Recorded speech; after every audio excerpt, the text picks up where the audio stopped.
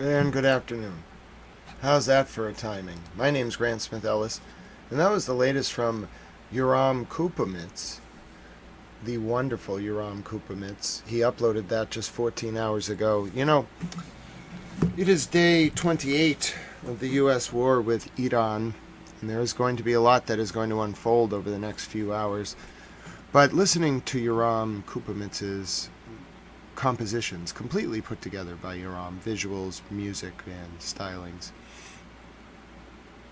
from the War Desk here in Boston as we approach 2:30 p.m. Eastern U.S. war time. Is it Friday? Yes, Friday, March 27th, 2026.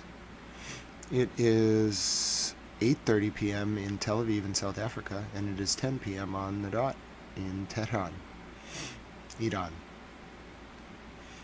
That song from Yoram Kupamits really tells a story. First, it's really good to know that our friend Yoram from Chad is okay. But it's also a testament, I think. My analysis of that song is it's a message. It's someone who's going in and out of shelters and then looking at the footage of the bombs. That was the first art that I've really seen interspersed with footage of the bombs and the Khorram Sharhar missiles. But it's also life in a post-industrial city where you go between bomb shelters and your apartment. It's this feeling of being out of time, but also living really hard and fast, but without a moment to catch your breath. And it's just flashing images all the time. And that's what it's like. And that's why I think Yoram is such a talented artist. He doesn't need words to convey things. He can convey the feeling of a time and place with music and composition, which is such a beautiful thing. That's why Yoram's soul is so beautiful. I pray for him every day. I was getting worried there when I didn't see him for a little while. Didn't want to make people nervous, but he uploaded a video. He's been working hard on his compositions. We all love you very dearly, Yoram, and we're really glad that we got to see that new composition from you. And lots of people pray for you every day, and we hope you're doing all right. My name is Grant Smith Ellis. It's good to welcome you back for another day of coverage of the U.S.-Iran war. I'm not really sure what to say right now, because I don't know what's about to happen. In the past few hours, among Hezbollah firing at Haifa in the north of Israel, and Iran firing at Tel Aviv, America and the Israeli Air Force bombed critical infrastructure targets in Iran, including a yellow cake factory, like a uranium heavy water production facility. The Iranians, in turn, immediately threatened half of the region, including specific sites, which I will show to you now. Yes, Kanapi, I will recap. I also have a report just coming across the wires that the Iranians have conducted a surprise attack on American troops in Kuwait, in the south of Basra, in that Penne exclave we talked about, between Iran and Iraq and Kuwait, with Basra to the north, the Persian Gulf to the south, where those two ships were set on fire. There has been an allegation by the Iranians of an attack in that area, specifically targeting U.S. Marines. Before we get to that, this is the breaking alert from the Iranians just minutes ago. I will have it read out for you by British announcer Towel. I'm not sure, Popeye. URGENT. Urgent warning. To workers, citizens, and residents in the vicinity of the following facilities in Qatar, Bahrain, the Kingdom of Saudi Arabia, the United Arab Emirates, Kuwait, and the Zionist entity. These locations have become direct and legitimate targets, and may be subjected to strikes in the coming hours. Accordingly, all workers, citizens, and residents are urged to evacuate these areas immediately and move away to safe distances without any delay, to protect their lives.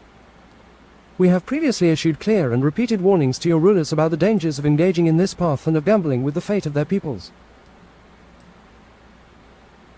However, they chose to persist in blind subservience, making decisions that do not represent the will of their peoples but are imposed on them from outside their borders, in the absence of any true sovereignty. Accordingly, they bear full responsibility for all the consequences that will result from this path. Urgent warning.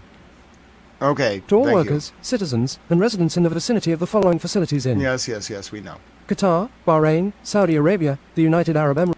Alright, so Iran has given like a 2-hour warning for these sites. I don't exactly know what they all are, because I do not speak Arabic. Alright, no, let's keep the tone amiable here. This is a very friendly place. Alright, we don't need to be mocking our soldiers. Alright, very amiable. These are the locations that Iran has threatened. People have a few hours to evacuate. They're asking that 1 kilometer areas around these sites evacuate. In Saudi Arabia, Qatar, Bahrain, the UAE, and Israel. I don't even think these are all the sites. And these are formal evacuation notices from Iran. Yeah, definitely no rage baiting, that's for sure.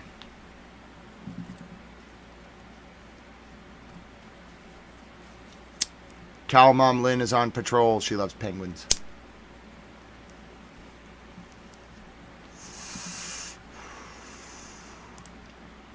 I'll show you the latest now from the IRCG regarding the purported attack in Kuwait, which has not been confirmed, but I am monitoring very closely. Saudi Steel Company. Thank you, Translator Towel.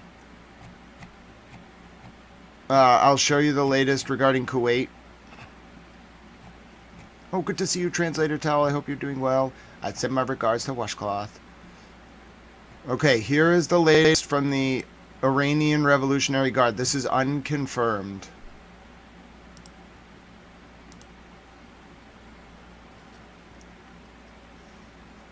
Conversation. Islamic Revolutionary Guard. Our attack on Bubiyan Island resulted in the killing and wounding of a large number of American terrorist Navy soldiers, and their injured were transferred to Salah al-Sabah, Muhammad al-Ahmad, and Ali al-Salem hospitals. Field sources reported the imposition of a full health quarantine on these hospitals, where Kuwaiti patients were not admitted. Okay. Now I'll read you the other statement.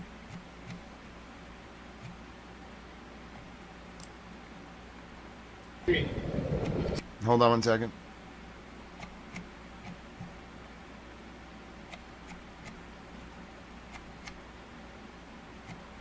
So it started with this bombing of a yellow cake factory. Okay? It started with this bombing of a yellow cake factory in Akadan.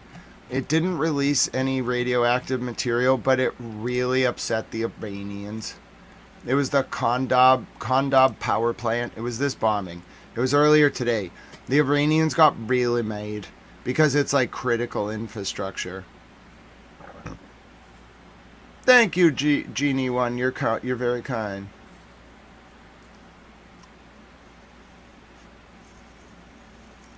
God bless you, God manners. And yes, decorum rules are in full force today. Treat this space like the House of Commons. I'm the Speaker. We're God-fearing people here. And if I name the honorable member, I will suspend you from the House for the remainder of the day's sitting. Sometimes I only suspend you for a few minutes. But if one of the chat bombs, like Lynn, or Bunny, or Miss Clutch, or Liam, who's a chat dad, or Nunya, if any of them enforce decorum today, I will back them up under Standing Order 1. There will be no debate. So please be on your most amiable. You can have whatever opinion you want. Just make sure you're amiable.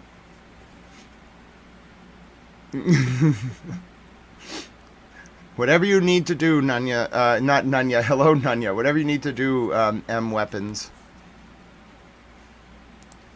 Some people prefer cigars, bro. Also, the Matthew Farwell defense in the Sandra Birchmore case. and the Boston Globe are in a battle over a comma. The Matthew Farwell defense left a comma out in a sentence. You know, like, it's really important. If you're going to help your Uncle Jack get off a horse, you know what I'm saying? You got to write the sentence correctly. You can't be messing with the comma when you're helping your Uncle Jack get off the horse. You know what I'm saying? If you put the comma in the wrong place in that sentence, it's like saying the verb cohere in Latin America versus Spain.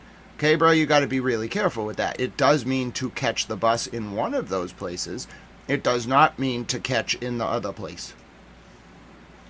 So my point is, yeah, that was the whole Matthew Farwell situation. The Globe, it was actually Farwell's lawyer's fault. For those of you who are following this Matthew Farwell case, the Sandra Birchmore case out of Massachusetts, we talked about it a little last night. If you want the follow-up, it was actually the lawyer's fault, the defense lawyer's fault for Farwell. They wrote a sentence that was so grammatically poor, it implied that Matthew Farwell's brother was the father of Sandra Birchmore's unborn baby. Sandra Birchmore was a young girl who was recruited into a police program and then made to, I believe, work in a brothel, and then she was hung from a door by a cop. And then it was covered up by other cops who then investigated Karen Reed and Turtle Boy. It's a very convoluted, confusing situation. I think it traces back to Jeffrey Epstein. I consider, like, the cases very serious, but the PI firms that work in the orbit of those cases, it's just tomfoolery. I was yelling at Sanchez today. Who isn't named Sanchez? It's just an homage to this guy who got exfiltrated out of Chile in the 80s by the DEA. Anyway, I was like, Sanchez, this is tomfoolery. You and your military people, stop it. He's just a kid, though. He's second generation, like private intel. He's alright. I like him and the other dude who make, like, I don't know, militant. And when they're working a contract, bro, they're working a contract. Fire in the north. Fire in the north. So this all started earlier today. Oh, I know. This all started earlier today because of the bombing of the Yellow Cake factory. It's a very serious type of bombing. Iran said, like, don't do this. Do not bomb our critical infrastructure. And of course, as soon as America bombed their critical infrastructure, Iran freaked out and, like, immediately started threatening to bomb, like, every energy infrastructure in the region. They put this out, like, right away on the Telegram channels. So I knew they were about to put out a formal threat. Because they had a plan. They're going to hit, like, these places. They always have a plan. You're listening to the alerts flying in the north. I'm waiting for the next round from Iran. So this is the Arabic report confirming there was no radioactive leak. Hello,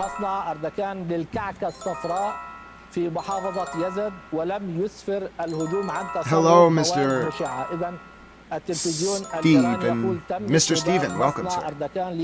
That's true.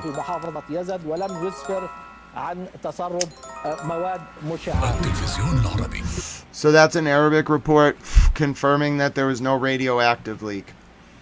Okay.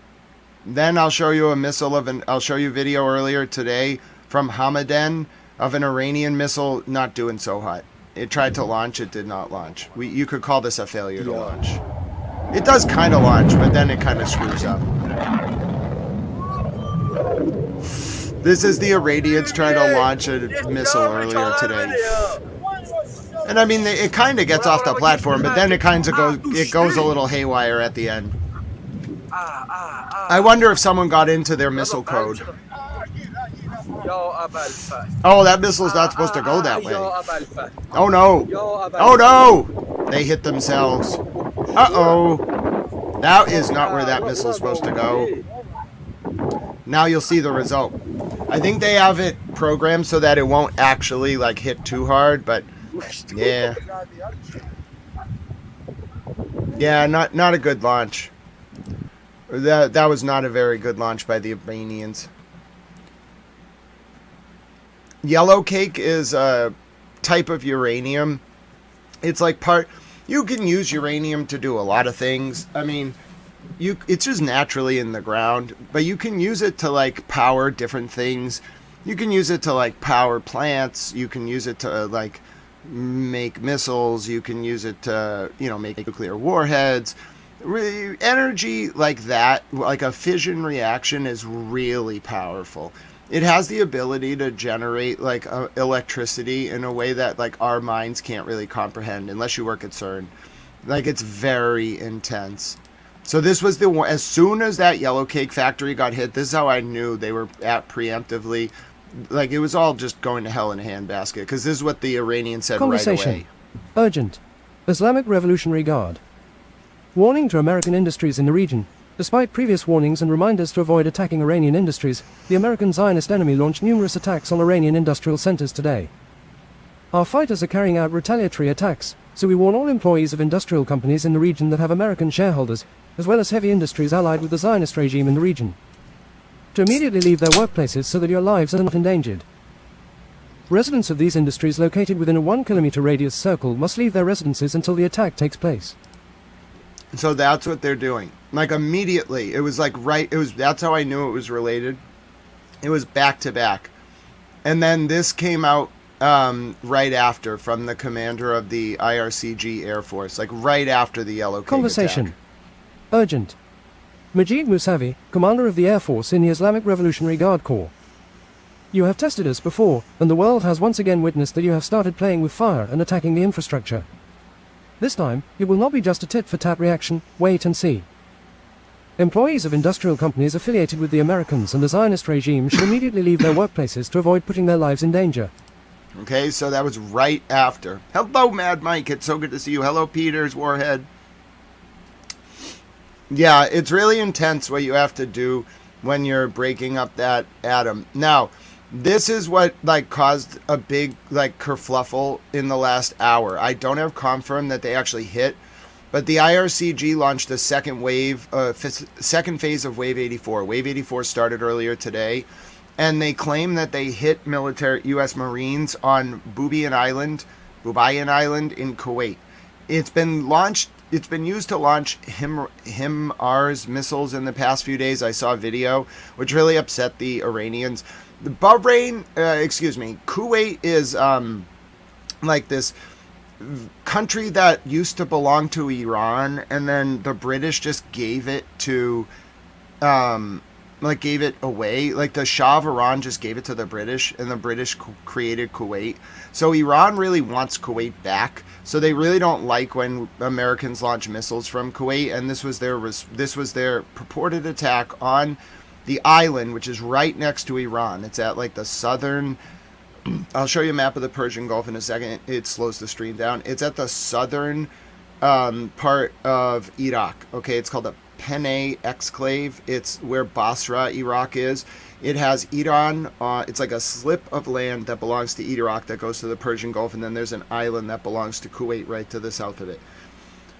To the east is Iran, okay? To the west is Kuwait, okay? So it's like Kuwait, Iraq, south of Basra, but it's like a very narrow strip of Iraq. And then Iran, like all of Iran, all of Iran starts going from that border. And then there's the Persian Gulf to the south, okay? That's why it's a Penay exclave, because it's attached to Iraq, the slip of land on the north, and then has two other countries bordering it, and then a piece of water, the Persian Gulf, on the south.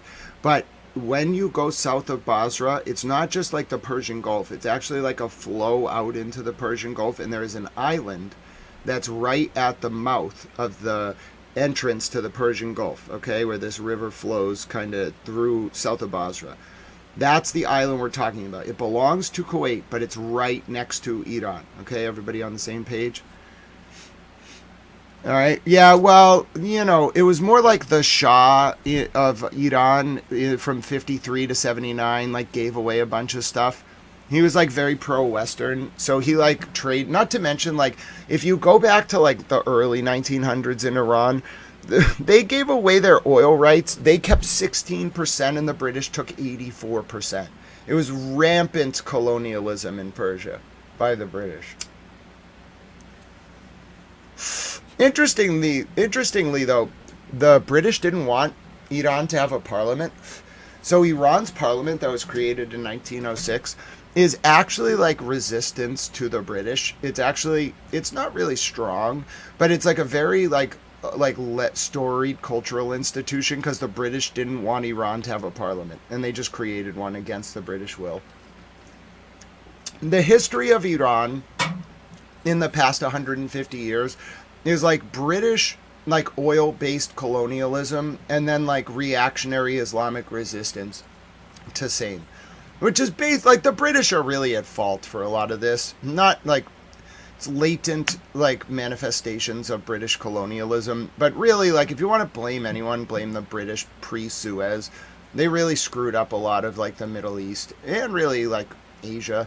They just were very colonialist and like ruthless, and they would get people like addicted to drugs to like move like product. They like the British are the original gangsters. They just pretend like they're all aristocratic. They're just like dressed up drug dealers. I'm talking about the like British aristocracy. They made all their money on like drugs and fucking just like human trading. They're not very good people. Like the British culture is awesome. I like British people, but the aristocracy, the old money, the landed gentry, they almost all made their money on like either war profiteering, drug, like a forced addiction of like half of China, like just neo-colonialism or just other terrible things. That's why, like, I don't know. I don't have a lot of love loss for like a lot of the aristocrats who were upset about the work I was doing with the Epstein files. I was like, you've caused chaos on the earth for hundreds of years, maybe more. I don't care about you at all. It's better you just sit down and be quiet. Anyway, here's the latest from the IOCG. Yeah, opium.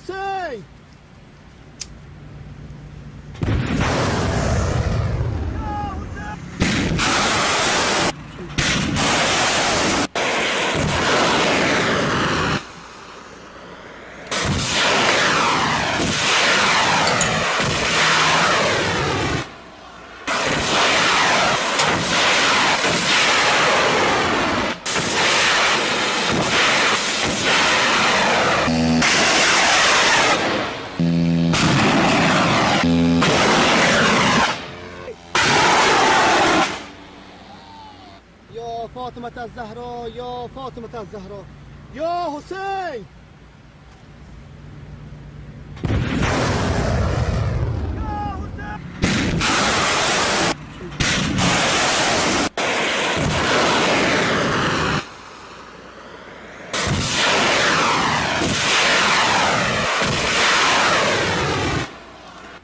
My apologies. All videos on the channel come with a sound warning. We do try to do them in comments, but I don't get to screen every video, so I don't know if it's immediately going to be a rocket launch. I'll do my best to give an auditory sound warning.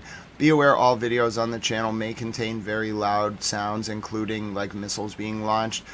Chat Mom Lynn will post with every video that there is a sound warning, but just be aware as a standing reminder. Any video on this channel most likely will have loud sounds, including, but not limited to, very loud rocket launches. I wish I could say that's not what's in the footage, but that's how they do their press statements. I don't know why they do it that way, it's just how they do it.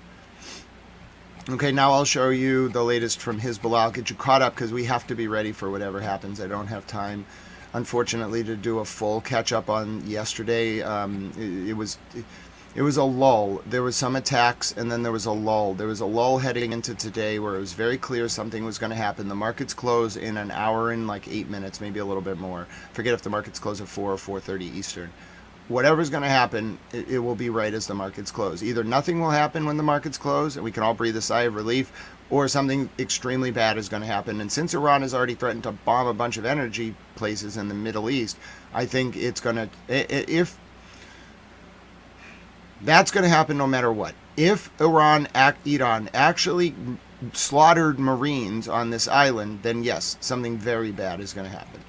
There's no doubt about it. America will never let that stand in a million years. Okay, so here's the scenes of the fire from the targeting of the Morabesh steel factory in Isfahan. كانت تتحدث عنه أو هذه أصفهان في الواقع. Hello, Primo. أصفهان قبل قليل. إذا نشير إلى هذه الصور. هذه مخلفات استهداف مصنع للصلب في أصفهان وهذه مشاهد متداولة. إذا نتابع هذه المخلفات لاستهداف مصنع للصلب، وتحدث الجانبان سواء الأمريكي أو الإسرائيلي تحدث عن استكمال استهداف القدرات الصناعية الإيرانية، وهذا إذن مصنع للصلب يتزامن مع التصريحات بتوسيع وتشديد الاستهدافات في الداخل الإيراني فيما يتعلق بالقدرات الصناعية العسكرية داخل إيران. Latest from Iran. وهذه صور لما كانت تتحدث عنه أو هذه أصفهان في الواقع، هذه أصفهان قبل قليل. إذا نشير إلى هذه الصور، هذه مخلفات استهداف مصنع للصلب في أصفهان، وهذه مشاهد متداولة. إذا نتابع هذه المخلفات لاستهداف مصنع للصلب، وتحدث الجانبان سواء الأمريكي أو الإسرائيلي تحدث عن استكمال استهداف القدرات الصناعية الإيرانية، وهذا إذن مصنع للصلب يتزامن مع التصريحات بتوسيع وتشديد الاستهدافات في الداخل الإيراني فيما يتعلق بالقدرات الصناعية العسكرية داخل إيران. Latest from the attack. So America just started attacking Iranian infrastructure today. This is the latest from the Istan-Kasan highway before the sun went down in Iran. It's dark there now.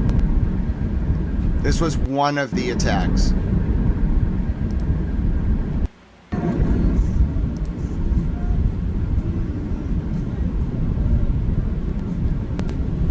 Oh, goodness.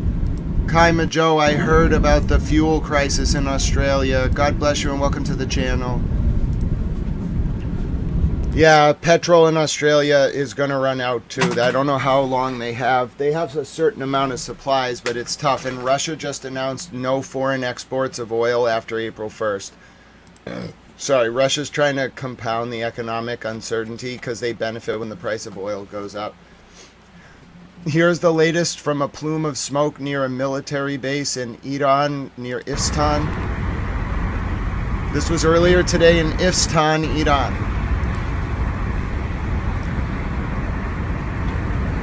Yeah, so Pete, Bahrain is a really complicated country because its king is a different sect of Islam than its majority of its population. It's a minority rule country, so its people are always very temperamental towards the king.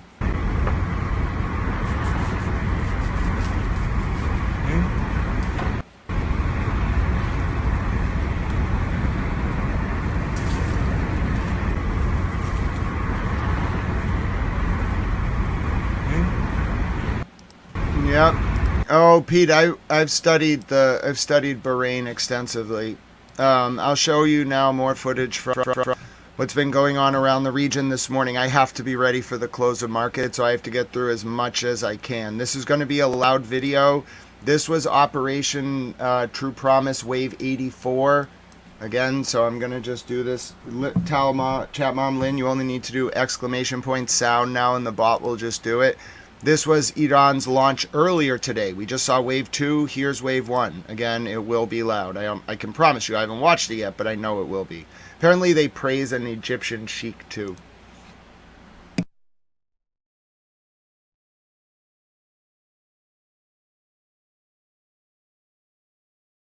Well, no sound yet. Sometimes they just throw rocket sounds in there, though.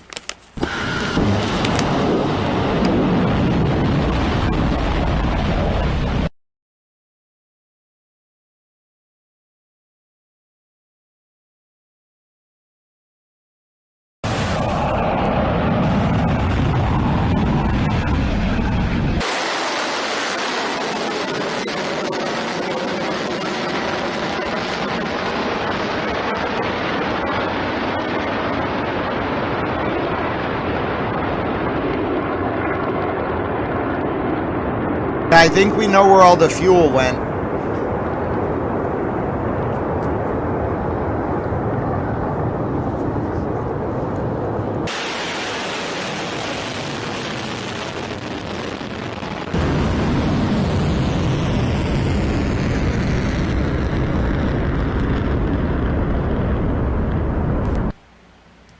Standing stones, you're going to have to tell the puppy to give that food back. The puppy can't be stealing your sandwich. Oh, puppy, you should know better. Standing Stones needs his sandwich. Come on, puppy, give it back. All right, so I'll show you the latest from Hezbollah. Okay. This is the latest from Hezbollah. All right, their military media office is getting a little more impressive every day. Latest from Hezbollah in southern Lebanon.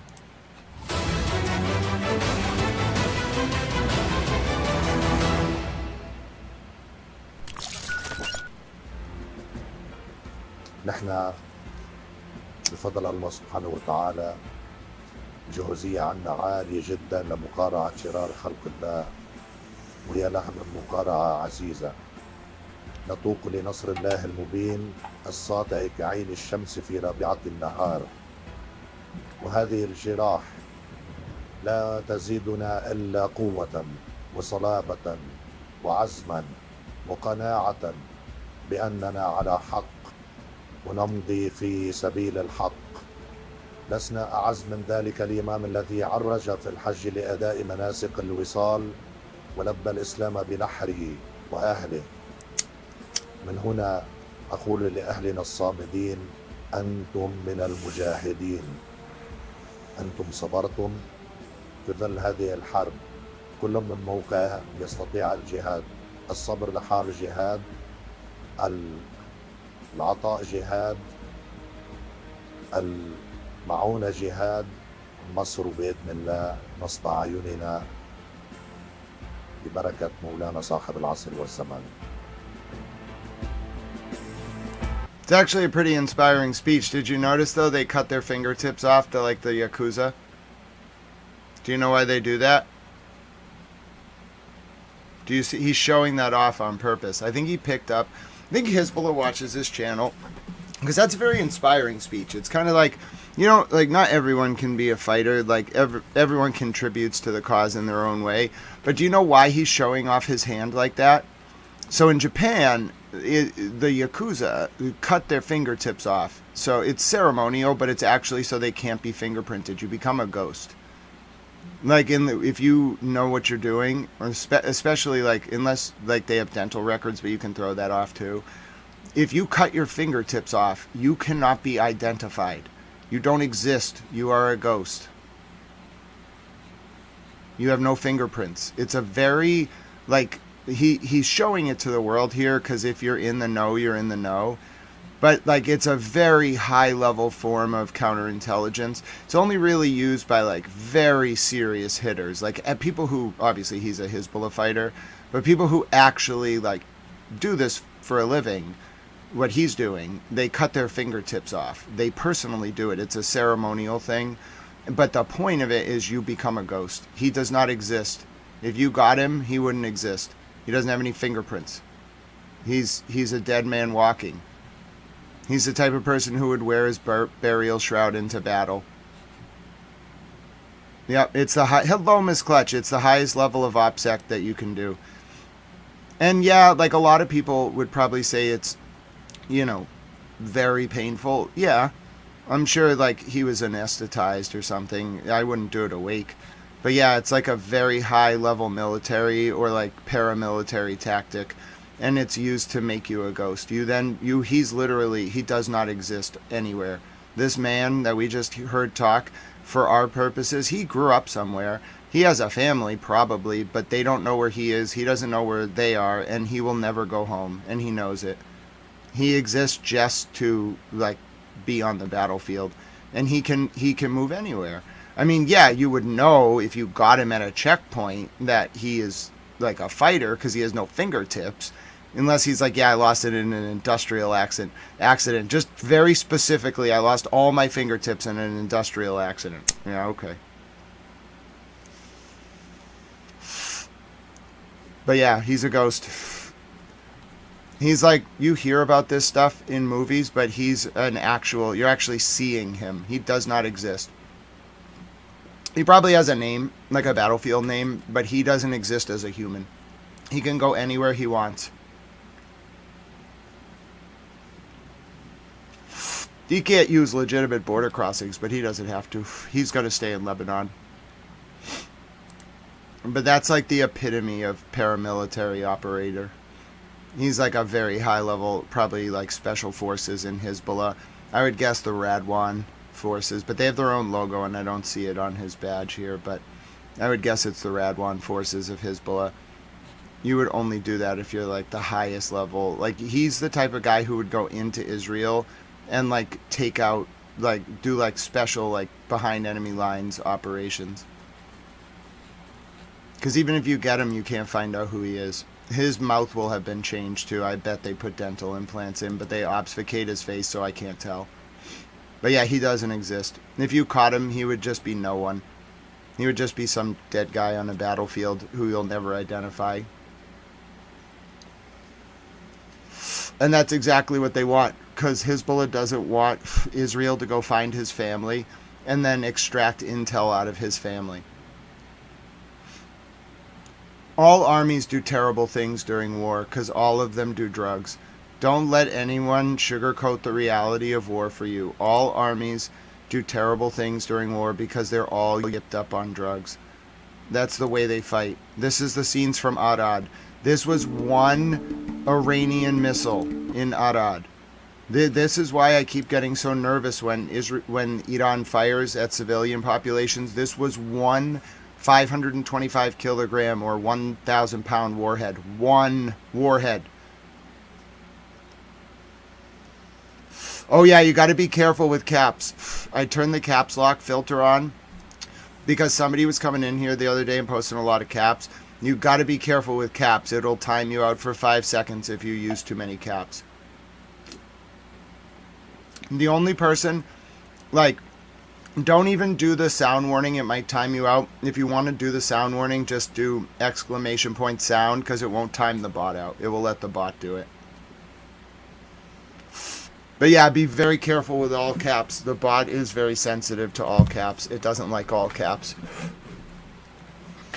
I have the bot helping me out a little bit. I wanted to manage the channel a little bit more, but I am the only one who controls the bot. So I tell the bot what to do. No, this was Arad. This was filmed today. Okay, this is Arad in South Israel today near the Negev. The attack was, I don't know, 6 days ago. It was a hypersonic ballistic missile. And it was a new type of hypersonic. It travels at Mach 5 in the atmosphere. It's only been launched once before. Now I want to just tell you, this was they didn't hit multiple targets.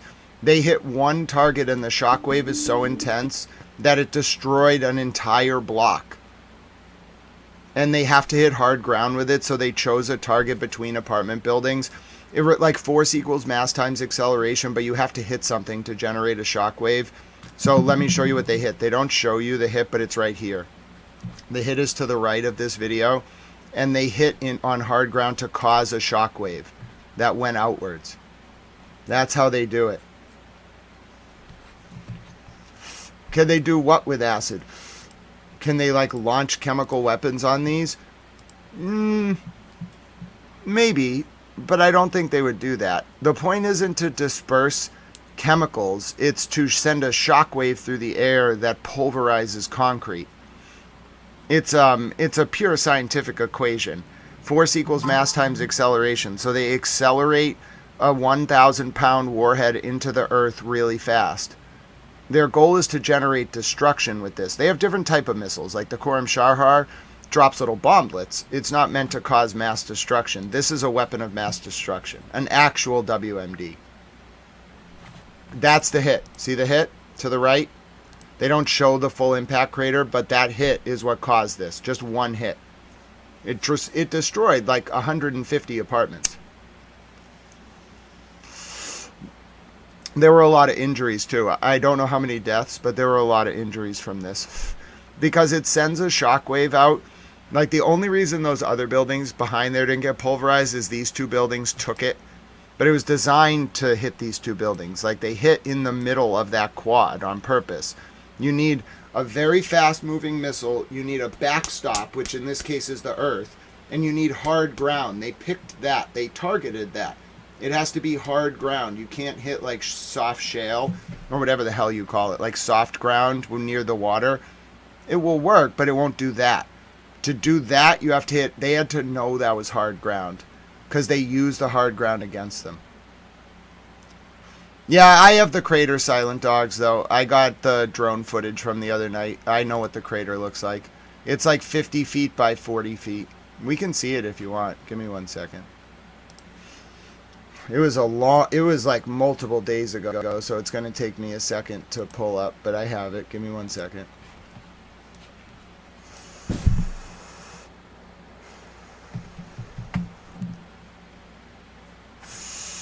Because I was posting it a lot the other day, so I know what the drone footage looks like. Yeah, this is it. Here. So this is what the impact crater actually looks like. They wouldn't show it to you, but here's what it looked like that night. Because I was on this. I was watching this live. So this is what that scene looked like on the night of the hit. It was brutal. It was probably one of the worst nights we had watching this so far. Because that's one missile. They just fired one missile that hit right there, and it caused all that damage from the shockwave.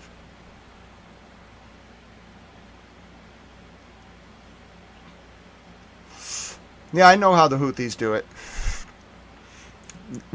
If I had to predict, it will be that the Houthis are going to start launching drones at American ships in the Shabab al-Shabaab Strait, or Shabaz al-Shabaab Strait. I don't know the name of that strait off the top of my head. I've been through this before with the Houthis during the 2023 war. They tease major announcements, and they do have a lot of support in the part of Yemen that they control. It's a very like flat capital city with like one monument they all march by, but I know the deal.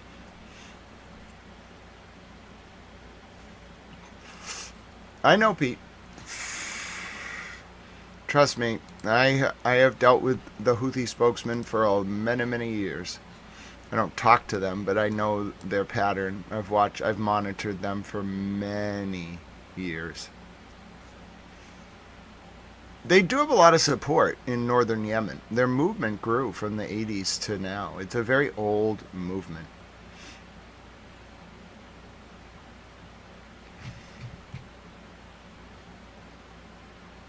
Yeah, was that earlier?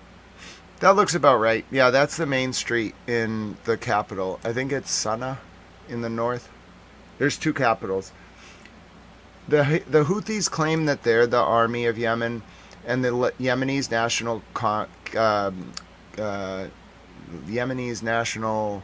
Council claims that it's the government. The country is in a civil war. Yemen. The north is backed by Iran, run by the Houthis. The south is backed by Saudi Arabia, run by the Yemenese National Council, which is a bifurcated faction. Neither side's ever going to take the full country. They both have way too much power. The YNC is kind of factionalized, which gives the Houthis a little bit more relevance and power. But the reality is that like Saudi Arabia is not going to let the Houthis take any more territory than they already have. Like that's just the reality of it.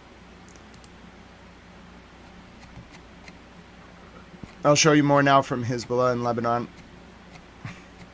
I think I have one more video. Yes, this is the targeting of an Israeli position by Hezbollah on the 24th of March, just released today. Yeah, we have about an hour until things are going to kick off, so I'm going to catch you up now before it all starts.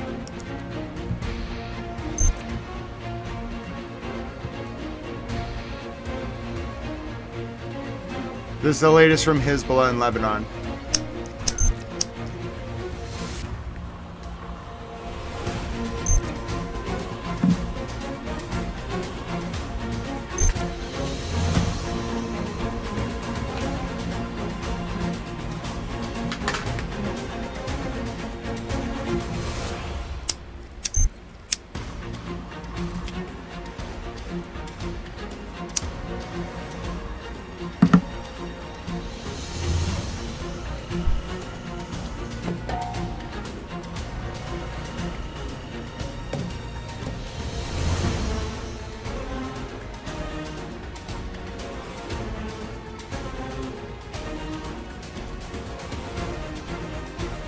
Hi, Microdots.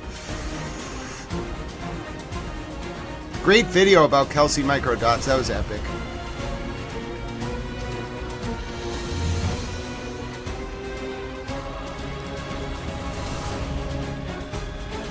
Who makes better videos, Microdots or Hezbollah? Actually, don't answer that question. Hezbollah might figure out who Microdots is. We don't need. Listen, I think Hezbollah is okay with me because I know Zena Kador and Ali Hashim.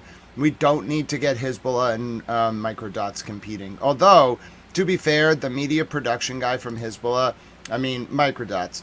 I got to show you some of these Hezbollah videos if you're still here. They got a production guy that just likes to flex on every other militant group in the region. He likes to flex on the Blood Guardians. He likes to flex on Iran. He flexes on every other group out there. He's the only one that's good enough to do it too. Here's another. Is this no? Here, same guy. He makes all their videos. This is the same guy. This is from March 19th, but just released today.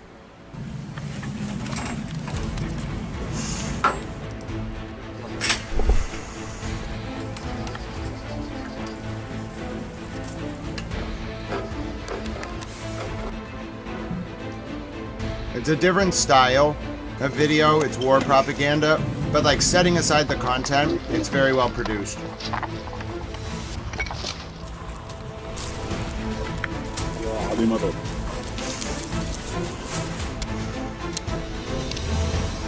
يا فاطمة بنت محمد يا فاطمة بنت محمد يا علي يا علي ملك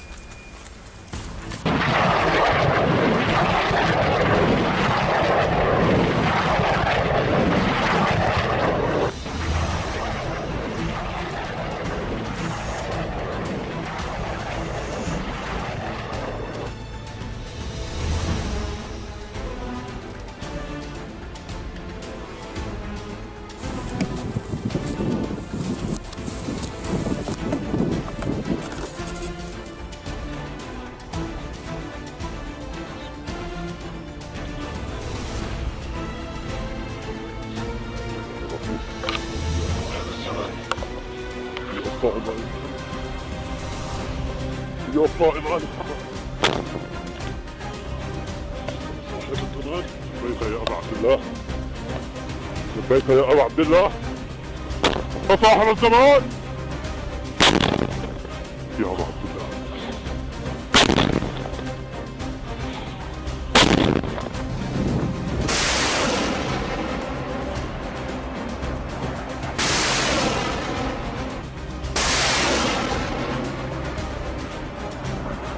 The Upstanding Stones, you got to check it out. It's worth it. It's on his channel. It's for members only now, but it's good. Just become a member of Microdot's channel. In fact, it's worth it.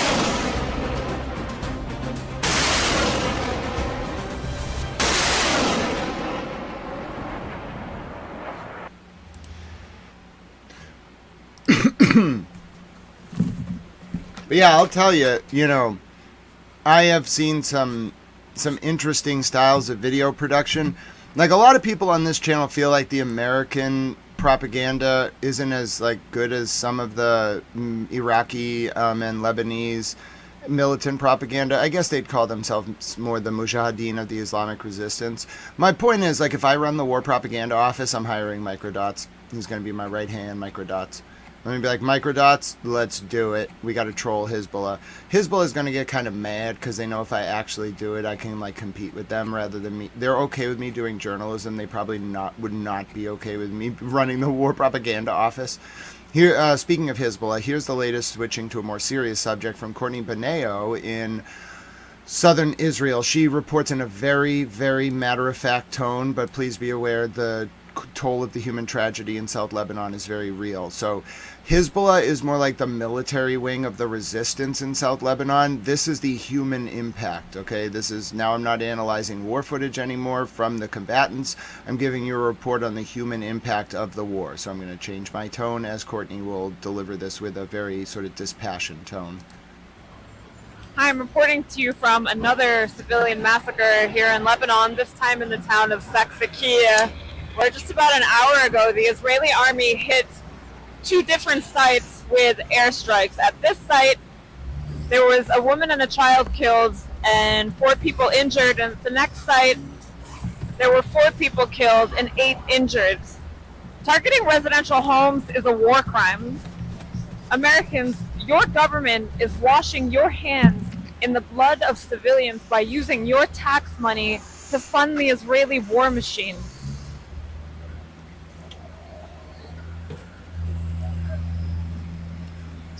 So I feel, hello Yolan, good to see you, my friend, I missed you. Hello I'm Ember reporting to Wolf. you now from the second location in Seksakia that was bombed a little over an hour ago. At this site, there were 4 people killed and 8 injured. This is the site of the massacre here.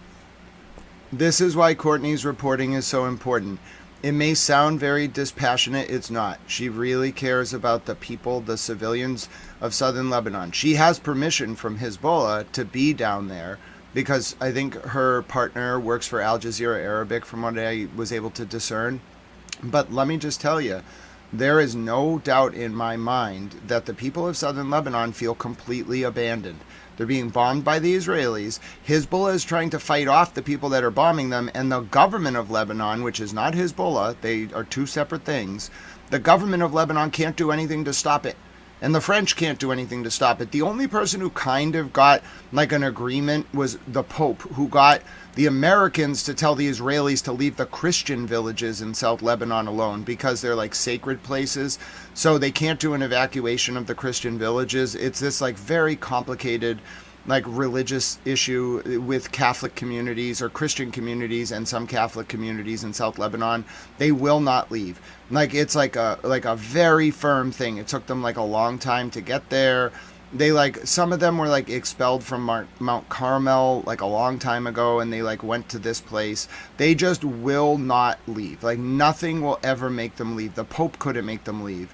So we have this situation where like Israel has agreed it really came from the Americans, but I'm pretty sure the Pope was the driving force.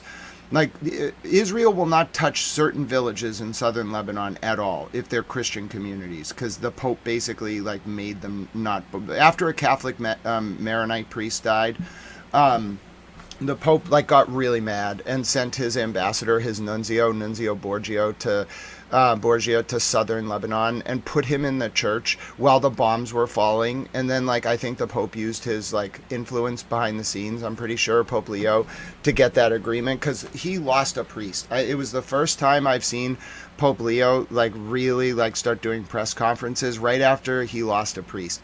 And the Maronite priests in southern Lebanon, they're the only order in the Eastern Church that stayed loyal to the Pope like for like the whole time after the schism of the Council of Nicaea and the Council of Trent. Like they're the only order. So the Pope was like personally involved, and I'm pretty sure he's doing his best. But the Pope can't stop this. Because what's happening is like Hezbollah operates out of villages in southern Lebanon. Okay, I know they do. I've seen the ammo depots. I know where they fire the rockets from because people upload videos kind of stupidly. And Hezbollah is not like another state. They're not like Bahrain. They could try, but they can't really go around arresting civilians. They need the civilian support. So like civilians in Lebanon don't know as much about OPSEC. Hezbollah tries to educate them, but like I know where Hezbollah is firing from, and it's a problem because they fire and store munition depots right in the middle of these towns, like Al-Naqura, Al-Qaim, even the historic town of Sur. They just do. It's the reality of the war. So Israel like thinks that they have justification for this, but the reality is civilians are dying. Whose fault is it? I don't know. I can't really ascribe blame. Like it's a war. The sides are fighting wars, so they're using the natural environment to fight wars. I don't know what to do about that. I really don't. Like both sides are very, very militarized. Hezbollah has a lot of weapons, and they have the IRGC Quds Force commanders on the ground. Israel has a lot of weapons, and they have tanks and bulldozers, and like Both sides know each other very well. It's like street to street fighting, and then like Israel has an air force. But the problem is Lebanon, like Hezbollah has enough anti-aircraft weapons to hold off Israeli. What they're really doing, a lot of the Iranian missiles come over the skies of South Lebanon. So Israel needs air superiority over Lebanon to intercept especially the Khorm Sharhars, the fission missiles that come over South Lebanon towards Tel Aviv. It kind of leaves the northern flank open to a lot of attacks when Israel doesn't have control over Lebanese airspace. So that's what I think they're really fighting for. It's like the U.S. on the ground in Lebanon, the IRGC on the ground in Lebanon, Hezbollah on the ground in Lebanon, and the Lebanese army. I don't think the Lebanese army are really combatants. I think the war is between Hezbollah and Iran, specifically the IRGC Quds force on the ground in Lebanon, and then America and Israel fighting against those two factions. It's being presented on the news as Hezbollah versus Israel, but it's really not. It's a battle for air supremacy in Lebanon so that the Iranian missiles coming over South Lebanon cannot hit Tel Aviv. That's my analysis. And they're not telling anyone about it. I've been following it because I know where the battles have been, and I get the live footage of the battles, but they're hiding a lot of this stuff. It's being hidden from the public. Here's the Russian foreign minister who called an emergency meeting of the Security Council this morning.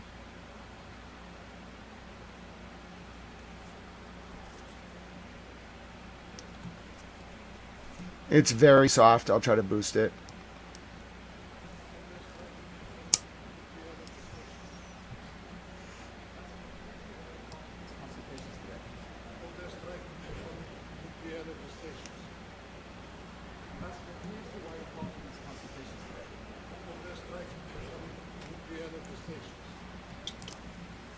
So the question was, why did you call this meeting? And Lavrov said, because the U.S. and Israelis, are striking the atomic nuclear energy stations. Okay? That was Lavrov. Oh, no, it was actually Nembizia. I thought it was the foreign minister. It's the UN ambassador for Russia, who's not Lavrov. Lavrov is the foreign minister. Here is the Iranian president today visiting some stores, showing that everything's clearly normal in Iran. در این بازی آقای پزشکیان رو استاندار تهران همراهی می‌کرد.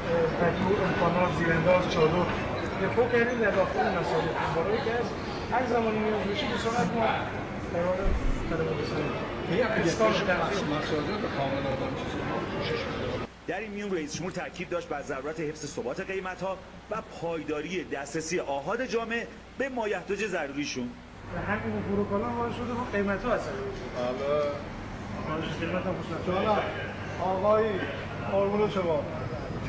در این نظارت میدانی شاهد گفتگوهای صمیمانه بین رئیس جمهور و مردم بودیم. سیاسیات سلامت لطفا. احوال شما سلام مبارک. سلامت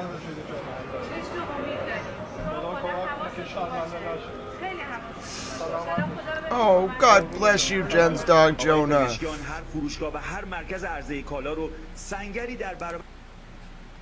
So that was the Iranian president going through a store today. And I just wanted to take a moment to say, God bless you, Jen's dog, Jonah. You are so kind. Every time Jen's dog, Jonah, pops up, no matter what, I always get a smile because I love doggies. Hold on one second. I went to your channel instead of replying to your super chat because the chat is going so fast.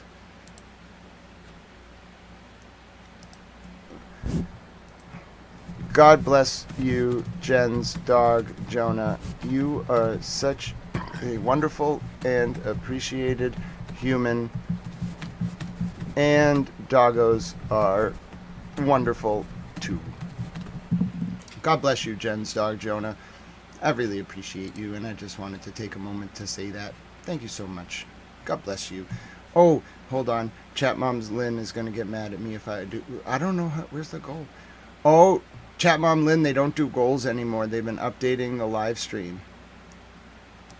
Let me see. Yeah, they updated it. So they're changing it, Chat Mom Lynn. This is very cool. All right, so I just want everyone to know they're changing how chat works. They're putting polls down at the bottom now, which I really like on my back end. I can like see it easier. And then also, I don't have the option to do goals anymore. I think YouTube is kind of updating its features. So goals are not a thing anymore. I liked them, but they're gone now. That's cool. It's okay. They were kind of a little frustrating. But yeah, the YouTube's been changing. I really like the changes they've been implementing.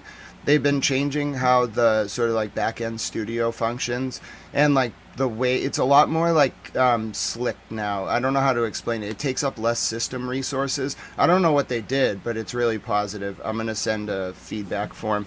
They give us these like feedback forms every few months, and I try to like say what's working and what's not. I spent a lot of time on it because normally when like there are not a lot of creators who do a lot of lives.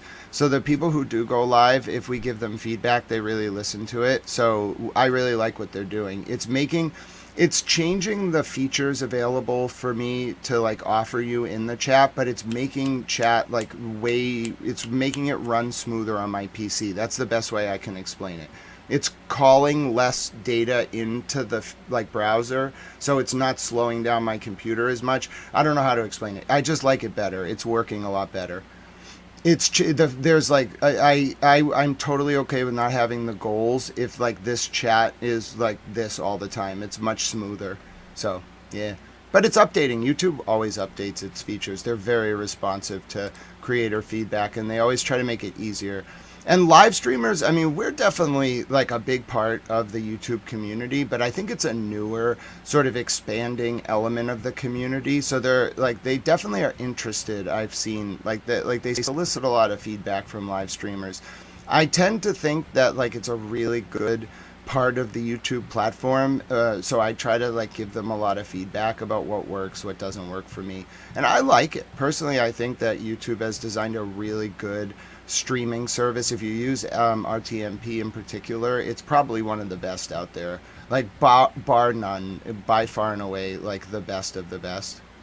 Here's a US Navy ship in Boston today. That's pretty cool. That's my hometown. These are publicly cleared pictures.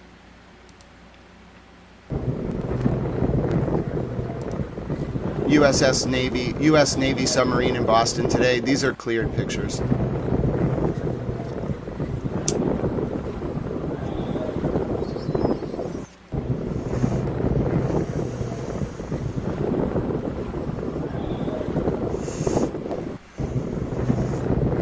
That's Boston today. Oh, I know, Miss Clutch. I know.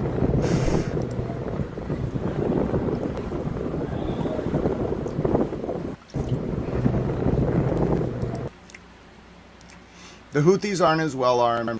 A lot of their depots got struck. America's been hitting them over the last year. This is the latest from over Haifa. This was kind of the last salvo at Haifa. We have about 30 minutes before it all goes down.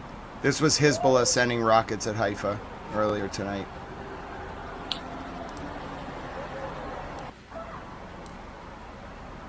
Hezbollah sending rockets at Haifa earlier tonight. The last salvo. They're all quiet right now. They're probably doing their prayers. It's about to kick off. We have like maybe a half an hour.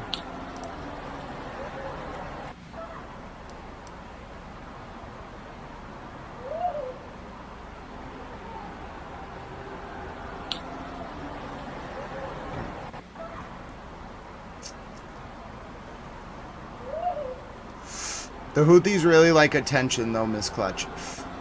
So I give them, like, I'll play their statement.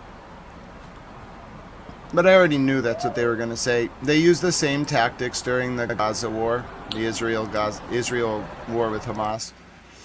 The Houthis really like attention. They attention bait a lot. They do have missiles, but I don't take them. I mean, they're a military, but they're not like Hezbollah. They fire. They're more like. What are they? They're kind of like. They're like scouts. You like send them out, and they annoy. They're like annoyance like attacks. That's the best way I can describe the Houthis. They do have some cruise missiles capable of reaching Israel, but the reality is they're not Hezbollah. Here's the latest from the Farsi, the Tasmin news agency. This is Iran reaffirming they're not pursuing a nuclear bomb. I don't know if I believe that. This is the latest from the Tasnim news agency in Iran. بعدیشون این است که ایران دنبال بمب هسته‌ای است. این یک حرف نامربوط و غلط و دروغ محض است. It's saying that possessing a nuclear bomb is against their religion. ما داعیه تسلط بر دنیا نداریم مثل آمریکایی ها که بخوان سلطه زوری بر دنیا داشته باشن تا احتیاج به بمب هسته‌ای داشته باشیم. That's Ayatollah Ali Khamenei talking. ما بمب هسته‌ای رو لازم نداریم. ما هیچ آماجی نداریم، هدفی نداریم که بتوانیم بمب هسته‌ای رو در اونجا مصرف کنیم. That's AI, Miss Clutch. ما به کارگیری سلاح هسته‌ای را با احکام اسلامی Some of it's real, but most of it's AI. اینو صریحاً بیان کردیم. ما بمب هسته‌ایمون قدرت انفجاریمون ایمان ماست، جوانانمان، مردممان که در دشوارترین میدانها با کمال قدرت و با همه ایمان ایستادند و باز هم خواهند ایستاد. It's actually kind of fun. Miss Clutch, most of that's AI. I know you probably didn't watch the whole thing, but let me just show you this. The Houthis are like they're really like, I don't mean to degrade them. They do have weapons and missiles, but this is just trolling. This is mostly AI. So this is what the Houthis apparently put out. I can't attribute it to them because I didn't watch it, but like most of this footage is not actual footage. That's not real. Neither is that.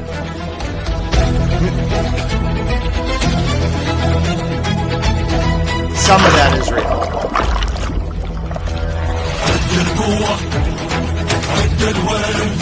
AI.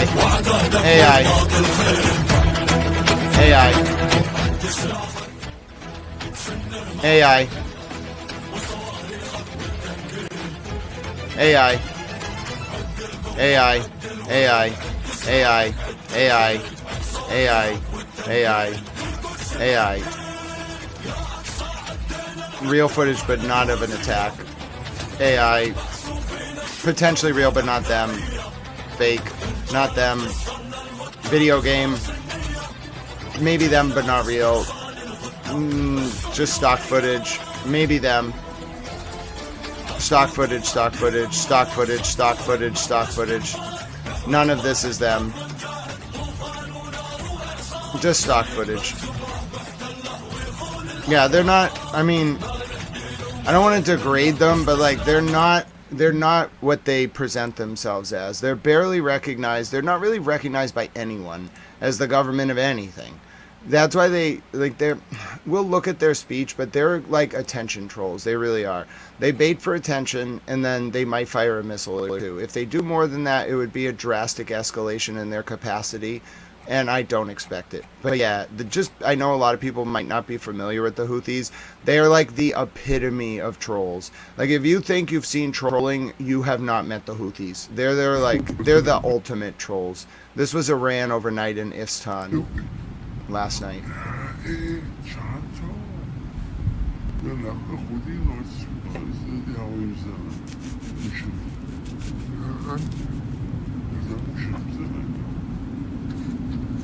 Yeah, Ifti Ahmad, a lot of people are getting hit right now, and this is the last calm before the storm.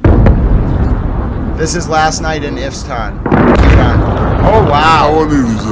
I didn't hear this one last night.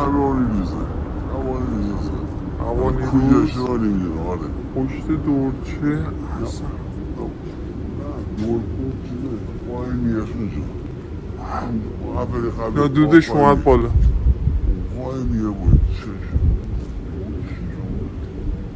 آره اون رفت بالا. آره این همینجا چیزه با تکیه شاده وای تکیه شاده وای تکیه شاده آره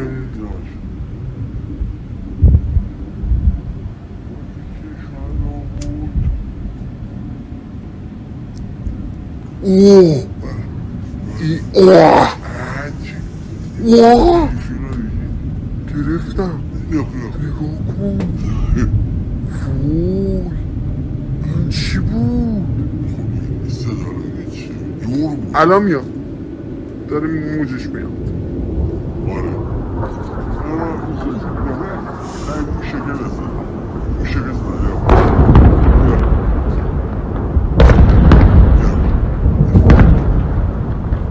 This was Ifstan last night.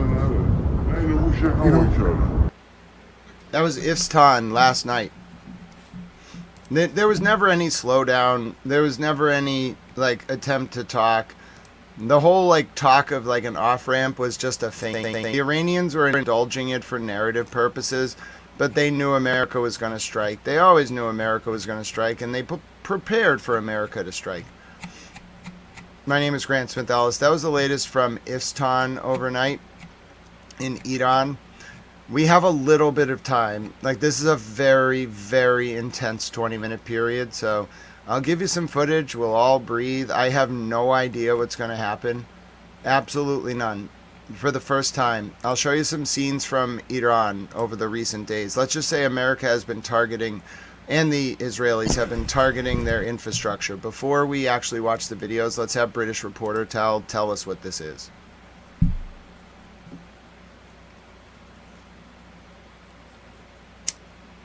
Conversation.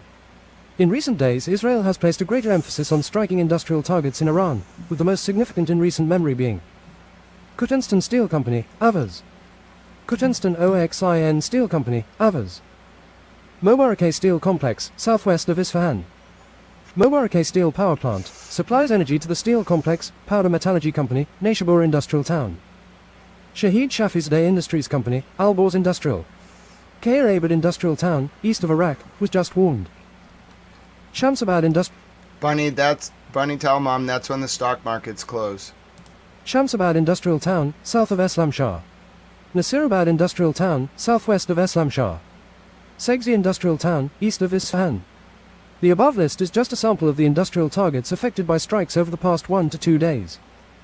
Many of these facilities are dual use, and so too were the intentions of the Israeli strikes. Large-scale steel production complexes support construction, automotives, appliances, and pipe manufacturing. It's also critical for military vehicles and launch platforms. Specialized heavy steel plate rolling mills support energy transmission lines, pressure vessels, shipbuilding, and storage tanks.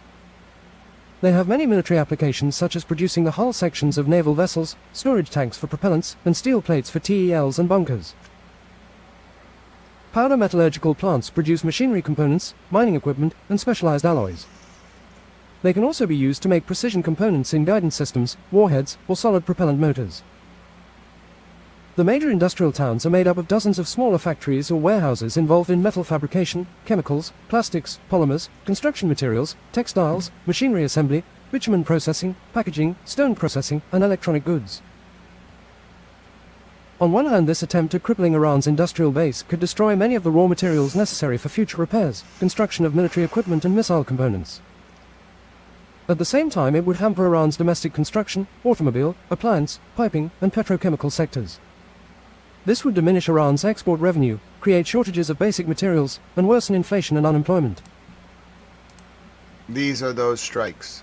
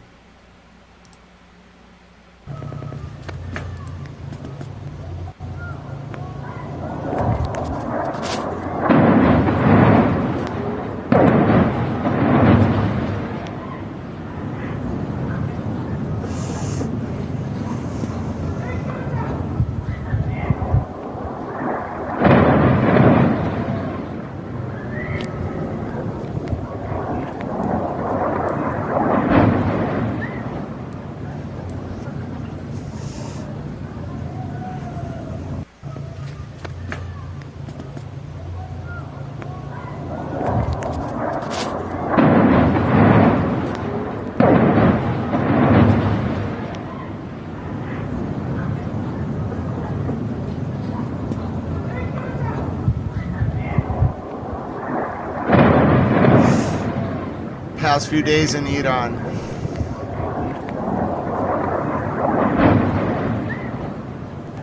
Critical power infrastructure, steel development plants. Iran the past few days. Yeah, this is Iran. Hello, Trixler. It's so good to see you.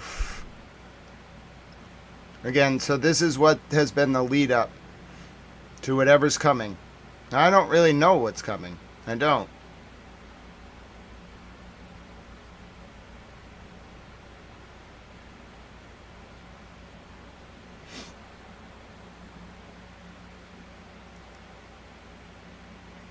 All I know is the stock markets in the US close at 15 minutes. Most of the time you would give the go sign right now, because it takes, the markets react to news and it takes 15 minutes for news to get out. So most of the time, this is the latest strikes on Iran. Most of the time you would issue the go order now. Latest strikes on Iran over the past few days, their critical power infrastructure.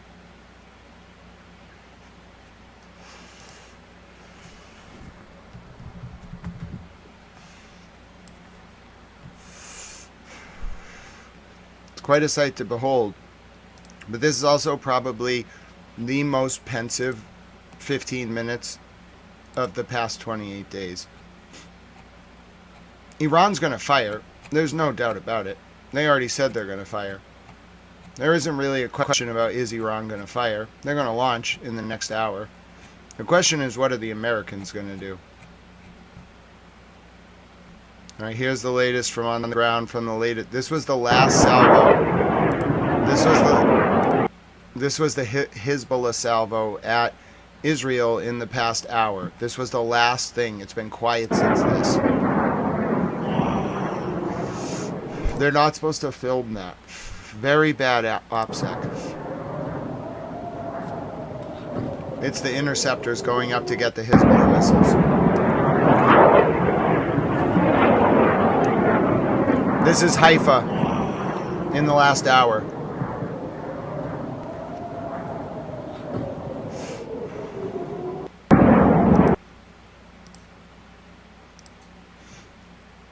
I've been with you through a lot of this war.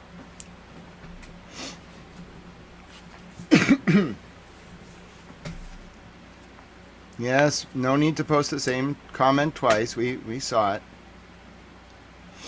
I've been through a lot with you in these 28 days. I don't know what's going to happen tonight. I'm here. I'm ready. My name is Grant Smith Ellis. It's 3:47 p.m. Eastern U.S. wartime. It's Friday, March 27, 2026. It's 9:47 p.m. in Tel Aviv and in South Africa. It is 11:17. No, it's 11. Yeah, 17.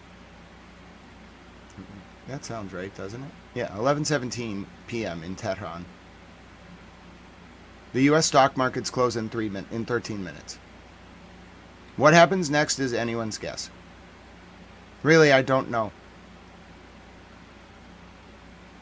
If you think the U.S. puts troops on the ground at Karg Island, press 1 in the chat. If you think that Iran strikes at sites across the region before the U.S. can invade, press 2. If you think both things are going to happen, press 3. If you have no idea what's going to happen, press 4. I'm voting 3. Does that mean I actually have to press 3? Yeah, I suppose so. So, if you think the U.S. is going to put troops on Karg Island first, before anything else happens, press 1. If you think Iran is going to fire at the rest of the region before anything else happens, press 2. If you think both of those things are going to happen, press 3. If you have no idea what's going to happen, press 4.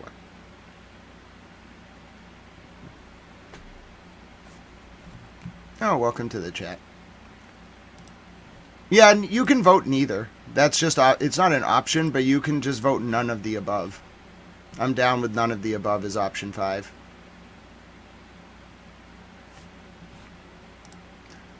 really wide range of opinion.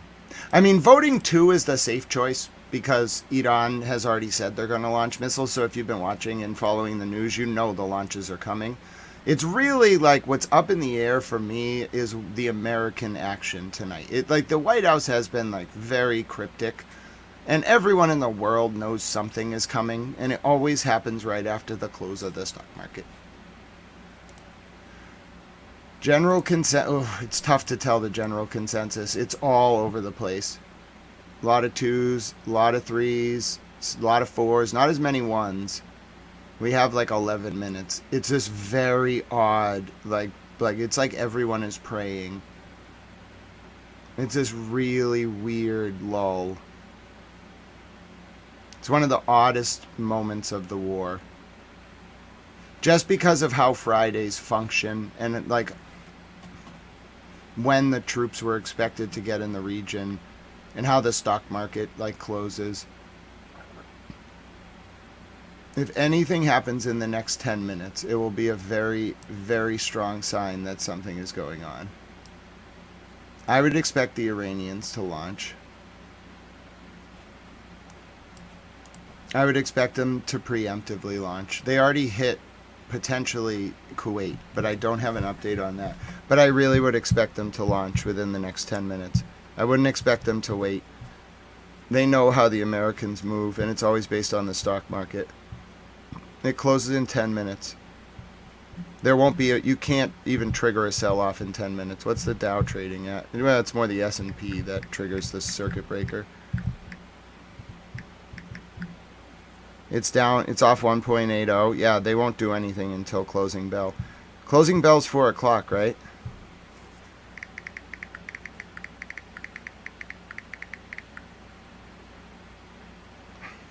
When is closing bell?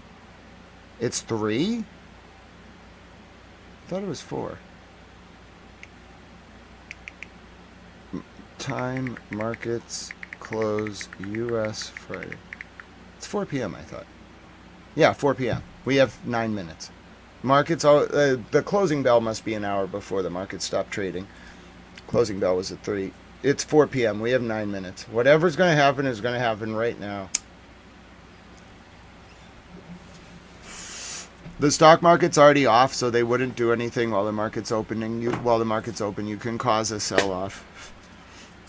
And if you cause a sell-off, it can trip a circuit breaker and it stops trading. And it's like it's a sign of economic devastation. So they hold off and let the market kind of settle over the weekend.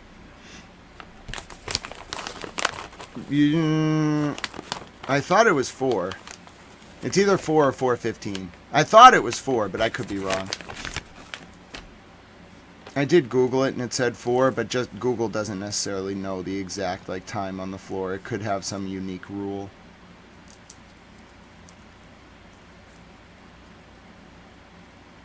Oh, after hours can still move until 5.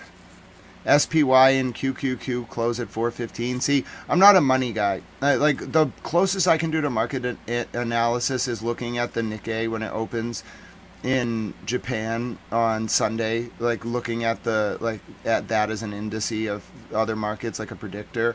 But I can't really like tell you a lot about markets. If I could, like I'd probably be a market analyst, but no, I don't like markets. I don't like money. Money confuses me. I understand it geopolitically as an indicia of like investor confidence, but I don't really understand money as a concept. It baffles me. It really does. I don't understand it. I could probably learn about it. Like, people tell me about it. I kind of understand market dynamics. I know how to regulate the flow of goods, but I don't understand the concept of money. It baffles me. I get why you humans use it. It's very efficient for regulating, like, existence, but it creates this, like, perverse incentive where like people who don't have monetizable skills are just shunned, and that's stupid. Makes no sense. Those are oftentimes some of the most worthwhile people in society. Got to find a balance. Plus, there's no point in just making people work for money. Most people just sit around and do nothing and get paid just to say they sit somewhere. It's very perfunctory. We need a whole reorganization of like the way labor works. You all should only be working 20 hours a week for full salaries, and only one of you in your household should have to work. We just got to work on that a little bit. It's going to take a little refining of the way capital flows through post-industrial societies, but I think I can do it. I'm a regulated market capitalist. I'm an Adam Smith style thinker. I like big ideas about market economies. Speaking about the stock market, I kind of believe in like warding off the influence of self-interested market actors via informed regulatory apparati. I'm a big fan of Article 1 courts under the U.S. Constitution. Did you know regulatory agencies are actually Article 1 courts? They have a bifurcated function. They both facilitate rulemaking, which is statutory interpretation and codification of written laws, and they have an enforcement function. It's fascinating. They're kind of like a court.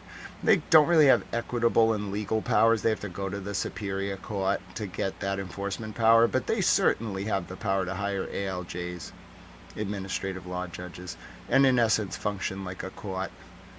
It's fascinating. Anyway, that's how I deal with post-industrial market actors. I just regulate them. They can make all the money they want. They just have to do it within the rules that I set out, and they can't centralize market control at the expense of local operators. Mom and pop shops have to stand a chance. Otherwise, I'll subsidize them, like I did in Massachusetts by putting a 15% dedicated levy on the adult excise tax, which now creates a $30 million in perpetuity 0% interest grant fund for locally owned companies to compete in the market so they don't have to get capital at 20%.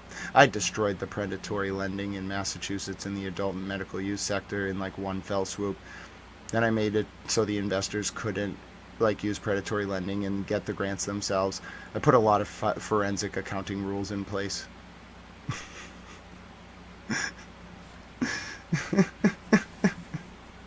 So yeah, I guess when I say I don't understand money, I mean I don't like money. I understand how it flows in post-industrial societies and I regulate it, but I don't like it and I don't want it.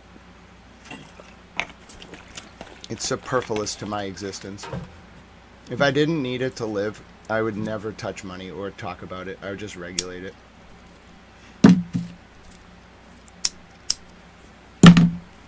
Anyway, my name's Grant Smith Ellis, and that's my spiel about post-industrial market economies. Read more Adam Smith. In particular, his analysis of the price of weed in 1791.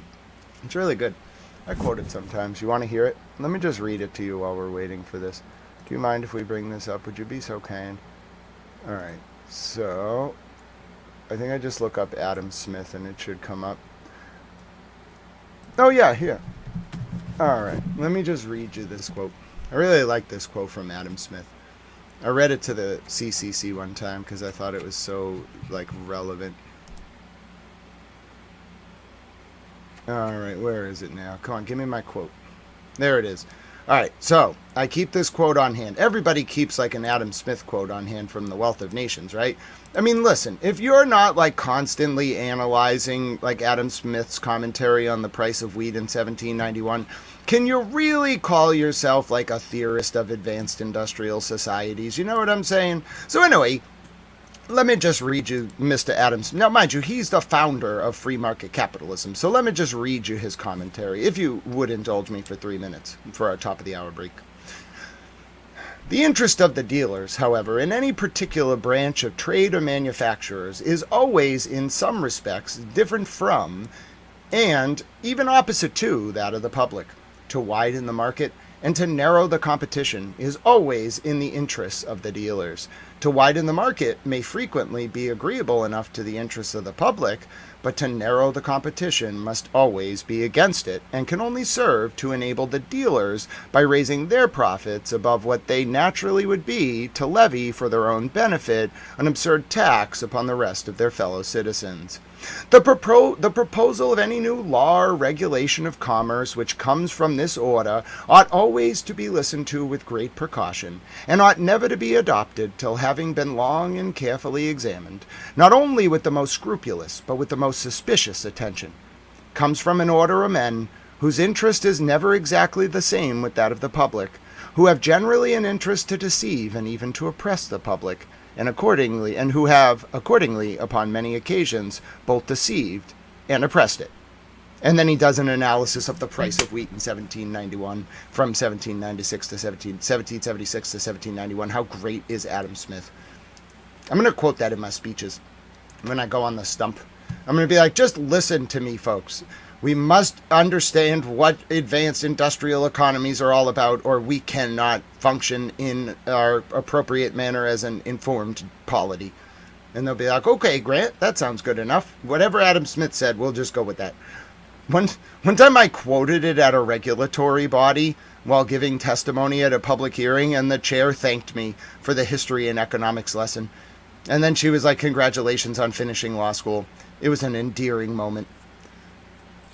You want to hear me testify in front of the Weed Commission while we wait for 3 minutes? I know you're all anxious. This is your top of the hour mental decompression. Have you ever thought to yourself, I would love to hear Grant testify before a government body and then just tell them about Adam Smith? Well, now's your chance.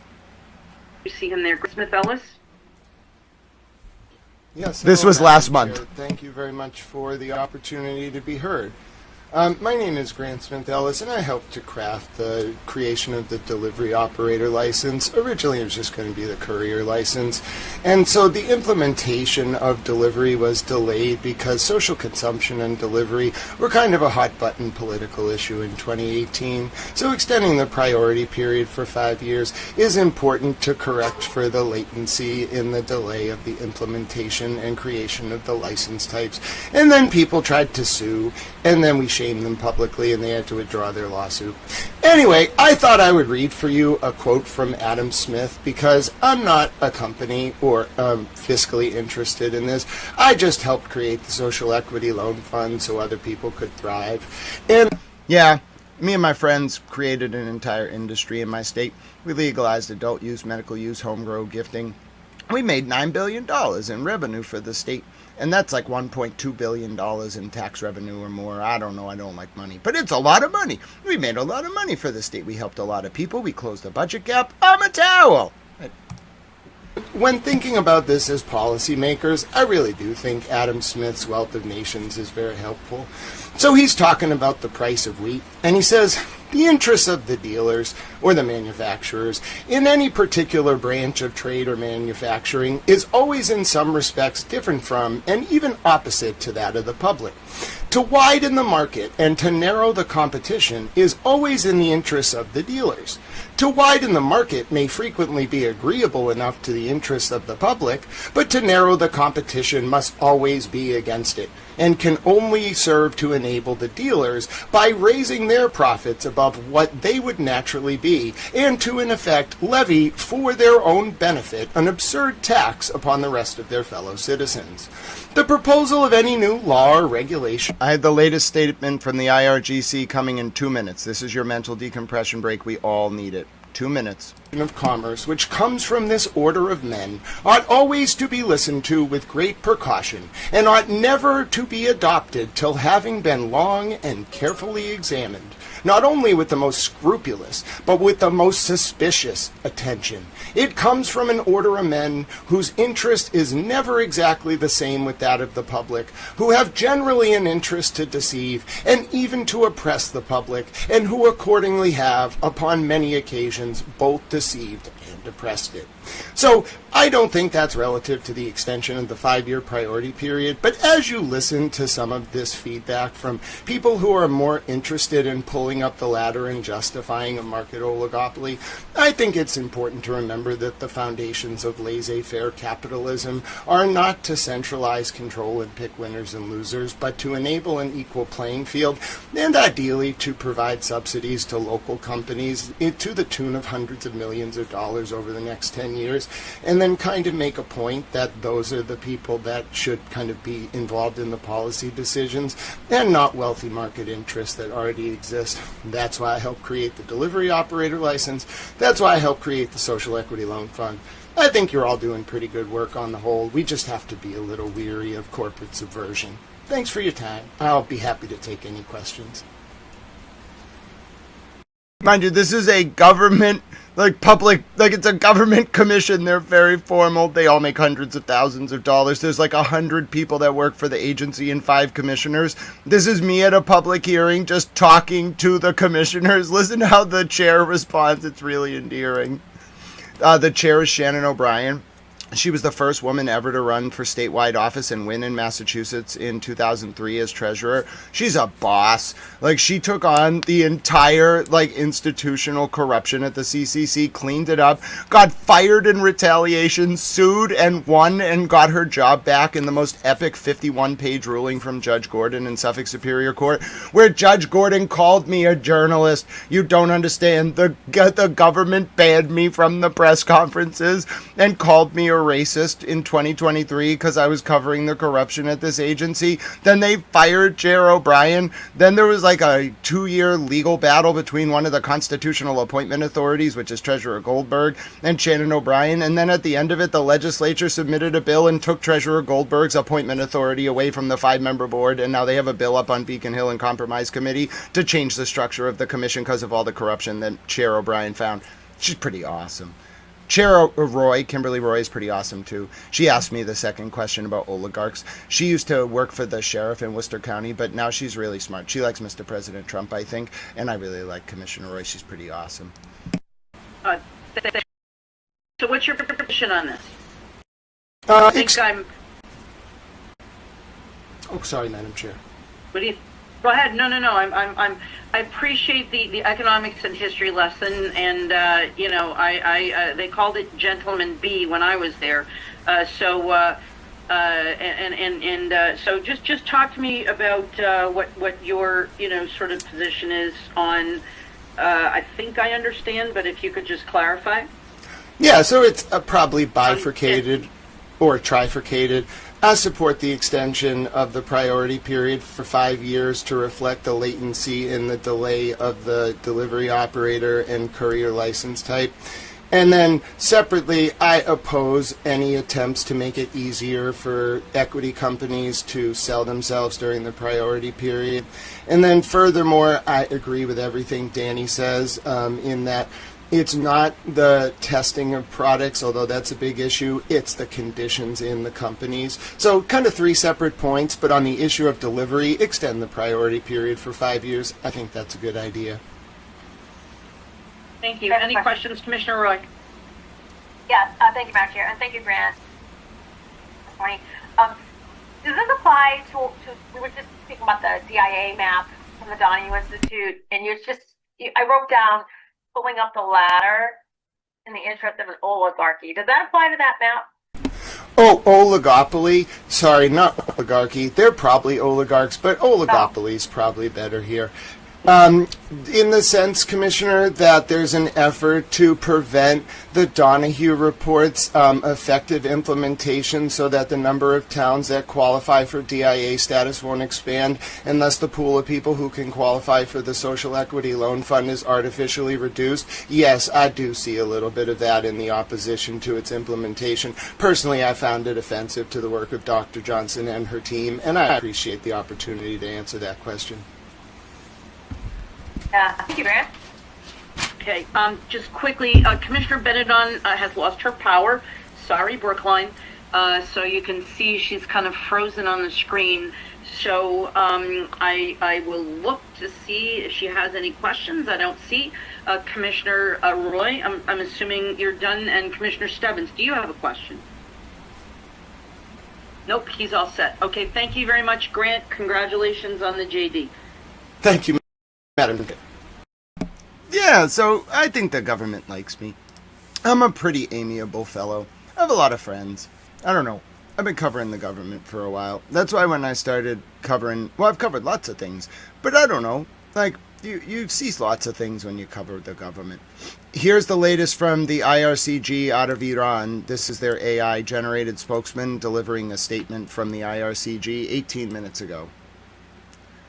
Oh, thank you, Jen's dog, Jonah. Yeah, I really like being able to talk about regulatory codifications. 935 CMR 500.000 and 935 CMR 500.001 are my favorite documents in the entire world. One of them's like 128 pages. The other one's like 164. I have them all memorized. I know every section. I know the history and evolution of every section. I know changes to it. I know how the legislature thinks about the various implementations of the statutory codifications as regulations. I know how the policymakers think about the regulations. Oh yeah, I'm just in the middle of all of that. Because I'm a non-interested actor who broadcast every CCC hearing for like 7 years.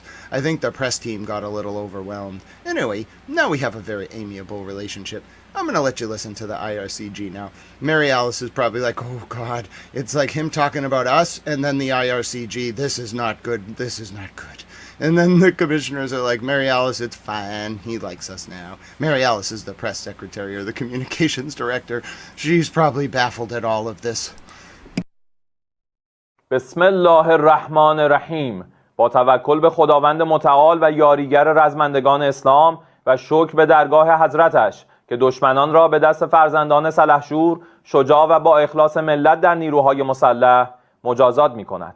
در امتداد حماسه آفرینی های نیروهای مسلح کشور عملیات پیوسته Called it. Launch from Iran. Called it. Launch from Iran. Called it. Launch from Iran. Called it. I told you. I have a sixth sense. I had a premonition. I'm telling you, when I have a premonition, you just got to go with it. They oftentimes don't make sense. They just happen, and when I say it, you just got to believe it. I don't know what to tell you. I know that's a really weird thing to say, but just please, when I say something like that, it's not really often me saying it. I just have this feeling, and you got to go with it. I told you it was coming. Multiple launches from Iran. I told you it was coming. I did my best. I prayed. I did my premonition thing, you know what I'm saying, where I don't really know where it's coming from, and I just say it. That's exactly what happened. You all were here for it. You saw it. I told you it was coming. I did my absolute best to warn folks. I tried to give you a premonition. It's starting. It's not going to stop. Markets are closed. I told you it's going to start and it's not going to stop. They do it preemptively. It's going to be a wave of attack. It's going to absolutely launch missiles wherever they can. You don't understand. They were made. I tried to tell you they were made. And they were going to time it because they're going to preempt. I told you they were going to anticipate an American move. That's exactly what they did. I know how the Iranians function. You have 5 minutes and 33 seconds. I'll get you the cameras up now. I told you. I know how the damn Iranians function. Damn Iranians.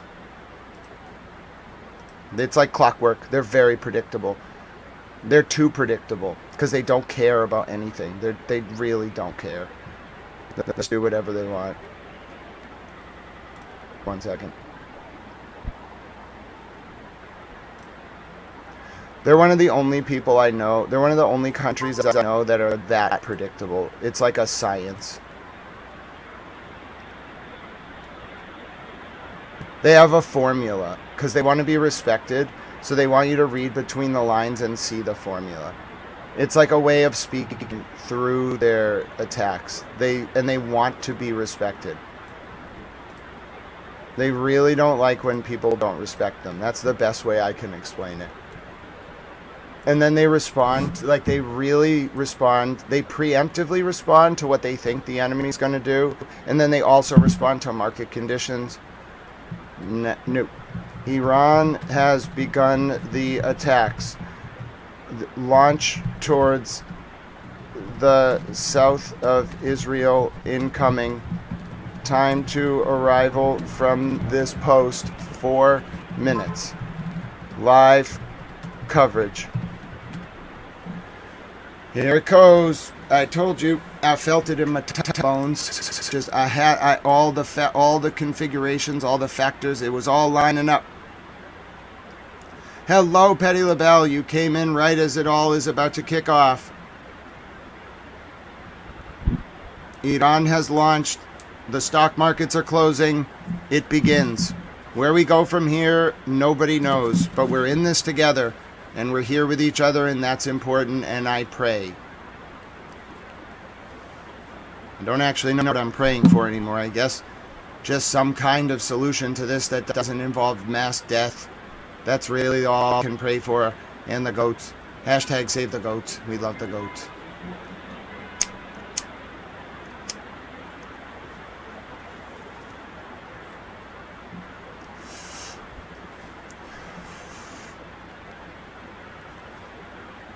I have a sixth sense about these kind of things. I can just sense it.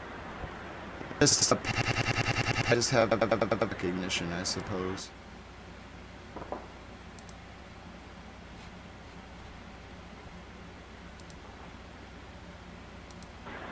Oh, I had it on way too high.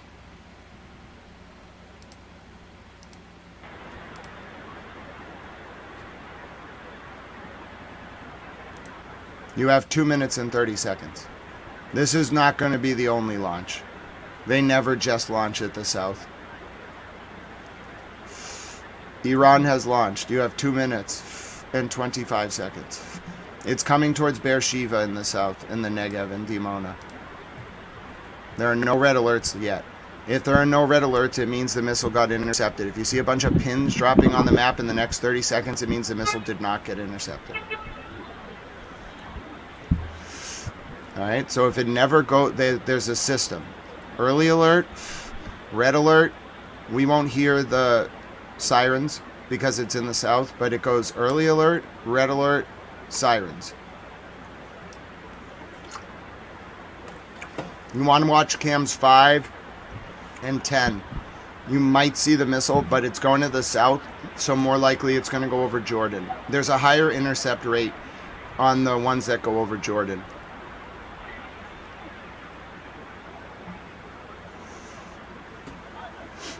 When these happen, it always starts with the south and then they fire at Tel Aviv right after. The ones towards the south do not hit that often, but when they get through, they can be very intense. It's easier for Israel and the US to intercept the ones going to the south because they have to go near the Mediterranean, a little closer when they're coming towards the target, and US ships can fire at the missile. So it's not common. It's maybe 40% of the time that you see a an early warning go to a red alert in the south. The red alerts will tell you where they think the missile's going. If you see a bunch of pins drop, that means the missile. We can't really see the south of Israel. It's like that's a bad sign. That is a very bad sign. You're gonna hear it now. Now you just have to pray.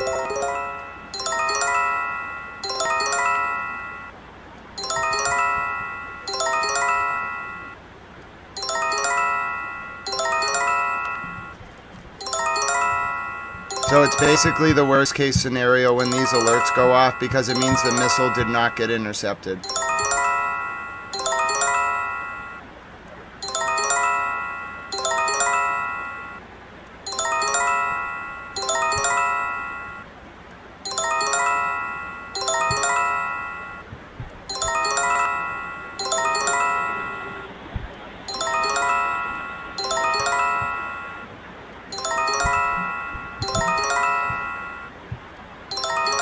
Oh no. It's heading towards Gaza? What are you doing?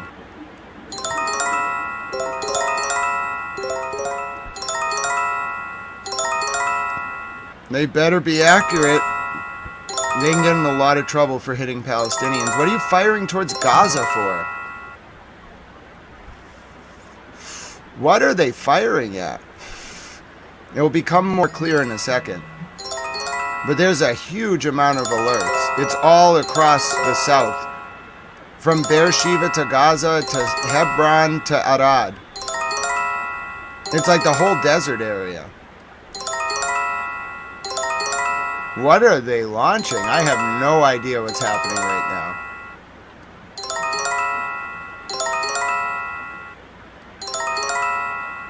now. Very odd alert pattern. Very different than normal. Very wide area. Some of them are lifting. And it seems like the missile went closer to Gaza? The ones that lift... Oh! I just saw something on the temporary cam in central Israel. I think there was a hit. Oh my word. Did you all see that on the temporary cam in the middle? That was a huge hit. Did you all see that? I'll replay it. It just happened. Right now on this cam in the middle. Did you all see that giant flash of light? There. Oh! Oh my word! Oh. Oh. I can isolate that for you. Did you all see that? That was a giant explosion. I mean, an exceptionally large explosion. It was on cam. It was on the temporary in the middle. Let me see if I can isolate that for you. Give me 1 second. Wow. Wow. Alright, I'm going to try to isolate M5 for you. It's going to take a little bit of effort, but I think I can do it. Oh my word.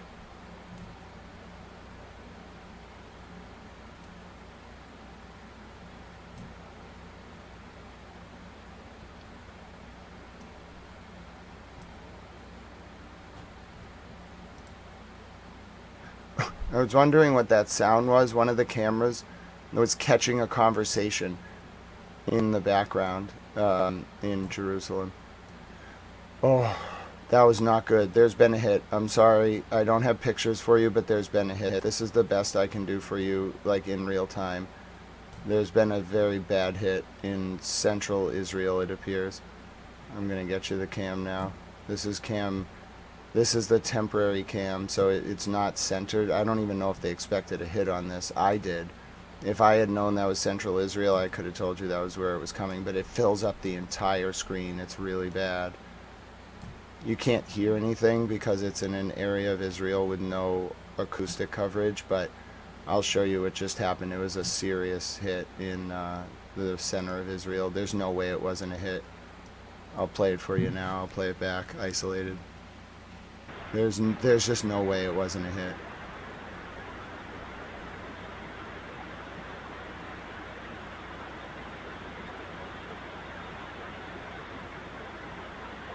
Just no way. I mean, that's a direct hit. I know what I'm looking at.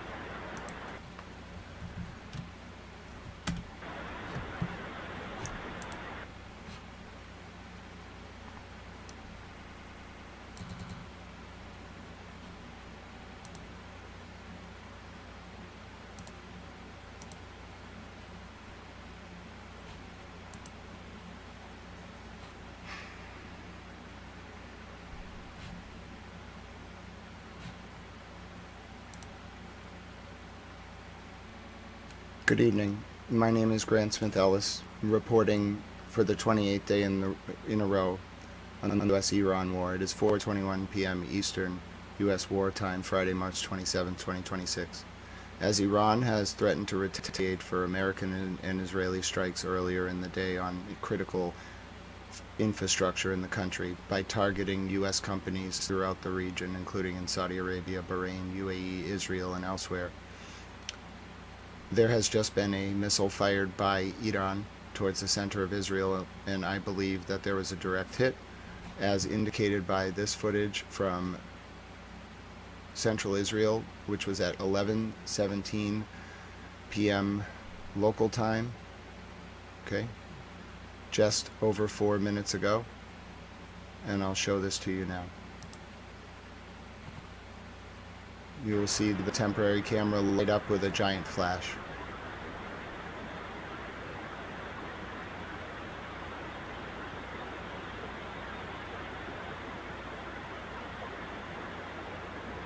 That was the strike on central Israel just now by Iran. I do not have a damage impact assessment. My name is Grant Smith Ellis, reporting to you from the War Desk in Boston. It is 4:22 p.m. Eastern War Time in Boston, Friday, March 27th, 2026. In Tel Aviv, it is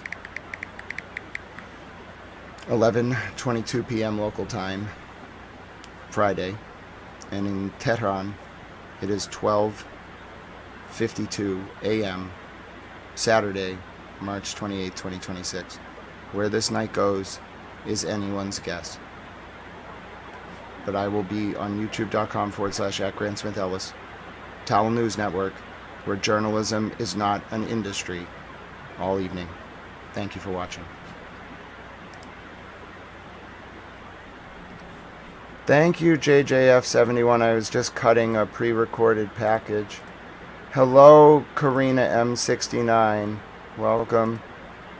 So that was a pretty serious situation. You saw the hit in real time on Cam 5 in the center of Israel. Now I'll show you what I'm going to do here. So the way that I do my news coverage, so I'll center this to you again. Okay, let me just center that. And then I'll actually turn these two off, okay? Alright, so let me just get this one off your screen. Then I'll bring this one back up, okay? And then what I like to do is, it comes in, I'm just a one-man studio, you know, it's just me here. But I cut that report, so I caught it like on the camera, I saw it happen, so then I'll go over to Twitter, you know, and then I'll say, new, per the live feeds over central Israel, there was a large impact following the most recent wave of missile attacks from Iran. The impact occurred circa 11:17 p.m. local time in Israel on Friday, 4:17 p.m. Eastern. Report below. And then I put my report, so I write it up, right? Make sure I didn't spell occurred, right? And I forgot the F in Friday. But like, you just make sure it's like written up. And then what I'll do is I actually just clip that, much like someone would clip like a soccer goal live. So I'll just go into the recordings, because it's, you know, it's stored as an individual recording. And then I just go find it. I just go grab it. You know, like I cut it. So then I took it. It was fine. I don't need to update it. It was what it was. And then I just let it upload, and then it's out. So that's what like a news network will do for their reporters, like with a team. I don't need to deal with a team. It takes too long. I can just do it myself. I need a team for other things, like a support network to live. But in terms of the workflow, unless you can keep up with that pace, it's pointless. You'll just slow me down. But other stuff, like getting people, like talking about the administration of it, like setting up a daily routine, all that stuff is what I need help with. But the workflow, instantaneous. As long as I'm feeling okay physically. Like if I walk too much or like put too much stress on my body physically, I can't do it. I have to be like somewhat, I have to rest and not overexert myself because I'm disabled. But when my mind's going, I can just cut it, take it, clip it, upload it, write it up, like immediately, which is important. And so, I don't know, what is it, 4:26? The strike happened at 4:17. I cut the report by 4:23, wrote it by 4:24, and had it uploaded by 4:26. The only delay was the actual upload. I could have had it out quicker.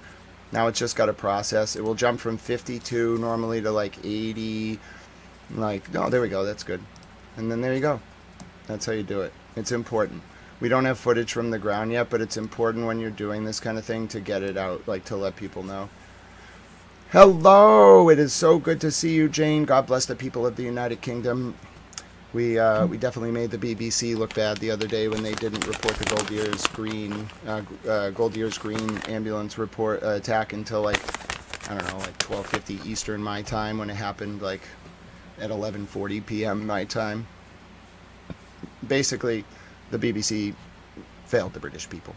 Then they like picked up some good coverage, but my name is Grant Smith Ellis. This is the report I just cut. You heard me cut it, but if you want to see like what the rest of the world will see, they'll see this. Good evening. My name is Grant Smith Ellis, reporting for the 28th day in a row on the U.S.-Iran war. It is 4:21 p.m. Eastern U.S. wartime, Friday, March 27, 2026.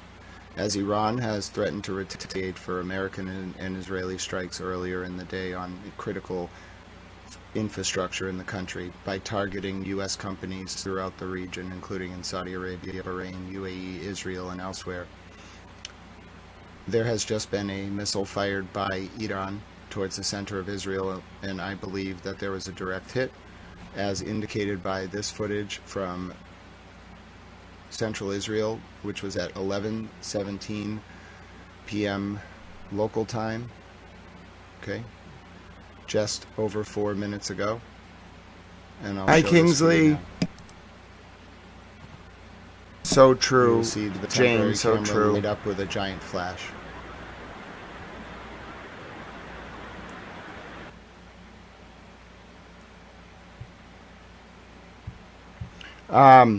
President Trump has put a statement on his Truth Social that says, "Hey Kuwait, I heard you're against the landing via your country.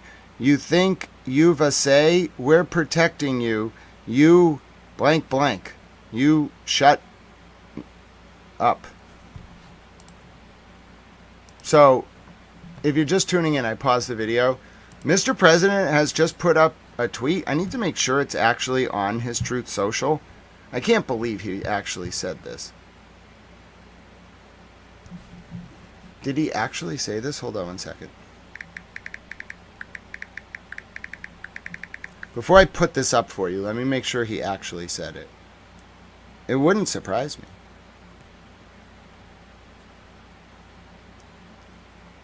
Nope.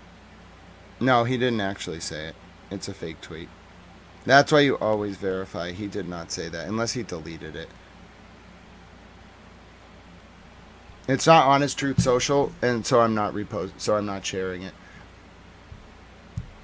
Someone attributed a tweet to Mr. President that's not on his Truth Social, and unless I see it with my own eyes, I will not actually put it up. I actually untweeted that because I don't think it's real. It will untweet in a second.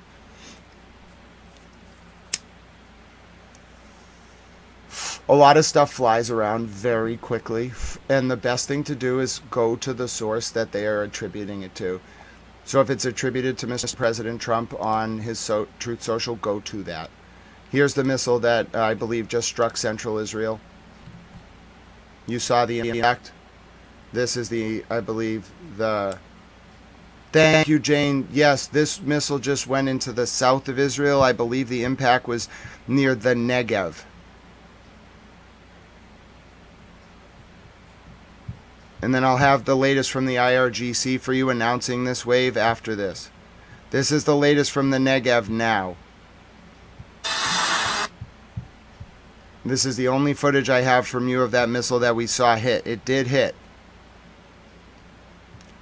Okay, and I saw it hit, so I'm just waiting now to find out where it hit.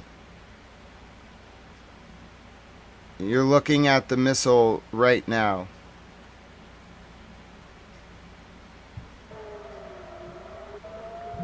I may have another angle of it for you. You're looking at the missile that just came in towards the south. Hello, Eric. Welcome. God bless you. I love your avatar. It's wonderful. I'll show you more footage now from the south of Israel that's just coming in. It did hit. I saw the hit myself. There's another launch! Oh no! There's another launch! I repeat, they've launched again! I repeat, they've launched again! I repeat, Iran has launched again! This is not a drill! This is not a drill. They've launched again. You have 7 minutes. They've launched again. I'll tell you the target now. Oh, God. It's Tel Aviv. I told you they follow a pattern. I told you. Oh, this is so frustrating. I have it. I see patterns very clearly. I know exactly what they do. It's Tel Aviv. I told you it's Tel Aviv. It's Tel Aviv. Oh, my goodness. You have 6 minutes. It's Tel Aviv. You have 6 minutes. It's Tel Aviv. My name is Grant Smith Ellis. You have 6 minutes. It's Tel Aviv. Watch Cam 5. It will come over the Cam 5. It will come over Cam 5. It always does. It always does. Damn Iranians. Making me drop my ashtray. Damn Iranians.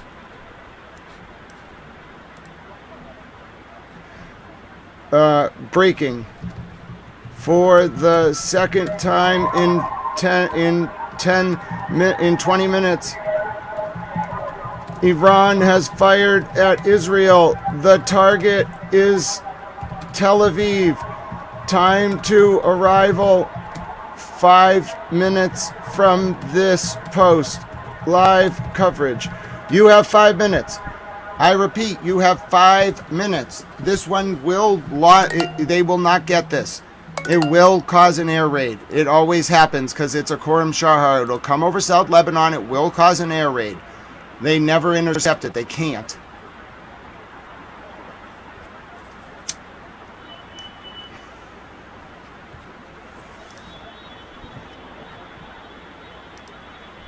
Yes, you are now watching a replay. There has been another launch. The target is Tel Aviv. You have 5 minutes. As soon as the markets closed, Iran went off. They launched within 10 minutes. I predicted it. I sat here, I said it's going to happen, get ready, and it did.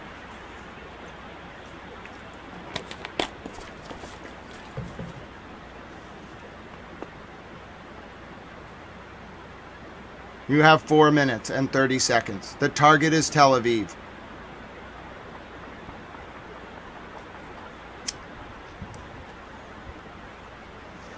Amatal.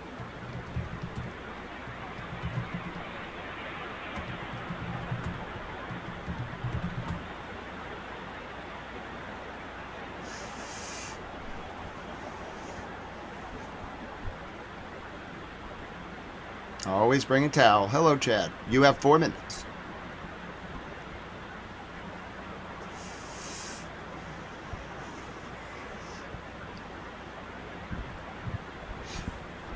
You have to get a wrench from me to be blue.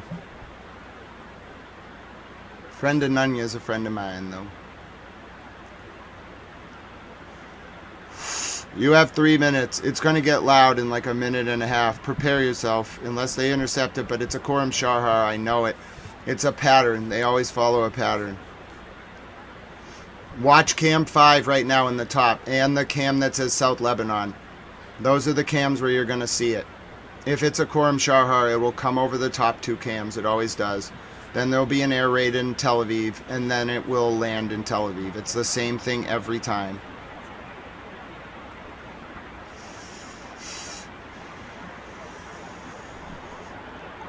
And they're really increasing the pattern. I called this like 30 minutes ago. As soon as I saw them fire at the south, I said they're going to fire at the south, then they're going to wait, then they're going to fire at Tel Aviv. It's a pattern, and they did it as soon as the stock market closed. They're anticipating a U.S. attack. You have 2 minutes. It's going to get loud. The Quorum Shahar always comes on cam 5. You'll see it on the top right cam first, because it has to go through South Lebanon. Then it will go on the cam 5. Then it will sound an air raid. The air raid normally sounds with about a minute to 2 to go. It takes, like, depending on where they launch in Iran, the west or the east, it takes like 5 to 7 minutes for it to get there. But you'll see it before it comes. You'll always see it first. If you just lock your eyes on the top 2 cams, you'll see it.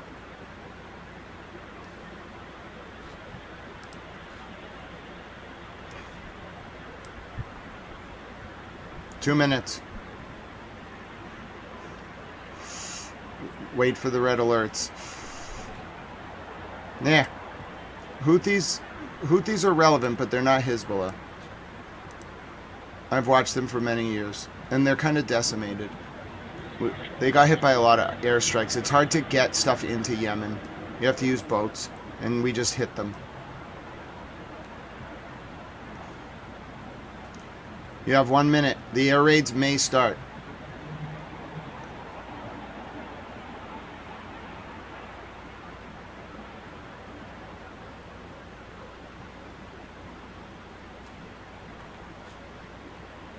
You want to watch for the red alerts. You want to watch for... Yeah, it's coming. Here it comes. Here it comes. You should see it. They're going to start beeping. All right, this is it. The final approach. It should come over South Lebanon now. It's south of Tel Aviv. It's like Rishon LeZion, south of Holon. It's coming. They couldn't intercept it. It's hard to intercept the Quorum Shahar.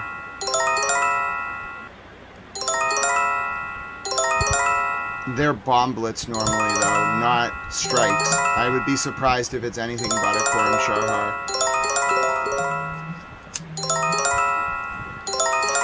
Here's where you might see it. Cam 10. If it made it through, you'll see it in the next minute. I haven't heard the air raids yet.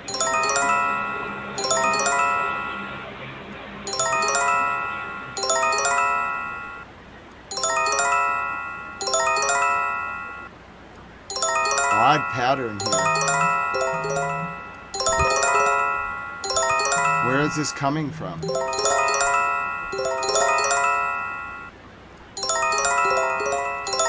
I don't know what to make of this.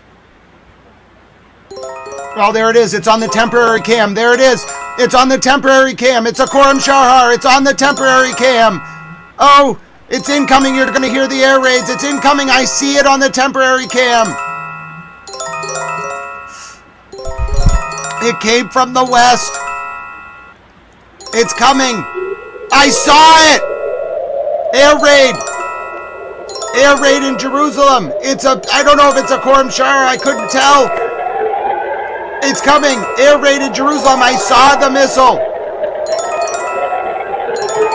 It's coming.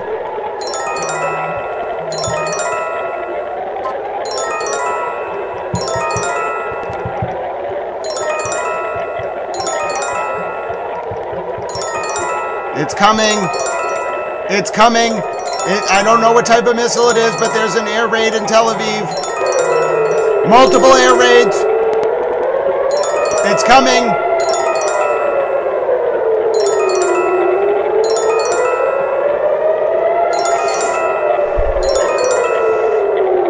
Jerusalem too.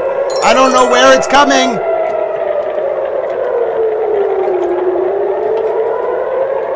There's just air raids everywhere. Throughout the Holy City, throughout Tel Aviv.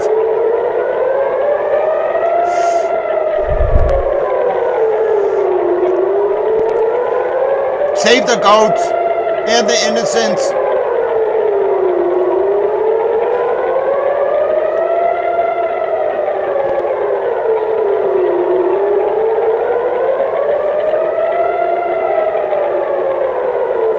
I have to remain composed. It is my duty as a reporter towel.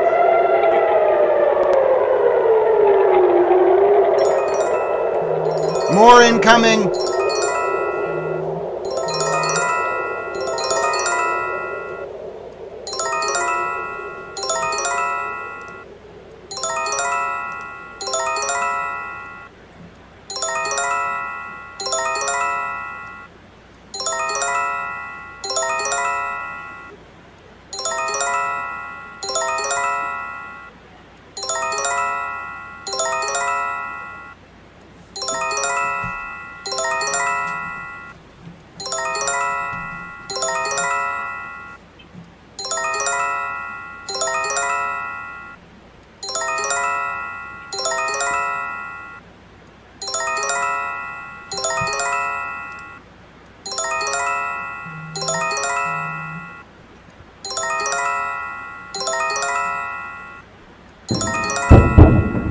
Oh no! Oh, those are all hits. Oh, dude. Oh, that's like 25 hits. Those are all hits. Oh, that was brutal. They're bomblets, but they hit like 17 to 20 times. Interceptor. Interceptor.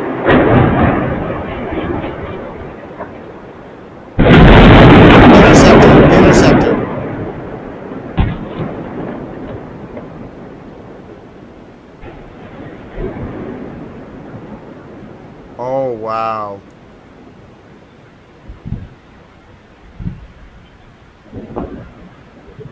It's still going. They fired more than one missile.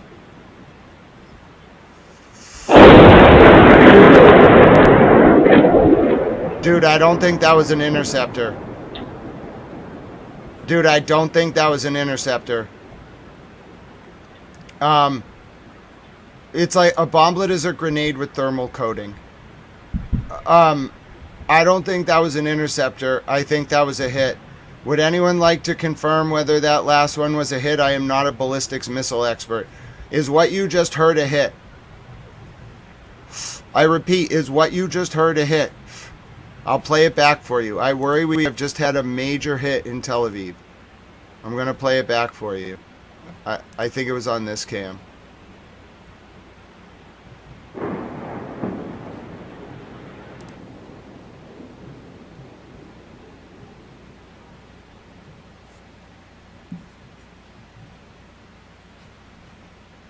I think it was a hit.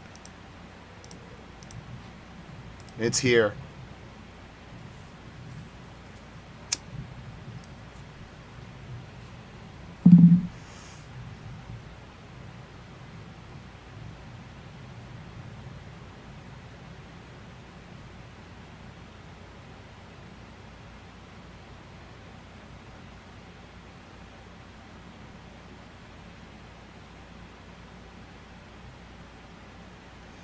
Let me go back a little more. I'm gonna have to clip it. It was really bad.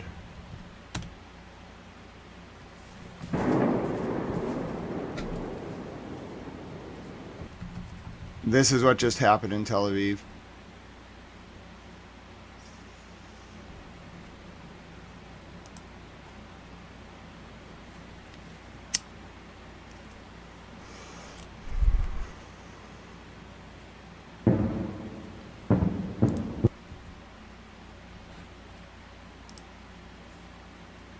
My name is Grant Smith Ellis. I'm reporting to you from the War Desk in Boston.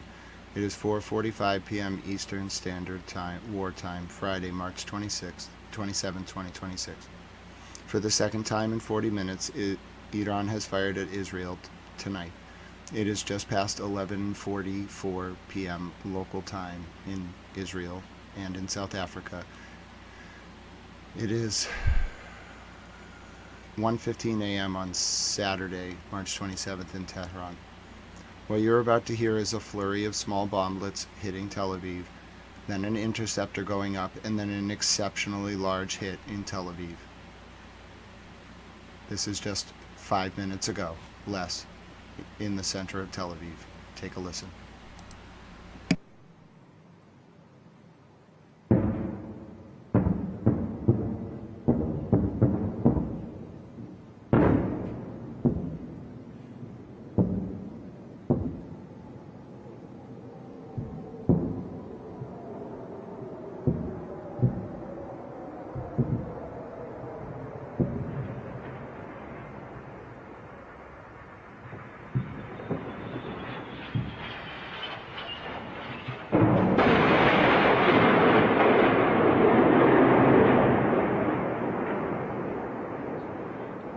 That's an interceptor firing.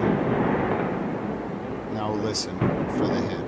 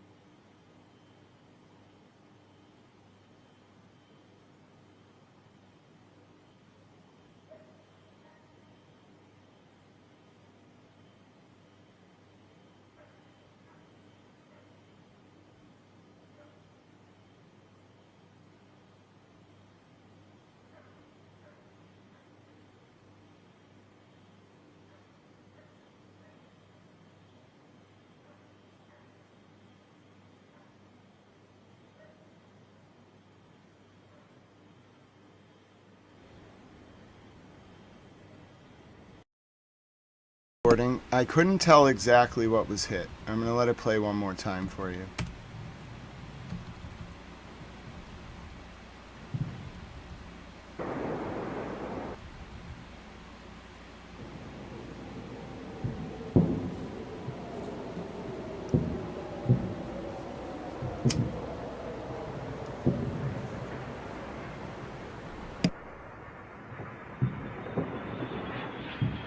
Those are all bomblets from the Khorram Sharhar. That's an interceptor.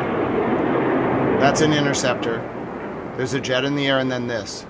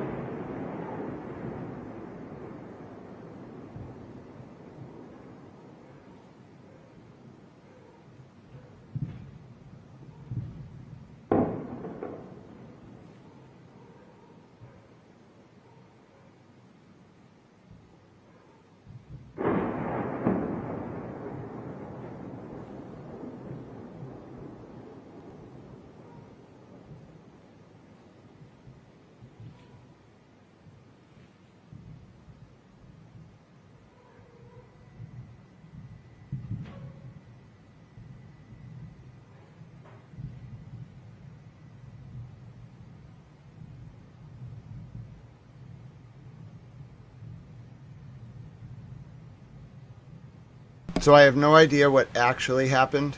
I don't have an impact. Oh, you're listening to what happened. There are hits.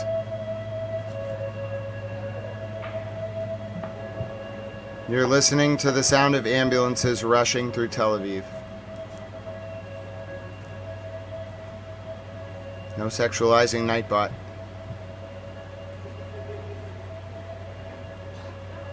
I have the missile that hit Tel Aviv and from Jerusalem. It's bad. I don't have any impact, but it was a cluster missile. I have like 6 pieces of footage. It was a cluster missile. There were multiple explosions heard. And they were 2 consecutive cluster missiles. Oh my word. It was 2 in a row, back to back. I have them for you now here. That's a leave shelter alert. I'm going to show you what has just happened. I have to remain dispassionate, reporter towel, but there is serious damage in Tel Aviv. Multiple explosions were heard on multiple cams. There were 2 missiles fired back to back. I have the footage for you now. This is the latest. You're going to see it just start flying in. Okay, this is the latest over Tel Aviv. Here. This is the first footage that came in. It was just a quick shot of it. And then this is what came in second.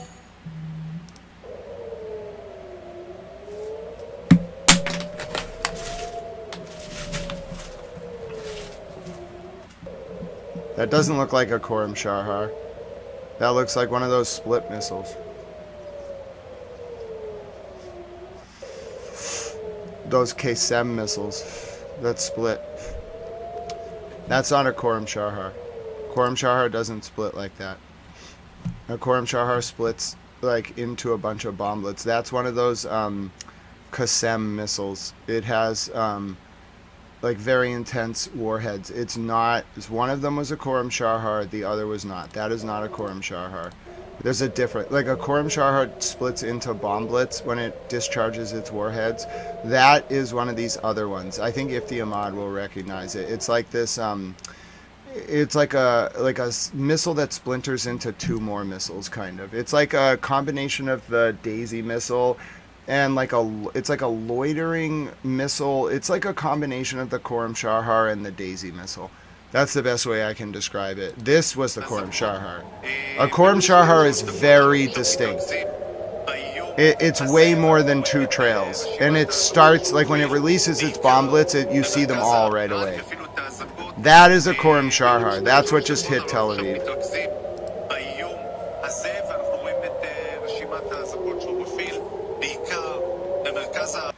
So that's what just hit Tel Aviv. All those little explosions you heard was that.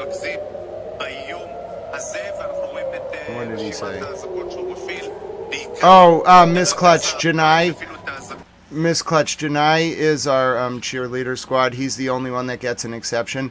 Janai, though, the bot's set up tonight where you can't use a lot of caps, so you can do the like thing, just not with a lot of caps. But Miss Clutch, he's okay. He's fine. He's Janai. He's our cheerleading squad with rigged outcome. We love Janai. God bless you. Good to see you. Hello, Clips to Go.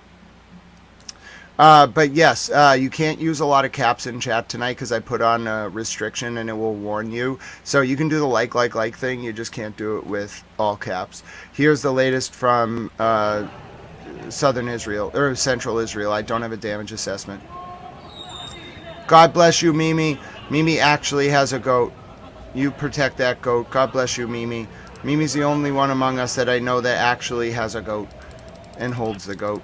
God bless you, Mimi. You're a special person, and I appreciate your energy and prayers tonight.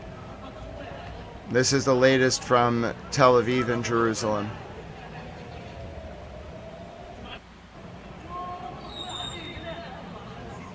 That is a Khorram Sharhar.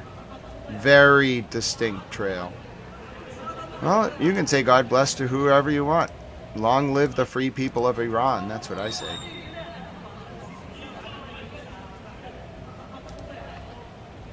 Hello, Island Girl. Here's the footage from Tel Aviv. This may be loud. Sound warning. Sound warning.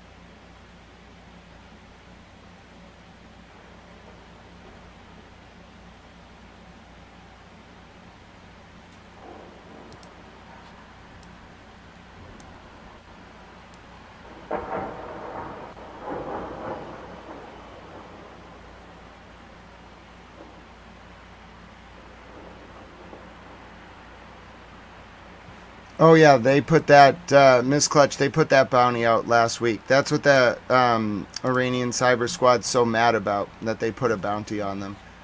That bounty was last week. So what you're listening to is the bomb blitz that just hit Tel Aviv. I do not have an impact assessment, okay? But here's the latest footage. Sorry about that. That was not you. That was the actual video. It was recorded in a way that froze the sound, so I'm going to reload it.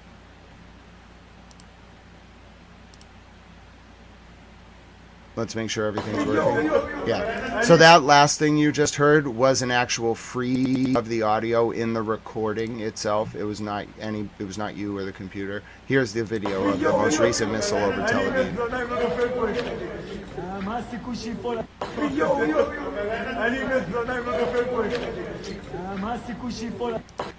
Okay, so that's the most recent missile over Tel Aviv. And you would think, like, it's designed to have that effect. Like, they designed it to look that way, too. So it would have an intimidating presence in the sky. And this is it. That's what it's like.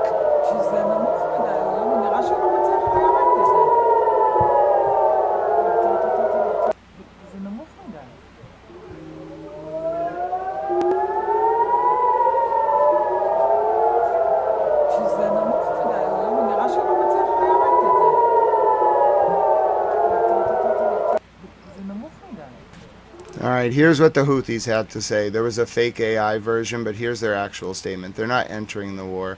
They're just enumerating their conditions for entering the war. Here's the latest from the Houthis. This is the actual statement. Alright, here you go. This is from the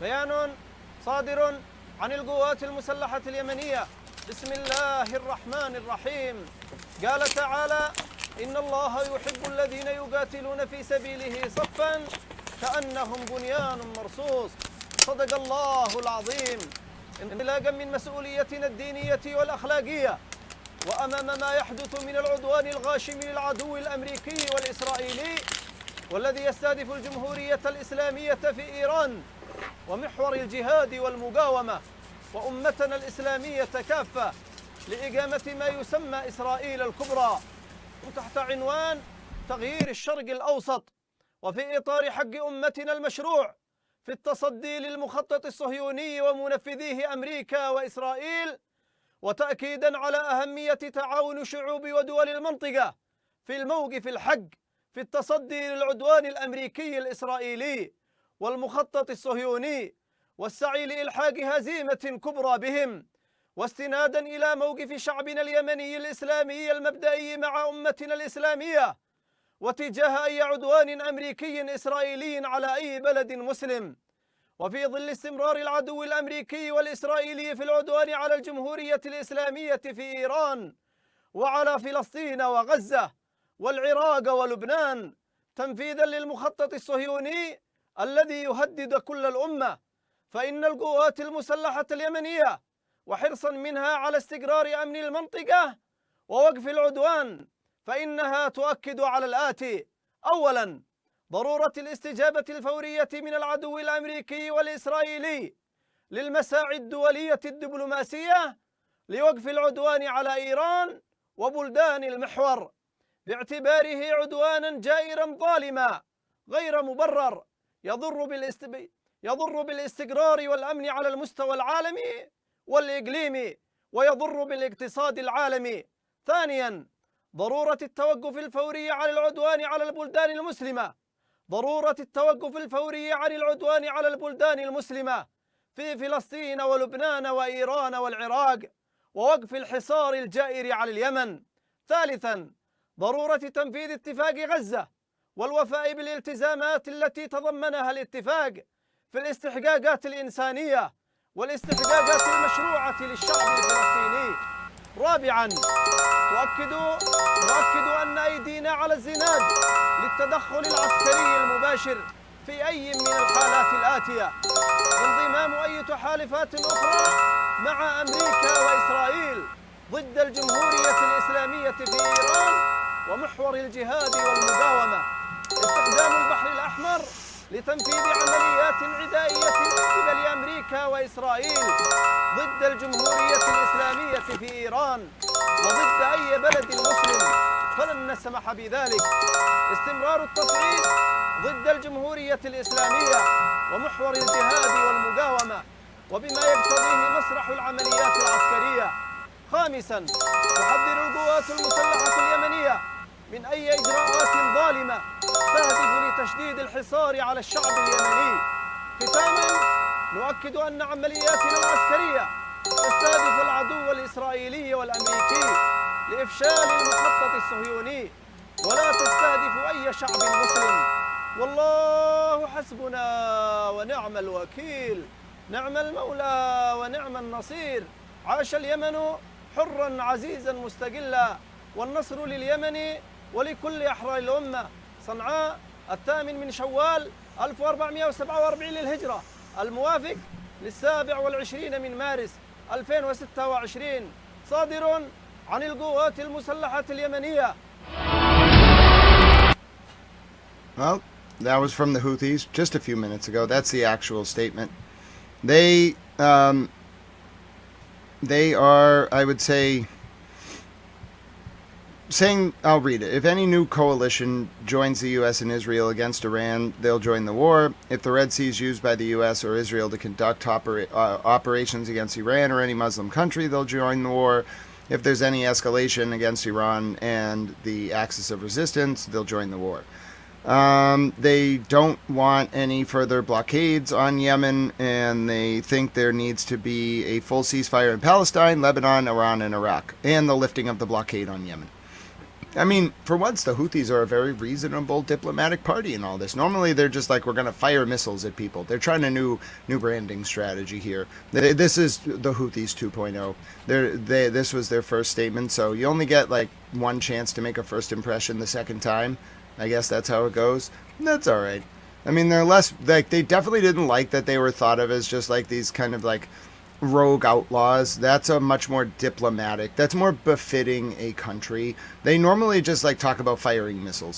Here's the latest from Al Arabia, which captured the moment the Khorram Shahar arrived in Tel Aviv minutes ago. I do not have an impact analysis for you yet. لهذه المسألة أهمية كبرى بالنسبة لعدد كبير نتابع الآن سقوط صواريخ في القدس. نبيل، نشير إلى ما يظهر على الشاشة، سقوط صواريخ الآن في القدس، وكان الجيش الإسرائيلي قد تحدث عن رصده إطلاق صواريخ من إيران نحو تل أبيب والقدس وعسقلان. الآن ما نشاهده على الشاشة هو سقوط لصواريخ في القدس. طبعا سيكون معنا مراسلنا بعد قليل للحديث عن التفاصيل، ولكننا نستمع إلى صفارات الإنذار تدور. I'm sorry to say the first damage assessment has come in from Tel Aviv, and it is bad. There's going to be a lot of injuries tonight. I'm sorry. It has started bad, and it probably will get worse. Here's the first from Tel Aviv.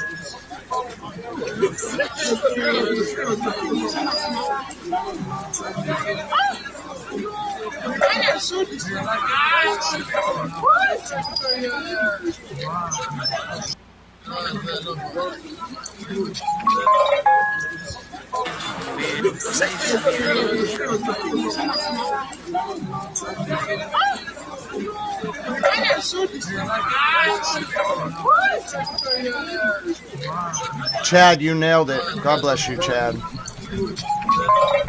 You nailed it.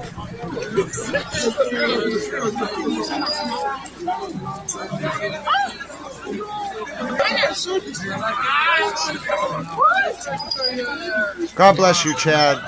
Oh, Anne Marie, my dear friend. God bless you. First of all, thank you, Chad. You're 100% right. Chad says, Yemen being the most reasonable party at this point, that should tell you all you need to know about the current politicians pushing for this war. 100%. Anne Marie says, hi with the heart. Hi, Anne Marie, my dear friend. God bless you.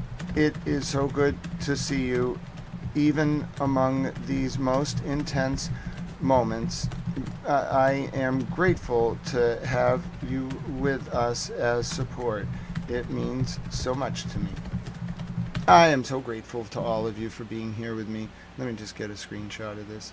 I like to save the screenshots. I'm going to make a book one day of all the screenshots of the super chats, and then I'm going to just put it in a book. I save every single screenshot, unless it's going really fast, then that's really hard. But most of the time I save them all. You're looking at the latest impact assessment from Tel Aviv. I wish I had more positive news for you as I get to see some of my dear friends. I have some... Oh, hold on.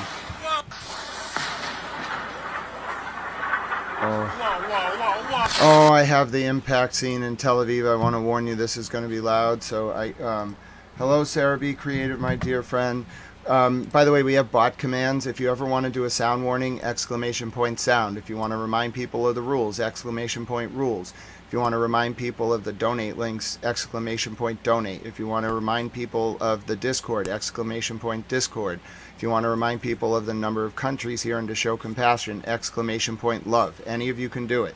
Exclamation point, any of those words will bring up a bunch of like pre-made stuff that I put in there that I seeing in the chat. Let me show you the impact now from Tel Aviv of the main missile. It's very loud. At least one person is reported dead. There's no footage of death in the video, but it is very loud. This is what just hit in Tel Aviv right now.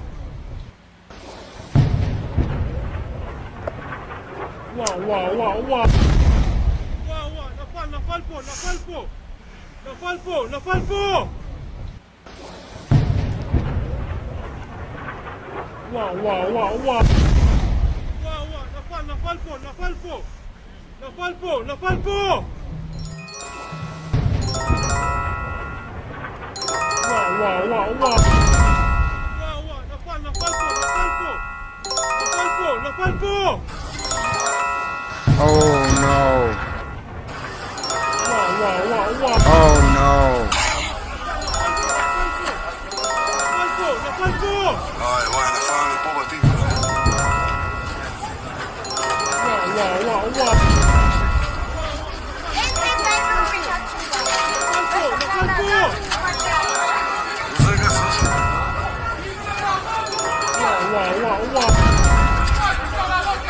Oh God. Oh God.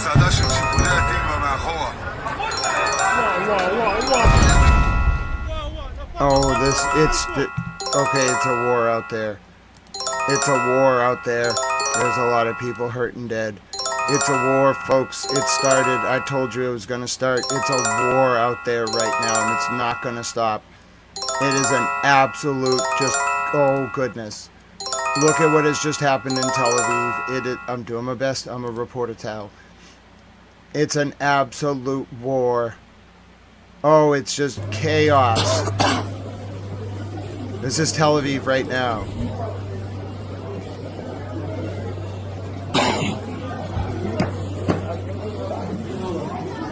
וואי, נפלנו פה בתקווה.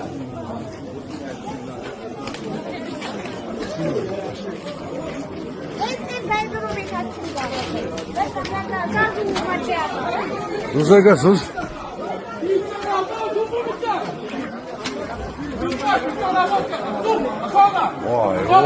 וואי. המסעדה של שיפודי התקווה מאחורה. נפל פה בשיפודי התקווה. מאחורי שיפודי התקווה במסעדה בתקווה.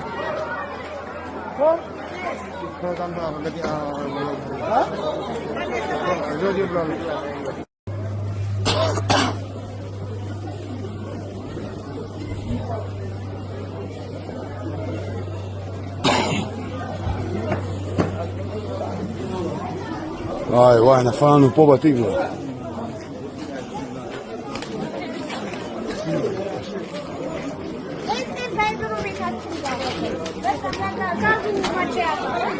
רגע, סוס.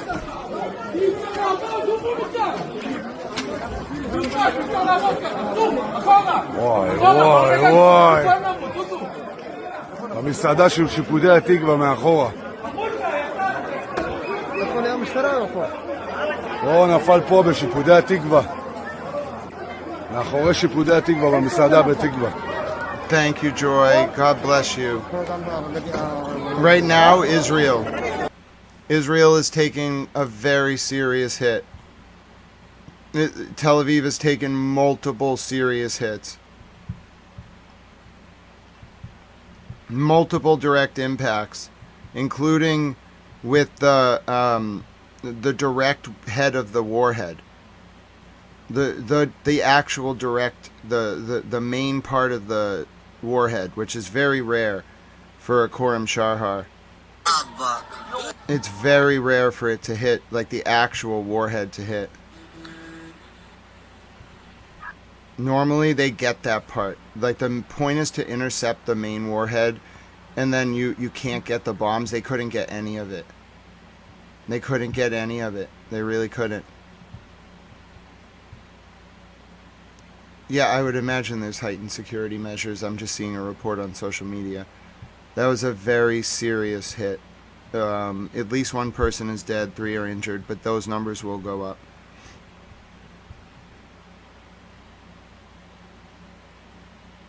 God bless you, Joy. Yeah, this is a very bad situation.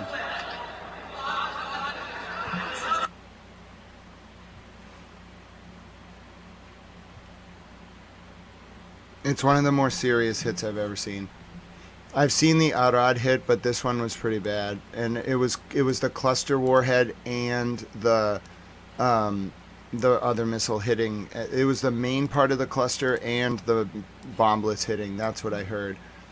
I'll show you. I'll let you listen to it from the Haifa cam, which caught the impacts in Tel Aviv. I don't know what they hit or what they were trying to hit, but I'll play it for you now because some of the cams caught it. These were the cams, the other cams we were listening to. We had both. There's the missile itself going over right there. See it? those aren't live. Those chimes. There's the missile. Let's see where I see it next.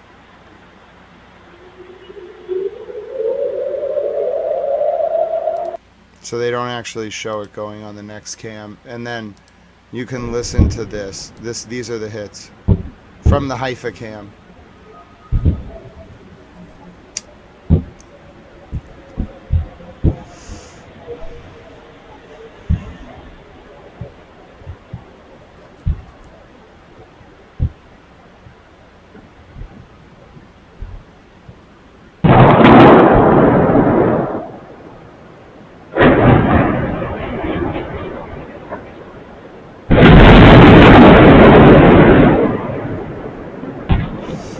Impact in Ramat Gan.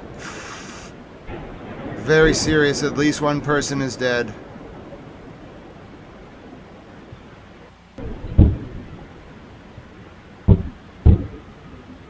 You're listening now to the moment of the impacts from Haifa.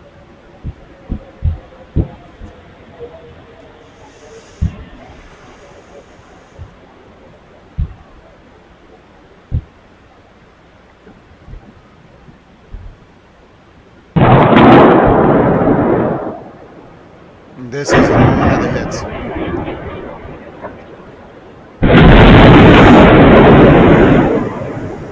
Oh, goodness. Alright, I have more for you now. There have been very serious hits in Tel Aviv right now.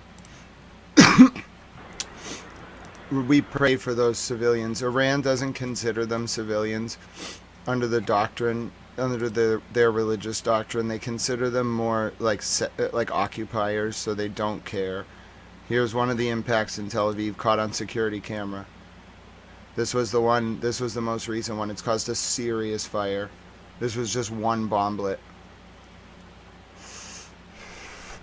This was Tel Aviv less than about 31 minutes ago. This is a security camera showing the strike.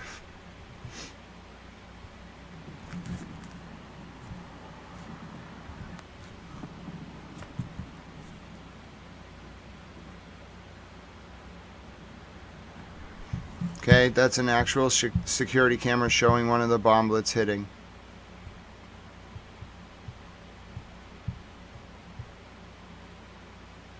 Salfitas, oh, they're everywhere. Oh no. They're absolutely everywhere. There's fires in Ramat Gan. There's hits in central Tel Aviv. There's hits in the north. They fell absolutely everywhere. There's fires burning throughout the city. Oh, this is very bad. I just want to alert you all to the fact that the situation in Tel Aviv is very serious. Here's just one image from Ramat Gan that just came across the wires.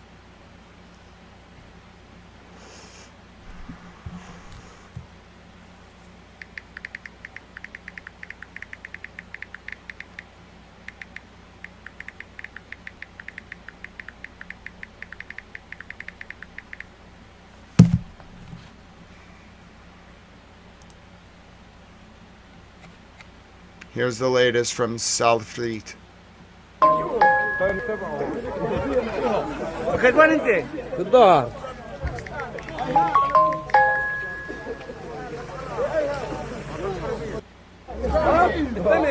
Oh no! No, they hit the Palestinians. Oh no! Oh no! Ladies and gentlemen, I am sorry to report that Iran has hit the Palestinians. Iran has hit Salfit, a Palestinian city in the central West Bank known for its olive groves. Iran has hit the Palestinians. No! Damn it, Iran! No! They did it again. Iran has hit the Palestinians. Stop doing the Iran. If you can't control your missiles, stop firing them at the Palestinians. Iran has hit the Palestinians again. They don't even care. They just fire their missiles indiscriminately.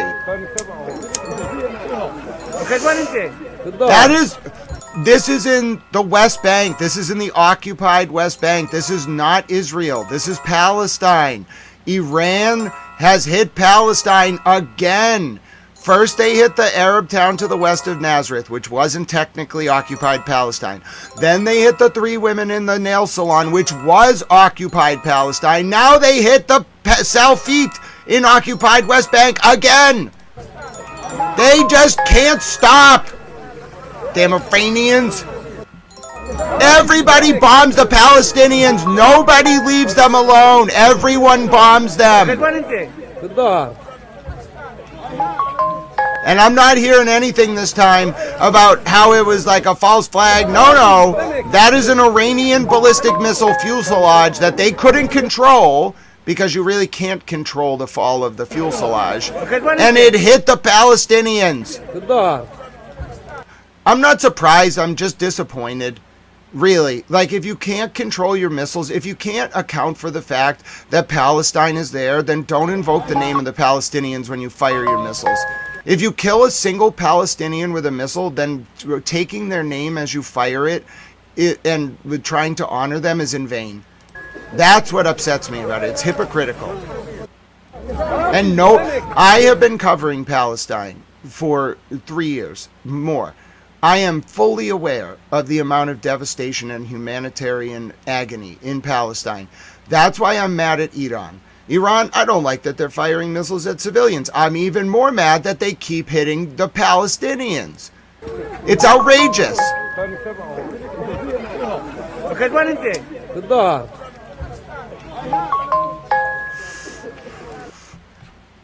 Yes, Chad, I'll say it right now. I would have said, damn USA for Dresden, for Tokyo, for we firebombed Tokyo, for Hiroshima, for Nagasaki. There's a number of bombings I have a problem with. But also, God bless you, Chad. And also, yes, 100%. Job for 9 says, hurry and save the goats. Hashtag save the goats. God bless you. Job for 9, it's so good to see you. Oh, it's rigged outcome. Oh, I love rigged outcome. God bless you. It's so good to see you, sir. Even among the agony.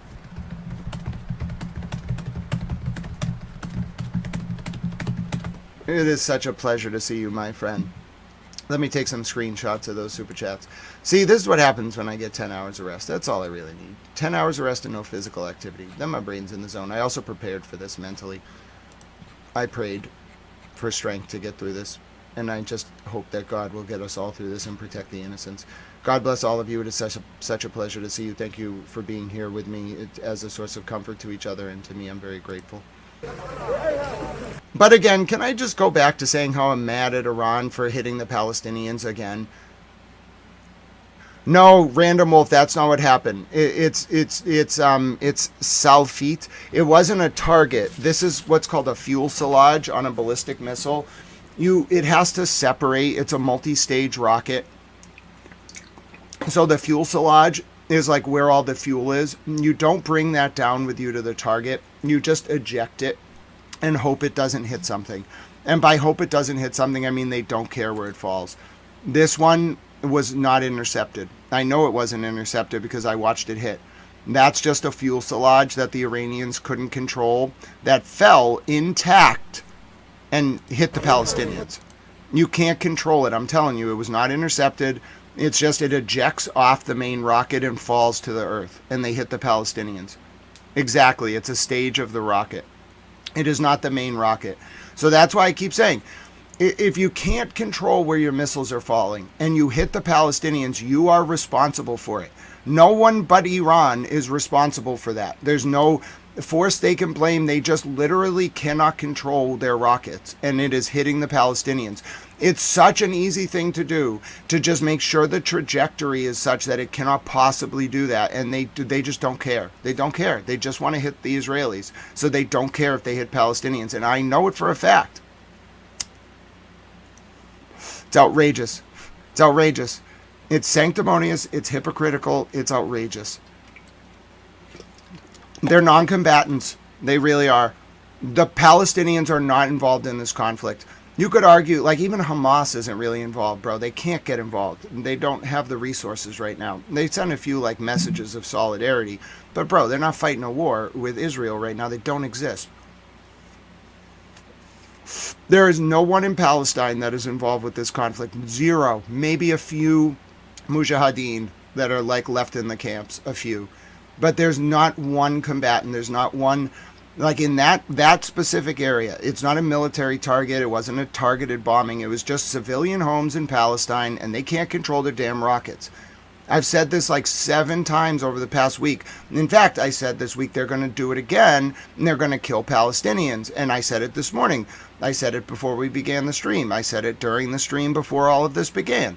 I said the Iranians don't care. They're going to fire it near Palestinians again, and they're going to hurt someone. That's exactly what they did. They dropped a rocket fuselage for a 2-stage Khorram Shahar 4 rocket in the middle of Salfit, which is in occupied Palestine.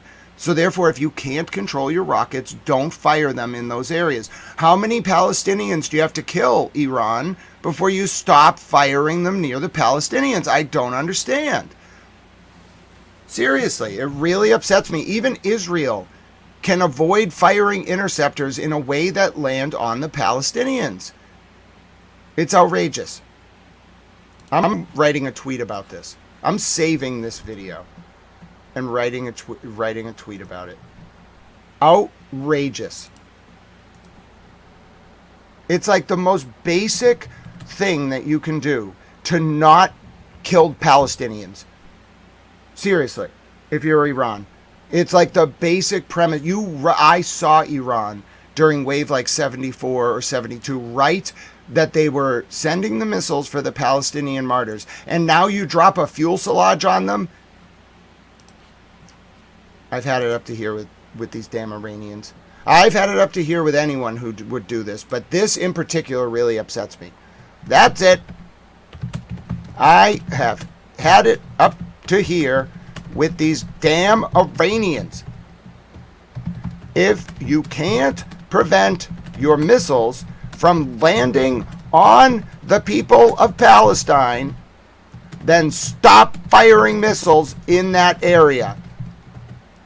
It's outrageous to take the name of the people of Palestine and then bomb them while waging war, and then bomb them. It's just absolutely outrageous. I object on a moral level. I object on a humanitarian level. I object on a diplomatic level. Can someone not go to these damn Iranians and be like, listen, you've now done this twice in occupied Palestine, 3 times if we count the village to the west of Nazareth, in the period of 28 days. Once is too many. Twice is too many. 3 times is unacceptable. What are you doing, damn Iranians? This is why you get a bad reputation. Because you kill Palestinians and you land bombs on their homes because you can't control your missiles. Damn Iranians. Making me all mad. The Iranians make me this level of mad at least 4 times a week. The U.S. makes me this level of mad like once a week. And Israel's just really sly, so they do a good job of not making me mad. But I know they do things that would make me mad if I found out about them, but they're really good at intel, so they're very sly. And also, like, I have sympathy towards a lot of the Israeli people, so I bifurcate the government from the people. There are more Israelis who are sympathetic to Palestinians than there are Americans that are sympathetic to Palestinians. So, 6 in one half dozen in the other, whatever you want to say.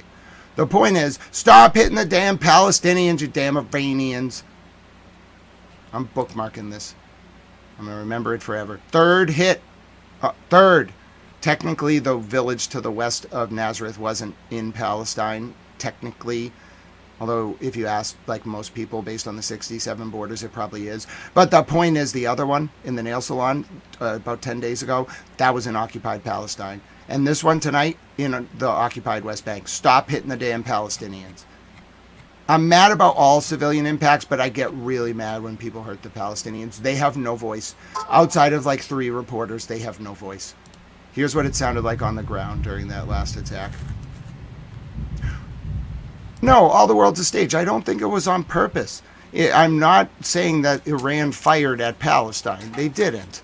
They didn't. It was negligence. Pure negligence.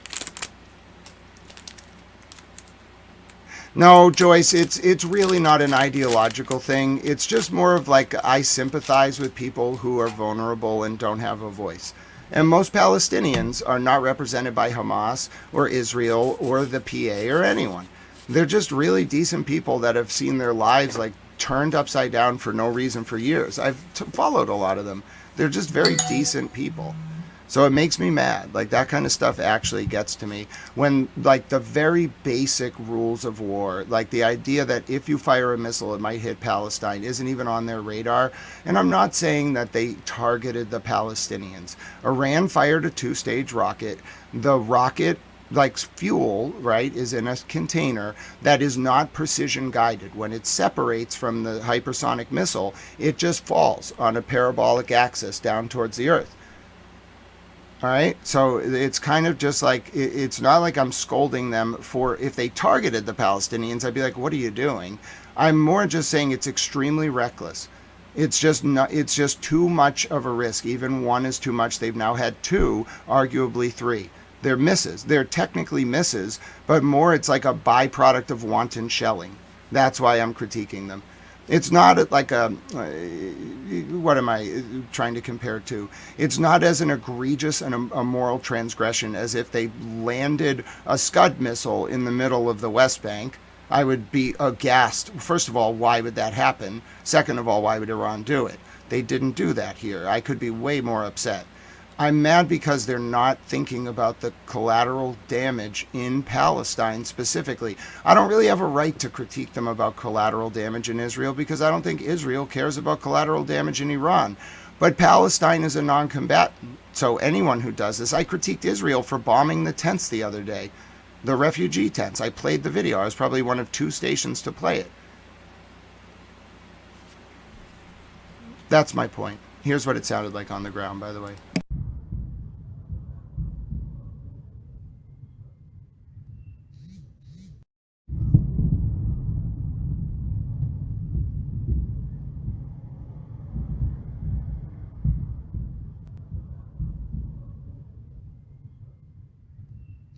100%, Pulsar. 100%.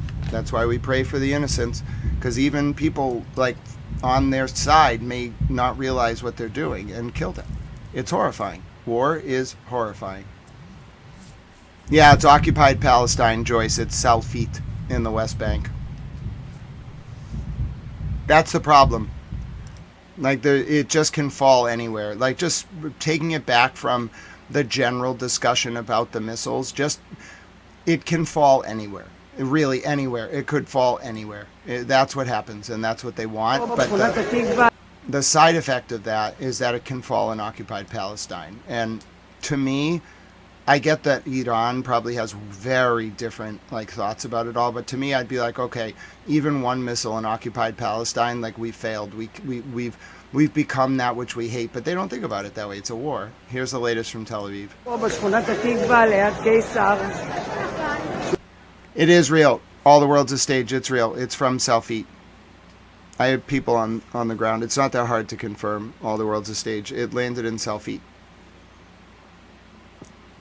Well, right now, the Palestinians... So, all Palestine, even if only Palestinians live there, is called occupied Palestine. Salfit is in the West Bank in a Palestinian-controlled area. All of Palestine is called occupied Palestine, but this specific area is Palestinian. It's called Salfit. It's in the West Bank, and yes, it is real.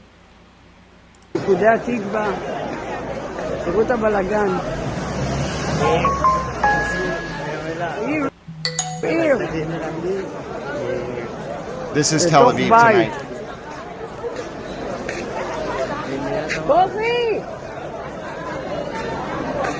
תראו איזה בלגן, יא וואלי. בתקווה.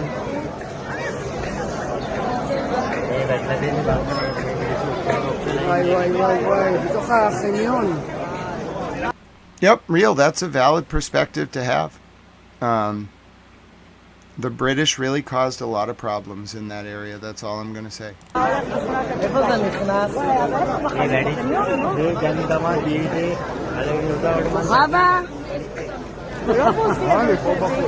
לא, זה בחניון של שיפוטי התקווה. והכי יפה שזה צמוד למקלט.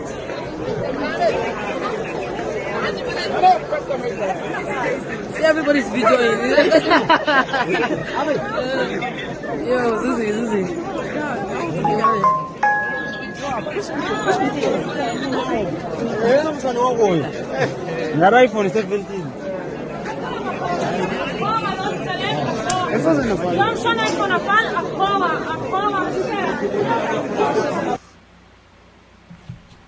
Latest from Israel tonight.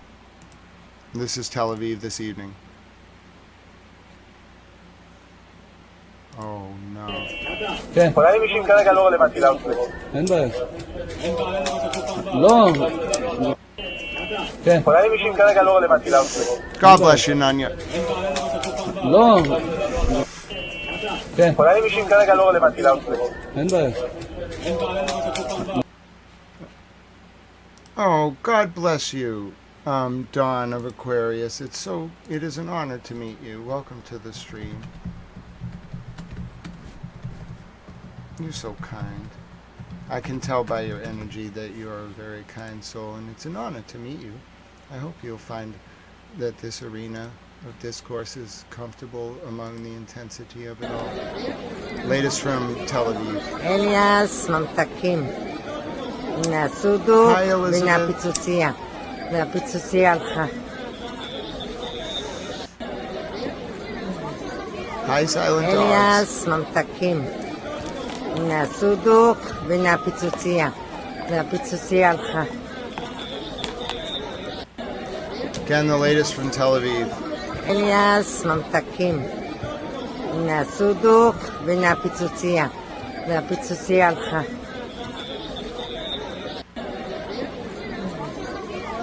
אליאס ממתקים.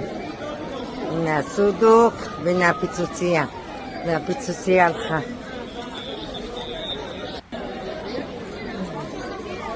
אליאס ממתקים. נעשו דוק ונהפיצוציה. This is Tel Aviv tonight. לא. כן. אולי מישים כרגע לא רלוונטי לאוטפלט. אין בעיה. This is Tel Aviv tonight. פה בשכונת התקווה היה קייס שיפודי התקווה. תראו את הבלגן. It's possible. All the world's a stage. I'll try to get more angles of the fuel cell, but yeah, I agree with you. I've only seen one clip. Until I see multiple angles, I can't discern what it fell through, where it fell on, what damage was caused by it. So yes, I will reserve judgment as to, first of all, what caused it to fall there, and also what damage it did. It's a fair perspective. All the world's a stage. You know, I appreciate you, my dear friend. עיר. לתוך בית. בוכי! תראו איזה בלגן, יאוואלי. בתקווה. Well, the Romans gave us viaducts. How long? And they also gave us plumbing. Pretty sure. They did, okay. There's pretty serious damage in Tel Aviv tonight. I need to take you to more clips. This is just going to be the beginning of what is going to be a very intense evening. I can already tell you, when these scenes, this is just the initial damage. When this gets out around the U.S. and the leadership, there's going to be a very serious response. It may just all kick off tonight. I don't know if the U.S. can wait. This is what just happened. This is one of the impacts. They don't do as much damage when they hit the concrete. That's the only thing that saves it from being like a fire. If they hit specifically on concrete, the concrete absorbs the fire. It's the best defense against the bomblets, is to have like a lot of concrete.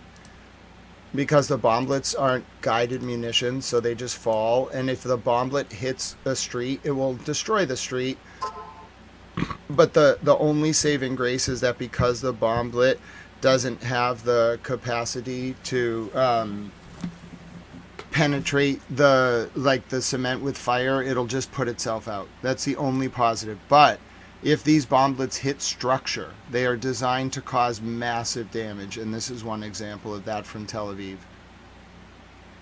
Now, Joyce, listen, I wish I could tell you this is the first time that I've seen or gotten upset about something that's happened in Palestine, but it won't be the first time. It won't be the last. It goes both ways. I've seen Israel do just horrifying things in Palestine. I've seen Iran. Now they have 3 things they've done that horrified me. I guess 2 of them were in Palestine. One was in an Arab village to the east of Nazareth. But the point is, I might have said west before, it was to the east. It was towards the ocean. But my point is,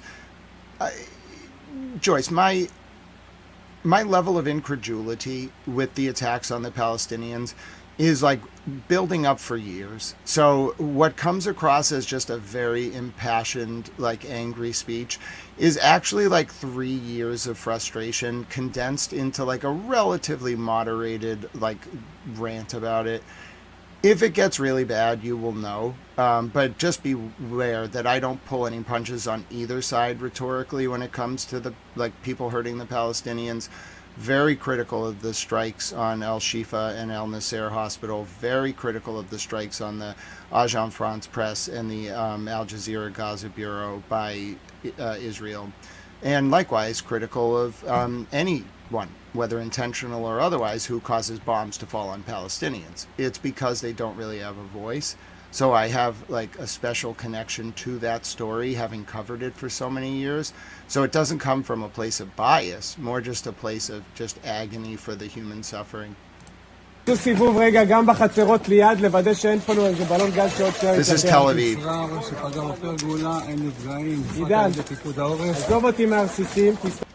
Stu, my dear friend, I do not have an update on the strike on the island. It's actually near that Penne exclave we talked about the other day, that's south of Basra, between Iran and Kuwait, that part of Iraq where the 2 ships got set on fire on the Persian Gulf. I do not have an update on the Iranian strike on Bahrain on that island, but I will keep you updated.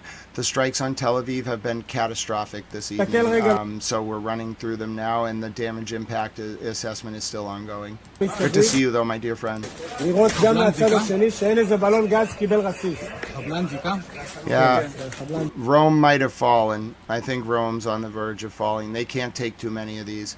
Like 5 of these hits in a night and they'd be done. Not to mention, if Iran hits Tel Aviv with a hypersonic missile, I don't think people are ready for the level of impact. Iran hasn't brought the level of destruction that Tehran has seen to Tel Aviv, but they can do it. These are messages. They're coded messages that their missiles, their real missiles, have not come yet. And when those real missiles come, they are going to just wreak havoc on Tel Aviv. If tonight's the night, I don't know. But like there has to be an off-ramp. That they're trying to send warning signals, and they're getting worse every time. There is massive destruction across Tel Aviv right now. סיבוב רגע גם בחצרות ליד, לוודא שאין פה איזה בלון גז שעוד שנייה יתלקח. עידן, עזוב אותי מהרסיסים, תסתכל רגע מסביב, לראות גם מהצד השני שאין איזה בלון גז קיבל רסיס. חבלן זיקה? כן, חבלן זיקה. One, we are not going to start the day off with baiting. One, you can say other things, but we are not going to start the day off with baiting. You can be friendly. You can talk to us about your wonderful perspectives and country, but we cannot be baiting. I'll put a stop to it right away. You see how I'm in the zone tonight? I saw that right away. I even winked at you. They call me in the zone towel because I'm very concerned about what's going on. But yes, on a night like tonight, there will be no baiting, but you are welcome to share your opinions. Feel free to talk to me as you wish. I'm here.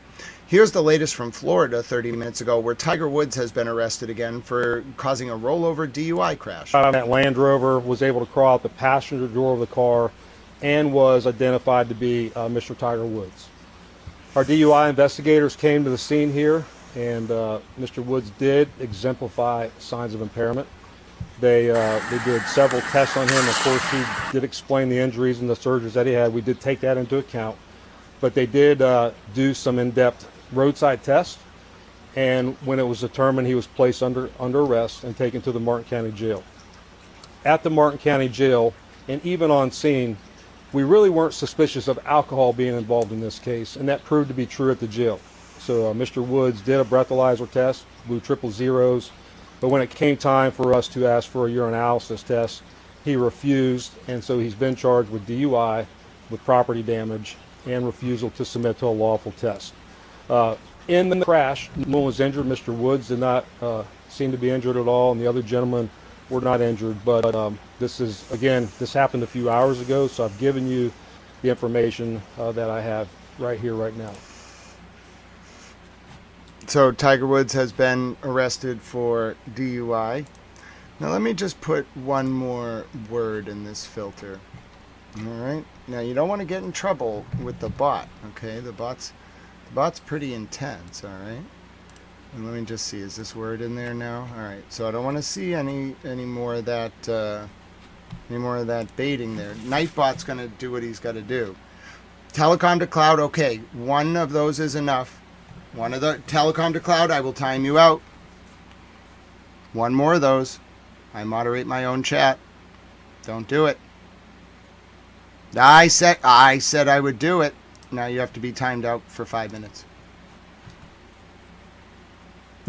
You brought that upon yourself, telecom to cloud. My name is Great Smith Ellis. 1, stop baiting. Sometimes I wonder if, like, one actually does communicate, like, from time to time, but most of the time they bait. Don't take the bait. Here's the latest from a road camera of the impact in Tel Aviv just minutes ago.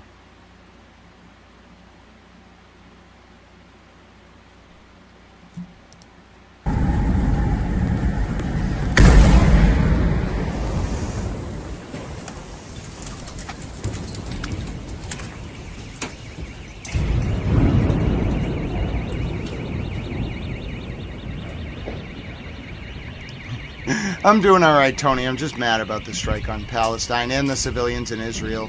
The more civilians I see bombed, the more sad I get. This is you're going to see it play again. It's traffic camera. It's like a camera on a car catching a bomblet hitting a building in Tel Aviv.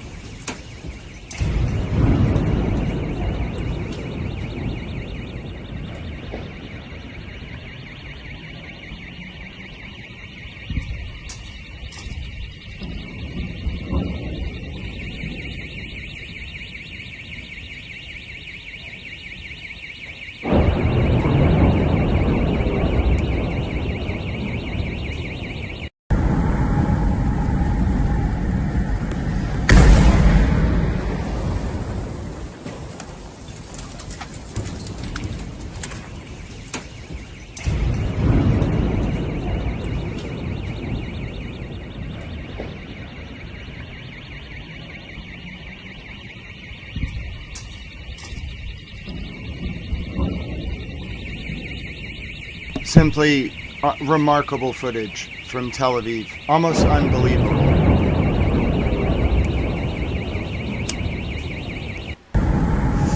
Tel Aviv tonight.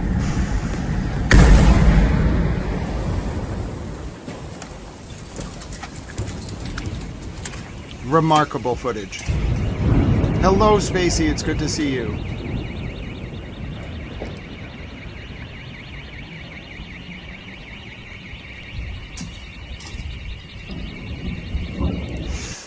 One, you're going to get timed out. You're doing a little bit too much baiting tonight. Like, you're pushing it just a little too much. I'm thinking about timing one out. We're going to give you, like, one more comment like that. No pun intended. I'm going to time you out. All right? Hi, Spacey. Hi, El Cid. Hi, Primo. Hi, Kingsley. Hi, Scott. It's good to see you. Thank you. I saw Mr. President Trump is speaking.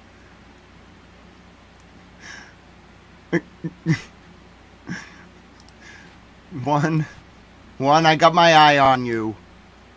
Here's Mr. President Trump's speech just now. I saw some clips going up. Let's see if we can get it live. Might be the recording of the speech.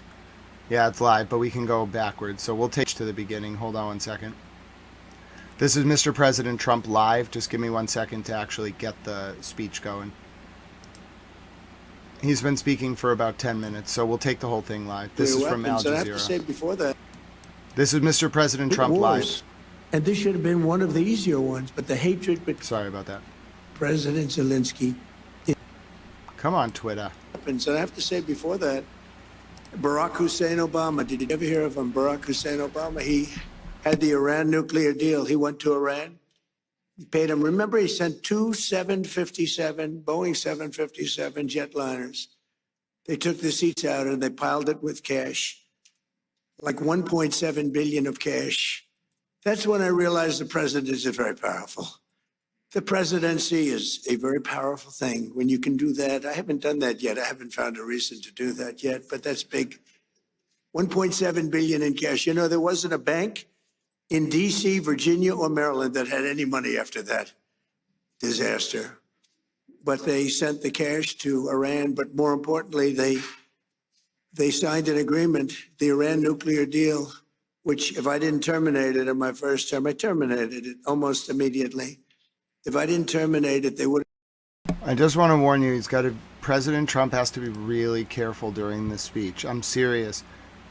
I'm serious because if, like, the Iranians are watching, they will respond to what he says, mark my words. Have had a nuclear weapon long ago. The Iranians just put out a press statement. I'm going to get it into English for you now, 1 second. They would have used it on the Middle East, Israel, and the Middle East. And you know the Middle East because when you look at all the missiles that got fired, UAE had 1,500 missiles shot at it. They didn't think they were going to have any.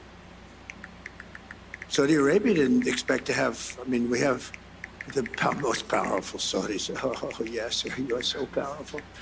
But Yasser, you didn't expect any missiles going to Saudi Arabia. They didn't expect them in Qatar. They didn't expect them in Kuwait, in Bahrain. The missiles rained down on you. They were going to hit you with nuclear or whatever they had. But we stopped it. We stopped it. We stopped it with him. And then there was a big moment also in my first administration when I took out Soleimani. And a lot of people think that might have been the biggest thing of all because he was a mad genius. He was a vicious, horrible human being, but he was a great general and a great leader, if you define a leader in a certain way. Very, very powerful leader. In fact, he was so powerful that I really think that the leadership of Iran was extremely happy when I took him out, but they don't say that, but nobody's going to be asking him anymore because they're not here either.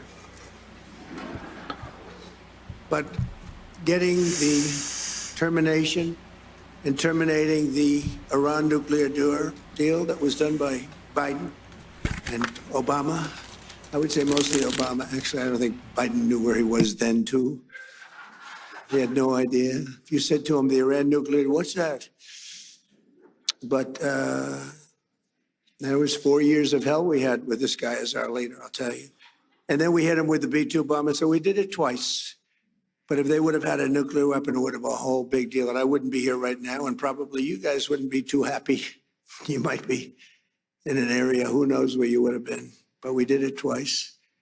And I really believe we saved the Middle East. We saved not just Israel, we saved the Middle East.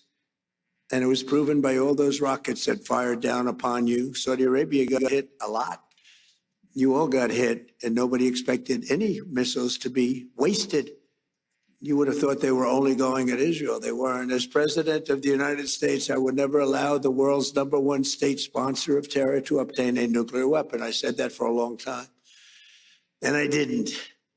To defend America and our allies over the past 27 days, the U.S. Armed Forces, most powerful in the world, have been annihilating Iran's military capacity with force, precision, skill like the world has never seen. It was violence, actually, really violence.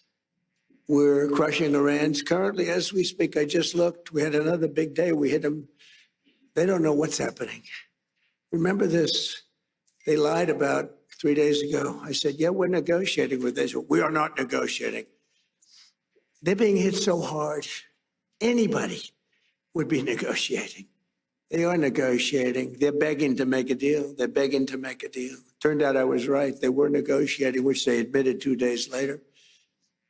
And in order to make up for their misstatement, they said, we're going to send you 8 ships of oil. And the following day I saw, this is 2 days ago, I saw on one of the networks, very strange, there were 8 ships of oil coming out of Iran. And then they actually said, we're going to add an extra 2.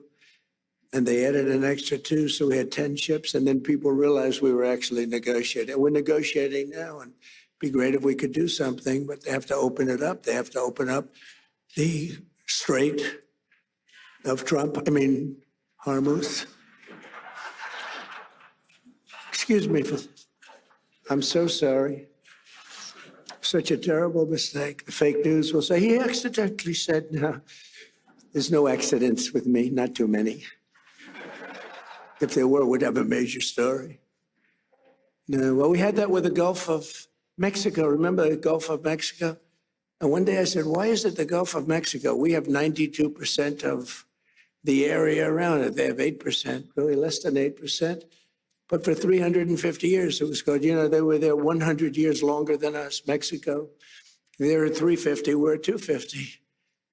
And I said, I've often asked myself, why do we call it the Gulf of Mexico? It seems like we dominate. Well, when I check. By the way, just to be clear, this is on every channel. It's on Al Jazeera Arabic. It's on Al Jazeera English. It's on Al Mayadeen. This is on every channel. So I'm not the only one who is watching this. I just want to be clear. A lot of you will think it's another Trump speech by President Trump. No, this is a big moment. Tel Aviv is burning. What he says now really matters, and Iran will respond. It's not a regular speech. It's a regular speech for Mr. President, but Iran is watching every second of this. 2%. So I announced, I wouldn't say Mexico was thrilled, but I announced that from now on, the Gulf of Mexico is going to be called the Gulf of America. And it took about 1 hour, and it was done. Everybody, the president called me. She's really a nice person, too. I like her a lot. She called up. She had the most beautiful voice. She's a very elegant woman, has a beautiful, beautiful voice. She goes, President, tell me, this is not so. No, it's so. Oh, it's so. And then Google Maps changed it. We won the court case in about 1 hour, and Google Maps changed the name.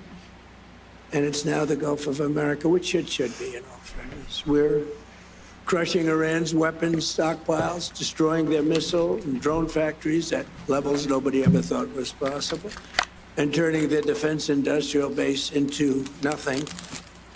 Iran's navy is gone. It's all sunk at the bottom of the Gulf and elsewhere. Did you see the attack submarine that we have, one after one of their boats? It was called the Soleimani. It was the pride of their fleet. But this attack submarine goes like 60 miles an hour. I'd never saw anything. And it caught them in about 2 minutes. And that was the end of the Soleimani. Now, then they're 100% dead. They have 22 mine droppers. They call them mine droppers. And the mine droppers, all 22 are gone. So I guess they can drop mines, but they're going to have to take them out by a rowboat because they don't have any boats. Their Air Force is dead, totally, completely dead. It's out of business. No planes left at all.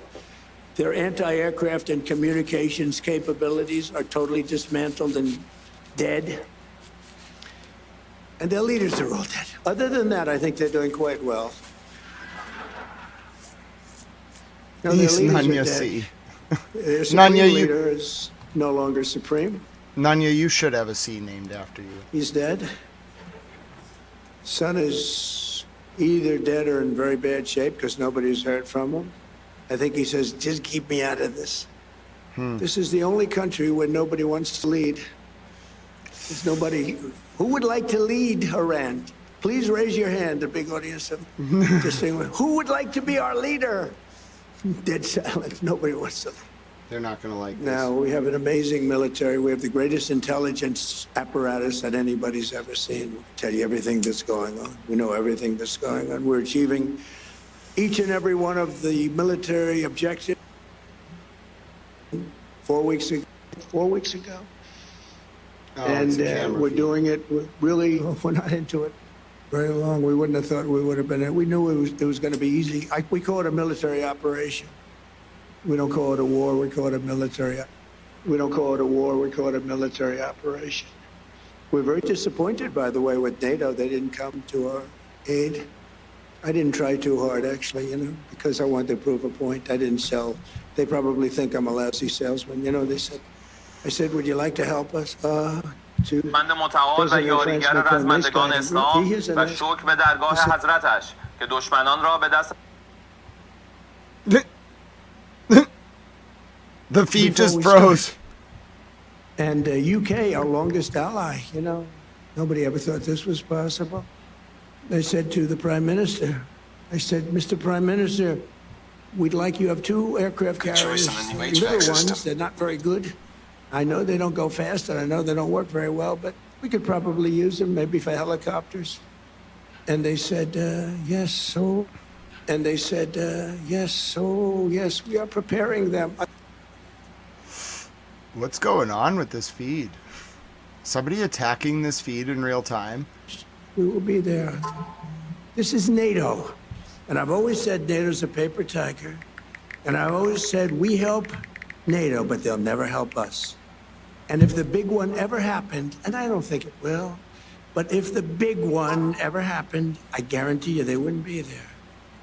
And we learned from that. And remember what I said, because they made a big mistake. They were not there. The Chancellor of Germany, these are all friends of mine, Friedrich, the Chancellor of Germany, he said, this is not our war. We have nothing to do. Well, Ukraine's not our war, but we help them. I wouldn't have had to help. If I were president, that war would have never happened. But we had a man of a very low IQ as president, and he had no idea what the hell it was. I was listening to him talk. I said, he's forcing an issue that's going to be trouble, and it turned out to be trouble. Last week, 28,000 soldiers died. The week before that, 32,000 soldiers died. I think we're going to get it settled, but it's a terrible thing. Worse since World War II. I settled 8 wars. And this should have been one of the easier ones, but the hatred between President Putin and President Zelensky is extreme. Never good. Hatred's a bad thing when you're trying to settle a war. I want to thank the entire kingdom of Saudi Arabia. Been very helpful, unlike NATO. Saudi Arabia fought, Qatar fought, UAE fought, Bahrain fought. And Kuwait fought, even though they shot down 3 of our planes with the finest missiles. We could have done without that. They didn't know they were our planes. They wasted 3 great Patriot missiles, and you have to say there's nothing like these Patriots. We had an attack of 101 a few days ago. 101 missiles shot at a very there's nothing like these Patriots. We had an attack of 101 a few days ago. 101 missiles shot at a very valuable thing that we had floating on the water, namely an aircraft carrier, biggest in the world. And they were shot, 101, going 2,500 miles an hour. And out of the 101 missiles shot, 101 missiles were shot down and spread out all over the sea. Pretty amazing. That's called incredible technology, right, Steve? That's called great technology. Think of it, 101 missiles going 2,500 miles an hour. You don't have a lot of time. And these aren't necessarily weightlifting shoulders. These are very smart people doing that. And I watched them. I watched their performance. Missiles launched. It's almost like they're bored by it. They have like 9 seconds. Head of FIFA, the most powerful man in sports, Johnny, you never choked, right? These guys can't choke, but they're very smart. High IQs. We need high IQs. We have too many low IQ people. But what happened is, you have to see it, it's very cool. Missiles launched, missiles launching. They're launching, okay, we're ready. 101 missiles coming at them. All right, we have to have like 11 seconds to make a determination. Then at 7 seconds, fire,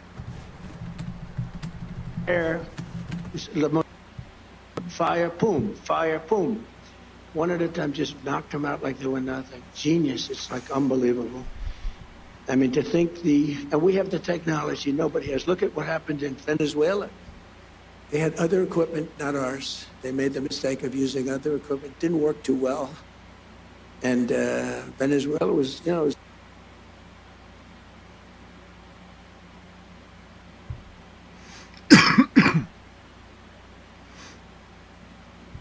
targets. And they have no anti-aircraft, so we're just floating over the top. Anti-aircraft, so we're just floating over the top looking for whatever we want. And we're hitting it, and we have another 3,554 targets left. And that'll be done pretty quickly. And then we, at some point we're going to have to determine what we do. But they've never seen anything like it. When we hit Venezuela, that's a very strong military country. They have soldiers. If you've ever been there. They have a lot of soldiers walking around all over the place. Everyone's a soldier. Very military kind of a place. And there was a general, professional general, really good. Then he said, we were all set for him. We knew there was a problem when we noticed at 1 o'clock in the morning, every 32 seconds, another airplane, a very fast plane, was coming off the deck of an aircraft carrier. That's actually the biggest aircraft carrier in the world. And every 32 seconds, boom, boom, boom. And it was 1 o'clock in the morning, so we said, okay, I think we're in trouble. But they were ready for us, Johnny. And we were ready. He said we were ready. And then they hit us, and they came from 17 different angles. They were here, they were there. We ran for our lives. It was over. And it was over. And then we took this guy who was a very bad guy, and within literally minutes, he was in the back of a helicopter in a house that was in a big military base with thousands and thousands of soldiers. The house was all steel, with steel doors, steel everything. They had the small steel doors, the big storage. We were equipped for anything. Even the big one, it would have been opened within 30 seconds. They walked in with blow torches. And within minutes, he was out of the house, being thrown into the helicopter, sailing away, and the soldiers just looked. Bye. Enjoy your trip, sir.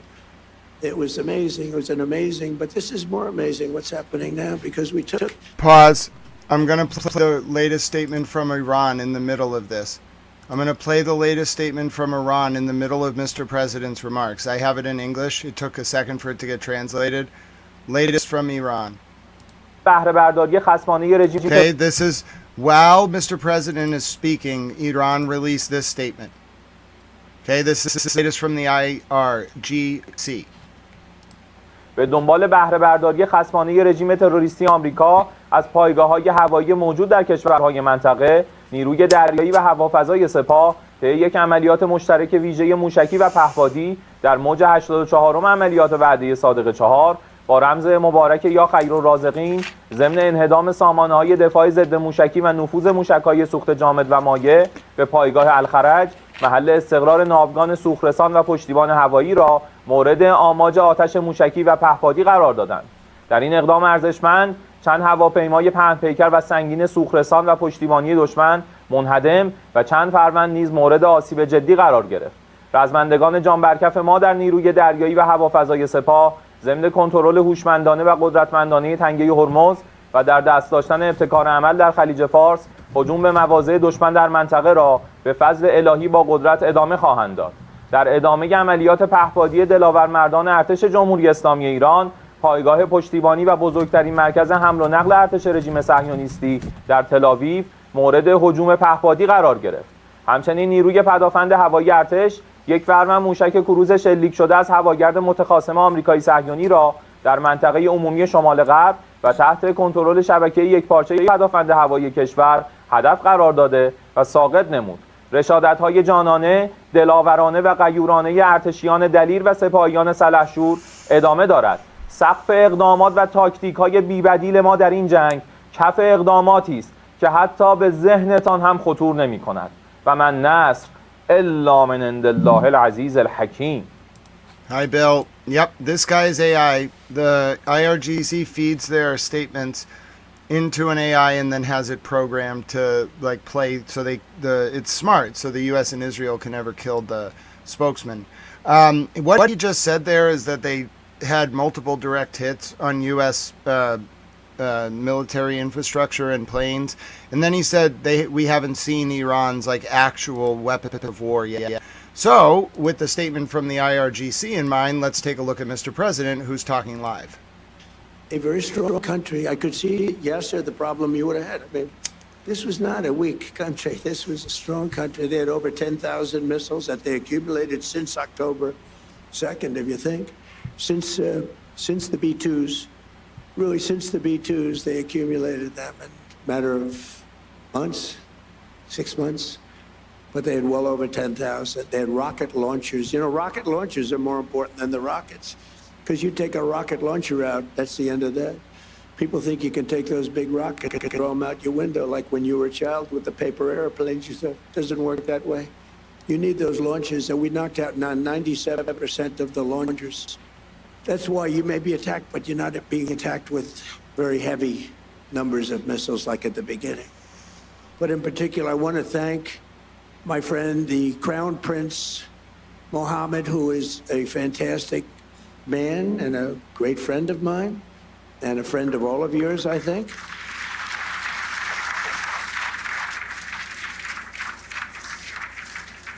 And he's a warrior. He's a warrior. He was not afraid of this country that, frankly, he should have been afraid of because they were powerful. I wanted Tamim, because Tamim is, these three people have been unbelievable. Tamim, and then UAE, Mohammed. These are three great people. And they were under tremendous attack, unexpected attack. And they weren't thinking this was going to happen. Nobody was. And they turned against them and really became very powerfully aligned. And they were with us, but they weren't with us very obliquely. They were with us. But I think that I have to acknowledge for their bravery, because they were being hit pretty hard. All three of them, they were being hit pretty hard. The Emir, Mohammed, you had two Mohammeds and a Tamim, and they're friends of mine. And also I have to say that Bahrain and Kuwait, they were stand up, more so than NATO. I want to tell you, more so than NATO. Now they're a little closer to the action than NATO in all fairness. Very disappointed with NATO, but I wasn't disappointed with our allies in the Middle East and others. And others. We had tremendous support from countries that were not in the general area, but they were tremendously supportive. I think Turkey was fantastic, actually fantastic, and they stayed out of things that we asked them to, and he's a great leader. He's a great leader. And Indonesia was great. We had so many great, you learn who your friends are, really do. You learn who your friends are. And, but Indonesia, Turkey, and so many other countries, but the five were great. But your dear friend and my dear friend he stood up and he wasn't scared. Maybe he was, I don't know, maybe he was, but he didn't show it. He was great, a great leader. Saudi Arabia can be very proud of because he's got a lot of titles. He's the crown prince, he's the prime minister, he's the future king. He's got about 7 other titles. I said, you have more titles than any human being on earth. He's everything. And he deserves to be because he's a winner. So I just want to thank those people. So the Middle East will be transformed, and the future of that region is never, I don't think it's ever looked brighter. You couldn't have, we did the Abraham Accords. I hope you're going to be getting into the Abraham Accords finally. Yeah, so will you please go back and explain? It's time now. Mohammed said, oh, yes, as soon as we do this, as soon as we do that. I said, Mohammed, we did that. Oh, yes, but we have a couple of other things. It's now time. We've now taken them out, and they are out bigly. We got to get into the Abraham Accords. And we hope all of the countries are going to be in the Abraham Accords. We have some very brave countries that did it, years they went in. And you know who they are, the early four. And they did a great thing in doing it, and it was great for them also economically.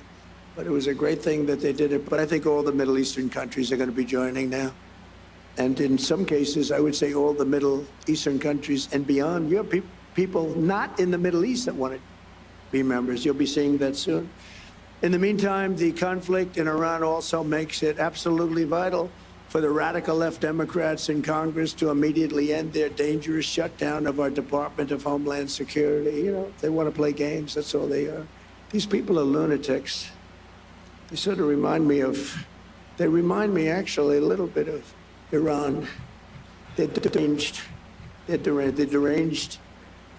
deranged Democrats. For 42 days, they've tried to completely eliminate funding for the number one duty of government, which is keeping America safe. And they want no ICE. They want no border patrol. They want no protection of any kind to be given, reopening our borders and stopping all immigration enforcement in our country. They want to have our borders be open again. We took in 25 million people. We've gotten a lot of them out. Tremendous numbers of people that should never have been here before my election.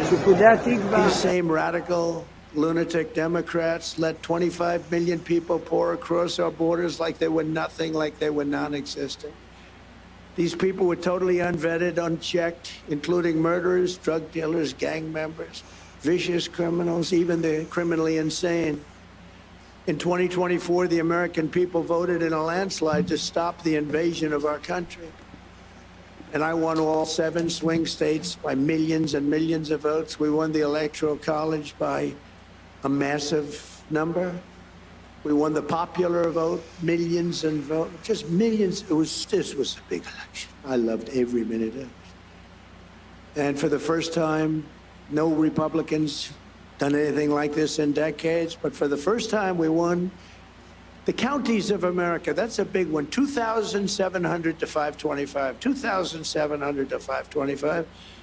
87% of the vote. We won 87% of the counties. In other words, it was a mandate like our country has not seen in many decades. It was a mandate for an ideology, which is an ideology.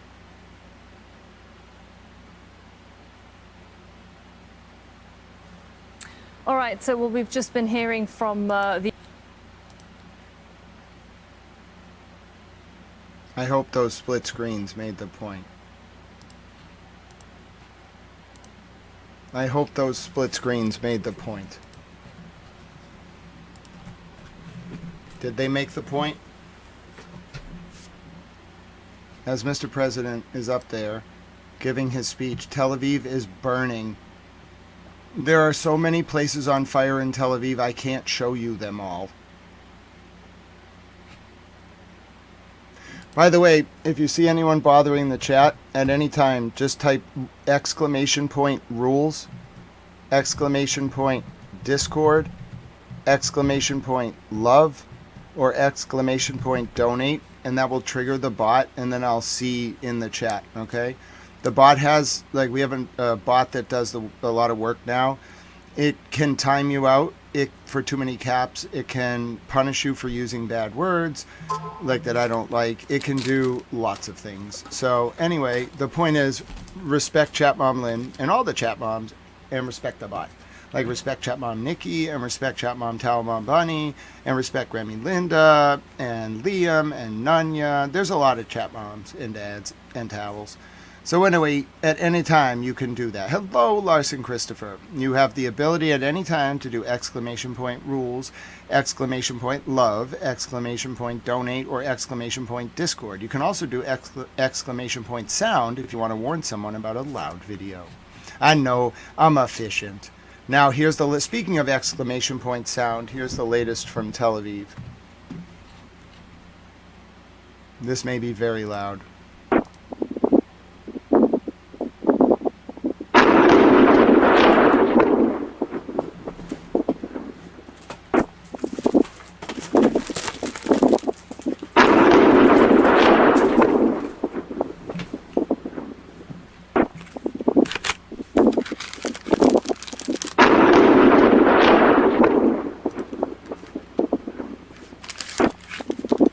Hi,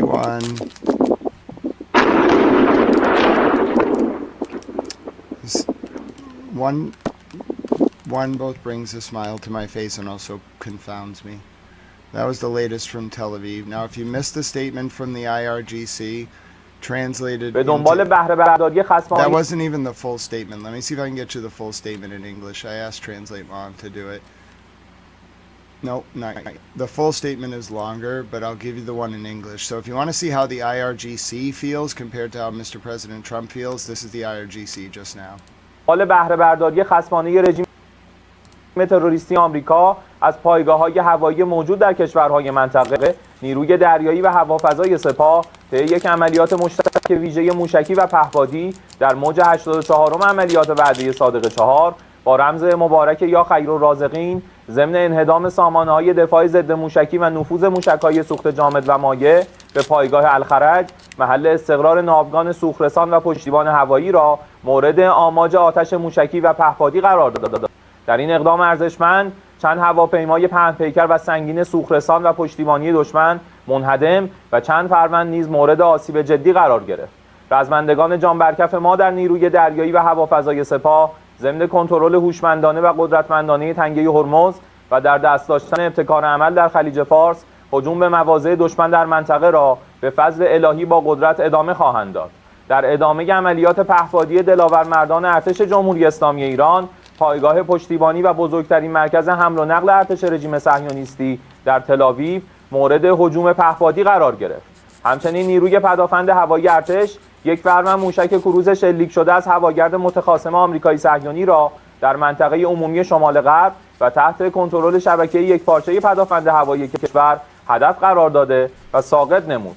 رشادت‌های جانانه، دلاورانه و غیورانه ارتشیان دلیر و سپاهیان سلحشور. Oh, hi Aaron. Yes, that's my donation food fund.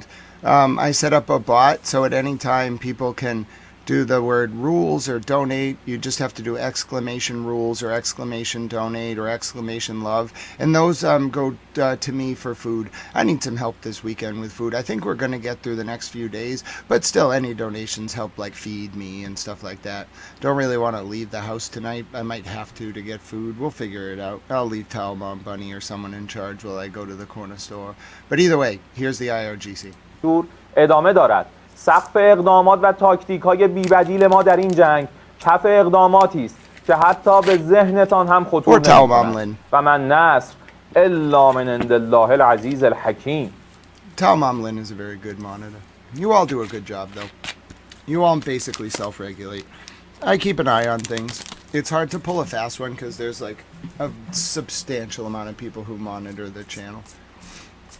And they all kind of just hang out throughout the day, so most people are just amiable. Someone asked if I respect free speech or said I should.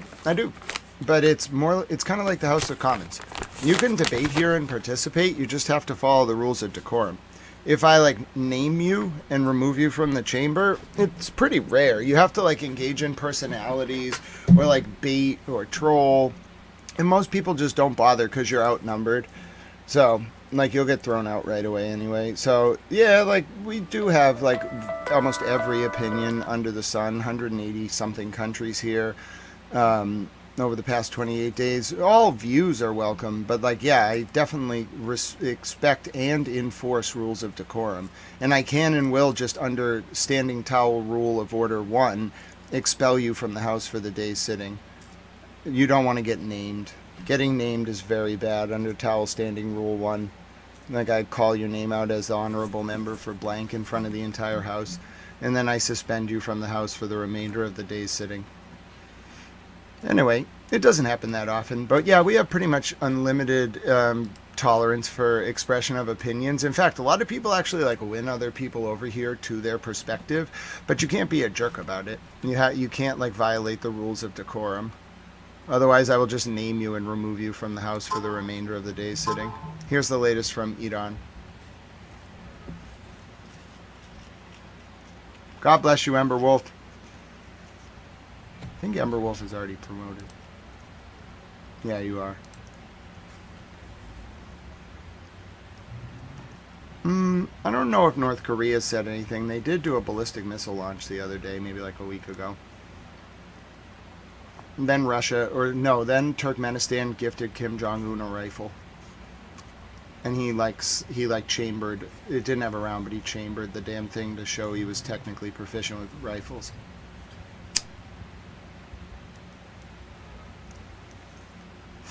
Which, I mean, Kim Jong-un is technically proficient with rifles.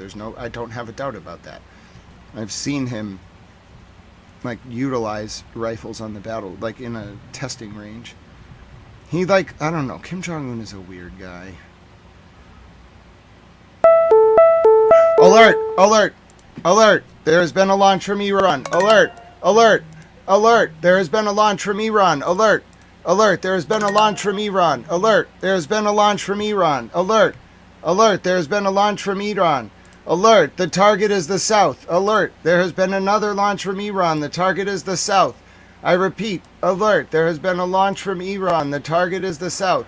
You have 6 minutes and 50 seconds. Alert! There has been a launch from Iran. The target is the south. I think this is Iran's response. They are now going to shoot at the south in Tel Aviv again. I repeat, alert! There has been another launch from Iran. You have 6 minutes and 30 seconds. I don't think Iran took very kindly to Mr. President's speech. No. For the third time in 4 hours, Iran has fired missiles at Israel. The target is the south near the Negev. Time to arrival 6 minutes from this post. Live coverage. Okay, you have 6 minutes. There has been another launch. It is targeting the south. They always go in a pattern. So expect to see another launch at Tel Aviv right after this. It's the Negev. It's right near Beersheva. Should be able to see it behind me.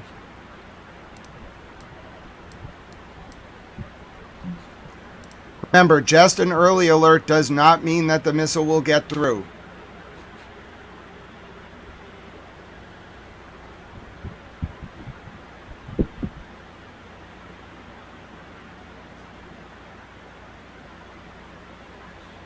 But the last time one got through, we saw it on the center cam. Okay, so I'm going to make that one wider for you at the expense of some of the other cams. Okay, so I'm going to give you a full view on cam 5 at the expense of some of the other cams because it won't go towards the north anyway.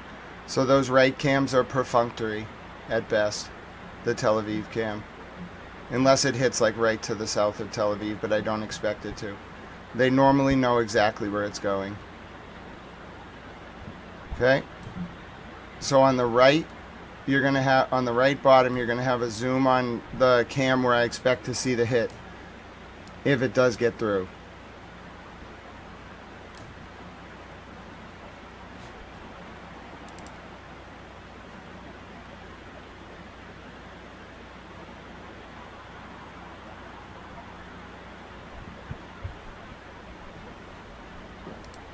It has been launch after launch after launch tonight. Oh, God bless you, Aaron. I will try to order some food tonight. Oh, God bless you, Neo Mortal Girl. Oh, it's so good to see you. Hold on. Oh, God bless you, Aaron. I will for sure get some food and supplies tonight at some point. You are wonderful and appreciated. God bless you. Neo Mortal Girl. Oh my goodness. I needed him right now. I love him. He's adorable. God bless you, Neo Mortal Girl. It's so good to see you.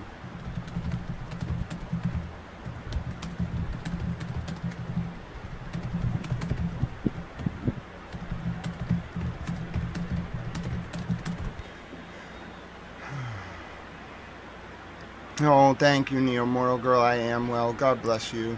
It's been an intense couple days, but having you all here while this all happens is a source of comfort to my tired soul.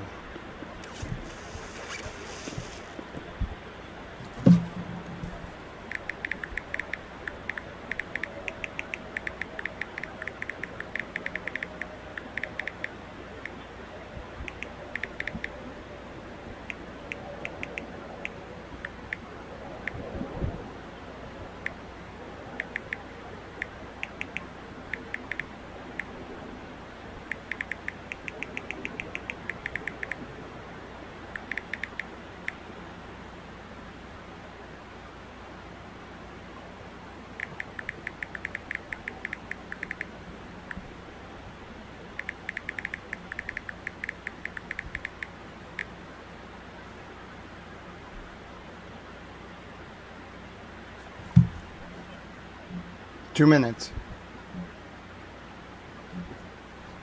Oh, hello, Greg. God bless you. That's very kind of you. Welcome to the channel. Make sure you get your towel wrench. God bless you.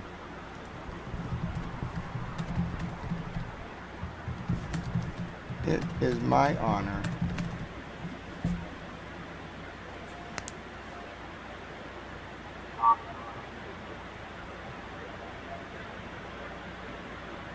You are watching Cam 5. I don't see any red, but that could change in the next 30 seconds.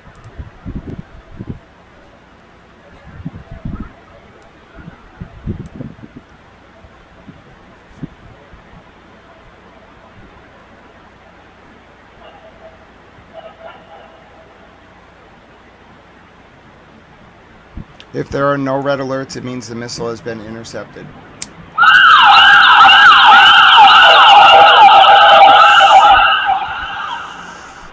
That's an ambulance in Haifa.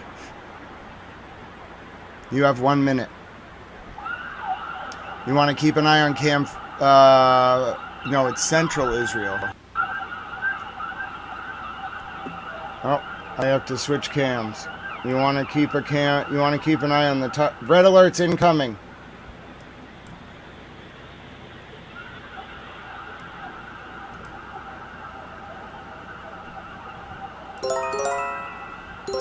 Keep an eye on that cam.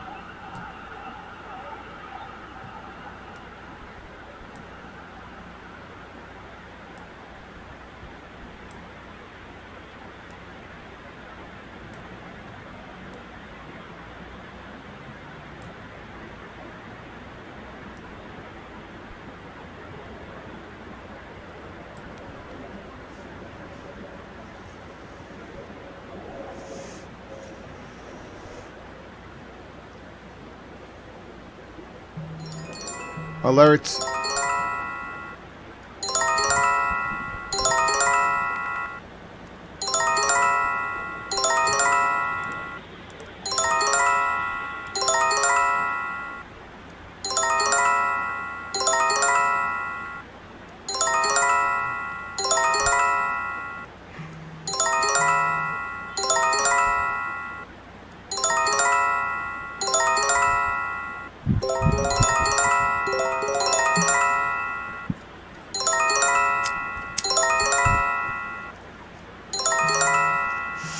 Substantial amounts of alerts in the south.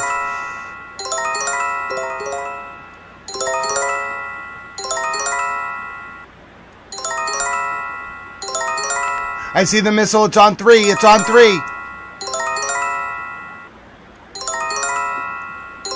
It's over Tel Aviv, heading south. It's heading south over Tel Aviv.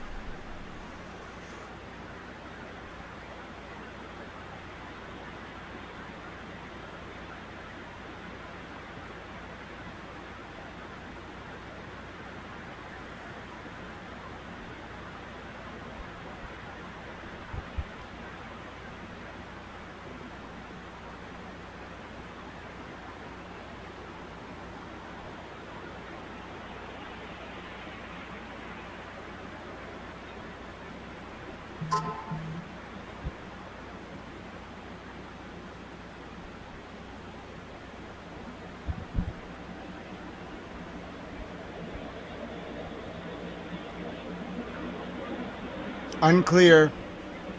It did not hit on the temporary cam.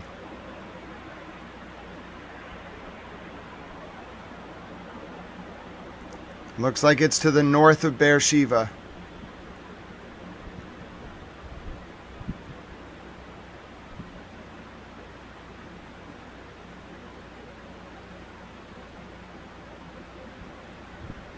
Looks like it's near Yatta.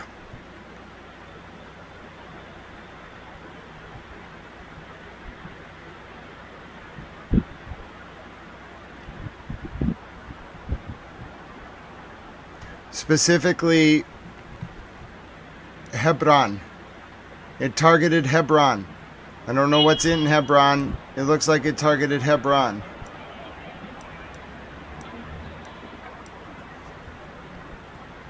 Okay, all red alerts have lifted. So whatever it targeted, we didn't see it. Oh, more? More?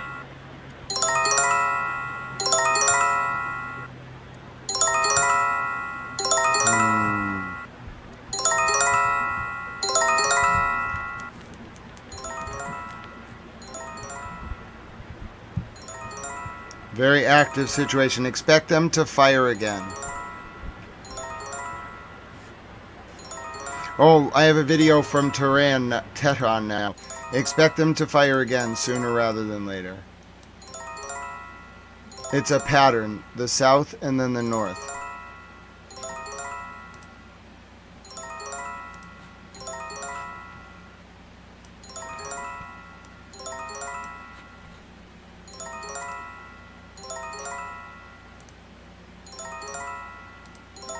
Those are the current alerts.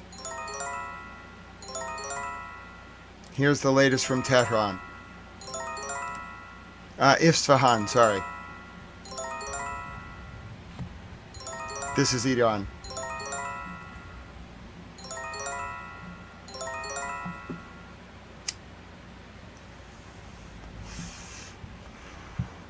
I have Tehran as well. That's Isfahan. Here is Tehran. Here is Tehran, 1:05 a.m.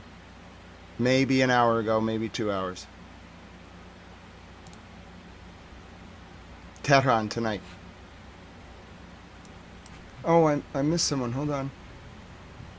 Oh, God bless you, IDF. It is such a pleasure and an honor to have you here with us.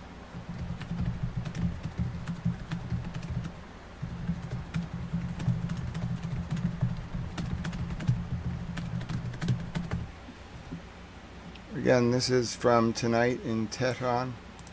Thank you all so much for your kind compassion and support. And this is the latest from Tehran tonight.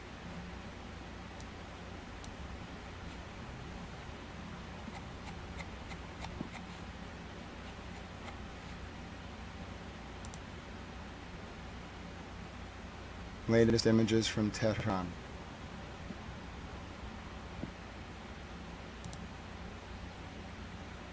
Heavy shelling. You can almost see it, like the bombs light up the sky. That's the first one. That, I mean, it doesn't look like a powerful explosion, but light up the sky like that in that low quality.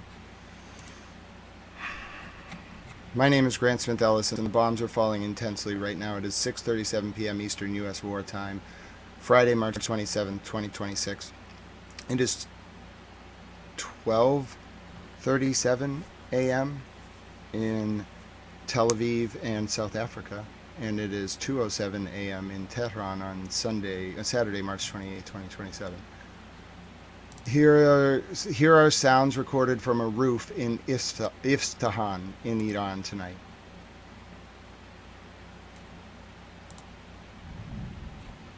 There's no video, it's just sound from a roof.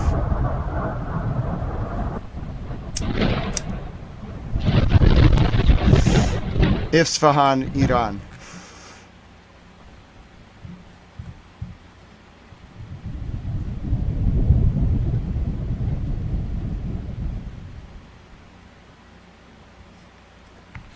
Pause. Here's the latest. We'll go back to Isfahan in a second. Here's the missile that just went towards the south. This is the missile that just went towards the south of Israel, just now. That was the alert. It was for this missile.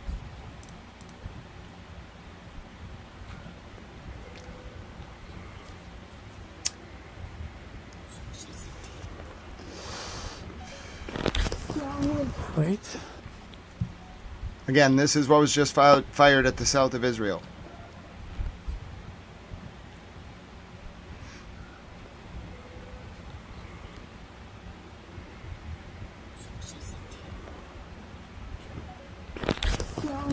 Wait.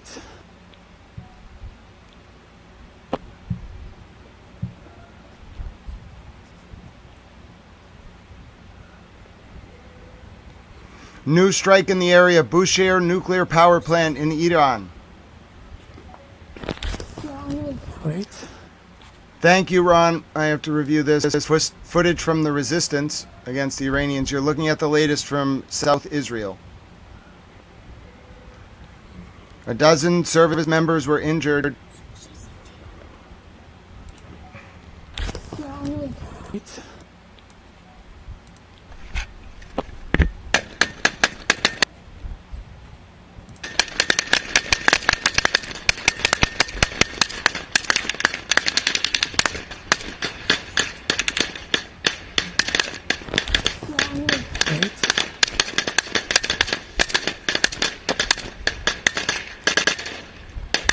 Wow.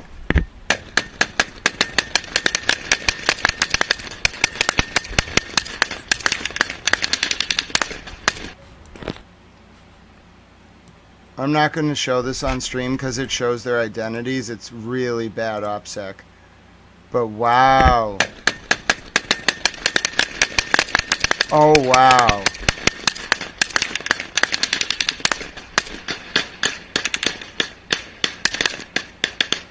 I'll describe it to you, but I'm not going to show it. It's terrible OPSEC. It's a group of Iranian dissidents. Okay, so I'll tell you what I'm watching. So let me bring myself up on the screen. I have footage for you right here. I'm not going to show it to you for a number of reasons. One, it's really bad OPSEC. Two, I'm not exactly sure what they accomplish in the video, but it's a group of anti-Iranian, anti-IRGC Iranians. It's from the city of Nusabad.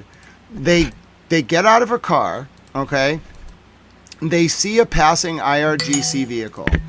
And then they all are armed with very heavy weaponry, serious weaponry. And they just unload on the IRGC. The guy doesn't, the truck doesn't stand a chance. Wow, there's serious ambushes going on. There's news value to this, but I'm not going to show it because it literally compromises their identity. I don't know why they uploaded this. I guess to prove they can do it.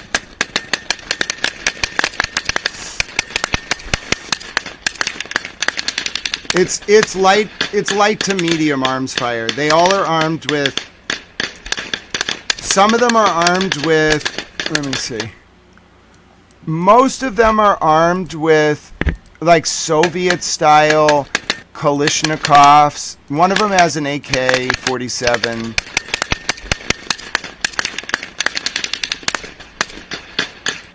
One of them has like a M1 carbine. That's an odd weapon to have. Why do you have that? Yeah, and then another one has like a modified, it looks like Tavor, like bullpup. Wow. Okay, so I'm not going to show this, but the Iranian opposition is armed with Kalashnikovs, like AK-47s, like MP5s, but it's really more of like a like Tavor-style bullpup.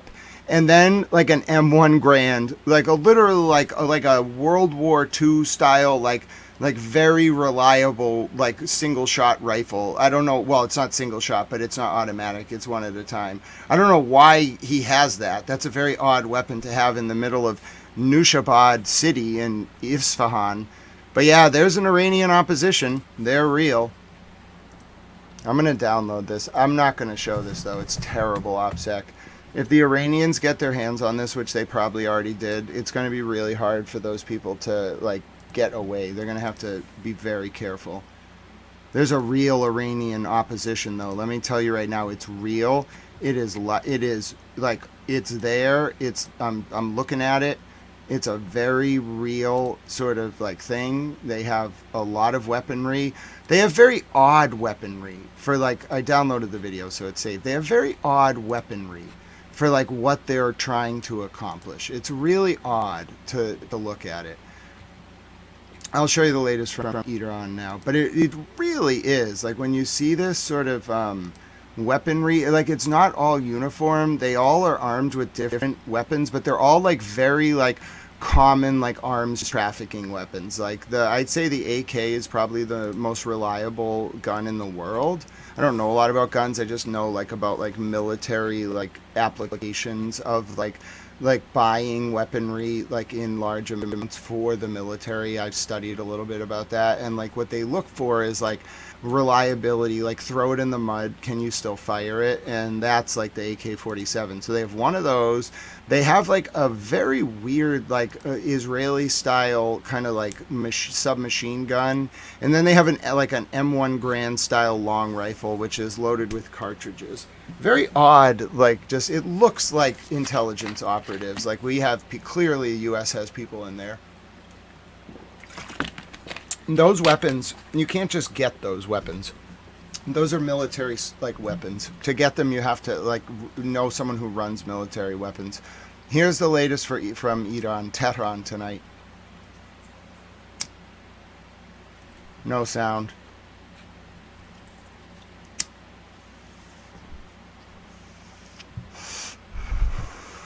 Latest from Tehran.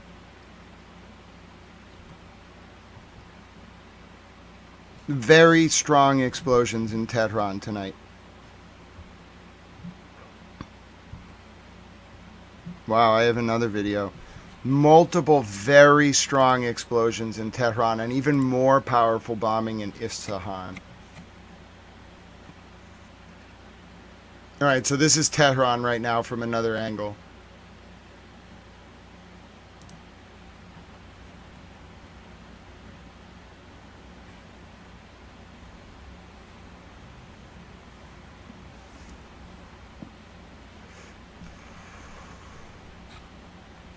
On the ground in Tehran. Hi, no, I didn't get food yet, Bunny. I'm feeling a little stressed. I should eat, though. I have some M&Ms here.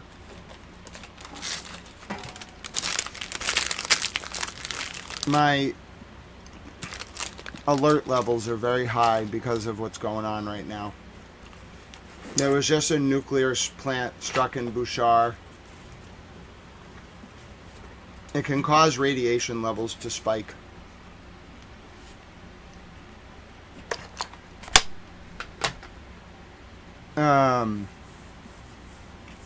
But yeah, my towel chat moms are reminding me to eat. I might get some food. You all have been so kind.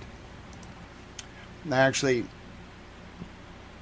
I don't need to bother with telling you the story of my daily like attempts to be an adult. But yeah, I will order some food. Here's the latest from this was the missile that was heading towards southern Israel. I do not have an impact report. This was the missile from 15 minutes ago, the last alert.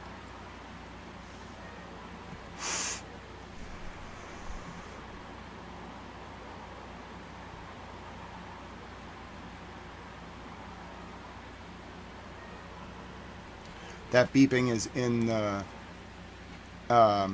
video itself, our beeping that we hear so often. I'm going to show you now the footage from a rooftop in Isfahan. It is very loud, okay? It is from Isfahan this morning at 1:35 a.m. The raw sounds of Isfahan, Iran. There's no video.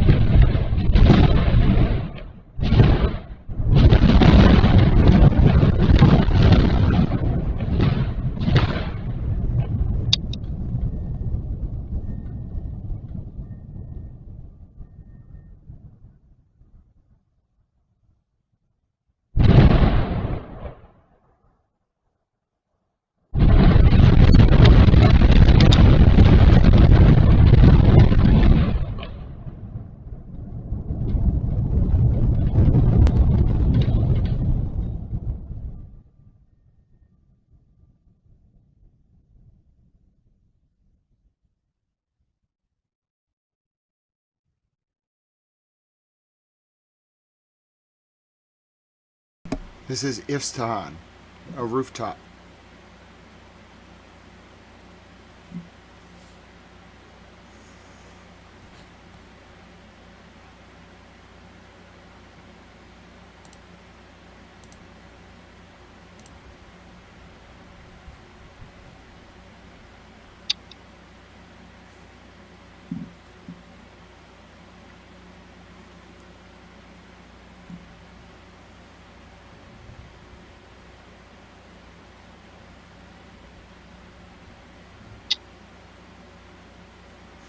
This is a rooftop in Isfahan.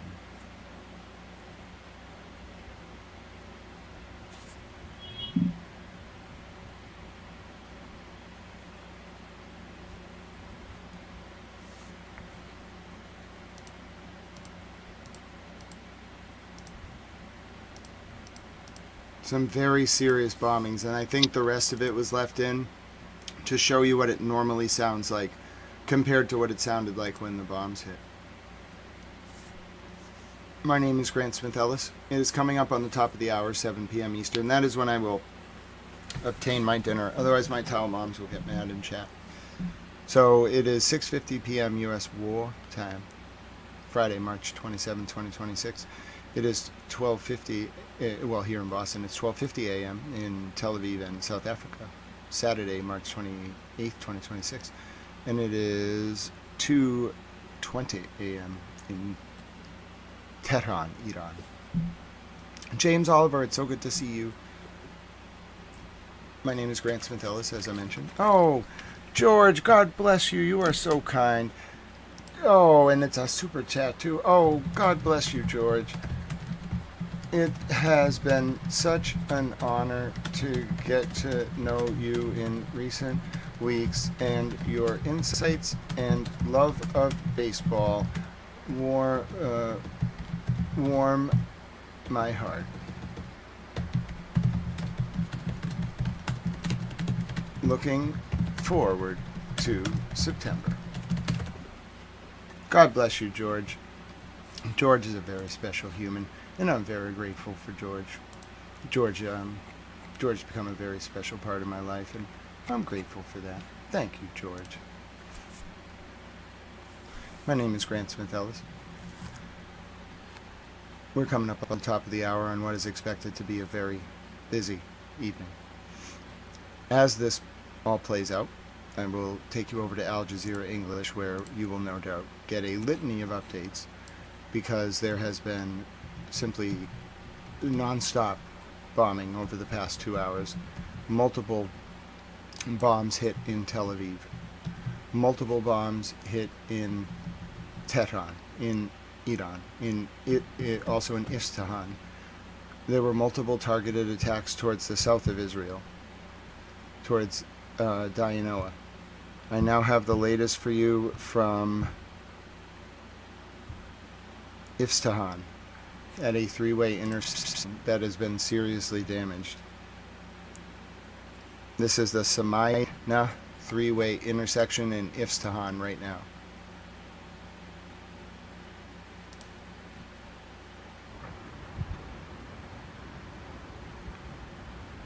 I should put on a pot of coffee. It could be a long night.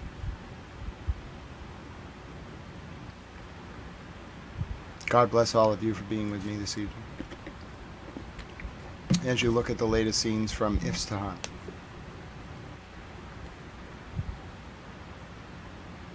We do, Melissa. God bless you. It's so good to see you. Hello, Shep. It's so good to see you. Alright, so that was the latest. I'm monitoring for impact damage in the south. A wave of attacks in Iran coincided with the speech by Mr. President Trump.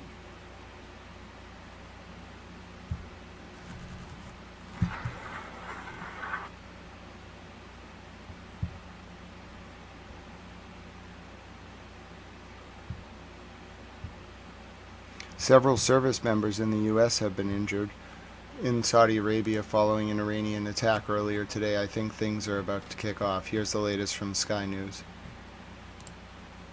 I'm very concerned, and I am praying. I don't know what to do. It's in God's hands.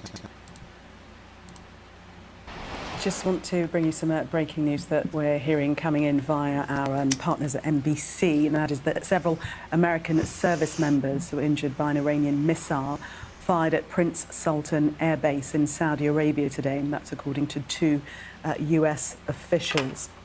None of the injuries are considered life-threatening. At least one aircraft was also damaged in the attack. And, What's going on in Toronto? Why are there explosions on the top of a building in Toronto? One second. Very strange situation in Toronto, Canada now. Might be some gas tanks at the top of the building. Unsure why exactly it's happening. But let me show you the latest footage now from Toronto.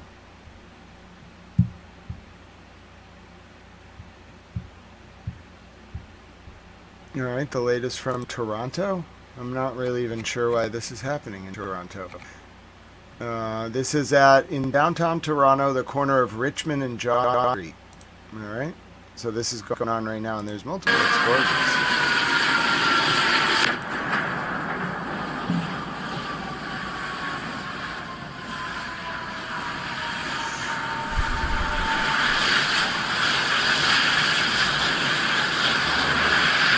Thanks, Miss Clutch. Just saw it.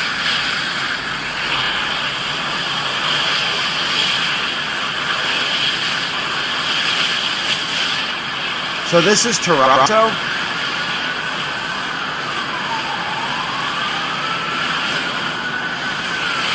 Looks pretty serious. I don't know a lot about fires. I don't even know what kind of fire that is. Propane tank. Gotcha. Wow. Serious situation in Toronto right now.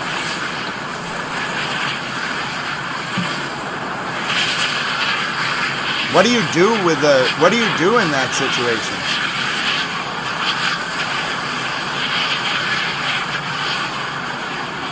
Thank you, J Bow. Do we have live coverage?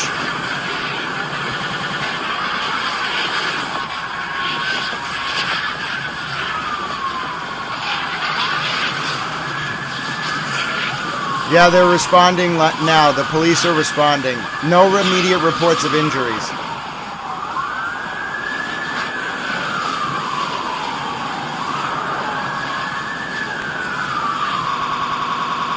Go ahead, British reporter Tal. You think you can handle it?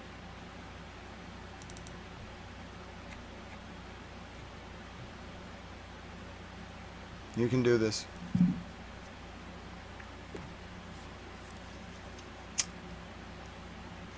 Fire crews respond to explosion atop building in downtown Toronto. Screen grab of video sent to City News that shows an explosion atop a building in the Richmond Street West and John Street area on Friday, March 27, 2026. ITYNEWS submitted.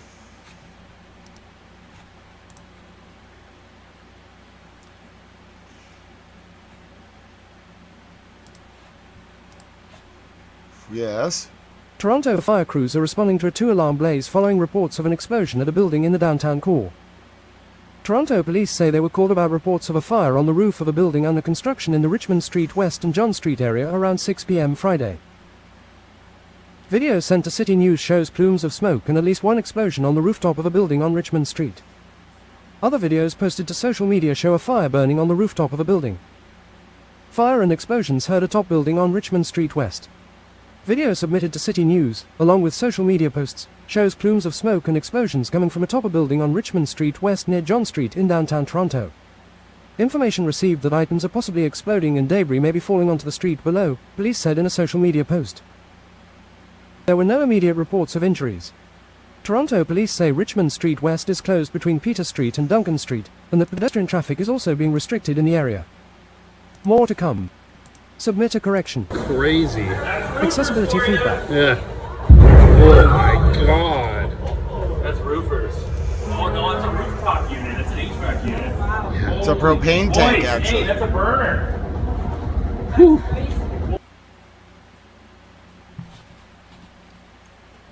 Restart that from the beginning, if you would.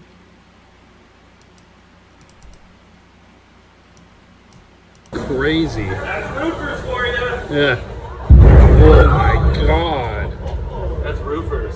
Oh no, it's a rooftop unit. It's an HVAC unit. Wow. Yeah. Holy boys, hey, that's a burner. Whew. They've attacked the Canadians? I don't know. It's quite a propane tank explosion, though. Very odd thing to happen in the middle of downtown Toronto. They were worried about sleeper cells in Canada, too. Specifically Canada.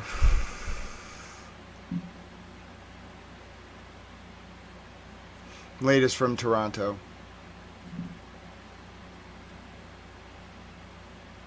Pretty serious explosion. Pretty serious situation. Unclear why this is happening. I'll show it to you again from the ground. Crazy. That's roofers for you. Yeah. Oh my god. No, bro, that ain't roofers. There's no roofers. There's no roofers. I mean, they can't see what's going on, but this is what's actually going on. There's no roofers up there.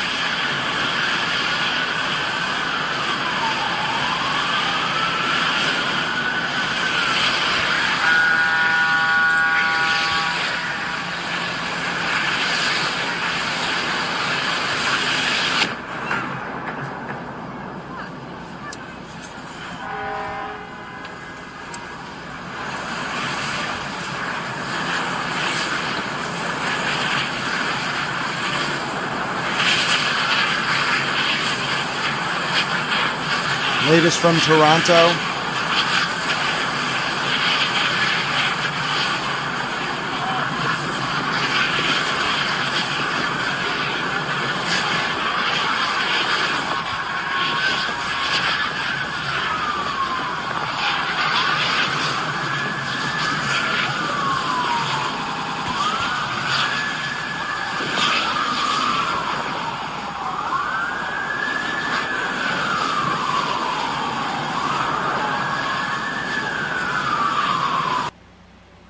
So the latest from Toronto.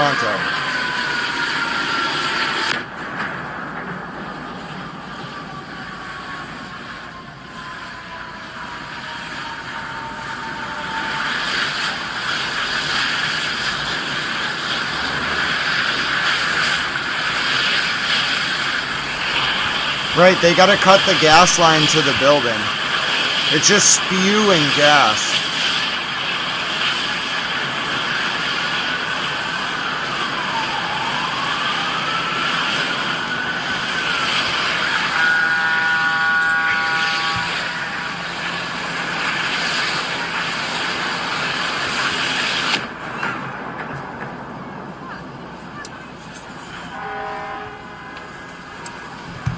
Space lasers. I don't think it was space lasers. I'm not really sure what would be up there that could cause like a spark like that, but maybe it was just old propane tanks.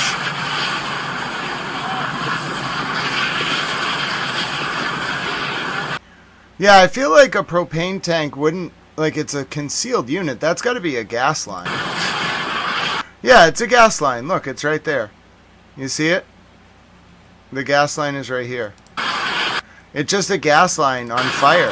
How do you set a gas line on fire in a building? Wait, won't that fire back into the... I'm so confused. Why is the gas line of the building burning? Am I the only one who's confused by this? It's not a propane tank. I see what it is. I'll zoom in on it for you. Wait, am I the only one who's baffled by this? Or is this... Are we all on the same page that, like, that's a gas line? It's not a propane tank. It's a gas line. Why is it burning? I don't understand. I'll zoom in on it for you. But I'm a little bit perplexed and concerned, but mostly perplexed. That is not a propane tank. I'll show you exactly what it is. I can see it because my monitor's pretty good. That is you're going to see it here. I'll zoom in on it for you. It's just a gas line.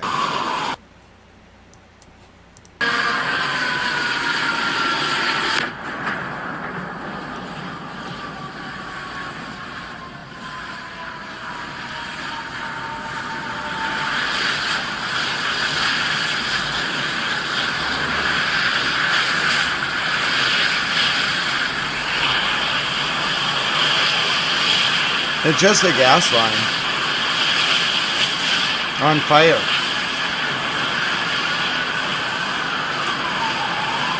Yeah, it's a gas connection of the building. How do you even set that on fire?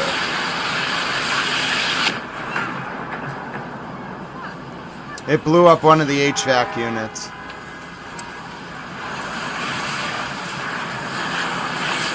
It's very clearly a gas line. It's not a tank. I can see the line. How do you set that on fire? Someone please tell me. I'm not an expert in this. Why would that be on fire? What is the plausible explanation here?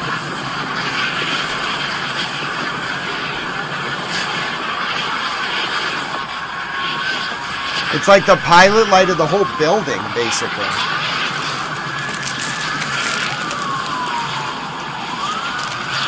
No.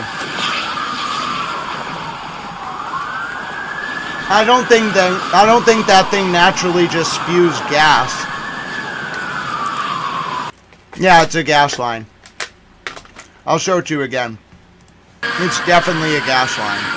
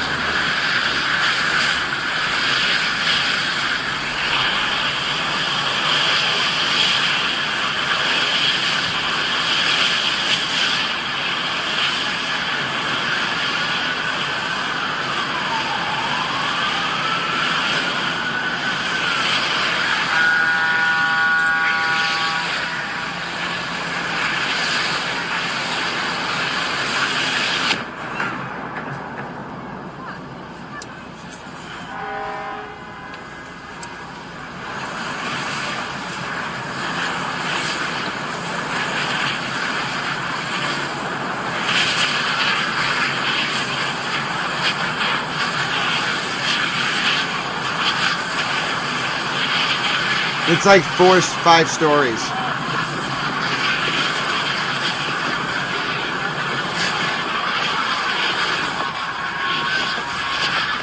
So Ron says it looks like a pipe failure or valve. If for winter heating or air moving unit once breached, the AC pipe caulking will ignite. Very serious because the roof is involved and can burn down the building. So this is apparently a very serious situation. I'm not an expert in structural fires. I'm not an expert in gas lines. Like, I'll show it to you all so you can analyze it, but I just want to be clear. I am not an expert in anything to do with any of this.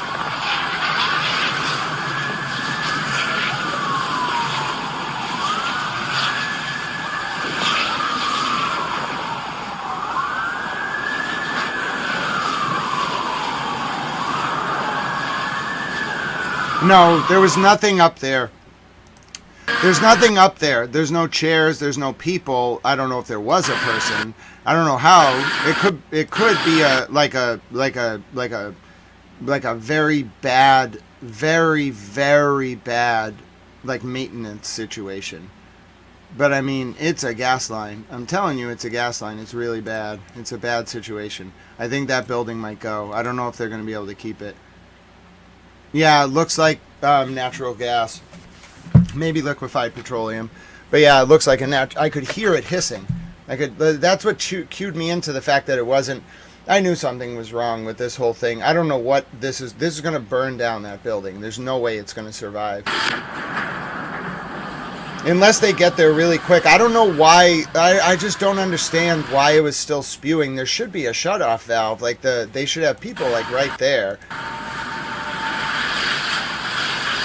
In fact, there should be like an emergency shut-off to save the building for this reason.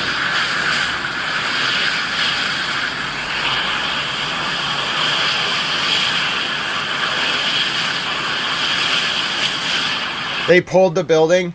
Yeah, they had to. Anyone got a live feed? They pretty much had to pull the building.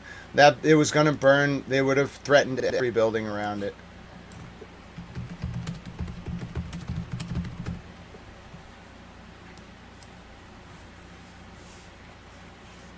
What did Beachcomber do this time?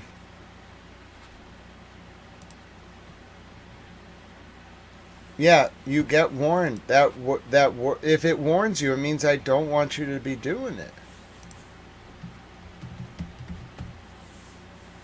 Because people were coming in here and trolling with that. So now you get... Tiger Woods hit a gas main? Oh, Jesus. I'm going to try to get you the Toronto fire live coverage. I don't have a lot of Canadian TV channels. So if you're Canadian and you have live coverage... Here's CBC, the Canadian broadcaster. As this generation of students faces an affordability crisis and high job competition. Bro, take the Toronto thing. CBC take News, the Toronto. Oh my God, take the Toronto thing. Somebody is live like down there. I'll go backwards a few minutes, but like we need for like no, he's not at the scene. We need an actual reporter there. I can't. No one is down there.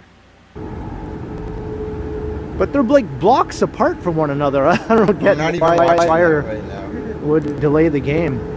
But why the fire would delay the game? Have you seen what happened? Like if you like the person and they like you and you're like gently being friendly with trolling, fine. But on the whole, yeah, like no, I prefer just be amiable. How is there not a single Canadian news station taking this live? It delayed the baseball game. Bro, see, CBC News Toronto, go live. Go live. And Broadview and Bay and College are reopening tonight. Oh my God, the mayor says go the city was live. able to add more workers and compress the timeline. Traffic signals, which can make those adjustments. How are you Canada's network and you're not covering this? Canadians.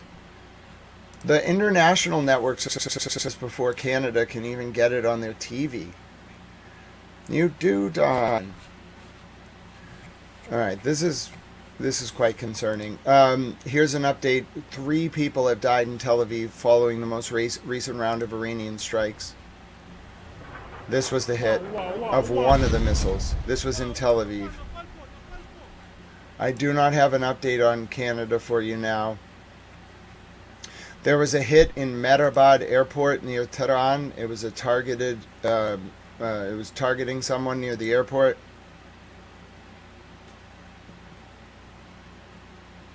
All right, so that was in Iran. There's just, and they're going to launch again. Reports that industrial facilities in the Al Had area of Bahrain have been hit.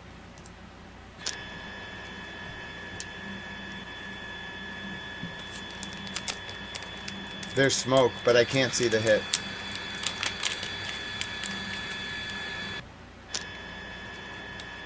"27 units dispatched. Fire is level 2. I don't speak Canadian fire, but I imagine that is pretty severe.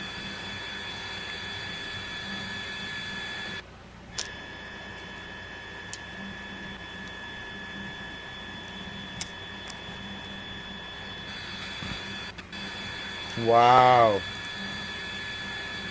Take a look at this Toronto fire alert page. This is all the people that are responding right now in Toronto to that fire. You're looking live at the actual response. That's crazy. That's wild. Thank you, Ron Hunter.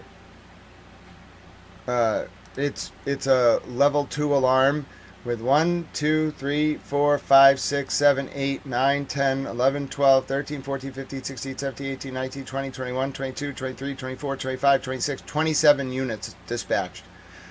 That's a lot of units. DD Thames, unfortunately, the only update out of Saudi Arabia is that none of the injuries were fatal and most are minor.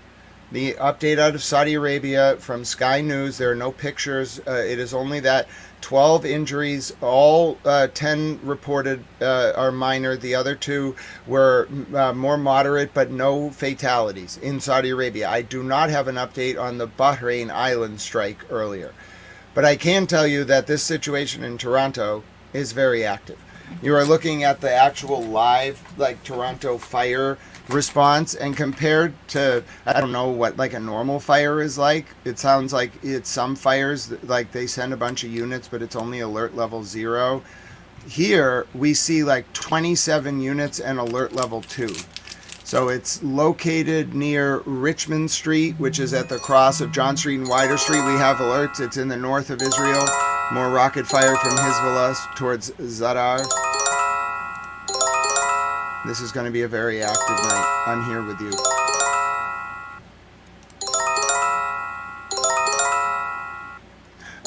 Yeah, Robson, the Chinese satellites did get imagery out about Saudi Arabia from earlier. I don't know if they got the second hit. Not sure which vid was an old vid. The one from Bahrain? Okay. Here's footage from Israel of an interceptor falling back to the earth.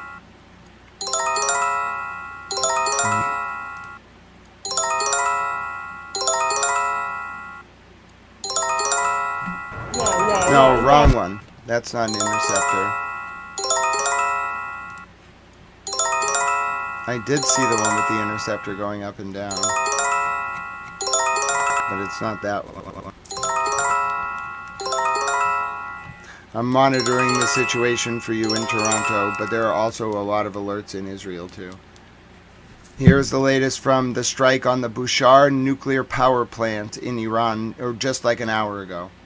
الوكالة الدولية للطاقة الذرية تقول إن إيران أبلغتها بتعرض منطقة محطة بوشهر للطاقة النووية لضربة جديدة. A 2 alarm is still moderate. Thank you, Ms. Clutch. تقول الوكالة الدولية I will, Standing Stones. I might have to go out, but I will. للطاقة الذرية أن إيران أبلغتها بتعرض منطقة محطة بوشهر للطاقة النووية لضربة جديدة بحسب ما ورد عن الوكالة الدولية للطاقة الذرية. الآن الحديث عن أن إيران أبلغت الوكالة بتعرض منطقة محطة بوشهر للطاقة النووية لضربة جديدة. حسام، يعني هل من معلومات جديدة أو تفاصيل جديدة حول ما ورد عن الوكالة الدولية للطاقة الذرية؟ Gas bottles? What are... thank you, Sorority P... I don't know how to spell that. But the fire in Toronto was gas bottles. You can see one spinning in a Twitter video. What's a gas bottle?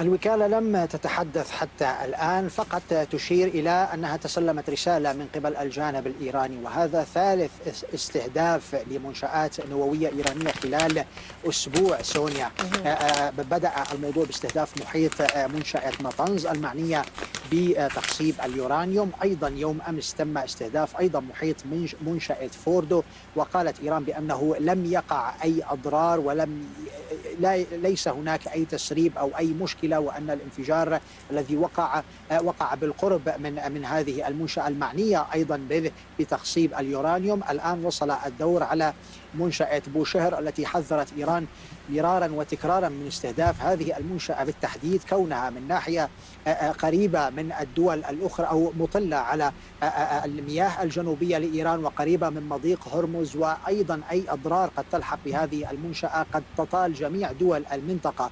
أي تلوث قد ينتج عن هذا الاستهداف في حال لحقت أضرار كبيرة بمنشأة بوشهر.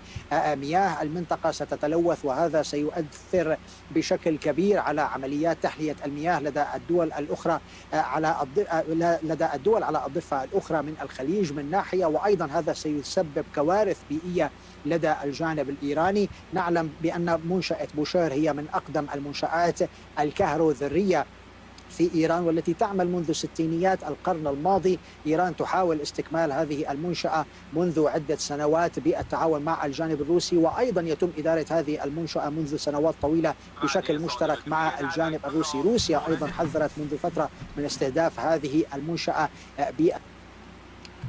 Thank you, Chad. I also have the latest from the Iranians on the strike regarding the U.S. troops in the area of in the area of Kuwait on Bubiyan Island. Okay, this is the latest from the IRCG on the surprise attack on Americans on Bubiyan Island in Kuwait.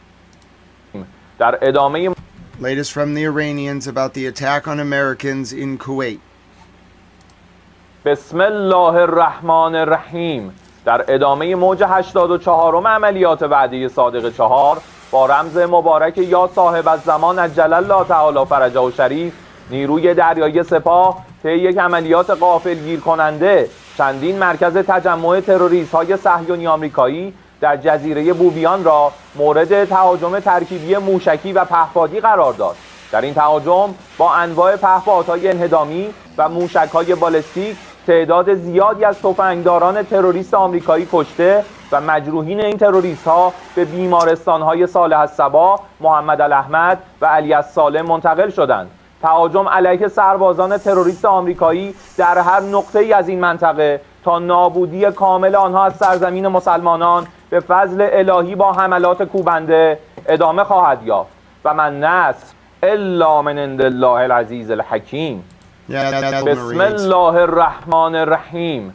در ادامه موج 84 عملیات وعده صادق 4 با مبارک یا صاحب الزمان عجل الله تعالی فرجه و شریف، نیروی دریایی سپاه یک عملیات غافلگیر کننده چندین مرکز تجمع تروریست های صهیونی آمریکایی در جزیره بوبیان را مورد تهاجم ترکیبی موشکی و پهپادی قرار داد.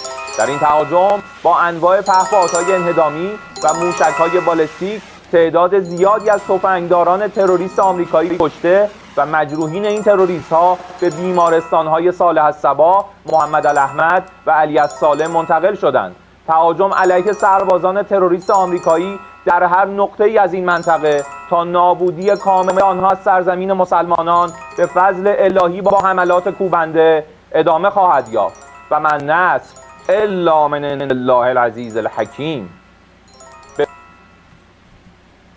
I'm gonna have to record a piece on this. That's very serious. Good evening. Reporting from the War Desk in Boston, my name is Grant Smith Ellis. It is 7:21 p.m. Eastern U.S. wartime, Friday, March 27, 2026. It is 1:22 a.m. in Tel Aviv in South Africa. It is 2:52 a.m. in Tehran on Saturday, March 28, 2026, on the 28th day of the U.S.-Iran war. I have a statement from the IRGC, Iran's Combined Command and Control Council, indicating that they have slaughtered a group of U.S. Marines to the south of Basra in Iraq, which is a Penne exclave nestled between Iran to its west, to its east, and Kuwait to its west. To the south, the Persian Gulf, where 2 ships were set on fire within the last 2 weeks by the Iranians. Now you will see a video released in the last hour where the IRCG claims within the past 2 hours they engaged an attack against Bubiyan Island to the south of Kuwait and the south of Basra, Iraq, and the Iran border, killing a number of U.S. Marines. Iran is making the announcement openly, bragging about it. It is unconfirmed by the American forces, but Iran is openly proclaiming that they have slaughtered U.S. Marines in Kuwait to the south of Basra, Iraq, on an island called Bubiyan Island, to the north of the Persian Gulf. I will now play the statement from the IRGC.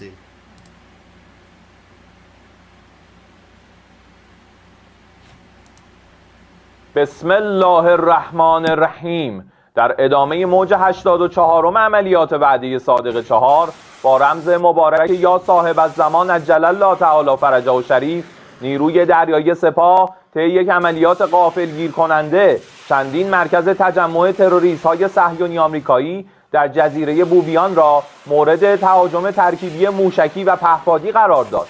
در این تهاجم با انواع پهپادهای انهدامی و موشک‌های بالستیک تعداد زیادی از تفنگداران تروریست آمریکایی کشته و مجروحین این تروریست‌ها به بیمارستان‌های صالح الصبا، محمد الاحمد و علی السالم منتقل شدند. تهاجم علیه سربازان تروریست آمریکایی در هر نقطه‌ای از این منطقه تا نابودی کامل آنها از سرزمین مسلمانان به فضل الهی با حملات کوبنده ادامه خواهد یافت و من نصر الا من عند الله العزیز الحکیم. بسم الله الرحمن. Again, this is an unconfirmed report stated only by the Iranians that a group of U.S. Marines were slaughtered in a surprise attack to the south of Kuwait on Bubiyan Island just 2 hours ago, Friday, around 5 p.m. Eastern U.S. wartime, March 27, 2026. Reporting this unconfirmed news, claimed only by the Iranians. My name is Grant Smith Ellis from Boston.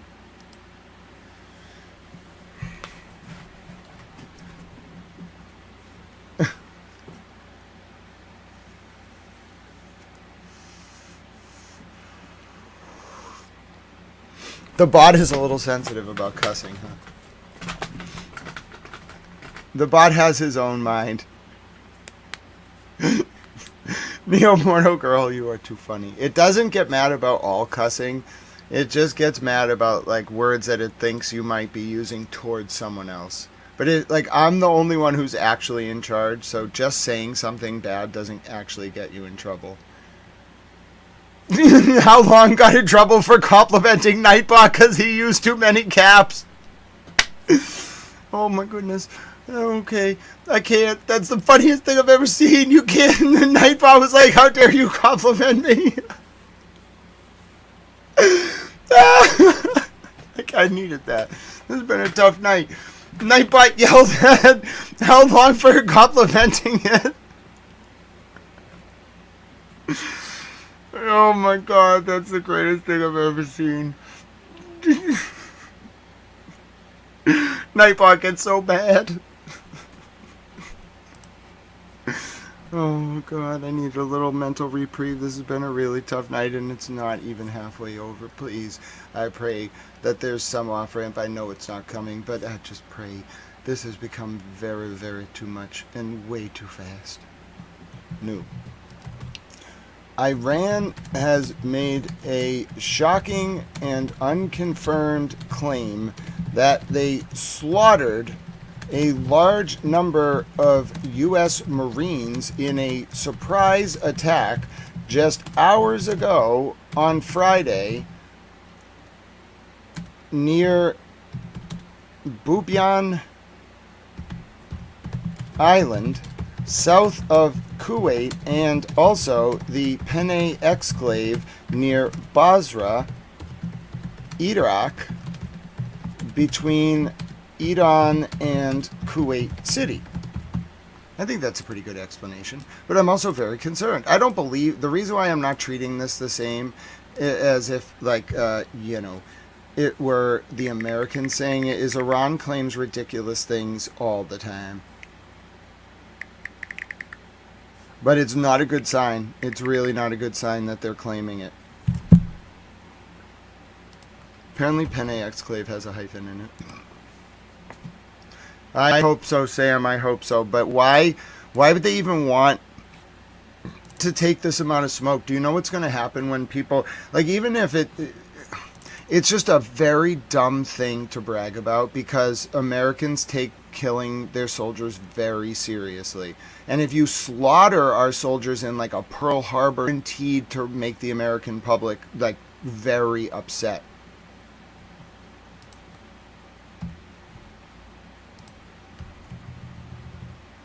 Might take a second for the frames to come back. Sorry, I'm uploading a lot of stuff right now.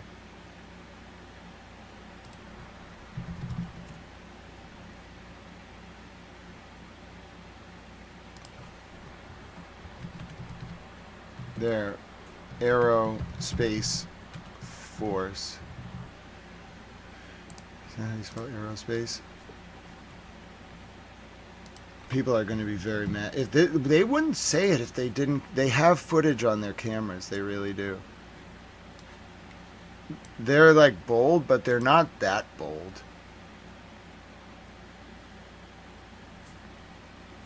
And like claiming a surprise attack. Timale, they're the ones that called it a surprise attack. Not me. They said a surprise attack means they don't give a warning. They gave warnings to other facilities in the region. But yes, they claimed it. They called it a surprise attack and said they slaughtered U.S. Marines. That does not mean they did it. But to even claim that formally is an outrageous thing to do. Yes, the hospitals that the U.S. troops went to were mentioned in the Iranian statement. They're Kuwaiti hospitals. Yeah. And I'm treating it as unconfirmed and war propaganda, but if it gets confirmed, it's a tragedy. It's a disgusting surprise attack. Tony, why are you trolling? You've already been warned by Miss Clutch once, Tony. You can't be trolling like that. People are very protective of me. You're baiting. Okay, Tony, you're welcome here, but you can't be baiting like that. No baiting.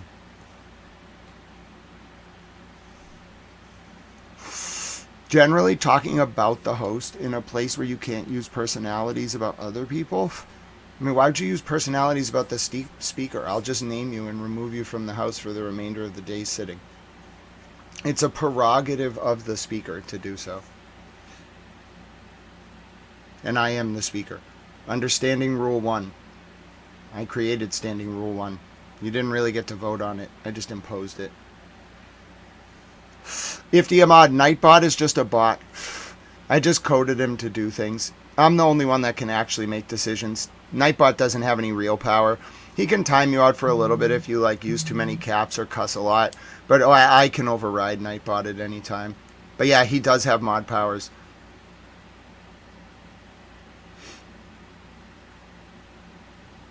Yeah, I mostly like cigars anyway. Little CBD.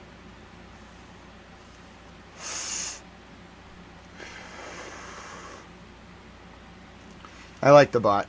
It makes Towel Mom and Lynn and Bunny's life a lot easier. Thank you, Neo Mortal Girl. God bless you. We're just waiting for this video to upload. It's a very important video.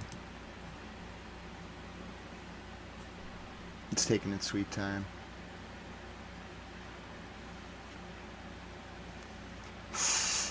Yeah, CBD's cool. We have it here. It's sold like t-shirts here. I helped write the regulations, actually. It's just sold like t-shirts. Like, we have local hemp farmers here in Massachusetts. It's a very important industry. A lot of farmers with Schedule Fs, like local farmers, they can't compete. But if you let them grow hemp biomass, they can like make some money on it. So we really encourage it in Massachusetts. Mr. President Trump just legalized it. CBD, starting in like 4 days, every single American over 65 gets $500 a year for free from the federal government to buy CBD of any kind you want. As long as it's from someone that tested at a U.S. lab and has a state compliant license or federal license. $500 a year, too. For CBD only, though, which I think is great. I'm happy with it. I'm not 65, but it's a test. Mr. President Trump said if the program works and like helps sustain hemp farmers, then, I mean, he didn't say it exactly this way, but he said they'll consider expanding it. I hope they include disabled people too eventually. CBD is really good for colitis. I'm not a doctor, but CBD, there are studies out there, you can read them. It, like, for whatever reason, I don't know the mechanics of it, but my doctor, like, got me off prednisone, like, very carefully managed, though. I don't know enough about it to tell you, like, why the mechanism of action functions the way it does. My doctor's very smart. I've read the studies, but I don't understand what they mean. I'll get you a update from Al Jazeera now. It's going to be about 30 minutes old, but I probably should go run my errands now anyway. Bunny is in charge and Lynn for 30 minutes. Yes, that's correct. So the U.S. upped the enlistment age for the Army, which is probably a sign of where things are going. I'm looking forward to maybe serving in the War Propaganda Office or the War Information Office. I'm pretty disabled, but yeah. Oh, goodness. Bahrain is going into a state of civil revolt over the death, they're calling it murder, of political prisoner Mohammed al-Musawi.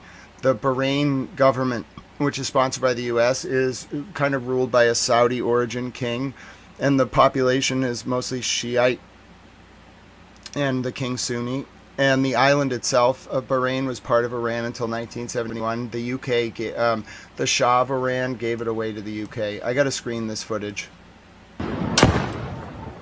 There's a battle in Bahrain. Oh wow. Oh wow. A lot of like crowd control munitions. No weapons. Alright, so there's like Bahrain is losing control of the country. I don't know if the king's gonna last tonight. He's already on very weak footing. I haven't seen it get this bad. The Bahraini people might actually be like revolting right now.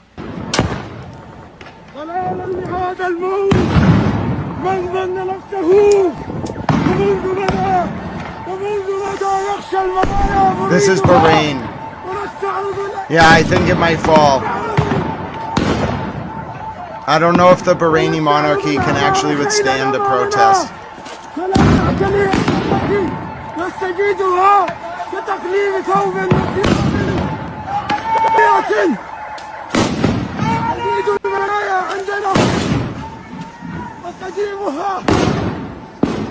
This is Bahrain.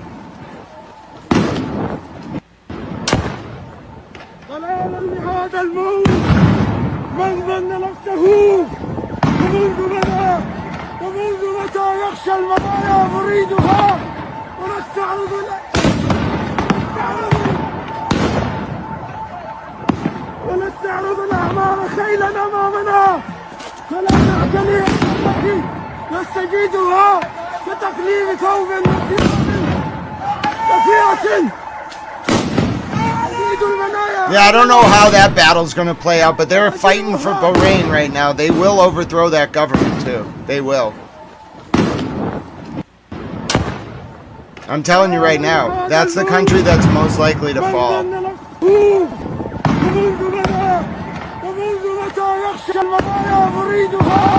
Yeah, it's a bad... The government is in... I don't know if the government of Bahrain is going to make it through the night.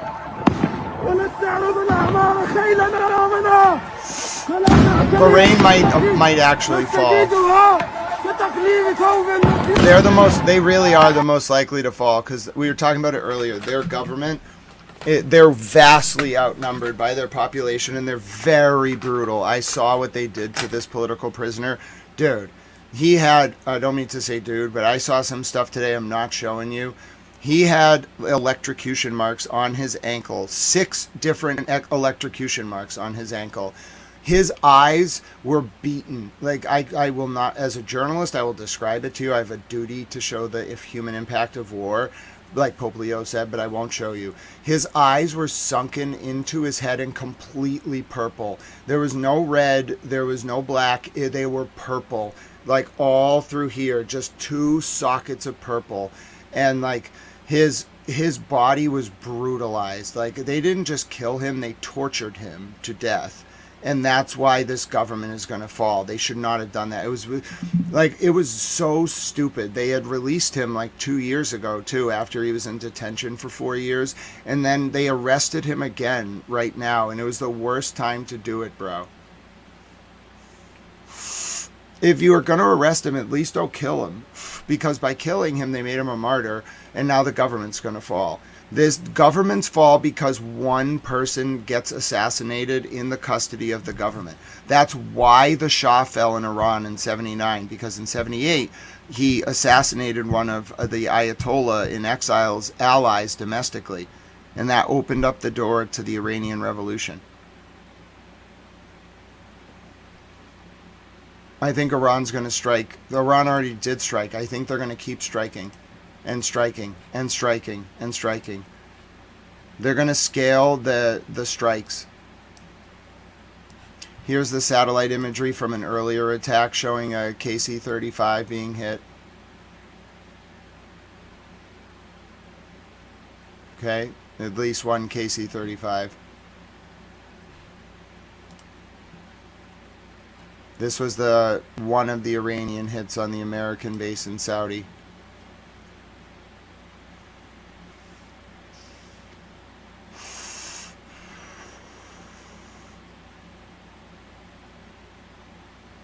Just one.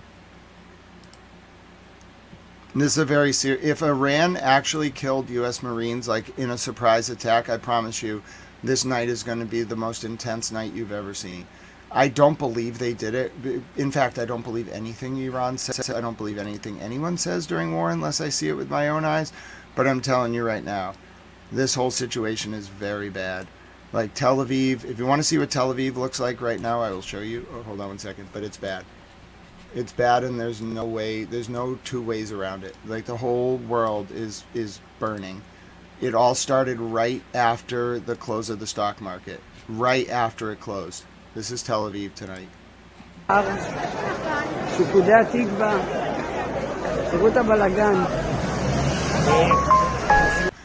Kingsley, you might be right about that, but there's something about like Iranian networks in Bahrain. I just think they've been kind of waiting. I think you're right that the Bahraini monarchy is very strong and well backed, but I just think Iran is going to try to pick off Bahrain. They've been threatening to do it. And Bahrain really belongs to Iran. The British were never entitled to it. The Shah just gave it away for oil rights. Yeah, Joyce, it's more than just the U.S. The Bahraini populace doesn't like their own king. He's a different religion than them. He's the same religion, different sect.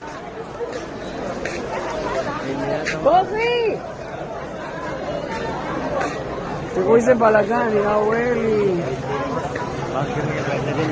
בתקווה.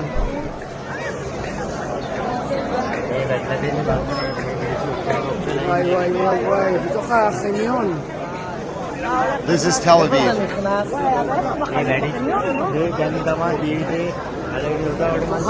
Yeah, that's why I like it too, Ember Wolf. It keeps me in the zone, but it helps my colitis.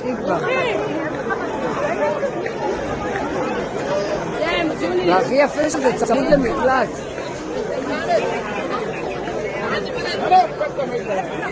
Sergeant, good to see you, sir. Everybody's videoing.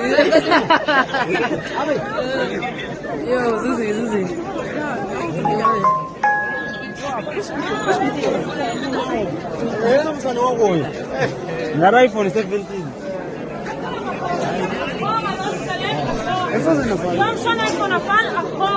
Okay, so that was one attack in Tel Aviv tonight. Larson, that's fascinating. I've never been to Bahrain. I wouldn't do well there. I'm very, ideological. I could go as a diplomat with diplomatic immunity, but I could not go to Bahrain.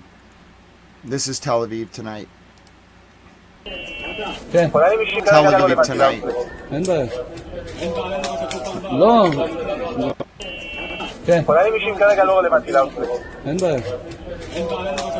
Who's the chosen one?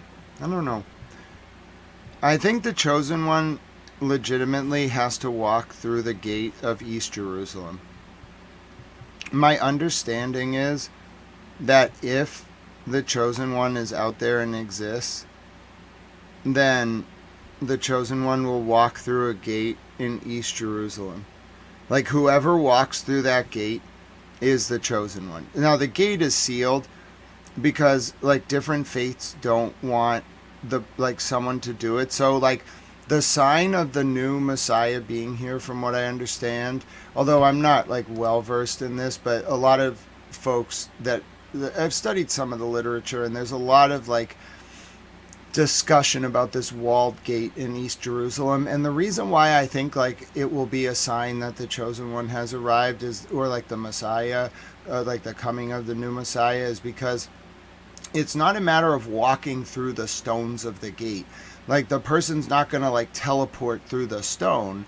It's you have to get all of the people in charge of the gate to take the stones down, which is like the Muslims, the Christians, and the Jews. If you get all of them to agree to take the stones down, then you can walk through the gate. That will be the Messiah. I don't know, like, it's a prophecy. This is not from me. I did not invent this. There's a prophecy about the Eastern Gate in Jerusalem. It's a very important prophecy. It's probably like one of the most important prophecies out there. And it says that like the Messiah's return is heralded by one man walking through this very specific gate in East Jerusalem. And so to prevent this prophecy from coming true, that gate is sealed. There's like stone actually built in it's a gate. It's not an actual gate. It is an ancient gate to a city. It's like a what is the word? An archway. But right now in the archway there are like sandstone like blocks that block you from being able to walk through it. The only way for any human being to walk through that gate would be to get the Palestinians, the Israelis, and the Christians to all agree, because they all control it. I think the Muslims or the Arabs actually built the stones, but they all control it and no one will touch it. It's like, it's so sacred that none of them will touch it. It just stands there. Like, no one will bomb near it, no one will go near it, no one walks up to it, no one touches it. It's sealed. It's just standing there. But that's my opinion. Someone asked, like, who's the chosen one? So that's apparently like a very good prophecy. I believe in that prophecy personally. I don't expect you to ascribe to it just because I believe in it, but I think it's a very strong prophecy. Probably like one of the strongest that I've ever seen. It's so strong that people actively try to prevent it from happening, which tells you like how seriously people take it. No, this is not the Antichrist. I want to be very clear. I've read the scholarship about this specific prophecy. I'm not like a religious expert. I'm really not. I could have gone down that path. I know a little bit about theology. I've read the Bible a lot, obviously. My favorite passage is Matthew 25:31 through 46. But the parable of the sheep and the goats, hashtag save the sheep, hashtag save the goats. That's also why we say save the goats. I'm not a religious expert, but I've studied some of this literature about this prophecy. It's like a very like sound prophecy, and the sort of political debates about it over the centuries, they're very fascinating. There's a lot of sort of back and forth about this, but it's not like the Antichrist goes to the gate. It's like the Messiah goes to the gate. And the reason why certain people don't want like that gate open is because people don't want the Messiah to return and then have like one group claim the Messiah. That's my understanding of the like debate about it. It's very complex. It's very like it goes back thousands of years. This gate and this prophecy, like basically like to the time after Jesus died. And so like they don't allow it. I don't remember the name of the gate. I know it is there's like one gate in eastern Jerusalem to the city that is sealed, and it's that specific gate. Like, because why would you seal like a gate to the city of Jerusalem? You need it. It's a small city. They just seal that specific gate. Yeah, so it's a very strange situation, but I do believe that the person that walks through that gate is like the Messiah. I don't know why. I just have this very strong feeling, like very strong, that like that person is the Messiah. Who knows who it'll be, though. I kind of do think they're here now, though. I've kind of felt that this is the turning point of the ages for a while. I don't know. We'll see where it goes. Here's the latest from Tehran, where bombing is getting awfully close to the main spire. That is not Toronto.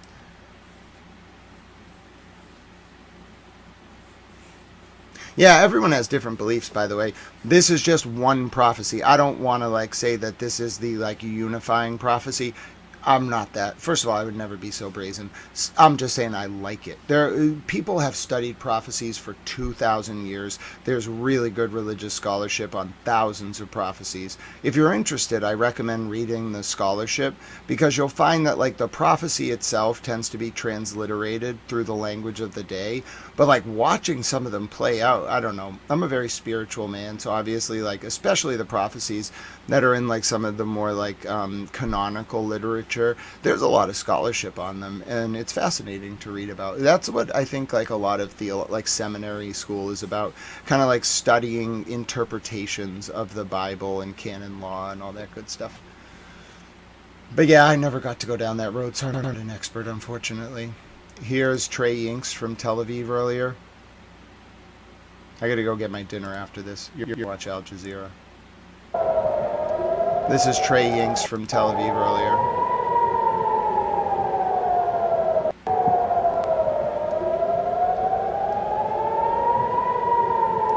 That's true, Neo Mortal Girl.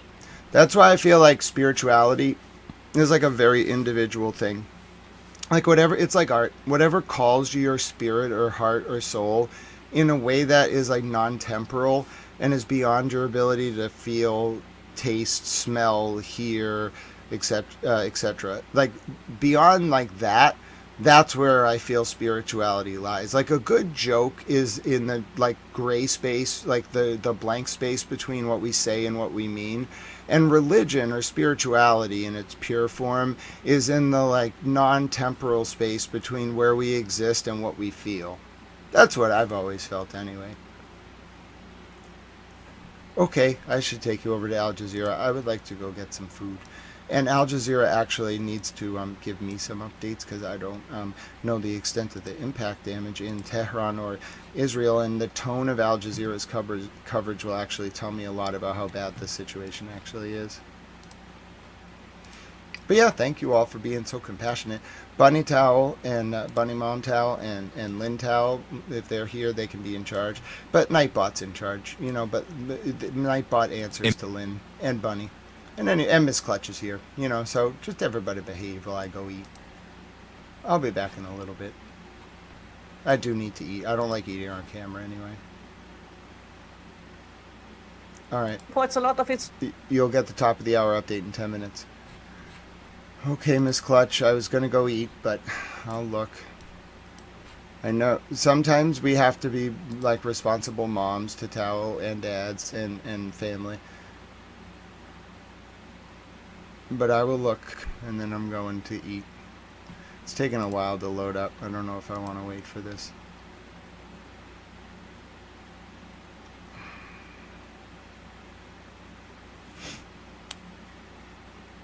It's loading.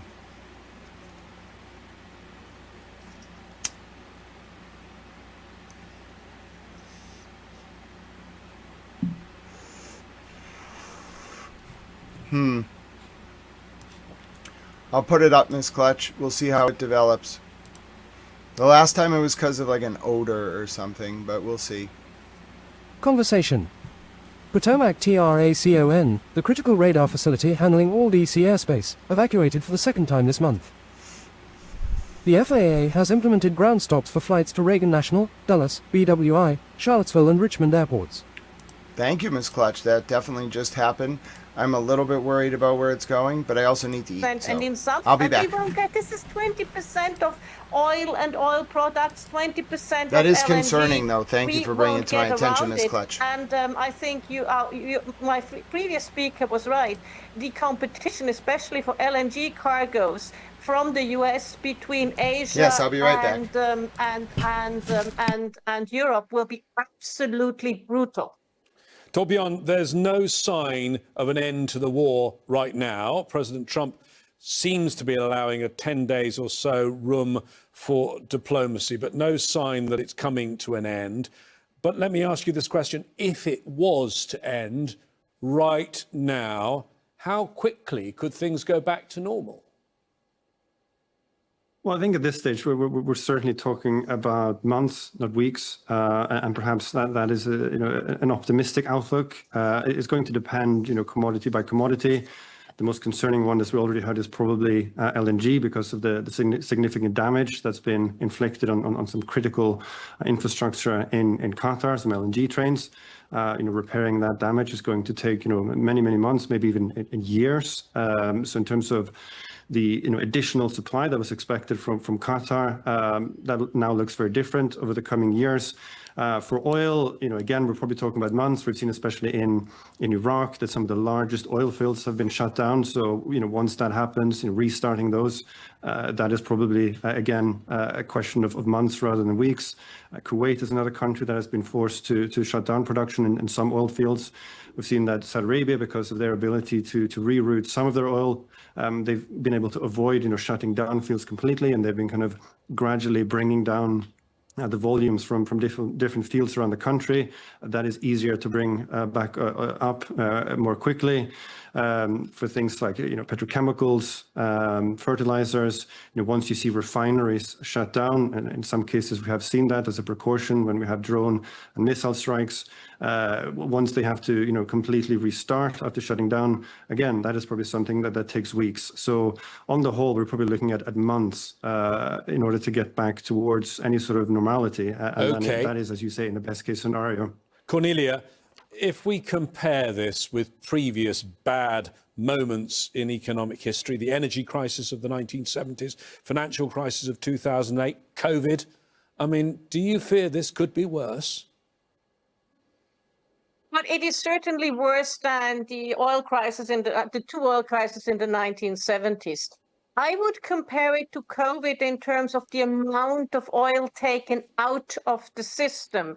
But the difference is COVID was a demand shock. This is a supply shock. And demand shocks are easier to rectify because you can just then put the supply there. Here we have a supply shock. We have some degraded, as our colleague said, some degraded production facilities, especially Ras Laffan in Qatar. And so getting that up going again, we have shut in oil fields because there was no storage left, so you had to shut in the oil fields. Okay, so, let me bring in Nikolai at the end if I can. Nikolai, is there a scenario that we face a global recession? I've heard some saying that a lot of the stock market gains in the last couple of years have been down to AI. This could be the thing at the same time that bursts the AI bubble. Well, partly yes, though we're still standing at the threshold of developing of intensification of the development of AI, and lots of hopes were connected to, for instance, the Gulf region as a supply of the LNG and those fuel that could back up the development of AI. But to stay positive in the last moment, I would like to say that we're still not standing on the threshold. The coin is still standing on the rim. We are not facing, we are not like in the doomsday scenario yet. So, for instance, even if we're talking about the damage of the Gulf infrastructure, in most cases, with the exception of Ras Laffan and Pearl GTL and some facilities in Bahrain, the repairment can be done quite fast. So if we see the war is over tomorrow, the recovery will definitely take weeks, maybe months. But if we see the continuation of this conflict, that's where, I would say, we will face those negative scenarios with negative consequences that we're discussing, and they are really serious. Very worrying suggestions from all three of you about what might happen. Thank you very much to our guests today, Nikolai Kozhanov, Torbjörn Saltvedt and Cornelia Mayer. If you missed any part of our discussion, perhaps you joined us a bit late, you can find the whole programme anytime you want on our website, aljazeera.com. We'd love to hear your views too. Go to our Facebook page, that's facebook.com/AJ Inside Story, or find us on X for @AJ Inside Story. For now, that's it from me, James Bays, and the team here.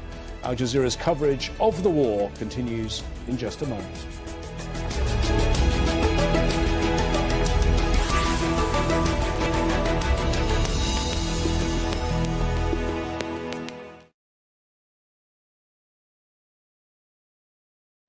At Netanyahu is not interested in the interests of the Gulf, nor is he interested in the interests of the United States. In Lebanon, we see Israel again targeting civilian areas and civilian infrastructure. There's a concern that Israel will continue attacking Iran, even if there was a ceasefire in place, and the Gulf states are at the front line of that battle. The Gulf states, they're trying to de-escalate the matter, but also defending their sovereignty. They're trying to use this strait to control who is allowed to go through it and who is not. Europe, Asia, they depend on energy markets, and having the strait cut is a direct threat to their well-being. Stay with Al Jazeera for the latest developments.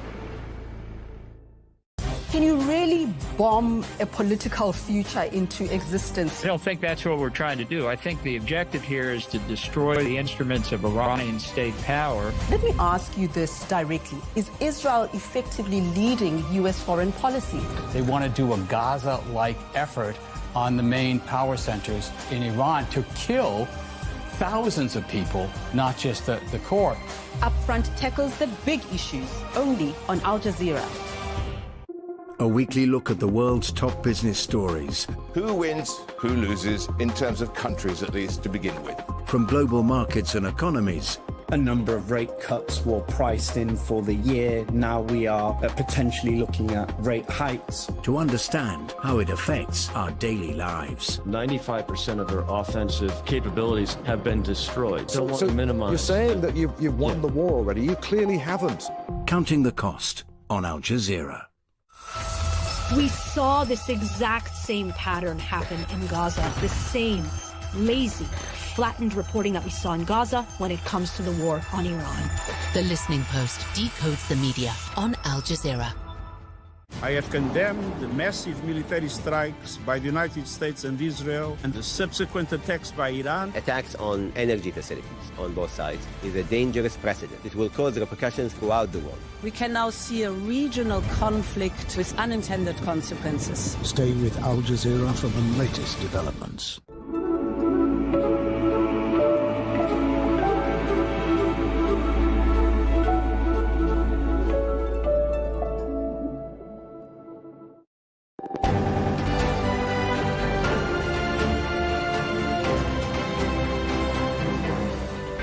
This is Al Jazeera live from Doha with our continuing coverage of the war between the U.S., Israel, and Iran. I'm Riley Carlson. Here are the latest developments.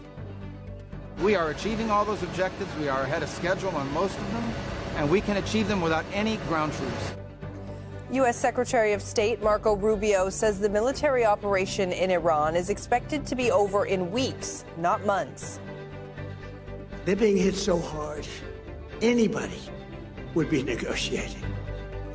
Meanwhile, the U.S. president doubles down on his assertion that the U.S. is in talks with Iran, despite denials from Tehran. Iranian officials say attack its nuclear facilities contradicts the U.S. push for diplomacy.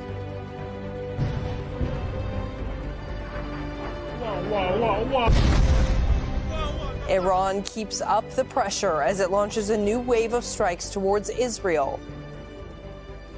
And southern Lebanon is heavily damaged, with Israel's so-called buffer zone expanding 30 kilometers into Lebanese territory.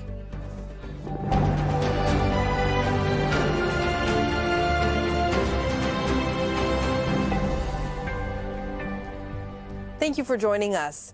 U.S. Secretary of State Marco Rubio says Washington believes the war with Iran could end within weeks without the need for ground troops. He also says Washington has received signals from Iran suggesting a willingness to engage. We're going to destroy their Navy, we're going to destroy their Air Force, and we are going to significantly destroy their missile launchers so they can never hide behind these things to get a nuclear weapon. We are achieving all those objectives. We are ahead of schedule on most of them, and we can achieve them without any ground troops, without any. Rosalind Jordan is in Washington, D.C. for us. Rosalind, it was a very visible day for the Trump administration, including the president. But let's begin with the Secretary of State. What else did Marco Rubio have to say? Well, one thing that Marco Rubio, the U.S. Secretary of State, did not want to do was to get into the details of the indirect negotiations that are happening between the United States and Iran. Pakistan has been acting as an interlocutor along with other countries that have been trying to mediate an end to this war since it began just about 29 days ago on February 28th. But Rubio said that he did not want to go into extreme detail because of the sensitivity of the talks and because of the precarious nature of the talks.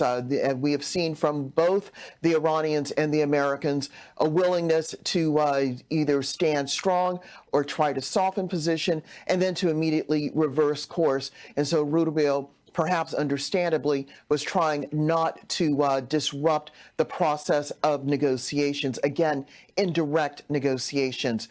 We also did hear from the U.S. President Donald Trump, who spoke at a Saudi-sponsored investment forum in Miami late on Friday, East Coast time. Here is some of what the U.S. President had to say about the ongoing war on Iran. We're crushing Iran's currently as we speak. I just looked. We had another big day. We hit them. They don't know what's happening. Remember this, they lied about 3 days ago. I said, yeah, we're negotiating with Israel. We are not negotiating. They're being hit so hard, anybody would be negotiating. They are negotiating. They're begging to make a deal. They're begging to make a deal. Turned out I was right. They were negotiating, which they admitted 2 days later. And in order to make up for their misstatement, they said, we're going to send you 8 ships of oil. And the following day I saw, this is 2 days ago, I saw on one of the networks, very strange, there were 8 ships of oil coming out of Iran. And then they actually said, we're going to add an extra 2. And they added an extra 2. Rosalind, you mentioned that the president was speaking at a Saudi investment forum. And interestingly, perhaps thinking about the day after, the president suggested that Saudi Arabia and Israel should normalize their relations. What did he mean by that? Well, this is part of the ongoing Abraham Accords, which Donald Trump initiated during his first term in office, trying to broker peace treaties between Israel and its Arab neighbors, because up until the Abraham Accords, Israel only had 2 peace treaties with Arab countries, with Jordan and with Egypt. And the thought from the Trump administration was that the only way to have peace is to actually get these countries to move beyond their traditional hostilities and actually establish diplomatic relationships. Now, because the Saudis have been supporting the U.S. and Israel's war on Iran, Donald Trump believes that there is an opportunity to try to build on the momentum of the war and to get these 2 major powers in the region to actually become diplomatic partners. However, there is a major sticking point.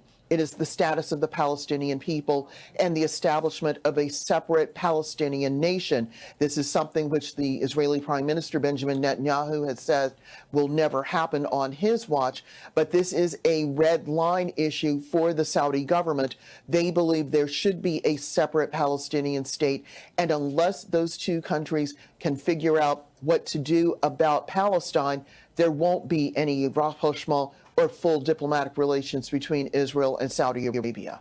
Rosalind Jordan, live for us in Washington, D.C. Thank you, Rosalind. Iran says Israel's strikes on its nuclear facilities contradict calls for diplomacy. Tehran's top diplomat has criticized the attacks, saying they undermine efforts to reach a political solution. In a statement posted on X, Iranian Foreign Minister Abbas Araghchi wrote, Israel has hit 2 of Iran's largest steel facilities, a power plant, a civilian nuclear site, among other structures. He went on to say Israel claims it acted in coordination with the U.S. attack, contradicts POTUS' extended deadline for diplomacy. That's the president of the United States. Iran will exact a heavy price for Israeli crimes. Let's go to Mohammed Val, who is live for us now in Tehran. Mohammed, Iran saying it will retaliate for these attacks. Do we know what those strikes might target or look like? Iran has always said that it retaliates in kind. So if there is an attack on its water facilities or water desalination, then they will wage an attack on a similar facility on the other side. Usually it is either in Israel or in the Gulf region, considering that they think that the Gulf countries are on the side of the Americans and the Israelis in this war because they allowed their space and land and sea waters to be used by the American troops against Tehran. So the IRGC issued a very strong statement tonight after those attacks on nuclear facilities and also on other basic industries in the country, saying that they are going to retaliate in kind. And they issued even warnings to people living around some of the facilities in the region, saying that they are going to exact punishment by way of retaliation. So that's the thing that Iranians have always been doing, and they have always followed their words with action in this regard. Iranians believe that they are being forced to negotiate a deal that is not in their favor, that is detrimental to the independence and sovereignty of the country. They see that the Americans are bombing their way towards the negotiation table, but that's not what they want. They have a very strong rhetoric regarding this particular thing. The military here and the political leaders are saying the same thing. They are on the same page regarding the philosophy of resistance here in Iran being based on military power and not on waiting for words or promises from the American or the Israeli side. They have seen that experience with the Americans twice, once in June and once in February, when the two sides were negotiating, but war was waged suddenly and by surprise against Iran. They don't want a repeat of that. So one of their demands is for guarantees to be given to Iran not to repeat the same kind of aggression against the country, particularly when it is extending a hand for negotiations. So they are relying basically, according to what they say, on their missiles and on their drones and on the resolve of their soldiers and also people regarding the resistance and the way to deal with this situation and how to defend the country and its sovereignty. Mohammed Val, live for us in the Iranian capital, Tehran. Mohammed, thank you. Now let's bring in Rob McBride, who's following developments in Israel from the Jordanian capital, Amman. So, Rob, we've heard Mohammed talking about the potential strikes in retaliation for the strikes on Iran. Israel has been dealing with a number of incoming attacks today. What can you tell us about what's been happening there? Yeah, that's right. Israel has experienced in recent hours a very serious missile salvo that's thought to be that direct response. They were expecting a retaliation. Israel has stepped up its attacks and airstrikes against targets throughout Iran earlier on Friday. So late on Friday night local time, the Israelis detected missile launches from Iran, and then the various alarms and alerts were issued throughout central Israel, and it became clear as the missiles approached and we had incoming missiles that the target was in fact Tel Aviv and surrounding towns and cities. So the interceptors got to work as they usually do. A series of explosions were heard in the skies over Tel Aviv, and then at least one of these warheads is believed to be a cluster munition that distributes these smaller bomblets. So there was a widespread impacts over a wide area of Tel Aviv. We understand that there has been one confirmed death and a number of injuries, several people injured to differing degrees. Now, one of the impacts was actually in normally a busy shopping and commercial street in the middle of Tel Aviv. Other impacts were reported to the east of Tel Aviv in other cities of Ramat Gan and Petah Tikva. And then also we are seeing on social media what appears to be the large piece of debris from an incoming missile, smoldering piece of debris, a cylinder that fell to earth in the town of Selfit. This is in the occupied West Bank. And as often happens with these attacks, we also saw a joint attack from Hezbollah in southern Lebanon, attacking across the border into northern Israel. Now, since then, we've had one other airstrike, one other missile strike that was to the south of Israel. Alarms were raised in Beersheba and Negev. That was a missile that the Israelis said was intercepted. There was no reports of casualties from that strike, and that alert has since been lifted. Rob McBride reporting live from Amman, Jordan. Thank you, Rob.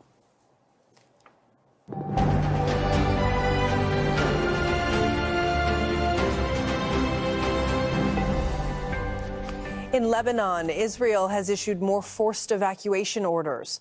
The Israeli military has instructed residents in towns and villages in the southern region to evacuate, directing them to relocate north of the Zarani River. This means that the evacuation area now goes beyond the Litani River that we've been telling you about for weeks and all the way to the Zarani River. The Norwegian Refugee Council says these orders cover over 1,400 square kilometers, which accounts for about 14% of Lebanon's total territory. And as Israel's attacks on Lebanon increase, so does the death toll. The Lebanese health ministry says Israeli strikes killed 4 people and injured 8 in the southern city of Saksakieh. Israeli forces also carried out strikes in the nearby town of Sarafand. Beirut's southern suburbs have also been struck again. The Israeli military says it was targeting Hezbollah. Thousands of people have fled the capital because of the bombing. Health officials say that 26 people were killed and 86 others were injured in Israeli attacks over the past 24 hours. Heidi Pett has more from Beirut. We've seen the continued expansion of Israel's presence in southern Lebanon over the last 3, nearly 4 weeks now. So just in the last couple of hours, in fact, we've seen pictures emerge and statements from the Israeli chief of staff.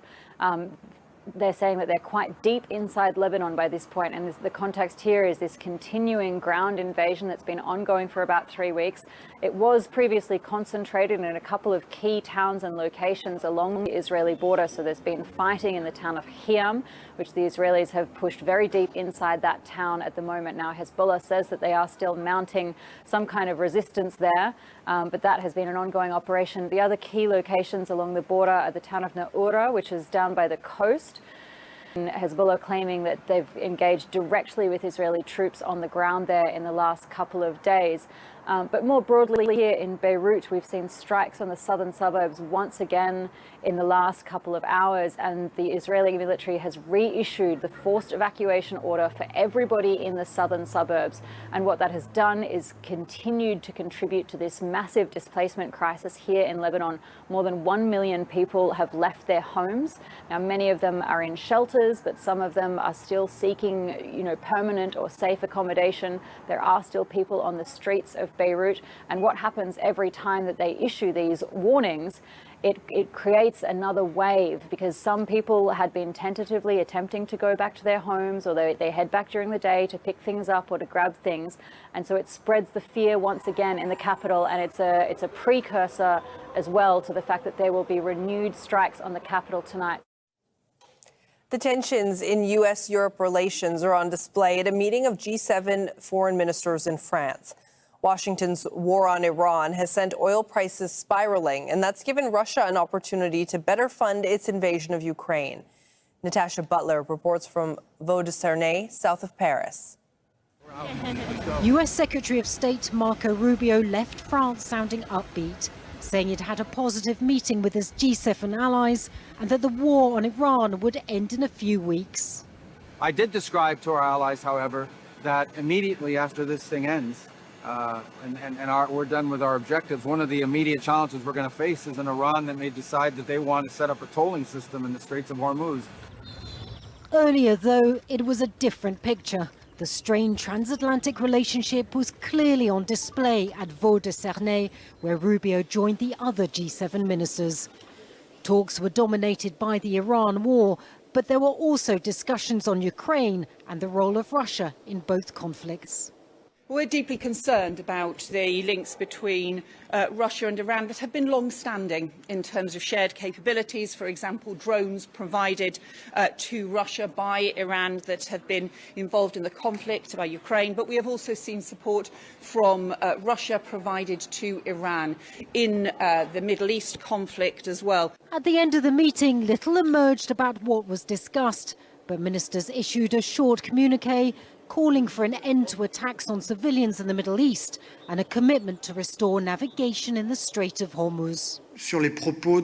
Concerning what Marco Rubio said, I won't talk for him and will refer you to his public statements. But for Hormuz, I can say we share the same objectives.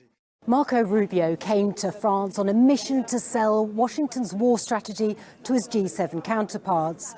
But with oil prices rising, more civilian deaths and no clear end in sight to the conflict, it is clear that his allies remain cautious. Wary too. Urging de-escalation and diplomacy, the US's allies do not want to be dragged into a war not of their making. Natasha Butler, Al Jazeera, Vaud-de-Cernay, France. 3 Palestinians were killed in separate incidents in the occupied West Bank on Friday. The Israeli army stormed Kalandia refugee camp and killed 2 Palestinian men just hours apart. The second Palestinian was killed at the funeral of 22-year-old Mustafa Assad Hamad, shot earlier that morning. A 15-year-old Palestinian boy was shot by the Israeli army during a separate raid in the Daesh refugee camp in Bethlehem. A 26-year-old man has been arrested for plotting an attack against a New York-based pro-Palestinian activist. Nardine Kiswani said that the FBI notified her of a threat to her life. Federal authorities say Alexander Heffler was arrested at his home where they found Molotov cocktails. Heffler has been charged with the unlawful possession of explosive devices. Police say Heffler is linked to violent pro-Israeli groups and was planning to flee to Israel after the attack.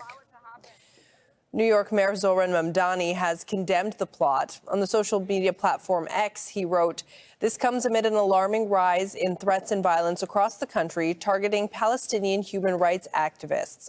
I am thankful that the NYPD and the FBI thwarted this plot, which could have endangered Nardine's life and those of other New Yorkers. We will not tolerate violent extremism in our city. No one should face violence for their political beliefs or their advocacy." Ukraine has deployed teams to 5 countries in the Middle East to help intercept Iranian drones and advise on air defenses. Ukrainian soldiers have had extensive experience on the front lines after years of battling Russian troops. Al Jazeera's crew in Kyiv spent time with the Air Force to see how interceptor drones operate in the field. Some of these interceptor drones being used by Ukraine's Air Force have been sent to the Middle East to defend against Iranian Shahed-style drones, but they've yet to be tested in the Gulf. Already in Ukraine, the Air Force uses these drones to intercept Russian-launched Shaheds midair. Onboard cameras feed live video to pilots on the ground, where interceptor crews position themselves in rural areas to reduce the risk of intercepted drones falling out of the sky. Everything depends on the preparation of the personnel and also on the weather conditions. Yuri Cherevashenko is one of Ukraine's top commanders. He says the climate in the Middle East poses its own set of challenges. Sandstorms, which can impact drone flights and visibility. On the other hand, I think that drones in that region can be much more effective. He says that successful interceptions ultimately come down to the drone pilot.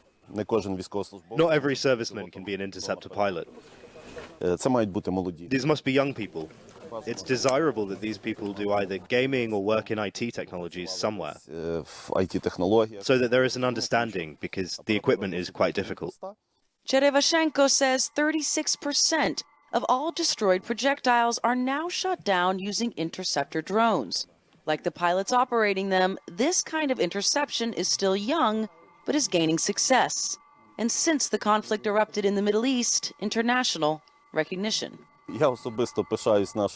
Personally, I'm proud of our country.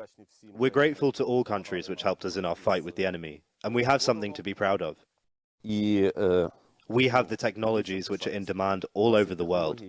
That's why we have something to be proud of. After 4 years of war, it is one of the few positives. Technology built to save lives here in Ukraine, also proving beneficial around the world. Audrey McAlpine, Al Jazeera, Kyiv. More than 80 people have been killed by floods across Kenya since the beginning of March. Thousands have been displaced and hundreds of acres of crops destroyed. Catherine Soy reports from Nairobi.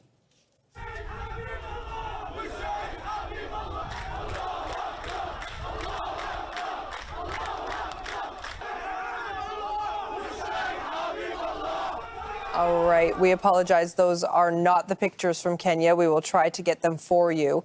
Myanmar's military has staged its annual parade to mark Armed Forces Day. Tanks and military trucks carrying rocket launchers and mobile field guns rolled through the capital, Naypyidaw. State media reports that military leadership changes are expected following the ceremony. That could pave the way for junta leader Min Aung Hlaing to become president. He has ruled since ousting the previous government led by Nobel laureate Aung San Suu Kyi in 2021. The newly convened parliament is set to meet on Monday to begin the process of selecting a president. Well-known Lebanese musician and composer Ahmad Kabour has been laid to rest in Beirut. He died on Thursday at the age of 70. Kabour was known for songs about Lebanese and Palestinians, paying tribute to their resilience and their ability to endure the darkest of times. Nida Ibrahim takes a look at his legacy. Well, that was interesting. Al Jazeera tried to go to a story from Nairobi. It did not quite work. Donald, it's so good to see you. Hello, Elizabeth. Ristalia, God bless you. Oh, it's cold out there. I went out to get some dinner because I wanted to save money. And, well, you all did a good job. I'm back. How you doing? It's cold out there, though. Ooh, it's like 39 degrees. Let's keep listening while I get myself settled. It's only been 20 minutes. A protest, a call, a song that rang out across Arab nations. Unadikum, I Call to You, was released in 1976 during the Lebanese Civil War. Ahmed Kabour was 20 years old when he put the words of Palestinian poet Tawfiq Zayad to music. Without formal training, he composed the melody. The song was his introduction to the Arab world. A Lebanese musician who longed for Palestine, was dedicated to Arab unity, and had a deep love for his homeland. In a region haunted by occupation, pain lived in his art. This song. New footage from Iran in the past few minutes. A Makbira University of Technology was struck in Tehran. Going to show this to you now. This was a university in Tehran. It is in rubble.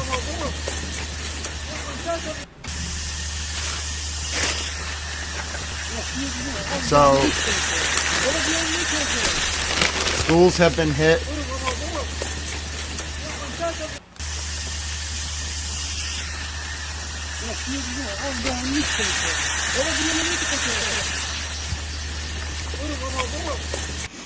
That's why it's so hard to eat. People ask me often why I don't eat. And this is why. It's hard to look at destruction and war and death all the time and then be like, oh yes, allow me to indulge in this like food on safe soil. And there's just a lot of guilt. But I do eat. I do. Because if I don't eat, then I get tired and headaches, and then I can't relay information. But yes, I'm not surprised, Valhalla, that the UAE is sending up drones. There will be attacks against the UAE tonight. There is no doubt about that. Composed in the 1980s, still feels relevant today, sending waves of love to southern Lebanon, at the time under Israeli occupation. A nostalgia that speaks now to the hundreds of thousands during this war. Kabour's music is also about revival, defiance, and joy. This song salutes Beirut's resilience, its stubborn insistence on survival.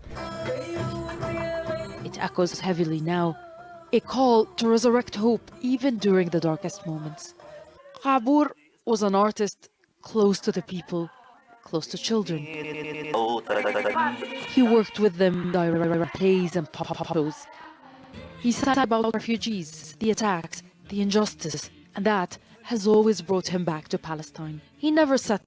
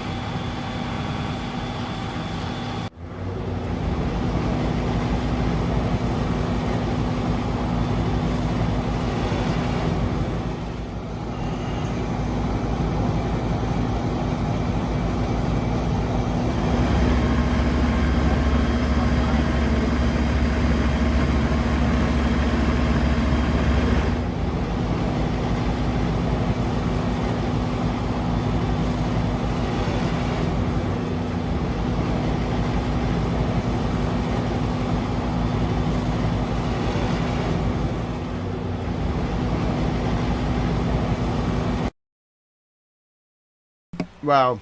Yeah, that's a pretty intense fire there.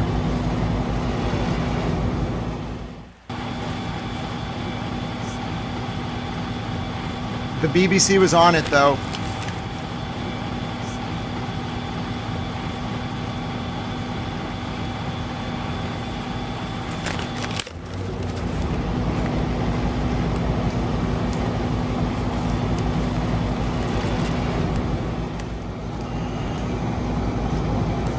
This is in Leek in the United Kingdom.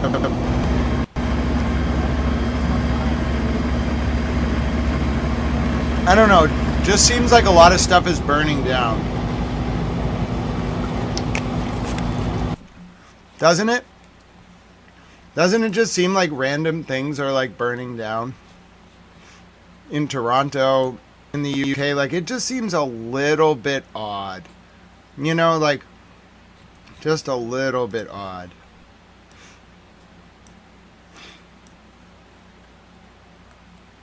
I'll take a look at some different things. What's going on?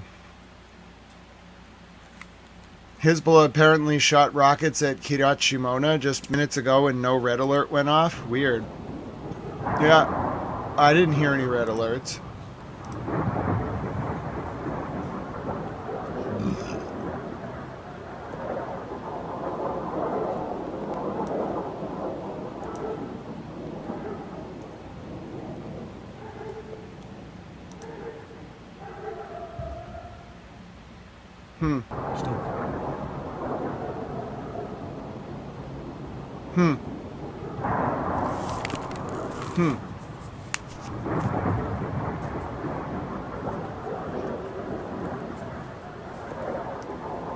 Hmm. This French fry is very good. But that's concerning. Mrs. Rockstar, you can have some of my French fry.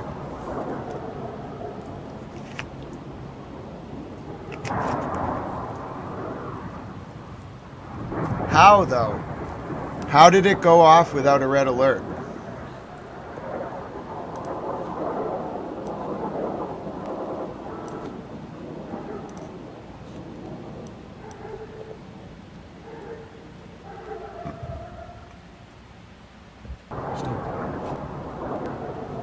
Yeah, I saw this footage from Bahrain earlier. And from Kuwait and UAE. There's something going on tonight. This is like a nut. I'll be with you for 6 more hours. We'll take this right through till 2:30 a.m. Eastern, which will be morning time in the Middle East. Something's about to go down. There's just an odd amount of activity in the region. Like there's an odd amount of protesting. There's an odd amount of missile fire. Everything about this whole thing is off. Everything about tonight is off. Here's what the Iranians said, by the way, the most recent about Iranian statement about the attack on American Marines in Kuwait. This is unconfirmed as of now. This was the most recent. Thank you, Lame Matrix. I'm on it. بسم الله الرحمن الرحیم. در ادامه موج 84 عملیات وعده صادق 4 با رمز مبارک یا صاحب الزمان عجل الله تعالی فرجه و شریف نیروی دریایی سپاه طی یک عملیات غافلگیر کننده چندین مرکز تجمع تروریست‌های صهیونی آمریکایی در جزیره بوبیان را مورد تهاجم ترکیبی موشکی و پهپادی قرار داد. در این تهاجم با انواع پهپادهای انهدامی و موشک‌های بالستیک تعداد زیادی از تفنگداران تروریست آمریکایی کشته و مجروحین این تروریست‌ها به بیمارستان‌های صالح الصباح، محمد الاحمد و علی السالم منتقل شدند. تهاجم علیه سربازان تروریست آمریکایی در هر نقطه‌ای از این منطقه تا نابودی کامل آنها از سرزمین مسلمانان به فضل الهی با حملات کوبنده ادامه خواهد یافت و من نصر الا من عند الله العزیز الحکیم. Okay, so that was the latest from the Iranians. Here's the latest from Bahrain, where U.S. bases have taken multiple hits. Hello, Rainbow. Hello, T.A. Sarah. How you doing? Hello, Chat Mom Lynn. You're the best. Showing you now the latest from the U.S. From the Iranian attack on Bahrain.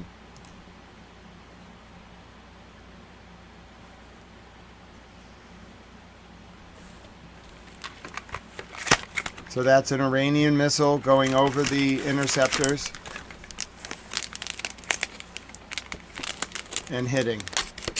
So you just saw two interceptors in Bahrain try to stop an Iranian missile and completely fail.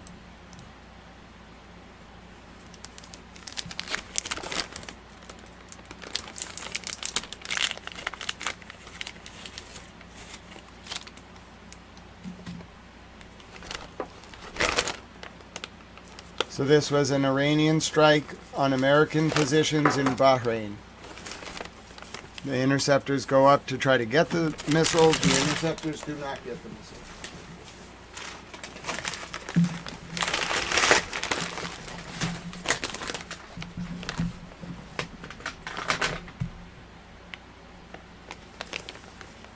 And you saw the impact of the failure to get the missile.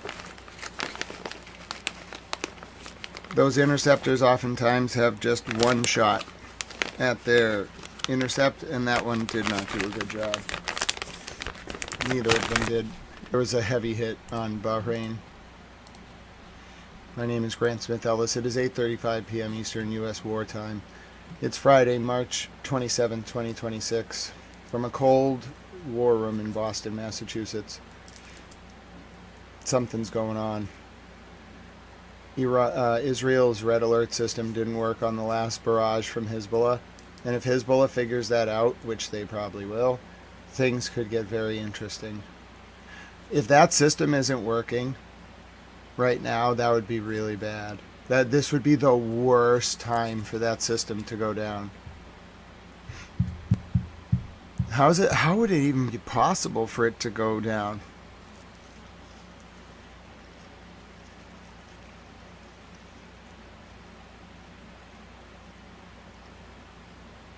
Something's wrong.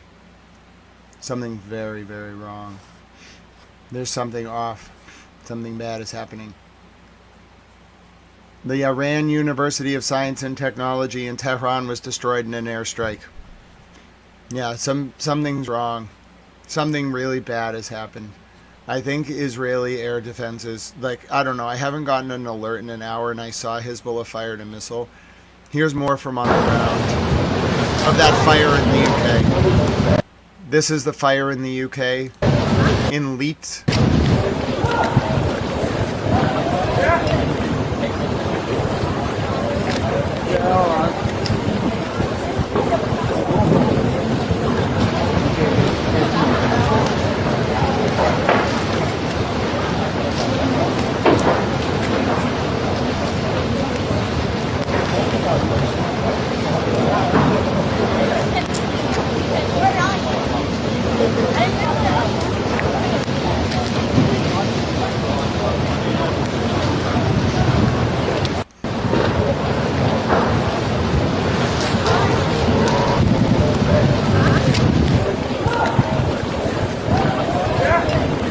UAE is being hit very hard. Flights inbound to Saudi Arabia are holding right now. You should expect missiles incoming. Listen, there is very, very intense bombing going back and forth right now. I don't know if the entire Tehran Technology University was destroyed. I saw that post, but it was definitely hit.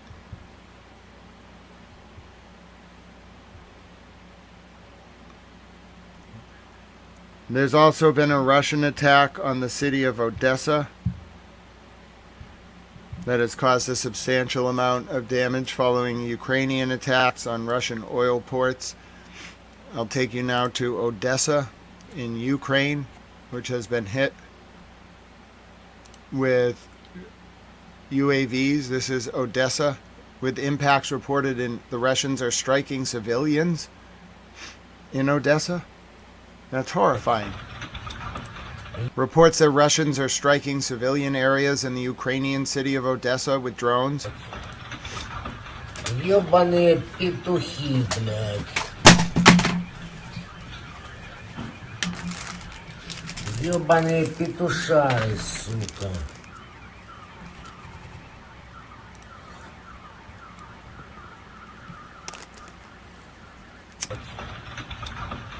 Ёбаные петухи, блядь. Ёбаные петушары, сука.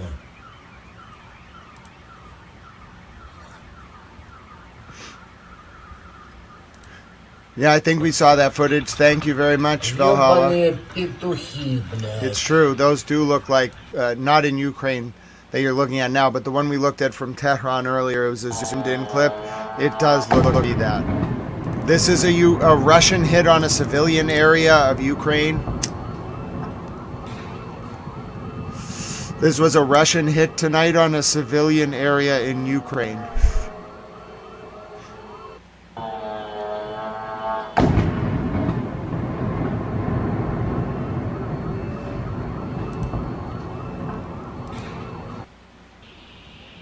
Russian hit on a civilian area in Ukraine, in the city of Odessa. Okay, Russian hit on the Ukrainian city of Odessa. It's one of those nights where you simply must report each new thing that comes in as it comes in. There will be a flurry of activity across a number of sectors and regions tonight. I'll take you now to the Lebanese border with Israel, where medical evac helicopters from the IDF are responding to an incident.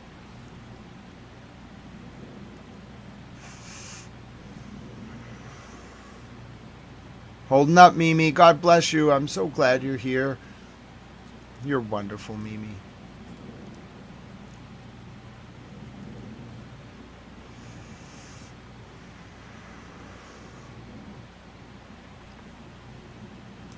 So that's the footage right now. And then here's air defenses intercept warplanes off the Lebanese coast.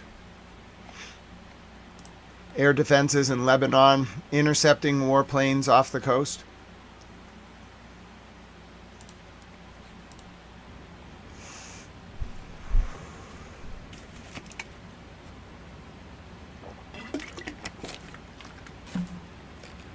I can't imagine those are Lebanese army air defenses.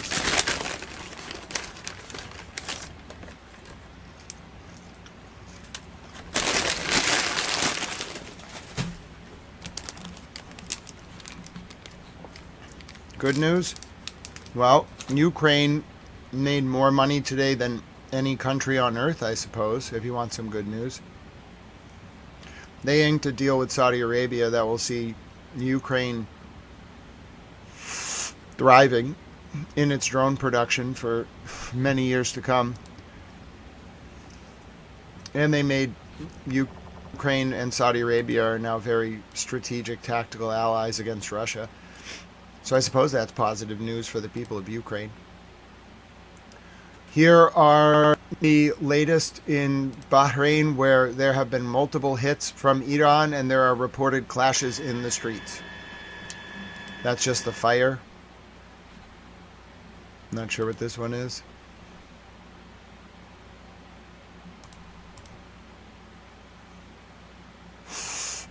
Doesn't have any sound, so it's kind of useless.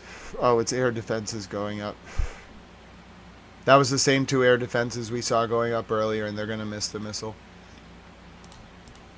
Well, it beat like 5 air defenses. This was Bahrain air defenses against an Iranian missile earlier.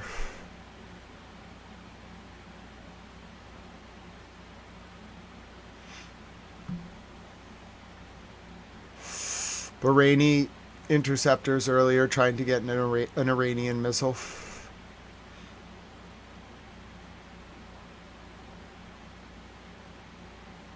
Hey, Microdots. Yeah, we're going 12 hours today. It's gonna be one of those nights. I can already tell. This is the latest from Bahrain.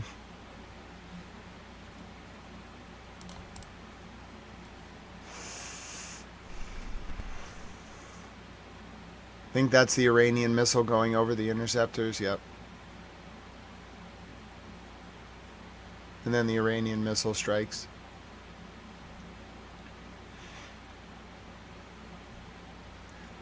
Yeah, the interceptors did not do a great job. Oh, God bless you, Microdots. That's a high compliment. Great job on that Kelsey video. Thank you for your kind words. Great job on the Kelsey video, Microdots. God bless you and thank you for your support. Microdots made a video about Kelsey Fitzsimmons. If you haven't checked that out, I would check out his channel. You just click on sort of the Microdots.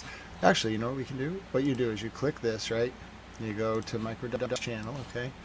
And then you go right here, okay? So when you get to drop Microdots, you just click on his username. Microdots are really good content creator, does a lot of good work. And last night, I don't think it's available yet, but I saw the preview on his YouTube or on his Twitter. You can see there's a new video about Kelsey Fitzsimmons. It's not like available yet to the public, I think, for a few more days, but all the more reason to check out his channel so you can get alerts when it goes live. You can do that by doing that. Make sure you're subscribed. God bless you, Microdots. Thanks for your support of Tao Chain. There's an ad on Al Jazeera English. I'll get it ready for the top of the hour update. Give me 1 second. I just got some chicken. It was really good. I bet Raising Cane's is delicious. I've never had Raising Cane's. Taking you back to Al Jazeera. Clear is that this is a moment that could define U.S. leadership for years to come. It's also clear that this war isn't only shaping how the world views the U.S., but how the U.S. views its role in the world. All right, a complicated geopolitical quagmire, it may seem. Joining me now to hopefully try and make sense of it all is PJ Crowley, former Assistant Secretary of State for Public Affairs, and Bradley Jardine, Managing Director at Oxford Society for Central Asian Affairs. Thank you both for coming in. Philip, PJ, I should say, rather. I'll start with you. Is the US breaking up with its allies or just having a break? I think we're having a break. If you look over time, there have been strains. You know, it can be a roller coaster. A lot will depend on world events. You know, think back to the Iraq War, significant strains, particularly with our allies in Europe. But then, you know, the world came together for the financial crisis, got back together, significant cooperation, and things were calm. So a lot will depend on how this ends. And a lot will depend on the choice that the United States makes, say, in 2028. PJ, when we look back at the broader relationship the US has, what has been impacted more, its relationship with those allies or its influence that it has in those relationships? I think the world is trying to figure out, you know, how much of this is based on Donald Trump. Yeah. You know, and you know, Trump's instinct is to be unpredictable. And when you think about alliances, you know, good for your enemies, but not so good for your friends. Exactly right. You want to be particular. You want to be clear. And Trump is a guy, he can have a policy today, he can contradict himself tomorrow. So the world is kind of wondering, in the context of Donald Trump, you know, what does he want from us?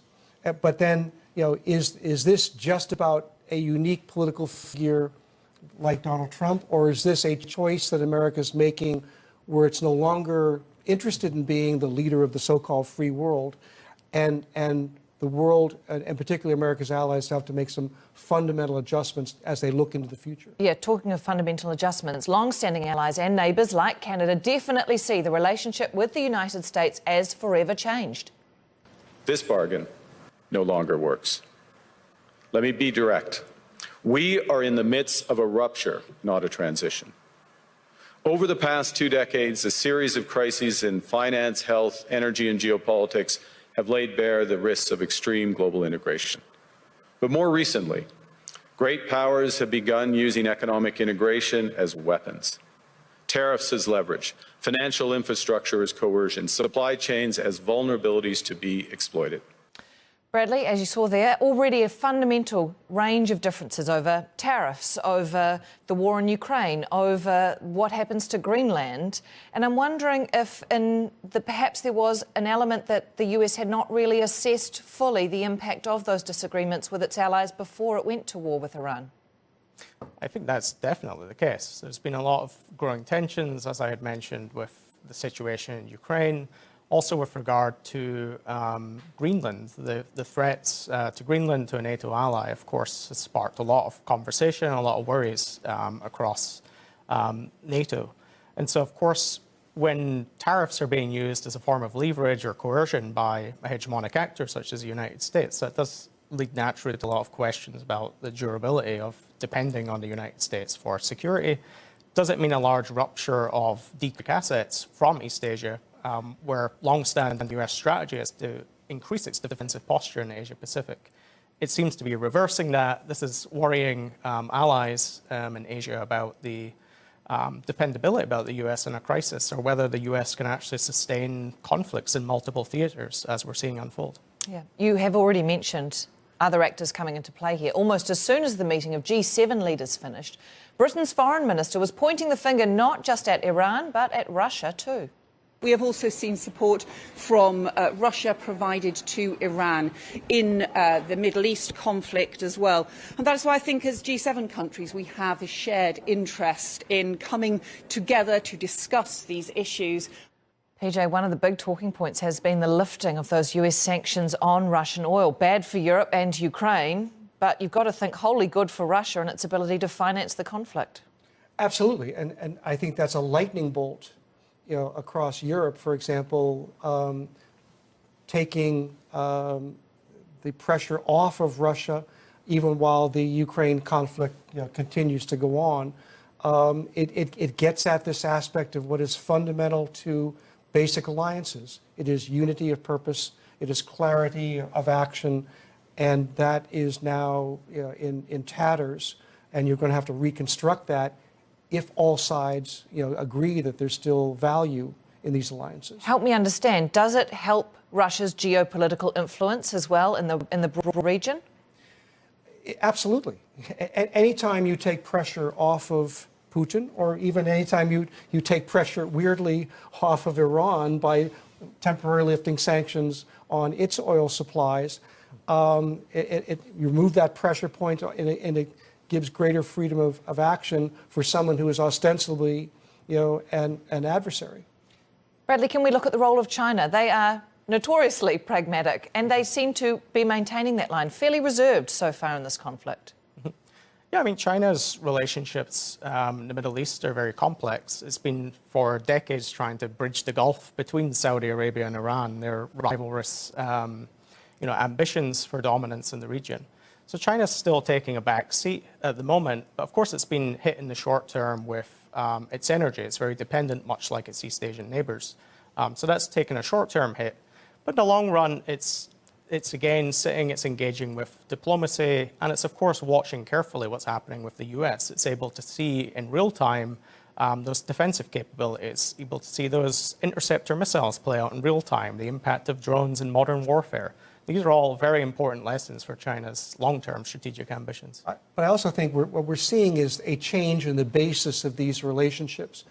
As an alliance, you think in terms of common interest, common values, common systems of government.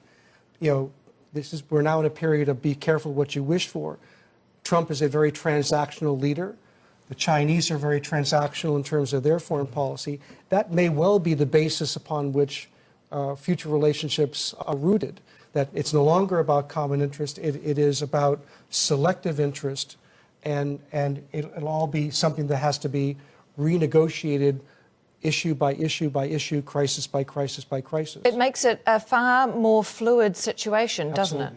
Geopolitically. China's foreign ministry has spoken out about the war. The United States and Israel's military strikes against Iran without authorization from the UN Security Council violate international law. China is deeply concerned about the spread of war into neighboring countries. China believes that the sovereignty, security, and territorial integrity of the countries in the Gulf region should also be respected. Forgive me for perhaps drawing a long bow here, Bradley, but would you infer that perhaps China would see an opportunity to step in and offer that security and stability in the Gulf region, given the issues they've had with offering that to the United States? I think China remains deeply cautious about being involved in security entanglements. It usually relies on diplomacy or stepping in after conflicts to bring in its economic largesse, build up trade relationships, help in the region. This is all very spot on. They have a lot of analysts on now that are very spot on, but I'm a little bit worried because I'm wondering if the alert system in Israel is down. There are a lot of soldiers injured in the north. Pardon me. And the last Israel launch, the last Hezbollah launch at Israel did not detect on the system. I'm worried there's something wrong. Let's take the top of the hour update on Al Jazeera as we keep an eye on what's going on. Reconstruction. Thanks, Ron. So I think China will likely take a very cautious approach to the region. It has to, of course, signal its commitment to Iran, which is a partner, but also it's important to remember that China has deep relationships with the Gulf states as well. In fact, those economic partnerships outnumber what it has with Iran. And so they're partnerships that really matter to China in the long run. Just quickly before we go, I'll ask you both if the same question. Do you think the United States can repair its relationships with its allies before the end of the world? War, rather, I would say. Oh my! Did she just say before the end of the world? Oh, that is a heck of a Freudian slip. You can tell what's on her mind. Wow. That was a faux pas. I think you're closer by saying Faux pas, try Freudian slip. and we repair these relationships. Yes. Yes. Is it going to take a long time? Yes. All right, Bradley, last word to you. Yes, I would definitely Wow. agree. I think that while there has been a lot of strain, there are still off-ramps to any long-term tensions. Bradley Jardin, thank you so much. PJ Crowley, you too. Right, that rapidly shifting. She literally said the truth, and she freaked out about it too. She's like, "Oh God!" You could hear her gasp. She knows she's not wrong. Hello, welcome, Shelia. I'm sorry if I pronounced that wrong. But yeah, you could tell she had a moment of just look at her eyes. Look at her, she's like, I just said the end of the world on TV, on Al Jazeera. Global diplomatic stage is also playing out online as commentators and decision makers grapple with the war in Iran. Alex Baird's been monitoring the debate. Hello, Iceberg. Well, the war with Iran has changed the game. Trump Thank you, Diane. Yes, saw that. Saying the US is now respected like never, ever before. But the clapback, he has no connection to reality. We were a joke. All over the world, they were laughing at us, how stupid we were, how weak, how pathetic. Now we have the hottest country anywhere in the world.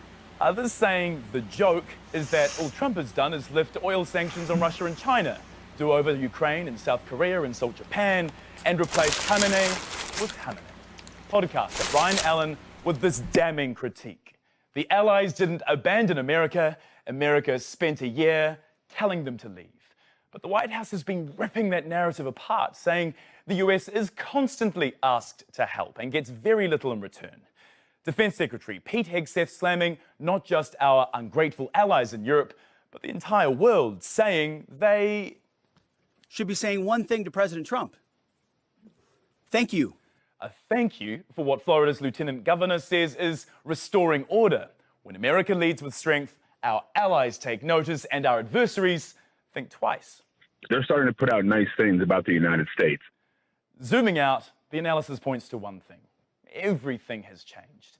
Some say US security guarantees now look negotiable, and others that bullied and tariffed US partners now feel acutely insecure, while US adversaries, China and Russia, rub their hands.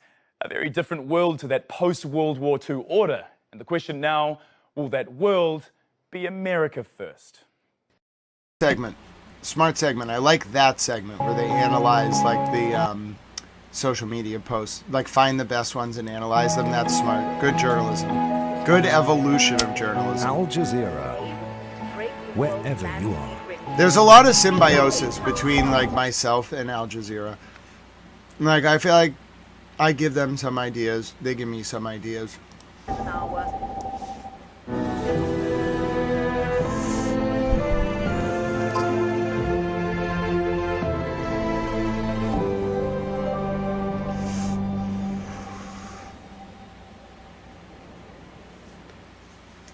I'm going to take the top of the hour update because I want to hear what the IRGC said. They'll have a man in Tehran who will tell us what the IRGC has to say at this hour. Hello, this is Al Jazeera live from Doha with our continuing coverage of the war between the U.S., Israel, and Iran. I'm Riley Carlson. Here are the latest developments. We are achieving all those objectives. We are ahead of schedule on most of them, and we can achieve them without any ground troops. U.S. Secretary of State Marco Rubio says the military operation in Iran is expected to be over in weeks, not months. They're being hit so hard, anybody would be negotiating. The U.S. president doubles down on his assertion that the U.S. is in talks with Iran, despite denials from Tehran.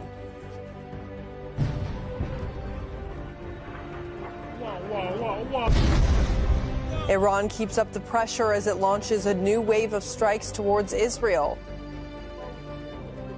And southern Lebanon is heavily damaged, with Israel's so-called buffer zone expanding 30 kilometers into Lebanese territory.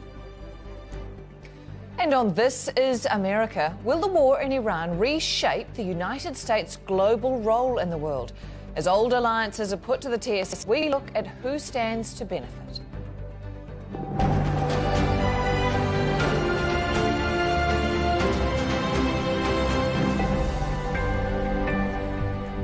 Thank you for joining us. U.S. Secretary of State Marco Rubio says Washington believes the war with Iran could end within weeks without the need for ground troops. He also says Washington has received signals from Iran suggesting a willingness to engage. We're going to destroy their Navy, we're going to destroy their Air Force, and we are going to significantly destroy their missile launchers so they can never hide behind these things to get a nuclear weapon. We are achieving all those objectives. We are ahead of schedule on most of them, and we can achieve them without any ground troops, without any. Israel's defense minister says Tehran will, in his words, pay the price for targeting Israeli civilians. A new wave of Israeli airstrikes has hit Iran, including near the Bushehr nuclear power plant and other sites described as nuclear research facilities. Iranian media say 3 residential homes were struck in the city of Qom, killing at least 18 people. Rescue teams in Tehran are searching through the rubble as officials say the death toll from the conflict has risen to more than 1,900. And Iran says Israel's strikes on its nuclear facilities contradict calls for diplomacy. Tehran's top diplomat has criticized the attacks, saying they undermine efforts to reach a political solution. In a statement posted on X, Iranian Foreign Minister Abbas Araghchi wrote, Israel has hit 2 of Iran's largest steel factories, a power plant, and civilian nuclear sites, among other infrastructure. He went on to say Israel claims it acted in coordination with the U.S. The attack contradicts POTUS's extended deadline for diplomacy. That's the president of the United States. Iran will exact heavy price for Israeli crimes. We are live in Amman, Tehran, and Washington, D.C., and that is where we will begin with Rosalind Jordan. Rosalind, we heard a little bit from Secretary of State Marco Rubio today. It's been a visible day for the Trump administration, including for the president. What else did they all have to say? the U.S. Secretary of State Marco Rubio also refused to get into the details of what is happening in the indirect negotiations between the U.S. and Iran. Pakistan is acting as the interlocutor for these indirect talks because Rubio said that he doesn't want to, have the negotiations take place publicly, and that is understandable under traditional diplomatic norms. You don't want to put out some of the more sensitive or controversial points of contention into the public sphere because that might possibly erode one side's negotiating advantage or perhaps harden the other positions in the negotiation. So that is understandable. We also did hear from the U.S. President Donald Trump, who spoke at a Saudi investment forum in Miami on Friday evening. Here's more of what he had to say about the ongoing conduct of the war against Iran. We're crushing Iran's currently as we speak. I just looked. We had another big day. We hit them. They don't know what's happening. Remember this? They lied about 3 days ago. I said, yeah, we're negotiating with this. We are not negotiating. They're being hit so hard. Anybody would be negotiating. They are negotiating. They're begging to make a deal. They're begging to make a deal. Turned out I was right. They were negotiating, which they admitted 2 days later. And in order to make up for their misstatement, they said, we're going to send you 8 ships of oil. And the following day I saw, this is 2 days ago, I saw on one of the networks, very strange, there were 8 ships of oil coming out of Iran. And then they actually said, we're going to add an extra 2. And they added an extra 2. And interestingly, Rosalind, in that speech, the president also suggested that Saudi Arabia and Israel should normalize their relations when this war is over. What did he mean by that, and how significant would that be? If the Saudis and the Israelis normalized relations and opened embassies in both countries, that would be a huge win for the Trump administration, among others, because in the first term of Donald Trump, he initiated something called the Abraham Accords, trying to negotiate peace treaties between Israel and more of its Arab neighbors. Up until the Abraham Accords were initiated, Israel only had negotiated relations with Jordan and with Egypt. But the only roadblock, and it's a significant roadblock for the Saudis, is the status of the Palestinian people. The Saudis believe that the Palestinians deserve to have their own country, and the Israeli Prime Minister Benjamin Netanyahu has said he will do everything possible to prevent that from happening. Unless that can be resolved, there won't be diplomatic ties between the Saudis and the Israelis, because for the Saudis, a Palestinian state is a red line issue. Rosalind Jordan, live for us in Washington, D.C. As always, thank you, Rosalind.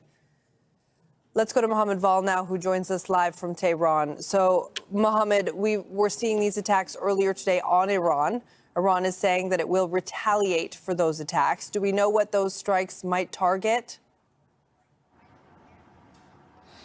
Well, Iranians have always said that they deal with this type of situation through retaliation in kind. So any type of facility or any type of target that is struck by the Americans or the Israelis in Iran, they threaten, and also they follow those threats with action. They retaliate against similar targets or similar facilities on the other side, either in Israel or in the Gulf region. The IRGC today issued a very strong statement in this respect, saying that following the attacks on 3 nuclear facilities in the country and also 2 steel production companies, then the other side should brace for similar attacks in the next few hours. And basically, as I said, usually it happens in Israel or in the region, because they think that while Israel is a direct partner in this war, the countries in the region that have allowed, according to the Iranian narrative, have allowed the Americans to use their territory, their land, their water and air to be used for attacks against Iran, then Iran has the right to retaliate in kind and to strike against those countries, particularly at facilities that are similar to the ones that have been struck in Iran. So there were warnings to people living around those facilities, not in several countries, to stay away from them. So that's the policy and that's the approach Iran is following since the beginning of the war. And Iran believes that the Americans and the Israelis, while talking about peace, particularly the Americans, the Israelis in particular, are using force and destruction and attacks to mar any prospect for peace in this war or an end to it. I consider also that the Americans are trying to force the Iranians to negotiate under coercion and to give up on their demands. But Iranians have some very tough recommendations or demands or conditions before they accept any kind of ceasefire. 5 major demands, including sovereignty in the future over the Strait of Hormuz, including reparation for the destruction that has been visited on Iran on a wide scale, and also the linking of the other branch or other affiliates of Iran in the region have to be included in any peace deal, and non-repetition of aggression against Iran. These are some of the major points that they stick to here, and they said there is no way they are going to give up on these points. While the Americans have advanced or have submitted 15 points, the Iranians have not yet responded to those points, and they don't seem to be impressed by most of them. The likelihood that they are going to accept them is very low, and this is an indication of the possibility that this war is going to drag on, because the two sides are betting on military might to force their goals or to reach their goals. While the Americans are building up their troops around the region, the Iranians say they still have a lot of surprises for the enemy. They are still using very heavy weapons, very heavy missiles against Israel and other targets in the region. They are still sending waves of drones every few hours along with those missiles. And they have a lot of strong rhetoric also at the same time about the fact that they are not about to run out of those weapons or of the possibility or the capabilities to defend the country. And that's what the Americans and the Israelis should brace to, should wait for punishment in kind whenever they wage a new strikes or new aggression against Iran. All right, Mohammed Val reporting live for us in Tehran. Mohammed, thank you. Now let's bring in Rob McBride, who is following developments in Israel from the Jordanian capital, Amman. Rob, we know that in retaliation for those strikes on Iran, Israel has been dealing with a series of incoming attacks. What can you tell us about what's been happening there? That's right. Probably the most serious recent attack happened late Friday, early hours of Saturday morning here, local time. This was an incoming missile salvo that was seen as a direct response, retaliation for what was increased strikes by Israel's military on targets throughout Iran earlier on Friday. The target for this salvo was Tel Aviv and towns and cities around it and to the east of it. At least one of the incoming missiles was one of these cluster warheads spreading smaller bomblets over a wide area. So the actual area of impact was quite widespread. There were a number of impacts being reported. In fact, one of them impacted in a street in the middle of Tel Aviv that is normally a busy commercial and shopping street. So there was it was fairly widespread, with one person being killed, several others being injured with differing degrees of injury. And as often happens, this was combined with an attack by Hezbollah from the north, firing rockets across the border into communities in northern Israel along the border. Sirens were raised at a number of places. Incoming rockets were received. Now, it's because of this threat of Hezbollah from the north that Israel partly justifies its growing operation, moving more and more troops and resources into southern Lebanon, driving Hezbollah back, forming this buffer zone. And the army chief, Eyal Zamir, actually visited earlier Friday the troops who are conducting this operation. In recent times, Amir has been quite critical of Israel's government for not providing enough troops for this operation and all the other commitments that Israel's military is involved in at the moment. But on this particular trip, when it came to dealing with the troops, he was typically upbeat, chest thumping, telling his troops that they were at an historic crossroads, telling them that fundamentally they were changing what he said was the security situation from Tehran to Beirut. All right, Rob McBride reporting live for us in Amman, Jordan. Rob, thank you. In Lebanon, Israel has issued more forced evacuation. I was waiting to see what the Beirut report would be. In orders. The Israeli military has... There is so much going on. Just so you all know, when the war started, Al Jazeera could do its top-of-the-hour update in 5 minutes. By the time we've got to this point, 4 weeks in, day 28, it takes them 15 to 20 minutes to do the top-of-the-hour roundup.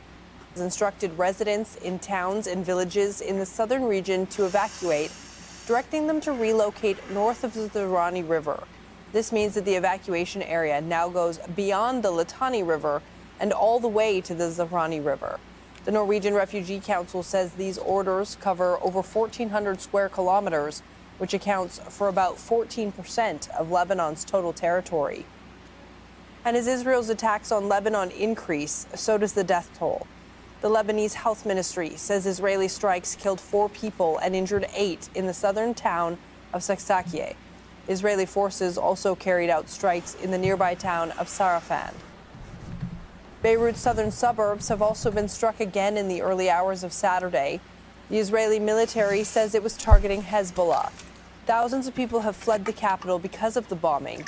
Health officials say that 26 people were killed and 86 others were injured in Israeli attacks over the past 24 hours. Heidi Pett is live for us in Beirut now. Heidi, what can you tell us about these latest strikes that have been taking place? So just a few minutes ago, we had another heavy airstrike on Beirut's southern suburbs. That's the area known as Dahia. This one specifically in the suburb of Rhetoric. And the pictures that we are able to get through that are beginning to circulate on some local channels indicate a severe amount of damage. We don't yet have any confirmed information about casualties in that area, but the southern suburbs have been the subject of a renewed forced evacuation order that was issued earlier this evening by the Israeli military. They've been doing that on a sort of rolling basis for nearly 4 weeks now. When the war first broke out, that was one of the first areas to be given these orders. And as you were just saying, it's not just Beirut's southern suburbs. It is indeed a very large swathe of Lebanon. Nearly 14% is now covered by these forced evacuation orders. It means that more than 1 million people have left their homes. Many of them are in shelters, trying to stay with family and friends, but there are still many people across Lebanon with nowhere else to go, some still sleeping on the streets of the capital here in Beirut. But across the country, down in the south, it has once again been the major focus of Israeli air activity. There's been a number of airstrikes across the south, and you were just giving those numbers on the latest death tolls. Now 1,142 is the official count. But even in the time since the Lebanese Ministry of Health issued that number, it does them every 24 hours, normally in the afternoon, they've confirmed a number of additional deaths, including 3 children who were killed in a further airstrike in the south, since they even confirmed that number, bringing the number of children killed so far in this war to 125 across Lebanon.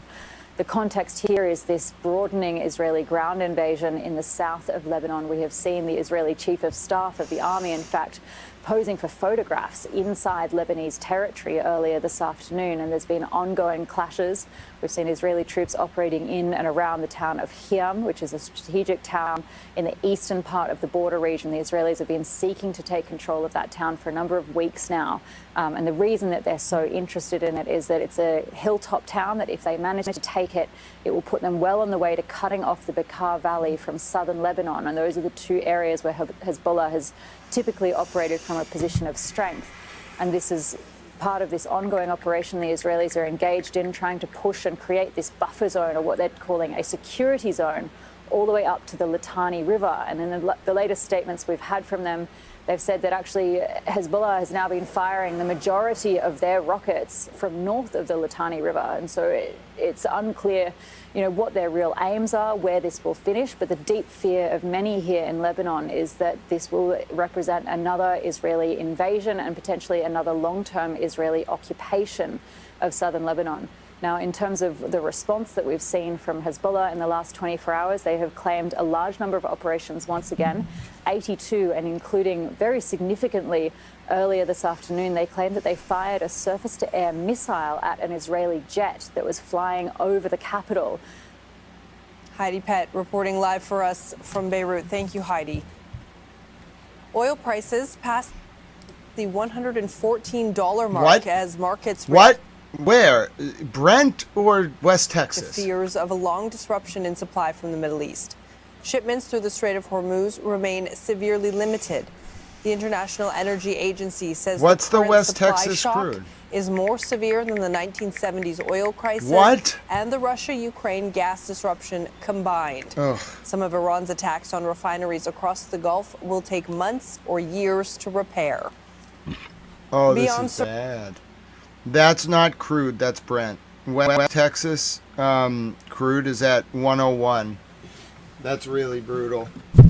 And it was spiking towards the end of the day, too. It was spiking. Oh, this is not good.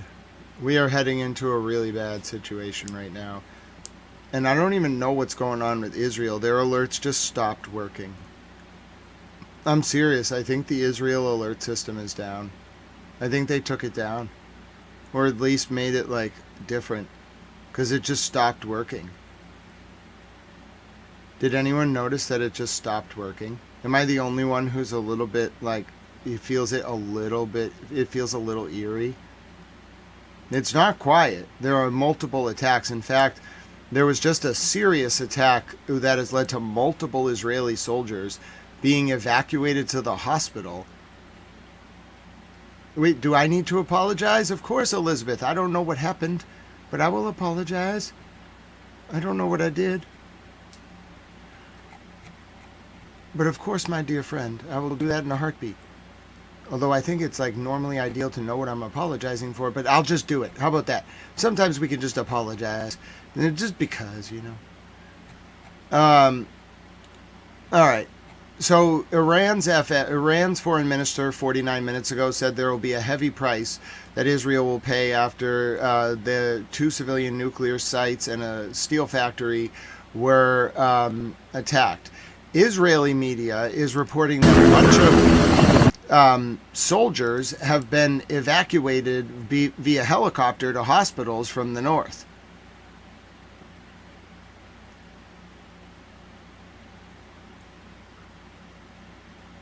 Oh, Elizabeth, I thought Tony was trolling because I was out getting my dinner. Of course I'll apologize to Tony if they weren't trolling.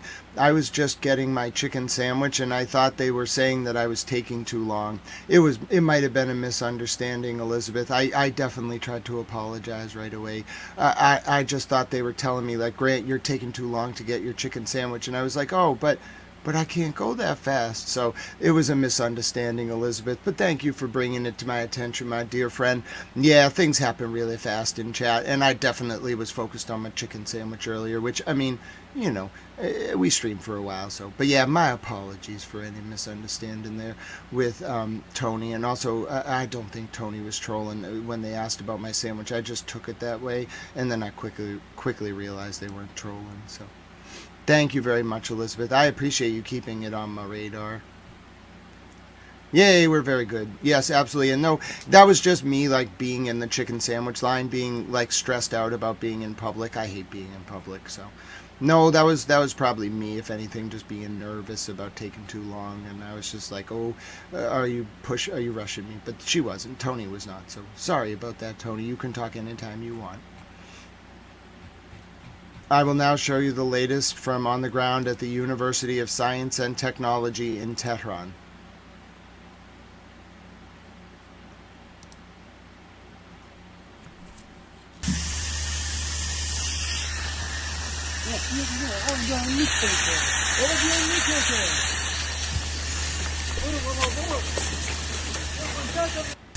This is the latest from Tehran.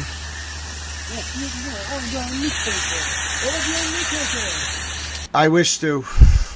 Someone said earlier they want to protest Burger King, and I was like, don't do that. That's where I got my chicken sandwich tonight. But I didn't actually say that.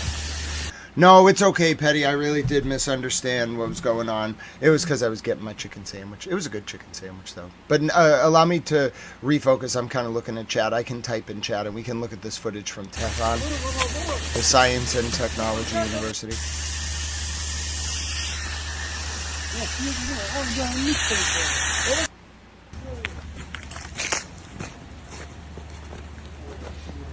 This is Tehran Science and Technology University.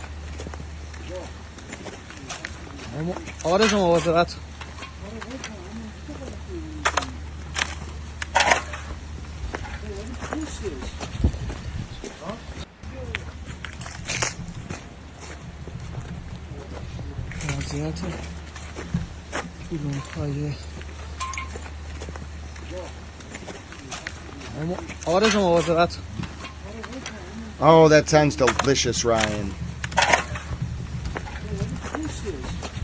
I hate to be thinking about food. It looks like this was struck in the nighttime, but it looks like the Tehran Space and Technology University is no more.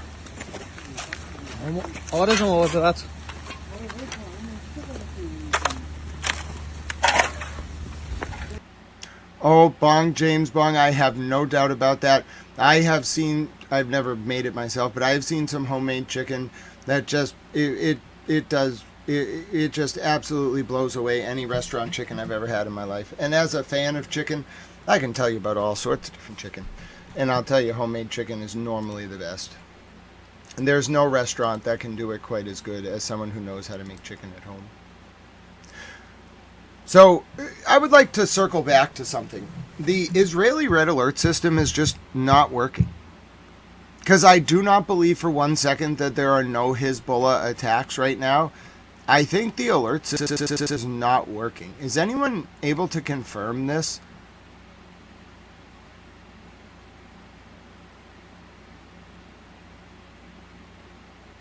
Wendy's is delicious. I will say that's one of my, like, if I very rarely, I should get more cheeseburgers because they're good for me, apparently, but I don't eat a lot of them. I eat like maybe one a month. It's like a luxury item, and then I'll try to go to Wendy's. There's something off. Something's wrong.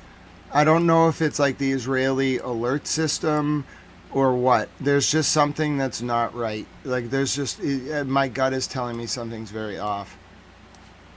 Because there's just no way there isn't stuff going on right now. I don't believe that for a second. It makes me wonder if it has something to do with what happened earlier tonight. Well, multiple things happened. But first of all, let me show you what happened in Tel Aviv live on Turkish TV tonight. This was live. They just let the cameras roll. Emine Kavasoğlu söz sende. Siren sesleri çalmadı. Sirenlerle aynı anda bir hava saldırısı gerçekleşiyor şu anda. Sirenler önceden çalmadı. Bu kez bakın. Şu anda sirenlerin sesini duymamızla füze saldırısının gerçekleşmesi arasında belki de saniyeler vardı. Yani bir saniyeden bahsediyorum. Sirenler duyulmadan, çünkü ben arkadaşlarıma uyaracağımı söylemiştim. Önce telefondan, o arama motorundan riskli bölgedesiniz uyarısı geldi. Sonrasında biz siren sesi çalana kadar bekleyin dedik arkadaşlara. Belki de olmaz dedik. Ama siren sesi çalmadı. Ve bir kez daha söyleyebiliriz ki o erken uyarı sistemleri bu gece de sınıfta kaldı. Bu gece herhangi bir saldırı olabileceğini zaten bekliyorduk. Devrim muhafızları tarafından bir açıklama gelmişti bugün altyapı tesislerine yönelik düzenlenen saldırılar sonrasında ve o saldırı sonrasında da işte siren sesleriyle aynı anda, ki normal şartlarda en az 3-4 dakikalık bir süre geçmesi gerekiyor. Arama motoruyla siren sesleri arasında yaklaşık 8 dakika oluyor ama bu siren sesleriyle hava saldırısının arasında en az 3-4 dakika olması gerekiyordu. Hiç olmadı o fark. Hiçbir zaman ayarlaması yapılamadan bir kez daha hava saldırısına maruz kaldı. Füzeler ateşlendi. Şu an an itibariyle birkaç noktadan patlama sesi duyuyorum. Şunu söyleyelim ki yine küme başlıklı bir... Hola, Francisco. ¿Cómo estás, mi amigo? Esta noche es una noche muy importante en la guerra. Friends, my friend Francisco Castillo speaks Spanish, so when he comes in, he gets a personalized news report in Spanish. You're just going to have to live with it. Francisco, hola, estoy bien. Adiós bendiga. Tenemos que hablar. Somos muchas cosas esta noche, porque tiene muchas ciudades con bombas. Claro que sí. En Tel Aviv hay muchas bombas en los 4, 5, 6 horas pasado. También en Tehran hay muchas bombas a las universidades, a las puertas, a los aeropuertos, a las calles, just muchas bombas. Todos los países en el Middle East, ¿sí? Y también bombas en Bahrain y bombas al soldiers,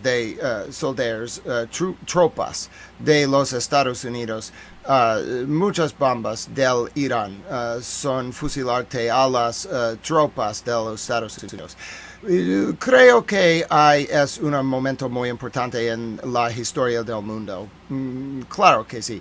Y creo que las tropas de los Estados Unidos will go. Tienes que lavar en Irán. Sí.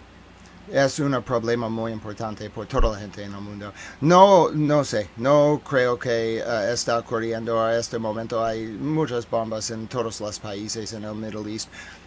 Y también creo que es una situación que no tiene una resolución. Es una catástrofe, totalmente. Lo siento que necesito decirte todas las información esta noche, pero no es bien. Me llamo Grant Smith Ellis y Dios bendiga. It is very good to see you, my friend. So that was your personalized Spanish update report. That Francisco gets a personalized update in Spanish whenever he comes in. It's just for him. I'm sure there's other people who speak Spanish. If you speak Spanish and you want to speak to Francisco in chat, that's great. He really likes that. But my point is, Francisco gets a personalized Spanish news report every single time he comes in the chat. I really like it. It's a nice tradition. Plus, I get to practice my Spanish. Tengo que practicar español todos los días. Sí, es un idioma muy importante por toda la gente en el mundo. I feel like a lot of the English speakers just are like, what? He just speaks fluent Spanish. He just switches over to Spanish. Yeah, and it's getting better every day because I'm refining the neural pathways that I use to learn my Spanish. Now it's becoming very fluid because I'm talking to Francisco every day in Spanish once a day. So I'm remembering more words. I know how to say more things. Like my English thoughts come out far more fluidly as Spanish words. I love it. I have a pretty wide Spanish lexicon, surprisingly. I know how to conjugate a lot of irregular verbs. I know all the tenses and a lot of different words and like nouns. But Spanish is a very tough language.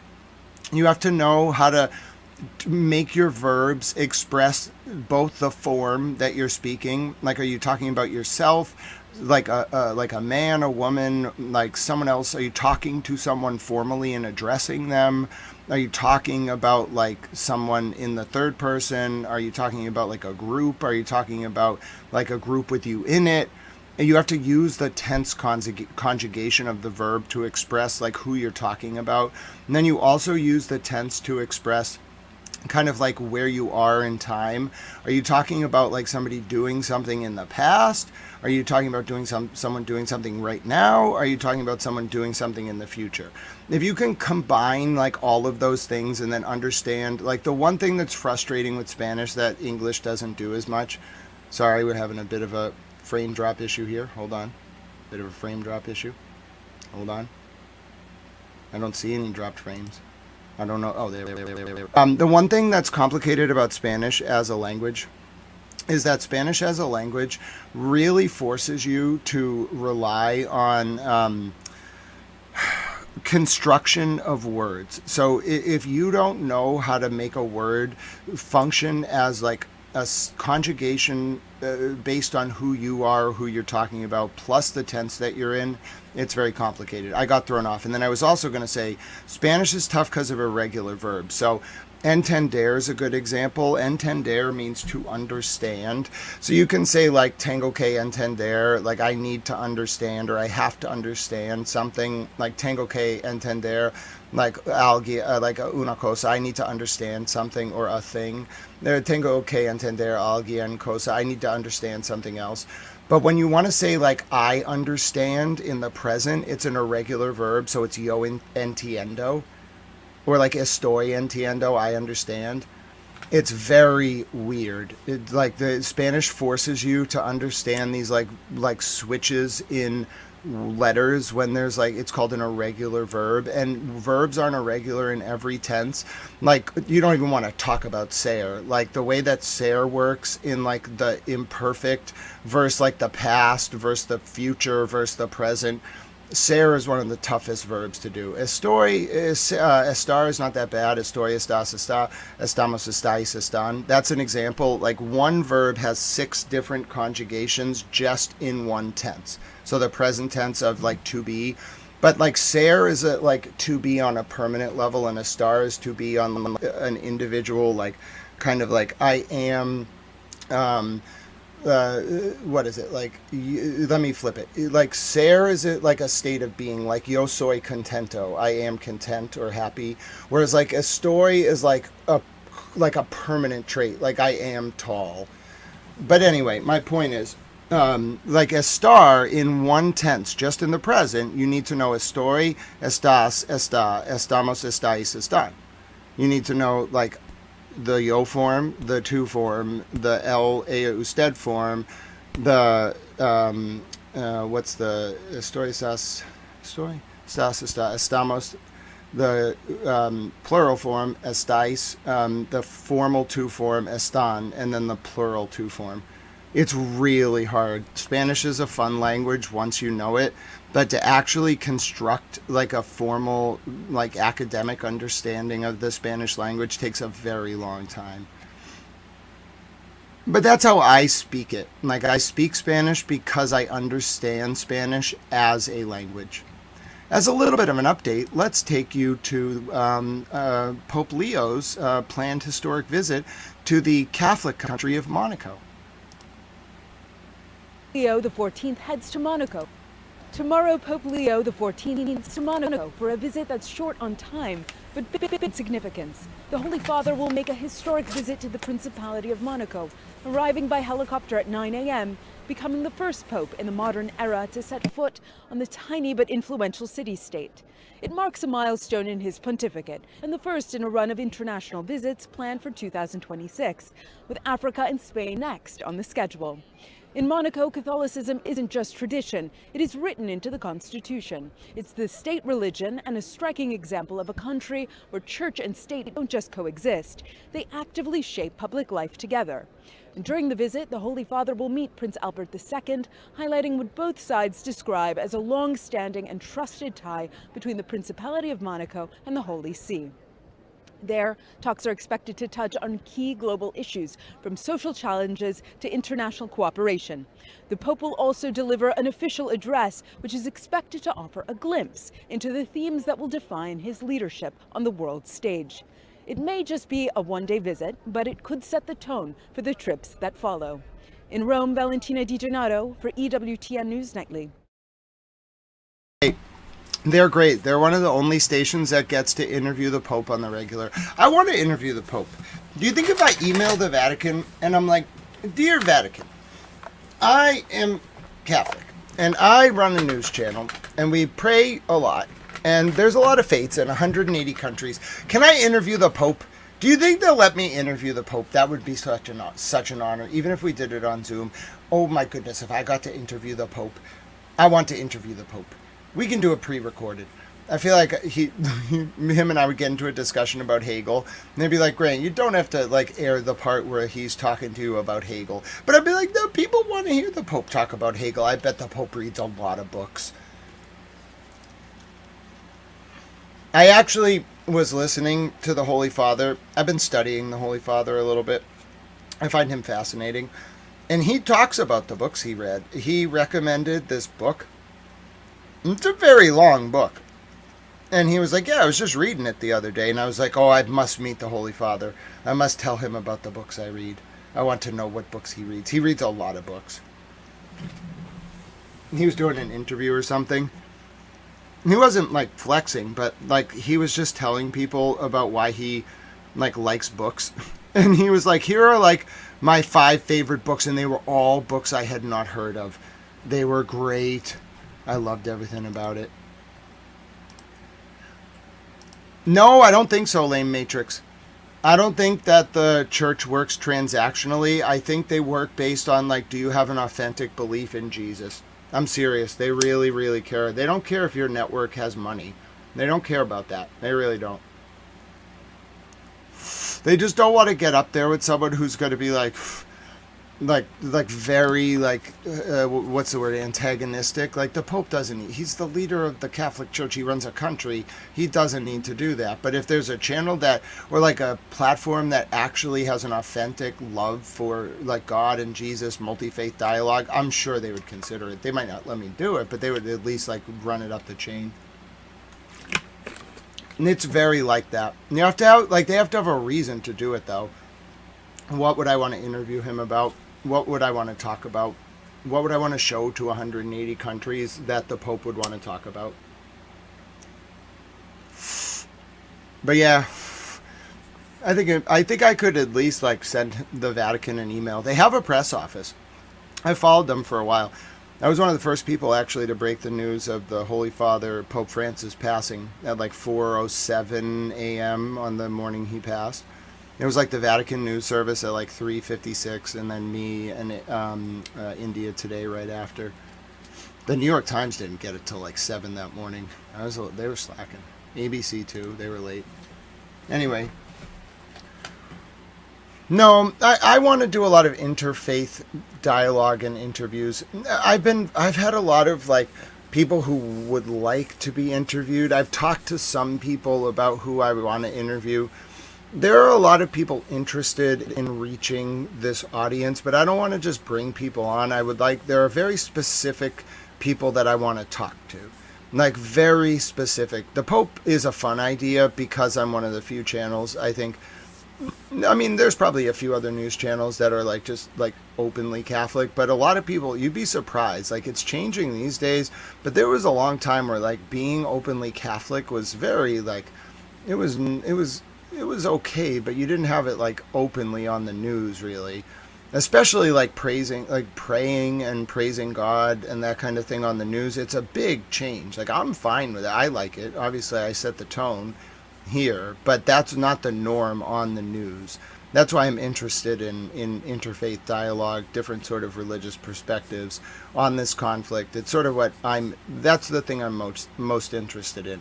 There have been a few geopolitical analysts that I'd like to interview, mostly academics, about some of what's going on. But I don't want to get into a position where I'm platforming one perspective and not the other. So if I'm going to be doing these interviews, I have to have, before I do one, they don't have to be on at the same time. They would just fight. But like for me, I have to balance it by having both sides set up ahead of time. So I can't just find one perspective. Like if I get the Saudi perspective, then I'm going to like want the like Iranian perspective or the UAE perspective or the Bahraini perspective. And like the Gulf Council isn't really unified. They have a lot of disparate perspectives. So I'm trying to find someone who's like an expert on the Gulf Council, but also removed enough where they don't represent any of the interests of the states on the Gulf Council. And that's incredibly difficult. By the way, there's 182 countries here. So you're going to find people who are other countries that you agree with. You're going to find people who from your own country you disagree with. You're going to find people from countries you might not have known even existed that think far more closely to you than people from your own country. So like that's probably why I like this channel so much. But yeah, if you're just coming into the comments or whatnot, it's one of our like decompression breaks towards the top of the hour. Try to give them to you every like couple hours. We've been going for almost 8 hours today, and I haven't even done. I think we did a little bit of like a horsey video every now and again, but there hasn't been time to decompress. Speaking of decompression, have you ever wondered what it's like? We see a lot of footage of other cities. This is a city that I'm blessed to live in. I think it's the most beautiful city in the entire world. It's the city of Boston. Now, I'm blessed that there is peace here and that we are graced by God to look at this city, smoke billowing from it, and every day I thank God for that. But that's my city. That's where I live. I'm from Boston. If you've ever wondered what it's like, it's a very nice city. Kind of looks like it's a smaller version of London.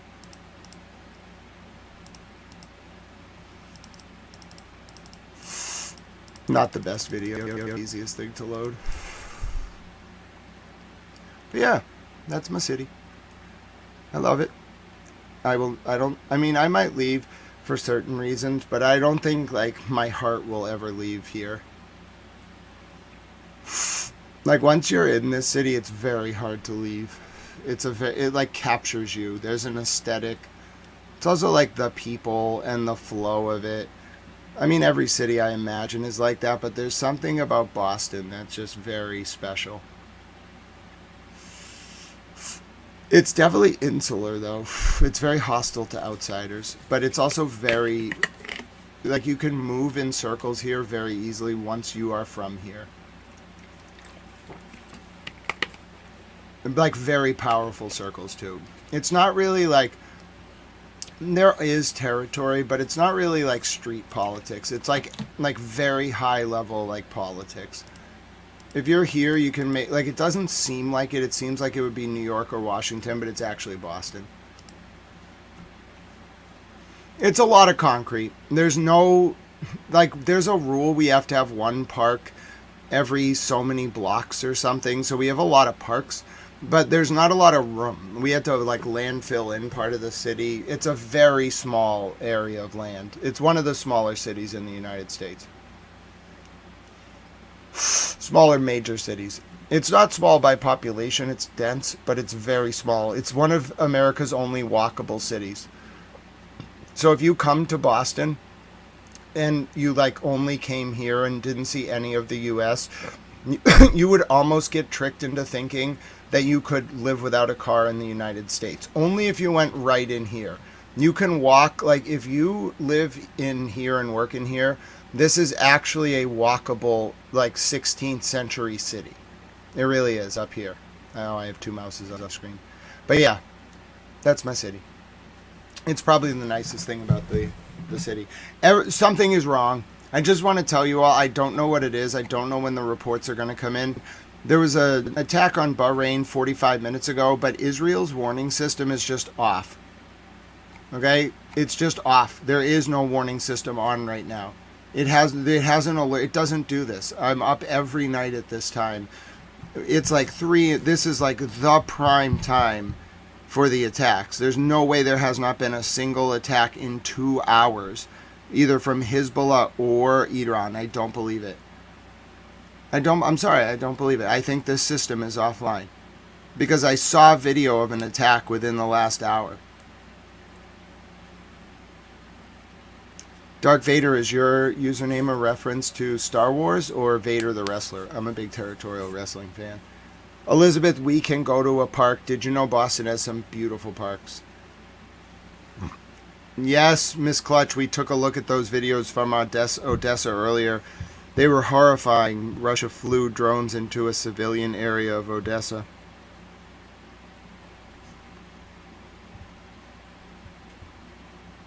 Okay, I have more footage for you now from Tehran at 2 in the morning.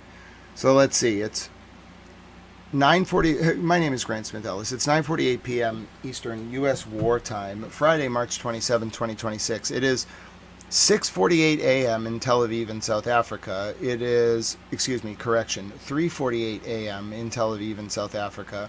It is 4:48, 7:18 a.m. in Tehran. The sun's about to rise in Tehran. We haven't watched the sunrise in a while, actually. The past few streams, I was a little bit tired, but I slept a lot last night because I walked so far yesterday on my cane. That was not a good idea. I've been in a lot of pain today. That's why I wasn't grumpy, but like I definitely overdid it yesterday, and I literally, like during stream, lost physical energy. But all it took was 10 hours of sleep and me not walking at all today anywhere, just sitting in a chair. And now I can have my mental energy back. God bless all of you. Thank you very much for being here. I'm going to show you the latest from Iran coming in right now. This was 2 a.m. in Tehran, so just over 3 hours ago, but it's the latest footage coming in. There was also a strange fire downtown Toronto that I will try to get you an update on.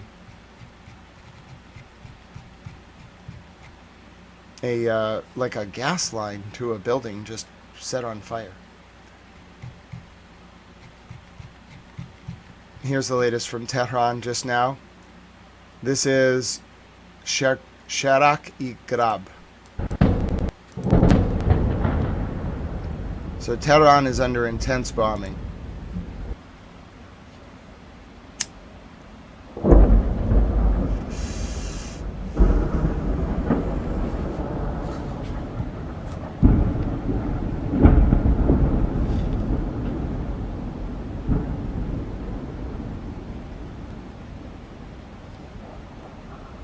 Fires have broken out at the U.S. base in Bahrain. Oh, wow. This is tonight.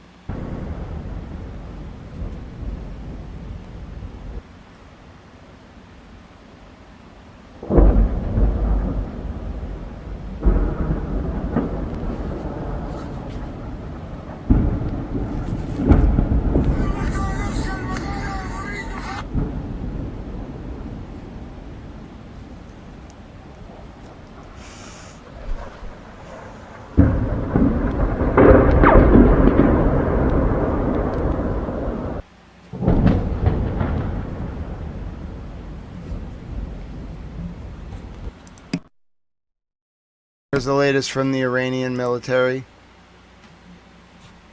Things are definitely, like it's right now. I don't know when it's going to happen, but the Iranians are ready.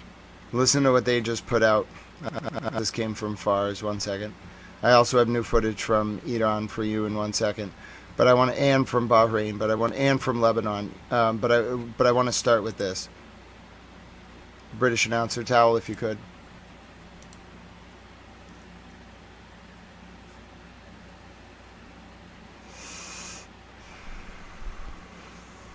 Yes.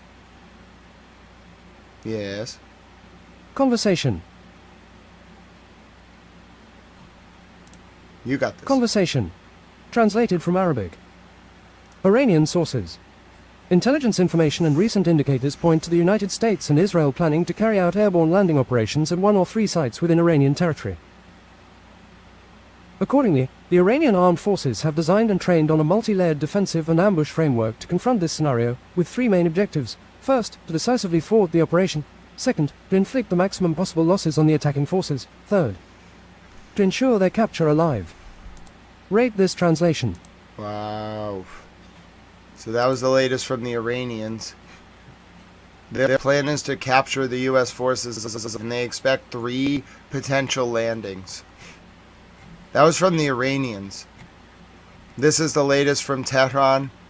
This is the Persian side at 2:10 a.m., so about 4 hours ago.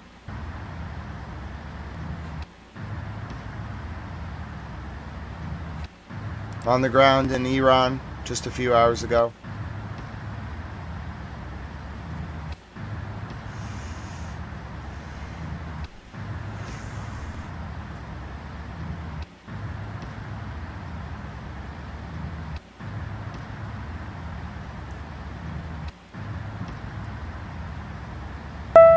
Alert! Alert! Alert! I told you it was too quiet. Iran has launched. I told you it was too quiet, but at least the alert early warning system is working. Iran has launched. I repeat, there has been a launch from Iran. You have 7 minutes. There has been a launch from Iran. The target is... It's the north. Iran has launched at the north? Okay? There has been a launch. There has been a launch from Iran. It is towards the north. I'm not really sure what to say about that. There has been a launch from Iran. You have 6 minutes and 30 seconds. It's towards the Lebanese border, which is normally what Iran does when they want to help Hezbollah. New. For the 5th time in 7 hours, Iran has launched missiles at Israel. The target is the Lebanese border with Israel. Time to arrival 6 minutes from this post. Live coverage. Okay, it's now. They're as Hezbollah's war with the IDF rages. Literally, reports of casualties coming from that area right now. I think Iran got the report. I saw the stuff going up on Israeli TV about hospitals having to shut down so IDF soldiers could get air vac'd in. I think Iran saw that and is going to hit them right now, right there. And they got to be more, people got to be more careful with letting that footage out. I'd much rather get nothing about like people going to a hospital than Iran get it and then be like, okay, let's bomb the north of Israel because their troops are evacuating the dead right now, which is exactly what they did. They watch the Israeli news. They watch social media. You think I'm good? Imagine with like a state-sponsored actual operation is like they get everything immediately on 150,000 screens. They're across 27 offices. Probably like across 100,000 offices. I can't even imagine what their intelligence network is like. I'm one person.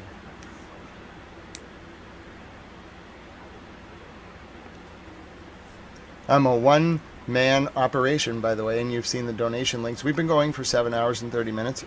If you want to support this operation, feel free to. I don't want to do the donation stuff right now, but I honestly forget. We're just going to watch for now. I'll do it after this next one, even though it's been 8 hours. That's really not my concern. Alerts. So Iran is launching, and Hezbollah is firing to weaken the air defenses. You're going to want to watch the top cams. The top cams right now. That one is South Lebanon and 5. Watch not this one and 5. This one and 5.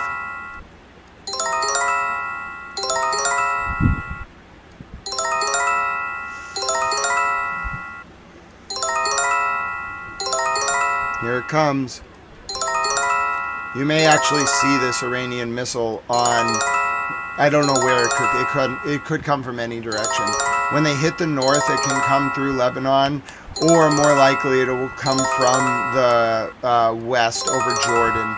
They can get these. You'd be surprised. They get more of the missiles than you expect when they don't come through Lebanon. The highest rate of like hit is always through Lebanon. Iran planned this out ahead of time. Iran planned it out ahead of time so that they would have air superiority over Lebanon, and then they could use Lebanon airspace to launch the missiles. All right, it's the north. It's the north of the country. Thank you, Triple of You have 2 minutes. You have 2 minutes and 45 seconds. The target appears to be Kiryat Shimona. Oh my God, why is Iran firing a missile at Kiryat Shimona?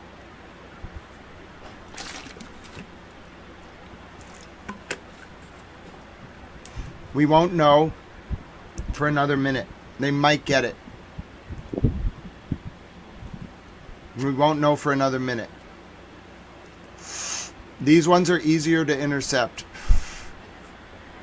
Unless it goes through South Lebanon. For some reason, those ones are the hardest. They cannot get them.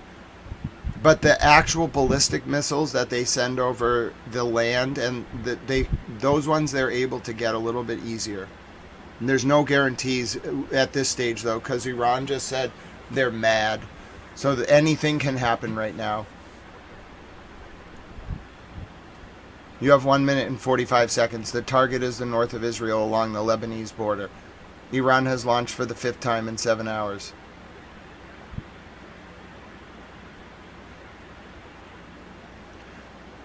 Are we criticizing our beloved host for wartime cigar smoking? I don't know if I'm going to have that. It's not good for me, but nicotine during war keeps people somewhat calm, and that's what helps me and also helps my colitis.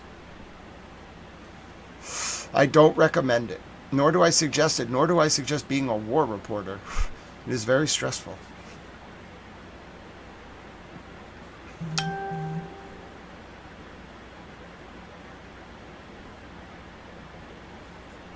Thank you, Tiffany Bob.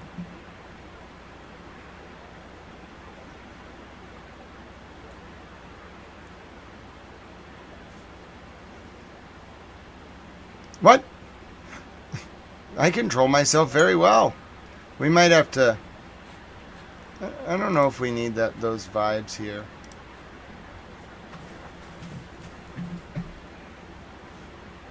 I removed their wrench. They might be doing it because they're worried about my health, but there are better ways to do it.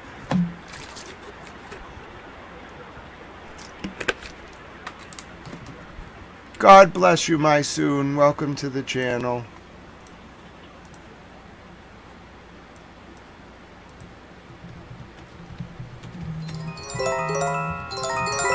Alerts. Keep an eye out. You want to look now at the cams. This is when it should be arriving. You're looking 5. Oh, thank you, Pete. Hi, Roy's World. Hi, Dark Vader. The Nunya Sin Bin.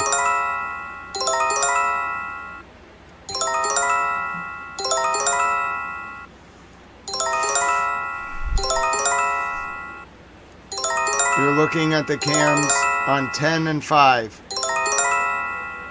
Maybe 9.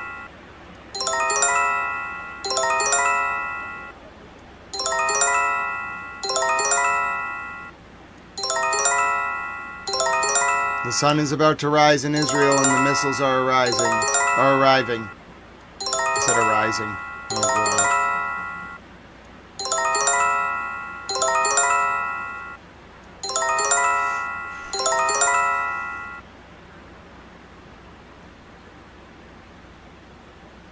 Okay. Now I'm watching the cams. We don't have any... We have some sirens in Haifa, but not in the north.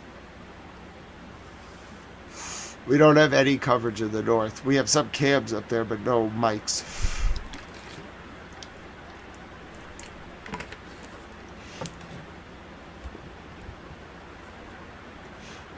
I'm surprised Gotham has lasted this long.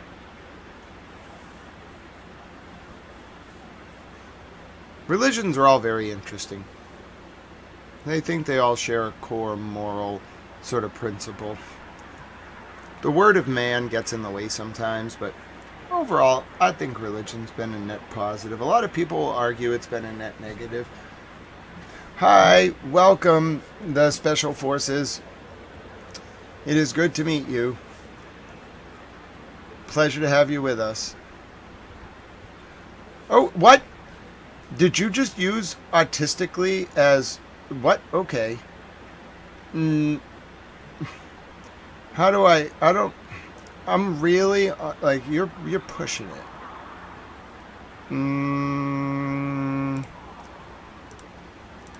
Under Towel Rule 1, I'm naming the member for Gotham 15. You have been removed from the chamber for the remainder of the day's sitting. The Sergeant-at-Arms will escort the member from the chamber. There was a flash on 10 at 5, 10, 11 seconds. Going back. That might have been before. It was at 5, 10, and 11 seconds. All right, I'm going back. No, you said it was at 5 and 11 seconds. All right, so this is on 10.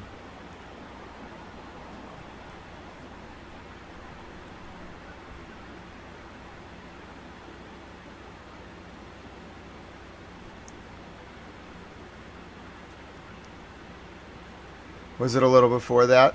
I can run it back a little before that. Okay, so I'm checking for 10.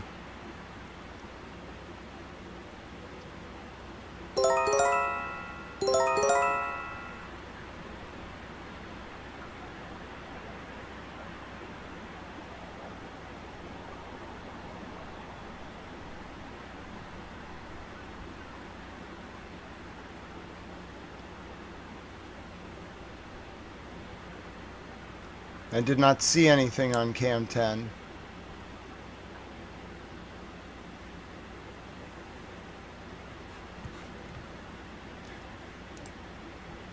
The special forces, I don't doubt that at all.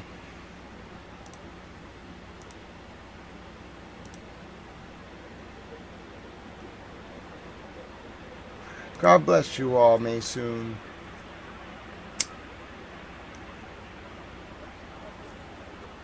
I understand how long.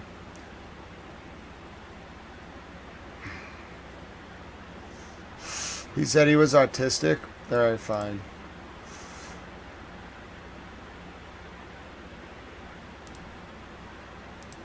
He can come back. All right, Grotham, you can come back into chat now. I switched your mute to 10 seconds.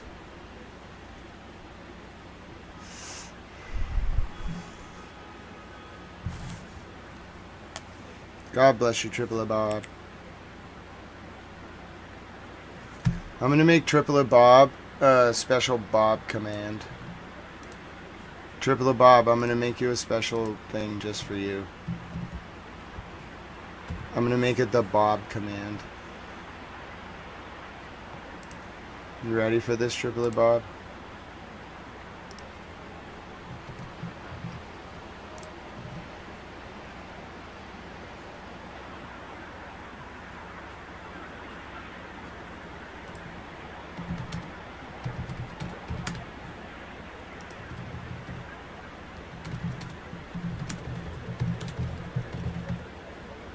Alright, the incident is cleared.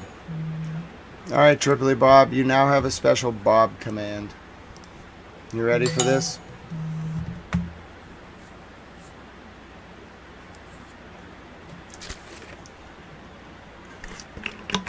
How's that, Tripoli Bob? I made you a special Bob command. Now you can do exclamation point Bob. I cannot tell if that was intercepted or not because Hezbollah fired so many missiles.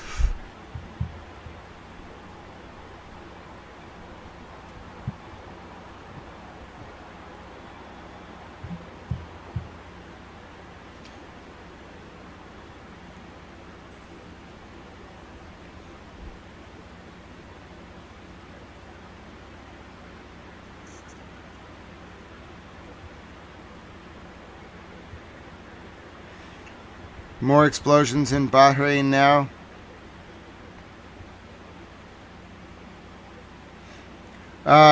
Ukrainian aircraft have struck Russia's Yaroslav oil refinery, the 5th largest in Russia, causing it to catch fire.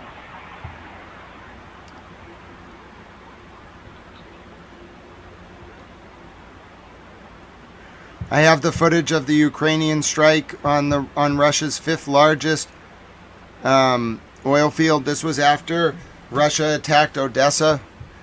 Russia attacked civilian infrastructure in Odessa. In return, Ukraine immediately followed up with an attack on Russia's 5th largest oil port. This marks the, I'd say, 3rd oil facility that Ukraine has hit on Russian territory within the past 3 days. I'll show you the footage now. It's only just coming across the wires. This is the latest, and then I'll take you to the top of the hour update from Al Jazeera 8 minutes ago to see what we have from Tehran. Something really intense is going on. I expect another missile to come in from Iran. They never just fire one. So this is the Slavnet oil refinery, the 5th largest in Russia. It is burning right now. Я стою на Костромском перекрестке и, блядь, короче, блядь, МПЗ горит. Прям пиздец как. Ну, короче, я стою на Костромском перекрестке И, блядь, короче, блядь, НПЗ горит. Thank you, got manners. Прям пиздец как. Ну вот, короче, я стою на Костромском перекрестке. И, блядь, короче, блядь, НПЗ горит. Прям пиздец как. Ну вот, короче, я стою на Костромском And the latest from перекрестке. from Russia being hit. Yes, Ukraine has been decimating Russian oil exports. Прям пиздец как. Russia canceled all Вот, foreign. короче, я стою. Russia canceled all foreign exports of oil, like starting April 1st, because of the effectiveness of Ukrainian strikes. And Ukraine has a lot of Saudi money now, so the whole complexion of the Ukraine-Russia war changed like today. Because Ukraine became this like fundamental ally to the Saudis for drone interception technology. So the Saudis gave them, I would say, I mean, I don't know how much the contract was. I would guess it had like a listed value, but Saudi money is basically unlimited. So Ukraine's like whole financial posture changed today. Yes, that is correct, Miss Clutch. Tripoli Bob, we have to double check. Let me get you the exact headline from Al Jazeera. But yes, it was announced earlier today that Russia is stopping some kind of petroleum exports to all foreign buyers on April 1st. But I am not a petroleum expert, so I cannot answer the question which type of petroleum product or what type of state it is in when they are banning the export. I'm not like that deep, but I did see that it will be an April 1st date, which should be enough to like get you where you need to go. You know, Russia stopping exports, oil, whatever it is, April 1st. But yeah, I was on Al Jazeera, so I would say it has a 99.98% confidence rating, but the finer details, I don't trust myself to relay them. Even if Al Jazeera explained it, I probably wouldn't be able to understand it. I've never refined petroleum. I've studied J.D. Rockefeller, but, you know, I don't think I'd be able to refine petroleum. This is the Yaroslav oil refinery in Russia tonight. It has been hit by a very serious Ukrainian drone strike. Ukraine is basically, I'd say, crippled like 30 to 40% of Russian export, like oil export capabilities in the past 3 days. And it's going to get way worse for Russia now because Saudi just pumped more money into Ukraine than I think Ukraine probably even knows what to do with. Like, it doesn't matter even like what's going on in Ukraine. They now have access to so much money that they could probably like triple the size of their active military like in the next, I don't know, 6 months. Ukraine's a very impressive country. I don't know how they lasted this long, but they really got rewarded for it. Their citizens, like they could have easily folded. Like the world kind of abandoned them, except for America. Like people were like Europe did send a lot of interceptors and money. Some European countries sent money, but like for the most part, like a lot of like countries, like especially in NATO, they were just going to let Ukraine fall. I don't think they cared. And the Ukrainians, by holding out and like fighting the against the Russian propaganda and like holding firm, they somehow became a major player in like this war. Yeah, no, there's no doubt about it, Paul Sar. Like it was from a lot of investment, but like that investment then turned around to create the best anti-drone. Like I bet a lot of the people who were too hard on Ukraine now feel kind of guilty because I assure you that Ukraine and their technology, whether we know about it or not, is deployed on the battlefield in the Middle East right now, saving not only American soldiers, but Allied lives as well. I'm sorry, I dropped my keyboard. I'm not sure if people even understand like the complexity of Ukrainian anti-drone technology. I don't really either, but I've looked at a little bit of their footage and their like capabilities, their optics, their maneuverability, their like video quality. It's all just like 10 times better than anything the Russians are providing in Iraq or Lebanon or Iran. It's not even on the same level. The Russians look like they're operating in like the 80s and the Ukrainians look like they're playing like advanced like graphics. The Russians are literally on like analog video VHF signals, and the Ukrainians are on like fiber optic, like real-time video with, it's just incredible. I was listening to an interview earlier today with one of the high-level Ukrainian commanders. Today he sounded, I heard like just this he sounded like he had just won the lottery.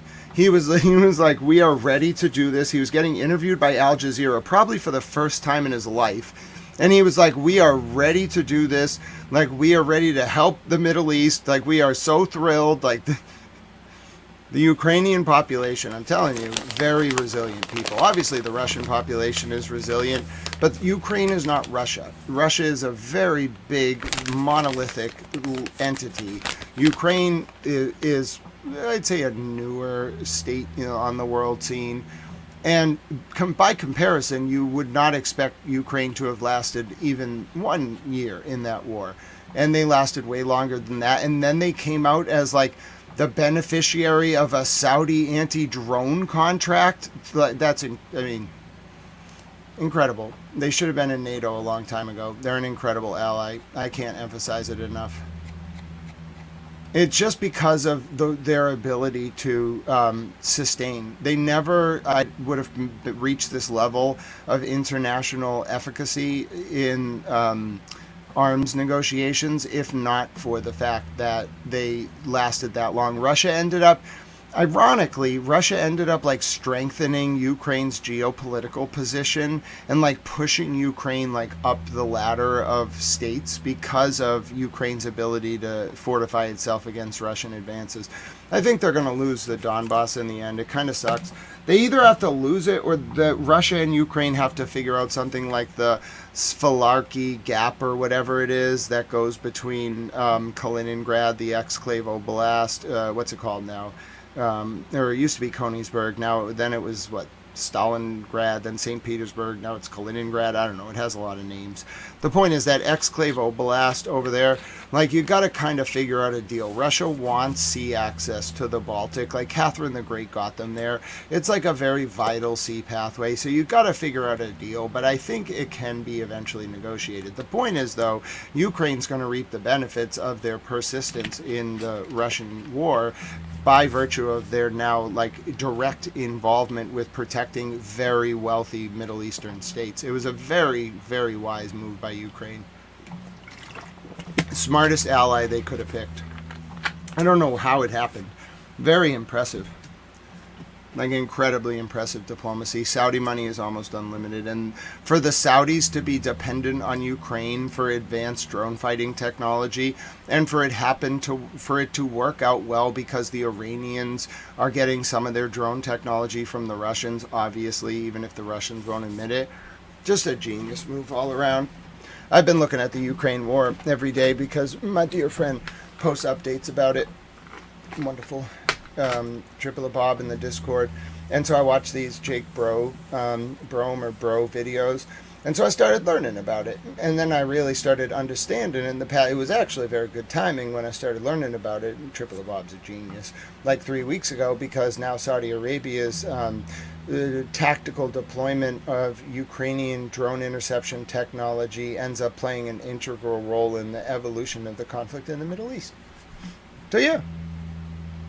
Fascinating. These are the latest hits on Bahrain. This was the next round of missiles going into Bahrain. I don't know if these are interceptors or missiles.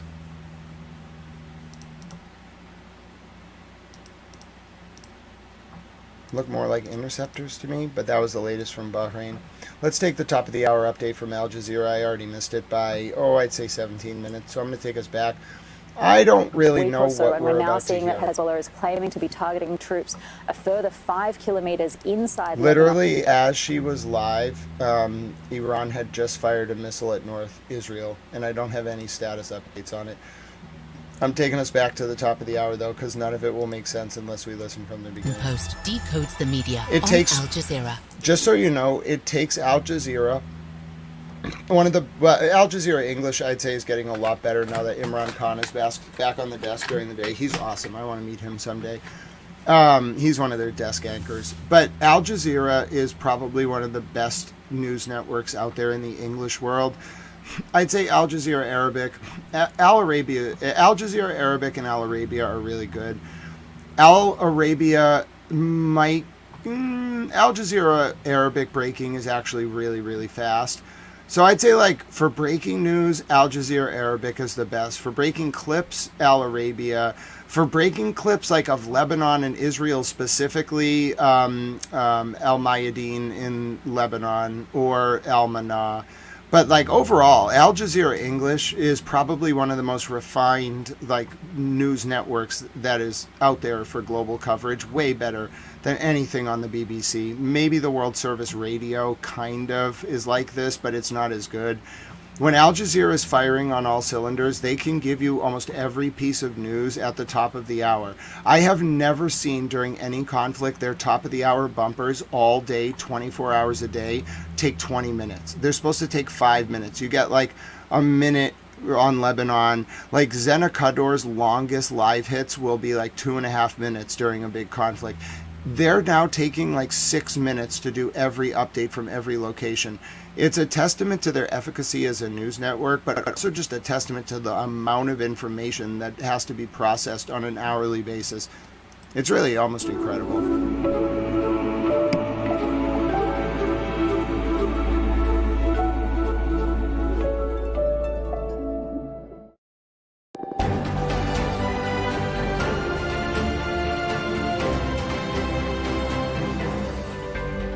This is Al Jazeera live from Doha with our continuing Thank you very much, coverage Joyce. of the war between the U.S., Israel, and Iran. I'm Riley Carlson, and here are the latest developments.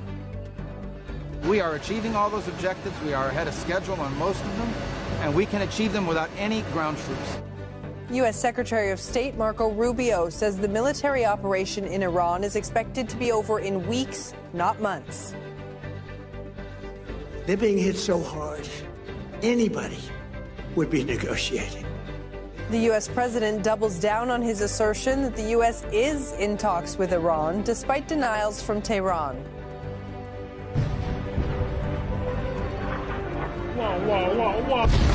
Iran keeps up the pressure as it launches a new wave of strikes towards Israel.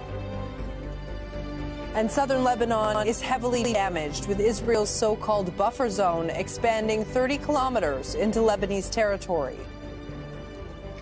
And on This Is America, will the war in Iran reshape the United States' global role in the world? As old alliances are put to the test, we look at who stands to benefit.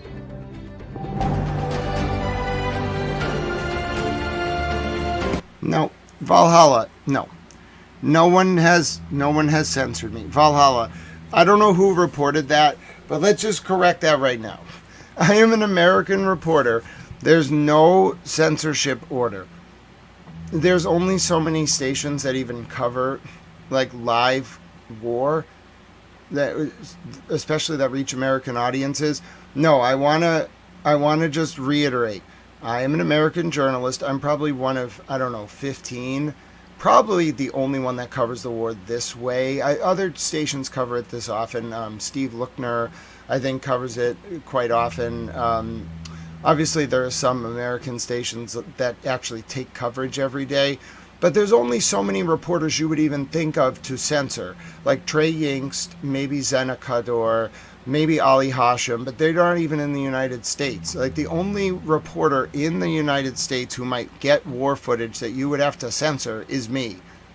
Maybe Lookner, I don't know. I don't have time to look at everybody's streams. He gets a lot of good stuff on X.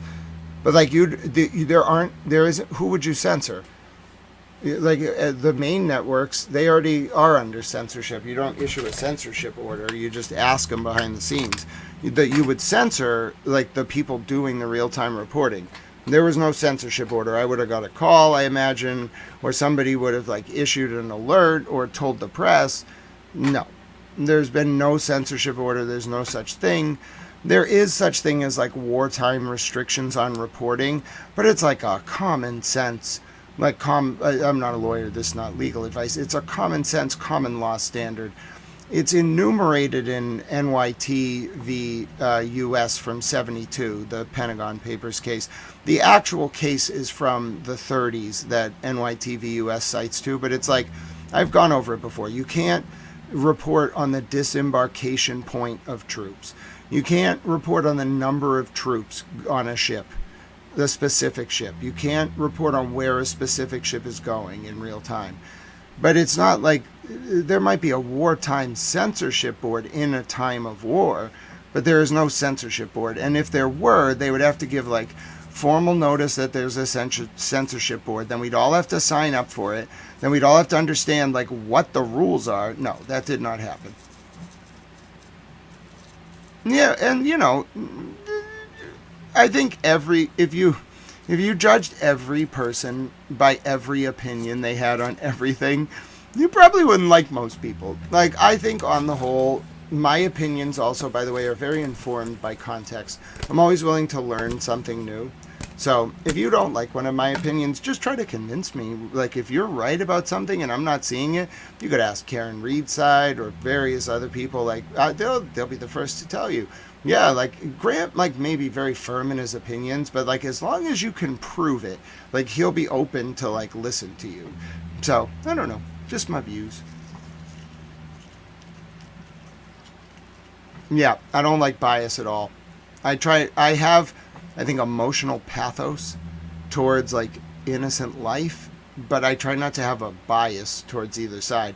I am American. If there's a war, eventually I will have to, like, if it's a long-term sustained ground war, yes, I would join, like, the War Propaganda Office. That's just like the War Information Office. That's just like a national duty.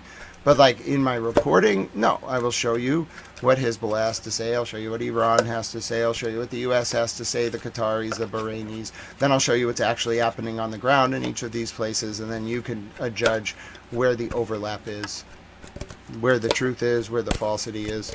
That's what good news is. Journalism is not an industry. That's my new... See my new little slogan? Tal News Network. Journalism is not an industry. See, and it doesn't say that journalism has to be perfect or that it needs to be impartial. It should be, but journalism is humans telling human stories through human mediums with human feeling. So, like, you want to have a bias, that's fine. Like Courtney Buneo, who I think is a great reporter in Lebanon, she, like, calls Hezbollah the resistance. Would, like, most U.S. journalistic outlets let you call Hezbollah the resistance? Probably not. But, like, is she still a good journalist? Sure. Does she have an opinion and a bias? Yeah. But can she get the information out? Yeah. So, that's my opinion. Have your bias, just don't treat journalism like an industry. Treat it like a vocation, a sacred vocation, and then I don't care what you do. Autonomy is all about having opinions. U.S. Secretary of State Marco Rubio says Washington believes the war with Iran could end within weeks without the need for ground troops. He also says Washington has received signals from Iran suggesting a willingness to... That's true, Rainbow. They are the Mujahideen of the Islamic resistance.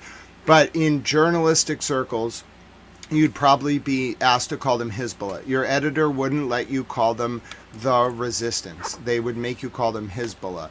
That's what I mean by, like, there's a limit to what you can do in the journalistic apparatus. They will really shape your coverage based on these, like, opaque standards that don't really always make a lot of sense. And that's definitely one of them. Like, you would definitely, if you passed up an article to the New York Times and every time Hezbollah was referenced, you just called it the resistance, they would not allow it. In fact, they would not allow you to do it once. They would strike every reference to that and make you either call it like Hezbollah. They might allow you to say who are known as the Mujahideen of the Islamic resistance in Lebanon, but you would not be allowed to call them the resistance. Same thing with any major publication. They just wouldn't allow it. It's like a political thing because the government of Lebanon put out an order specifically on that, asking people not to call them the resistance. Now, you might say, well, what does the government of Lebanon have any say over, like, the AP standards? I mean, it's not really like that. It's just that's the bureaucracy of news. That's why I don't work in the bureaucracy of news. It doesn't like me. I mean, I think it's fine. I like the colleagues in the news media, but imagine me in a board meeting with some like high-ranking, like highfalutin, like guy in a suit, who doesn't even understand half of what's going on, with being like, well, you know, I just think, you know, that we can't really do this. And I'm like, excuse me, like, who are you? What do you know about this? And who are you to tell me what to do? You have no idea what you're talking about. You shouldn't be in this room with me. Your very existence is an insult to my intelligence. I'm wasting my time here. And then I get frustrated and inevitably just storm out in a huff. One time I was working somewhere and we got into this argument about like the limits of like journalistic freedom. And I was like, you go around purporting to call yourselves like the defenders of integrity, like, and then you like kowtow to these like ideological, stochastic, like terrorists. Like, how dare you? Your vacuous principles are why you don't get any views, and I'm 12 times bigger than you as an individual. And I was like, I'm gonna go make a post about this on X. And this guy, oh my God, I've never seen like an executive like this. He was like, please don't. Like, please don't. And I was like, no, I'm doing it. And then I just left.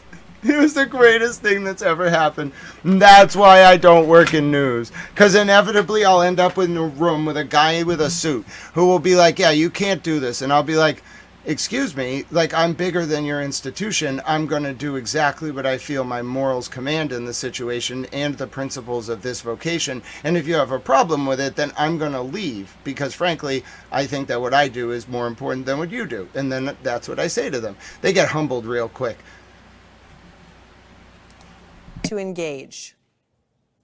We're going to destroy their Navy, we're going to destroy their Air Force, and we are going to significantly destroy their missile launchers so they can never hide behind these things to get a nuclear weapon. We are achieving all those objectives. We are ahead of schedule on most of them, and we can achieve them without any ground troops, without any.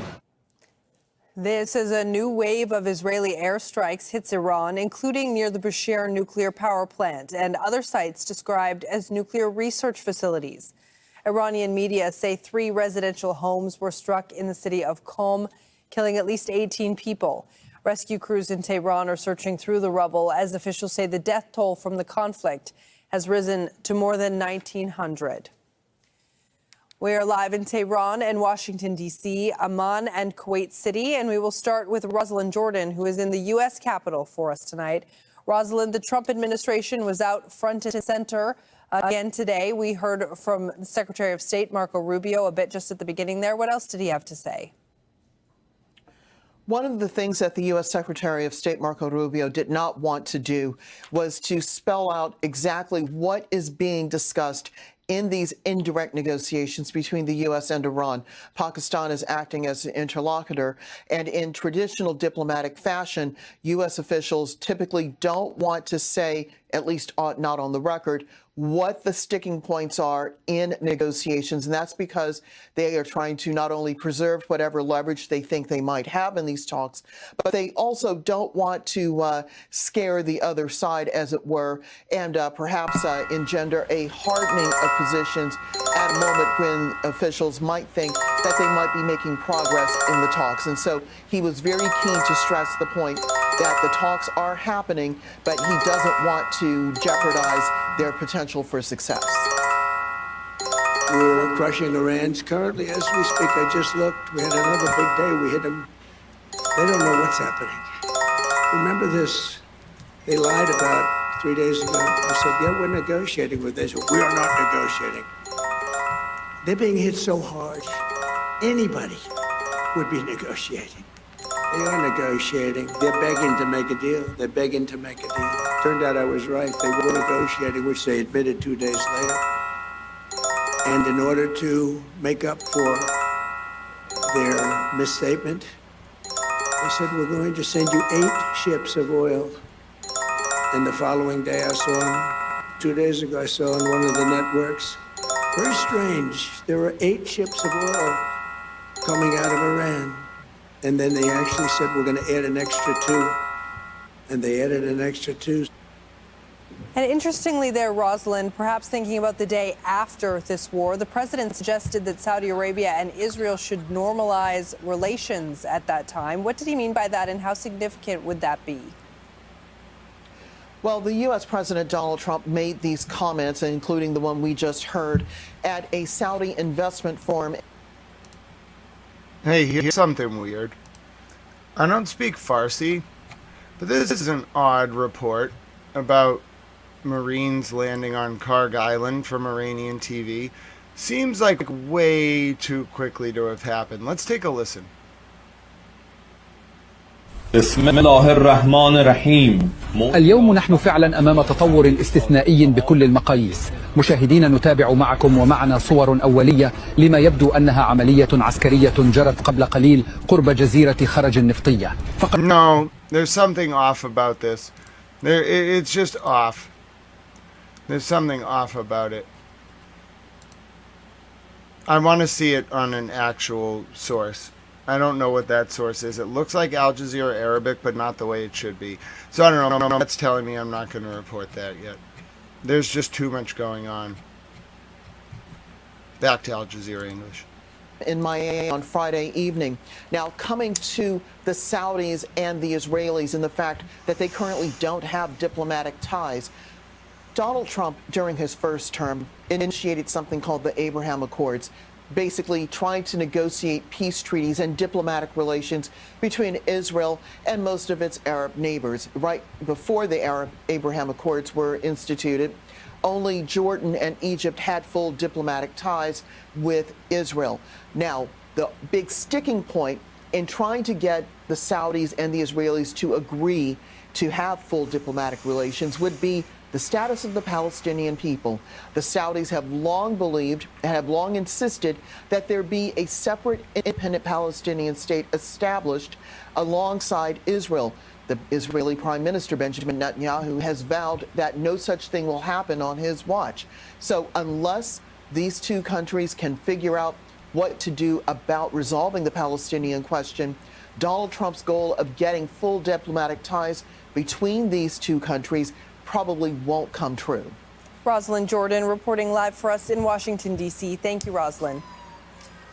Iran says Israel's strikes on its nuclear facilities contradict calls for diplomacy. Tehran's top diplomat has criticized the attacks, saying they undermine efforts to reach a political solution.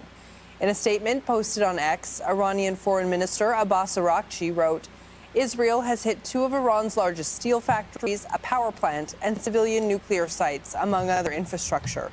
He went on to say Israel claims it acted in coordination with the U.S. The attack contradicts the President of the United States' extended deadline for diplomacy. Iran will exact heavy price for the Israeli crimes. Now let's go to Mohammed Val, who is live for us in Tehran. Before we go to Tehran, let me show you the latest from Isfahan. All right, that report from Tehran is about 25 minutes old now, but let me show you the latest from Isfahan. All right, this was about 1:30 this morning in Isfahan, so about maybe 5 hours ago, 4 hours ago. Let's take a look. It's very censored. Iran's really cracking down on these videos getting out. Look how censored this is. Wow. You're listening to Isfahan. It's very censored to protect the person who films it.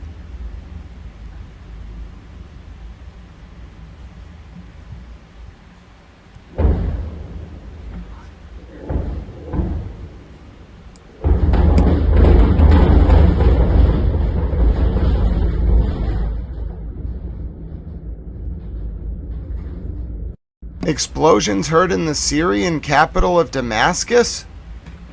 What? What? What? They hit Damascus?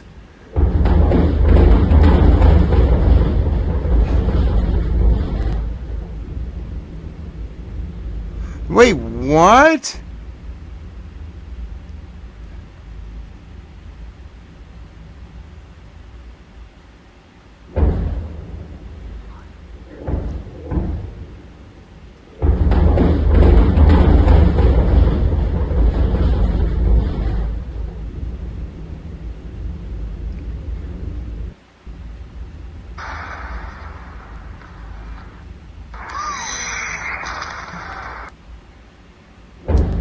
So this is Isfahan, Iran.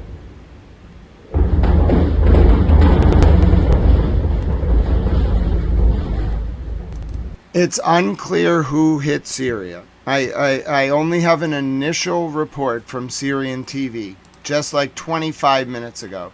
There's no attribution yet.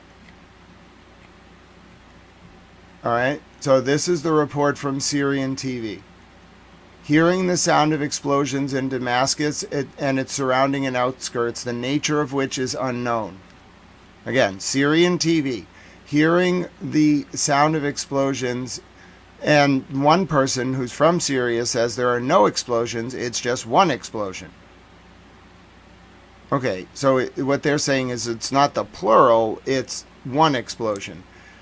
And then another one says they hit 2 explosions among all the journalists, and it seems like they were protesting with cruise missiles. Iran missile protests. Those are some of the comments. So it's unclear who fired at Syria. All Al Jazeera has 24 minutes ago is that someone has fired at Syria. I think Iran does. Because Syria, remember, Syria's government was overthrown, Assad, and now the government is more friendly to the West. So I think Iran might have done it. Here's the latest on the IAEA reporting about a new strike on the Bushehr nuclear power plant in Iran. This is in Arabic. الوكالة الدولية للطاقة الذرية إن إيران أبلغتها بوقوع هجوم آخر في محيط الطاقة النووية ويعد هذا الهجوم الثالث من نوعه خلال 10 أيام دون الإبلاغ عن وقوع أضرار بالمفاعل الذي يعمل بالمحطة أو التسرب الإشعاعي. وقالت الوكالة إن إيران أبلغت أن حالة المحطة ظلت طبيعية عقب الهجوم.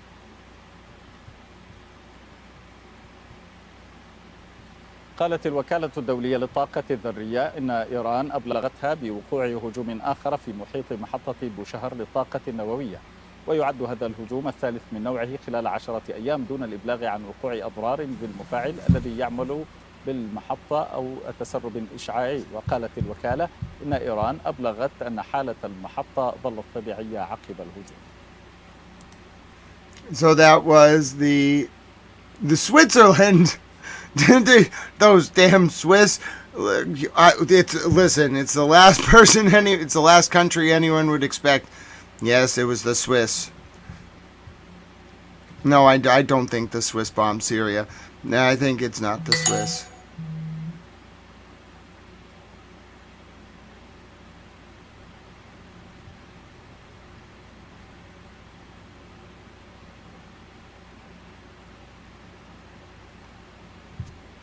I'm looking for footage from Dubai where there was also a reported hit. But I cannot find any coverage from Syria. We can check Al Jazeera English, actually. Let's check the Tehran report and then see if they cover Syria at the top Mohammed, of the hour. Iran is saying it will retaliate for these attacks. Do we know now what those strikes might target? Well, Iran has always promised that it will respond in kind whenever it is attacked. So when it is an attack on nuclear facilities or on... Oh, Swaziland, not the Swiss. Yeah, no, it would never be the Swiss, obviously. Swaziland, though, yeah, they're on the list, of course. I mean, Swaziland, they have very long history of tension with Syria. I'm being sardonic. I don't know what Swaziland would have to do with this at all. But then again, it's more plausible than Switzerland, who's not even on the radar at all.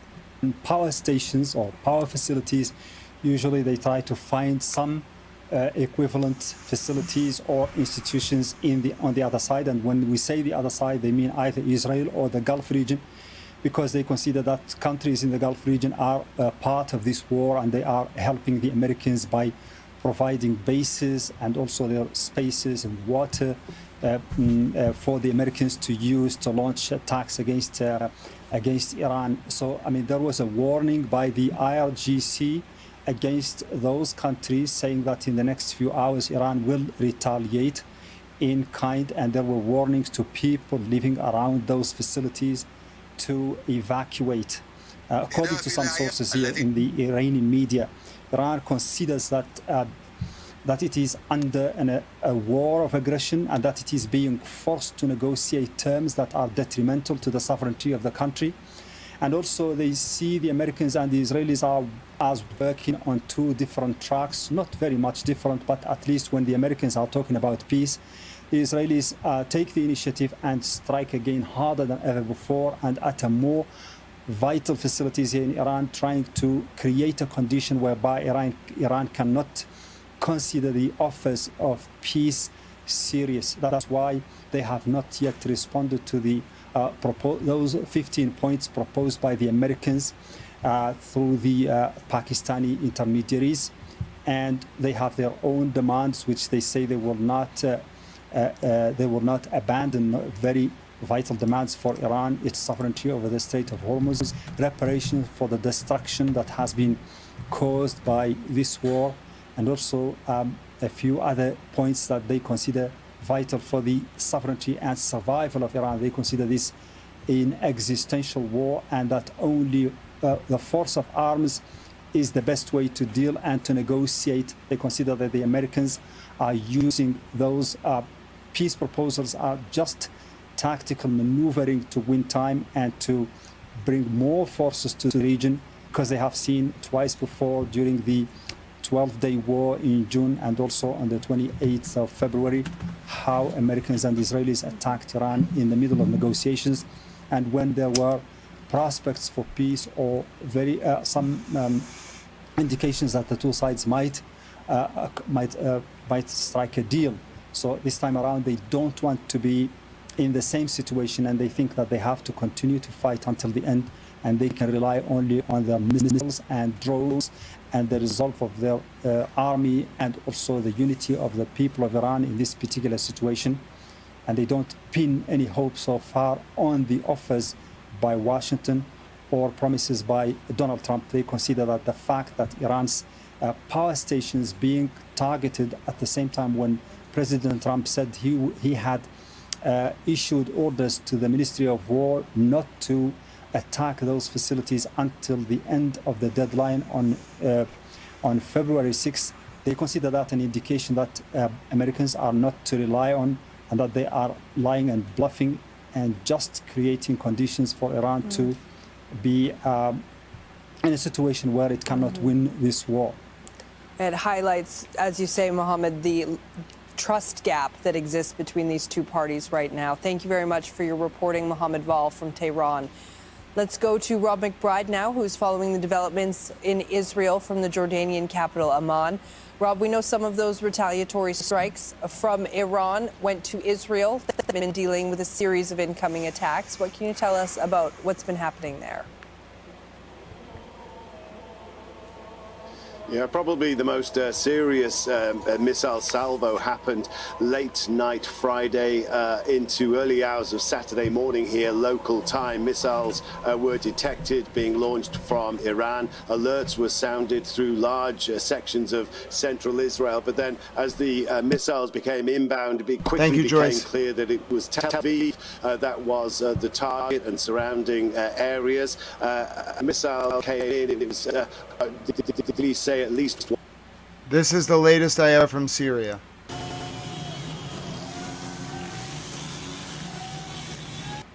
Hold on, let me see if it shows the bombing site.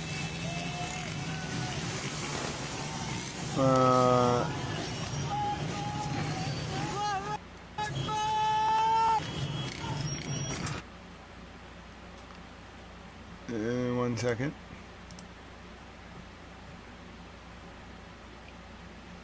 Not really sure what this shows. I can't, it looks to be people in Syria. But yeah, not exactly sure. Alright. I'll keep an eye on the Syrian situation. I think Iran might have just bombed warheads was Syria. one of these cluster munitions that spreads these Good small night, bomblets. Jets Damas. God the bless actual you.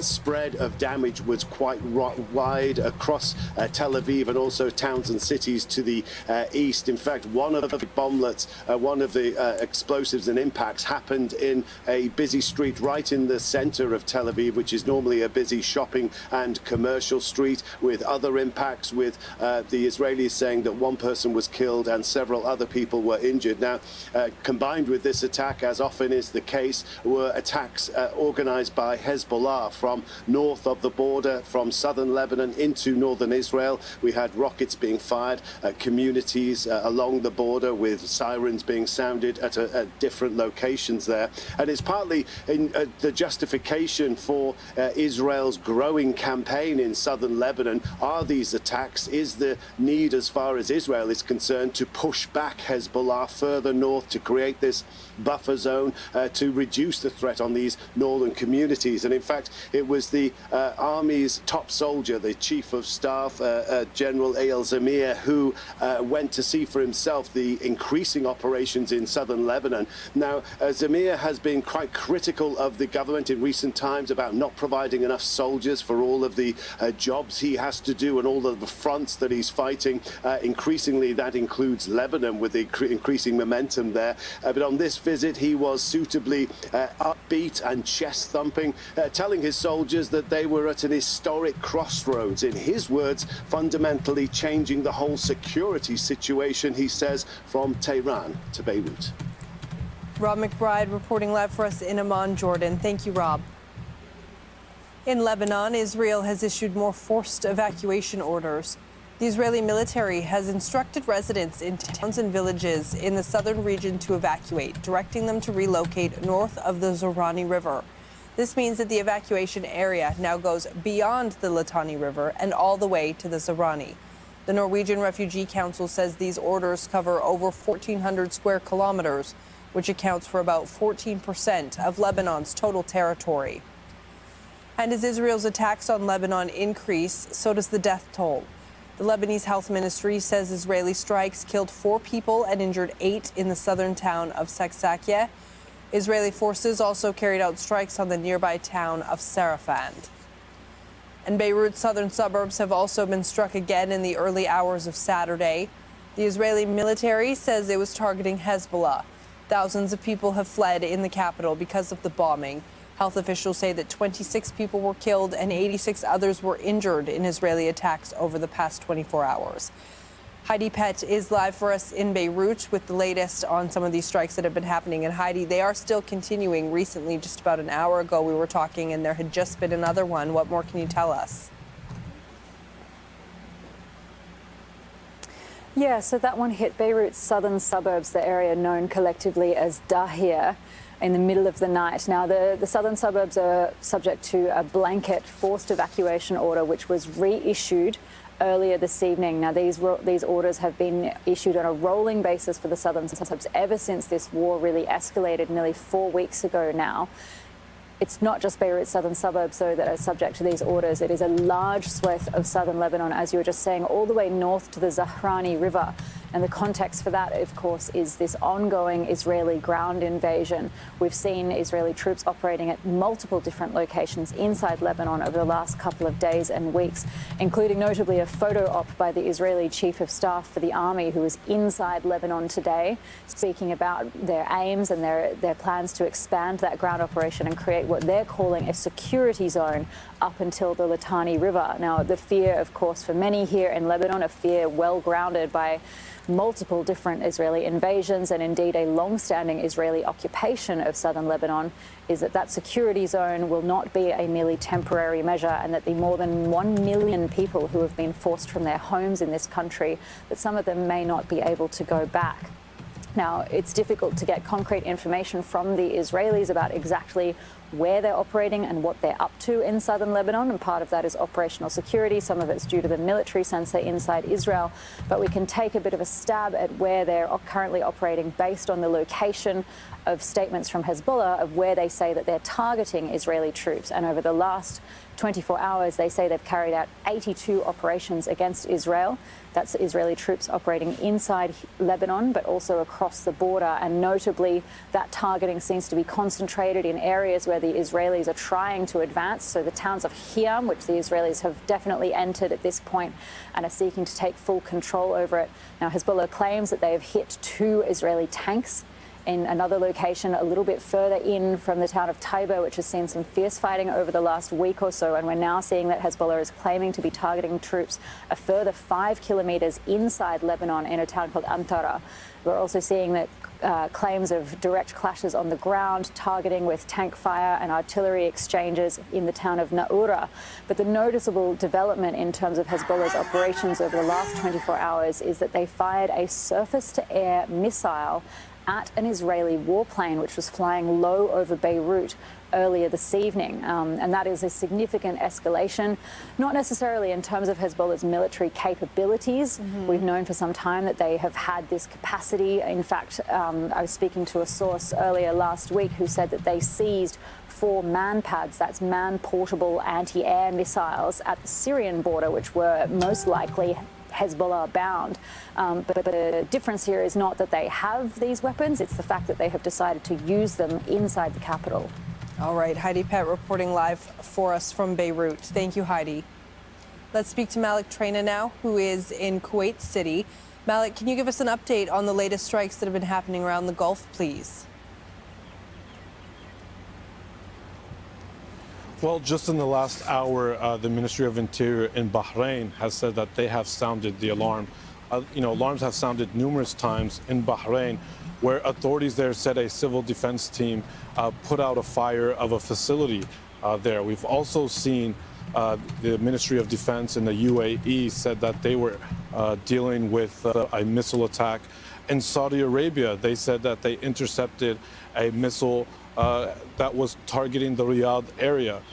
Here in Kuwait, I cautiously will tell you, Riley, that it's been a slow night. I mean, we've been used to hearing the alarms 4, 5, sometimes a dozen times during the midnight to 5, 6 a.m. Timing here in Kuwait.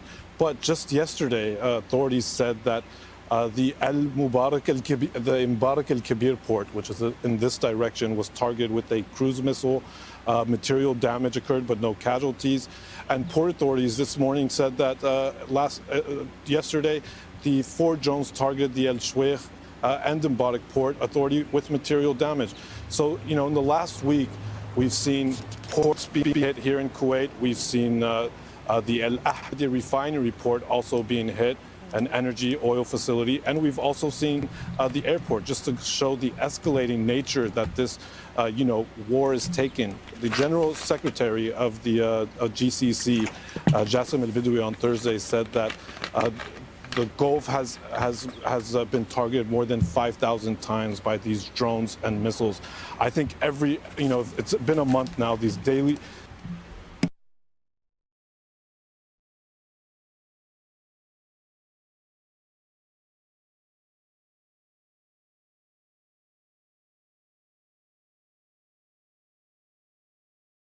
Oh, sorry about that. Mute fixed. Look, I said it in the comments before you could even tell me I'm that quick. If you're just tuning in, I have the latest from Tehran. This is Dolat Street. About 4 hours ago, this was 2 in the morning in Tehran. Tonight. Tehran earlier tonight.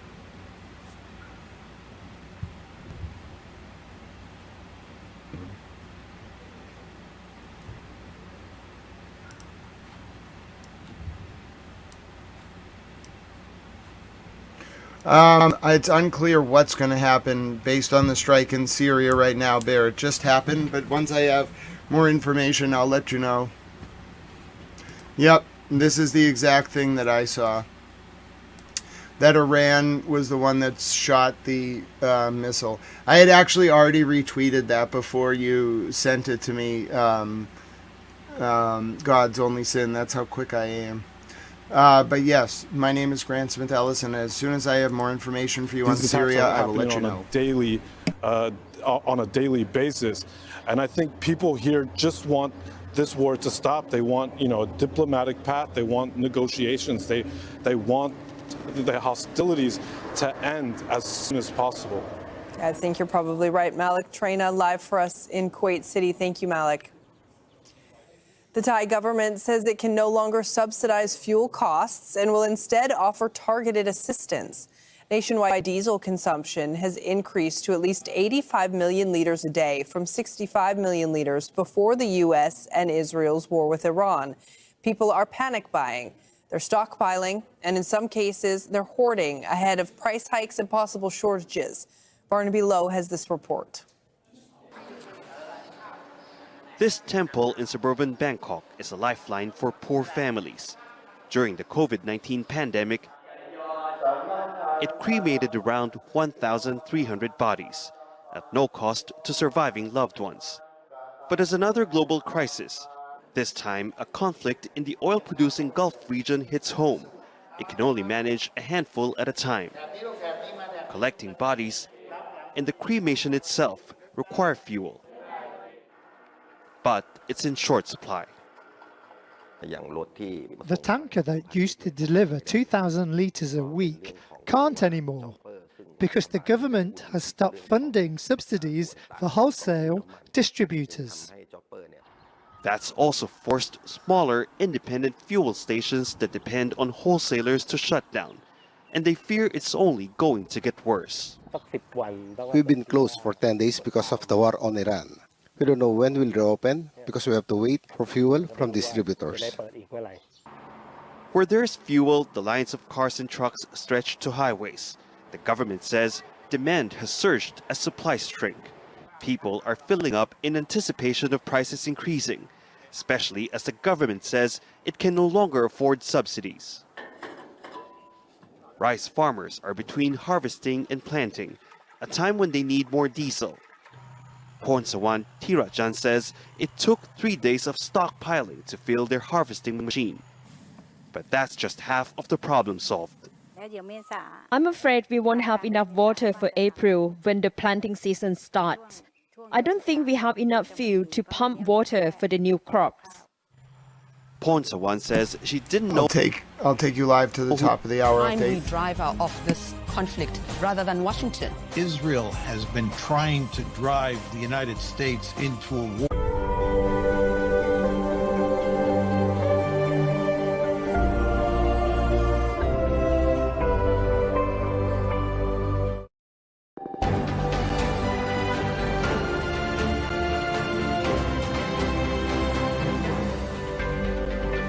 This is Al Jazeera Live from Doha with our continuing coverage of the war between the U.S., Israel, and Iran.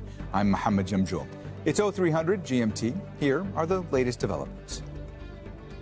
We are achieving all those objectives. We are ahead of schedule on most of them, and we can achieve them without any ground troops. U.S. Secretary of State Marco Rubio says the military operation in Iran is expected to be over in weeks, not months. They're being hit so hard.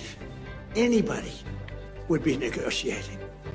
The U.S. president doubles down on his assertion that the U.S. is in talks with Iran, despite denials from Tehran.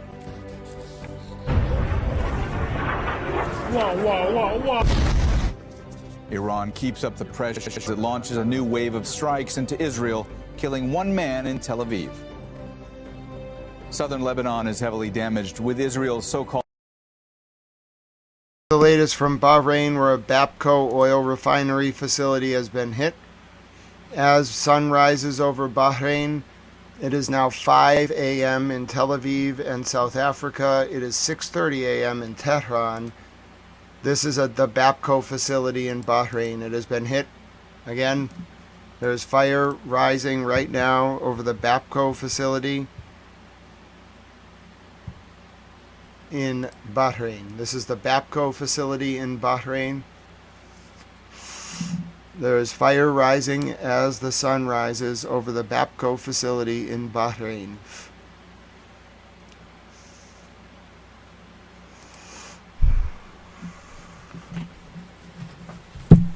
There is definitely things going on right now. There has been quite an intense night. Iran shelled a substantial number of countries, and Iran was shelled. Here's the latest from Bahrain. Here's a reporter on the ground in Bahrain. It's in Arabic. العدوان الإيراني الإرهابي الغاشم في استهداف الأعيان المدنية في مملكة البحرين. وقالت وزارة الداخلية تمكن الدفاع المدني من السيطرة على الحريق الذي اندلع بإحدى المنشآت والتي استهدفها العدوان الإيراني الآثم. وبينما يستمر العدوان الإيراني السافر على مملكتنا الحبيبة يتصدى رجال قوة دفاع البحرين ببسالة. It's so good to see you. God bless you. I hope that's been good this week. I just wanted to pause the video to say how happy I am to see you, and God bless you. I hope you are doing well. Sounds like you had a very good week, and that's awesome. I'm glad you came in to tell us how you're doing. I was excited to see you. وشجاعة لهذه الاعتداءات. اللهم احفظ جنود الوطن وثبت أقدامهم وسدد رميهم. يستمر العدوان الإيراني الإرهابي الغاشم في استهداف الأعيان المدنية في مملكة البحرين. وقالت وزارة الداخلية تمكن الدفاع المدني من السيطرة على الحريق الذي اندلع بإحدى المنشآت والتي استهدفها العدوان الإيراني الآثم. وبينما يستمر العدوان الإيراني السافر على مملكتنا الحبيبة يتصدى رجال قوة دفاع البحرين ببسالة وشجاعة لهذه الاعتداءات. اللهم احفظ جنود الوطن وثبت أقدامهم وسدد رميهم. Okay, so that was the latest from Bahrain. Now back to Al Jazeera. Buffer zone expanding 30 kilometers into Lebanese territory. And oil prices cross the $110 a barrel threshold as market fears continue over the closure of the Strait of Hormuz.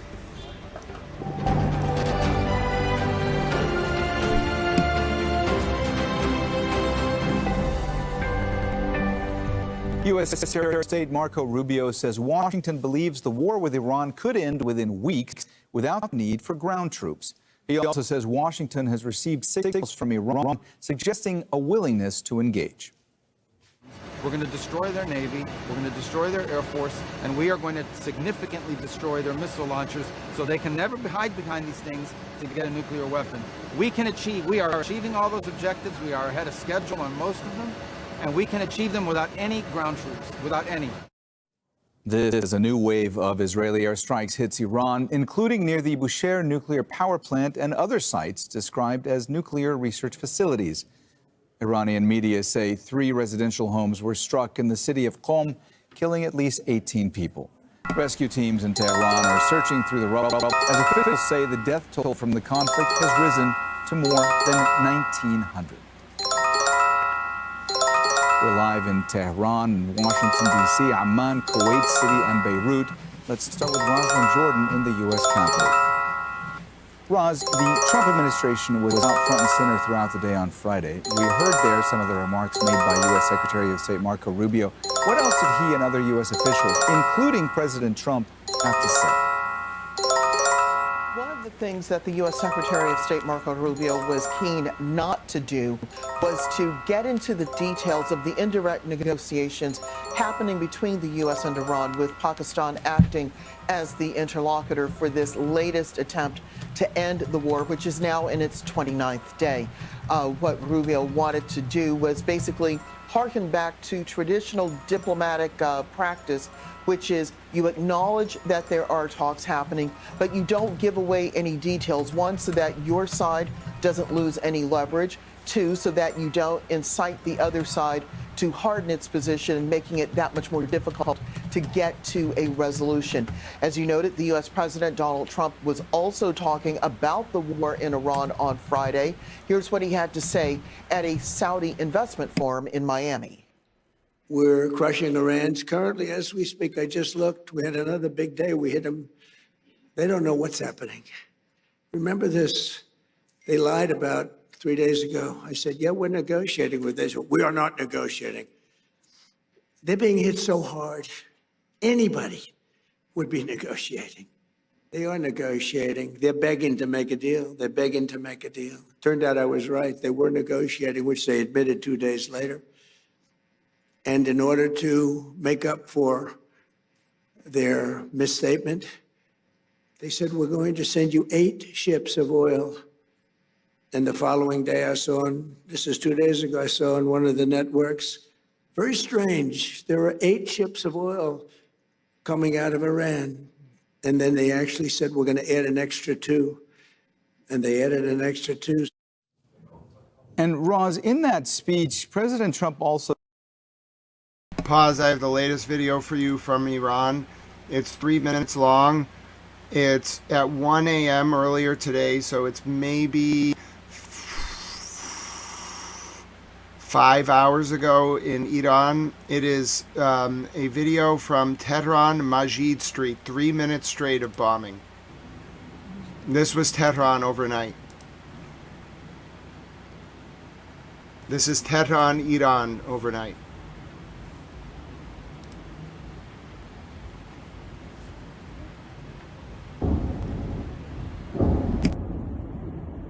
Oh, God bless you, Job for 9.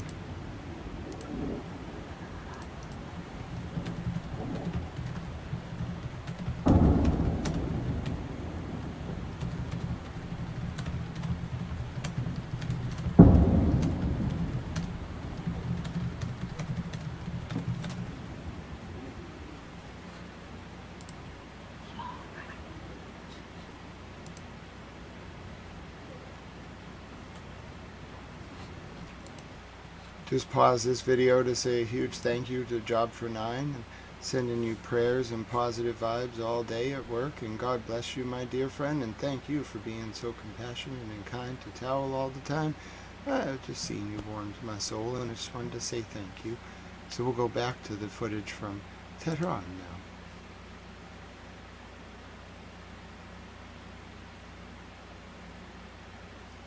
Any second. Thank you.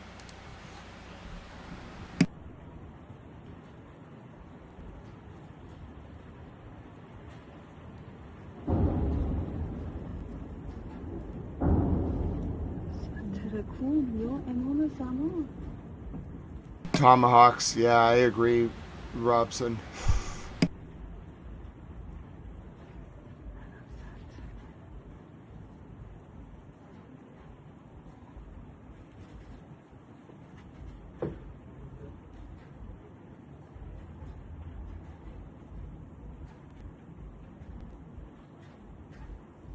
On 1 a.m. tonight.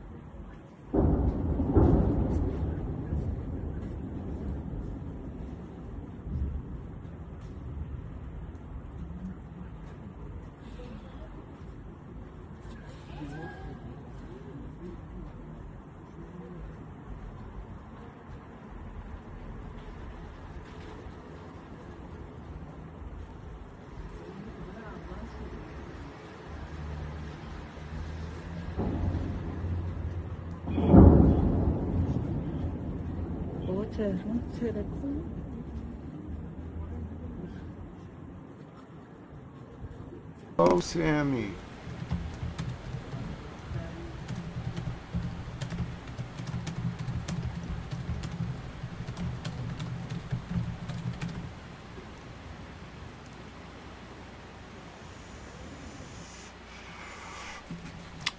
So that was the latest from Tehran, where you can see tomahawks hitting.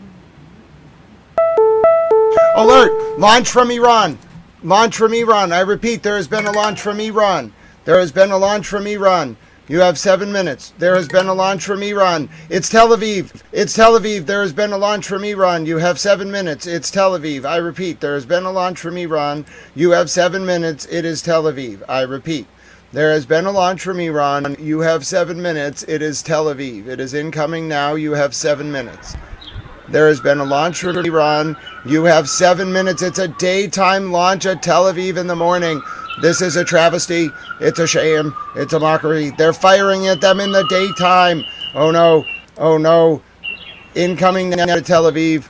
I repeat, you have 6 minutes. This is like the 7th time breaking. For the 7th time in 9 hours, Iran has fired missiles at Israel. The target is Tel Aviv. Time to arrival from this post, 6 minutes. Live coverage. You have 6 minutes. It is incoming to Tel Aviv. It's Tel Aviv. This is the 7th attack in 9 hours.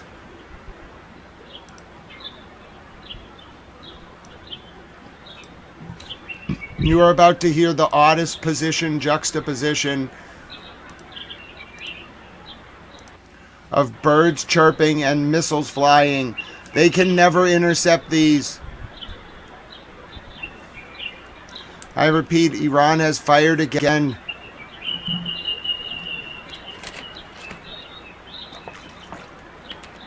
Those are birds chirping. It's morning time. They're going to hit them in the morning. You're about to hear the alerts. It's going to come through southern Lebanon. It's going to be in Khorram Shahar 4. It could be 2 of them. They're tormenting Tel Aviv. They bobbed them into oblivion last night. You don't understand. There were fires everywhere. If you didn't see it, Tel Aviv was burning. There were so many bombs that landed on Tel Aviv. Even the Khorram Shahar's main missile hit overnight. I'm telling you. Save the birds, save the goats. Oh no, I don't know what to do. Just go to the bomb shelter. Don't even risk it. They come through every time. If it's a Khorram Shahar, just don't risk it. Oh, God bless you, Joy. Yes, Kanapi, we are on it.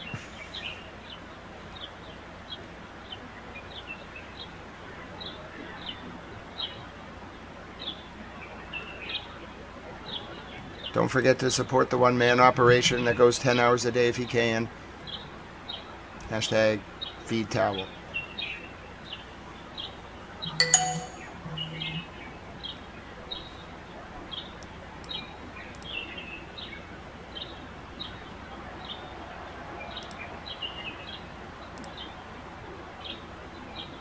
You have 3 minutes and 40 seconds. We are 9 hours into the stream.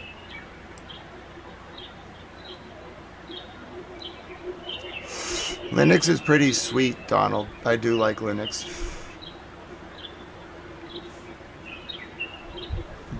But like not a lot of people, you have to have a Linux with a GUI. The alert's incoming now. It's going to come to Tel Aviv. They're broadcasting the alert. Once they do that alert over the speaker at the airport, it means it's coming. Oh, God bless you, Liberty St. James. Thank you for your support. I love the hippos. I needed the hippos right now. That's positive energy. I like the hippos. They're adorable. Animals kind of soothe my soul. There's only a few things that soothe my soul. Hippos are one of them. Hashtag save the hippos.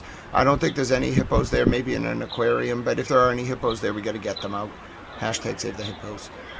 Hippos are on our list of animals that we're going to save. Hashtag save the hippos.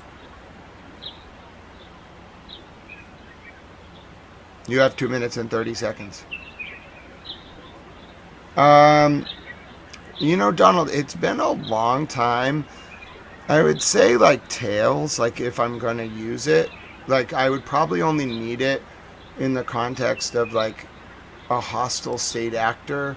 Like I would never use it like because of my own government. I don't care. I want them to see everything I do because I want them to know that I love my country dearly and I'm loyal to it. But like a hostile state actor, sure, like Tails probably.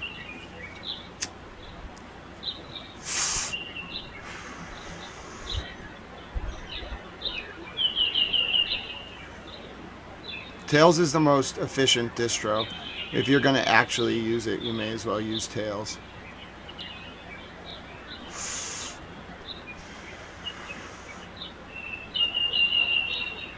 John, that is the question on everybody's mind. Is it a baby hippo? Yes, it can be a baby hippo. Absolutely. I mean, why not Tripoli Bob? I think a pygmy hippo might be like a type of hippo, but the missiles are coming to Tel Aviv. It is good to think about hippos, though. I don't know what a pygmy hippo is. It's a black hippo. It's a small endangered mammal. It's like a baby hippo, native to the rainforest and swamps of West Africa, primarily Liberia, with smaller populations in neighboring countries. So yes, Tripoli Bob, you were right. It's a baby hippo. It's very endangered.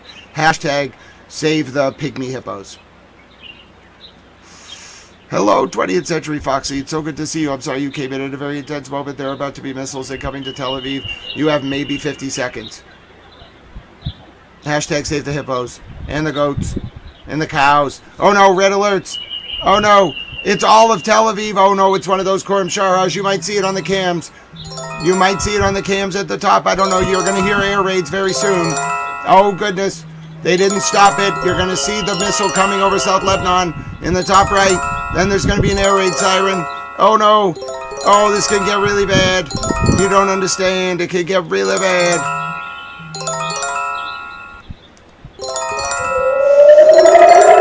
Air raid!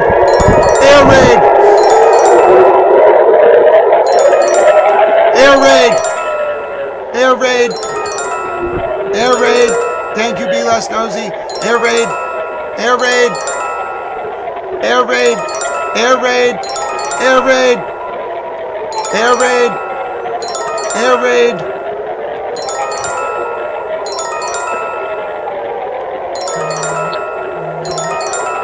Air raid! Air raid! Air raid! In Tel Aviv, air raid!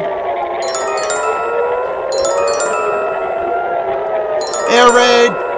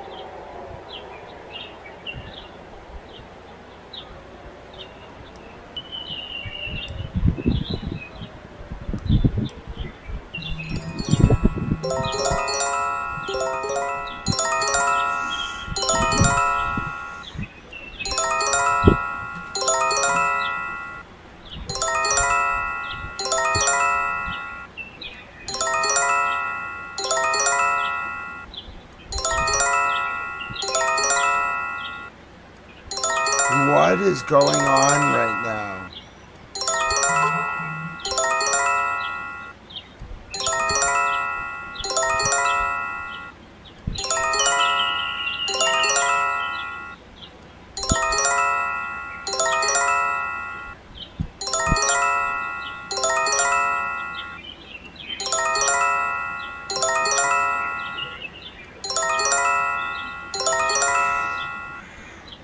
Where's the missile?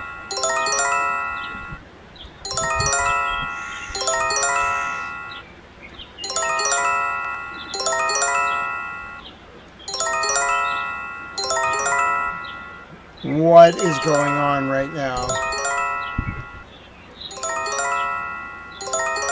Where is the missile?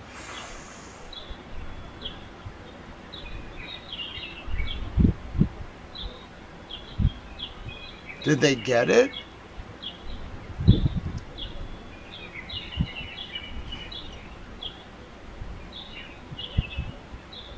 No idea, Spacey. Sometimes it gets mad with caps. The bot's a little temperamental. But don't worry, it can't do anything to you that I can't reverse.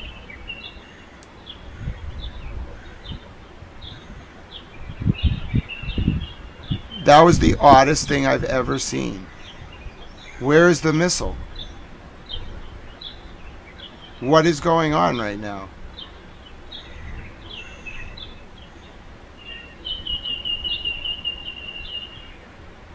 Where is the missile?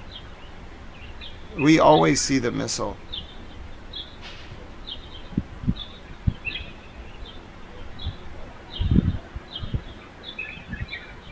Is it just hiding? Is it a new missile? Is it like flying around?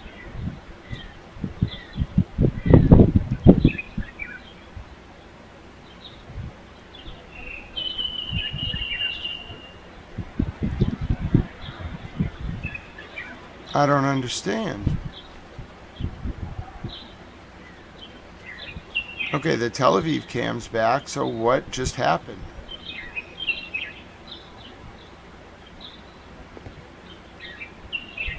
That was very strange.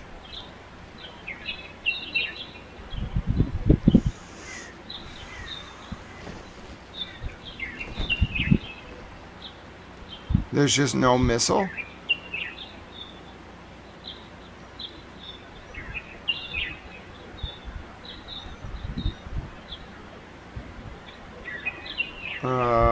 What? Where did it go?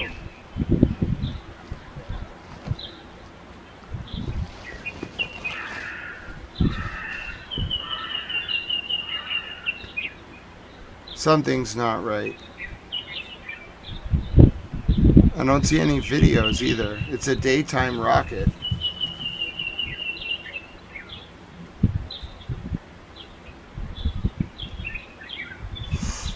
Where is it?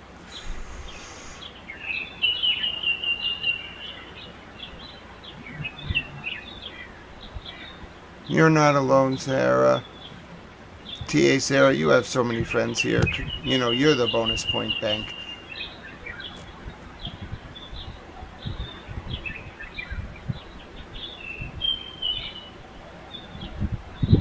I'm very confused.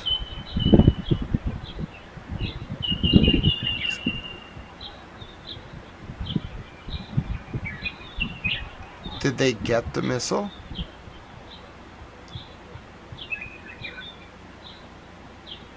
The missile has been intercepted. Thank you very much, Stu. Wow, they got it. That's actually a huge... If that was a Khorram Shahar and they got it, that's huge.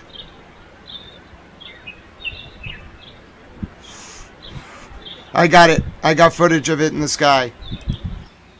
I got footage for you now. I don't know how they got it, but they must have got it. So I have footage for you now of the Khorram Shahar. It just came in 60 seconds ago. Here's the footage. This is the missile that was just fired.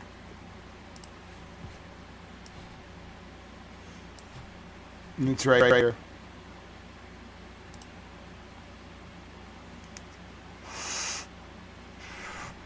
Thank you, Miss Clutch.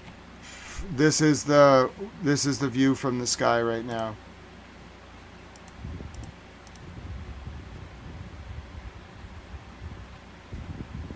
This is what was just fired at Tel Aviv.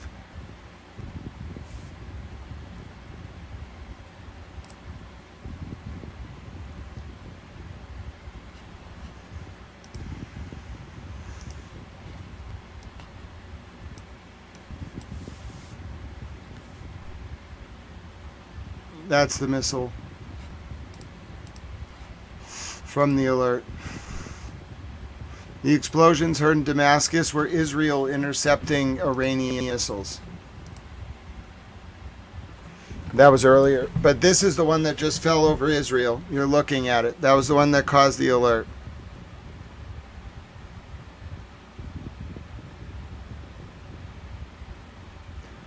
Drone strike just hit in Sidon.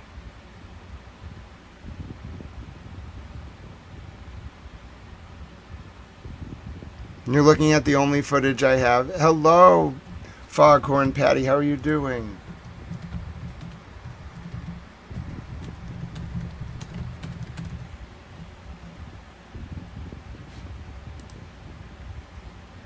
All right, so that's all I have for you right now from Tel Aviv.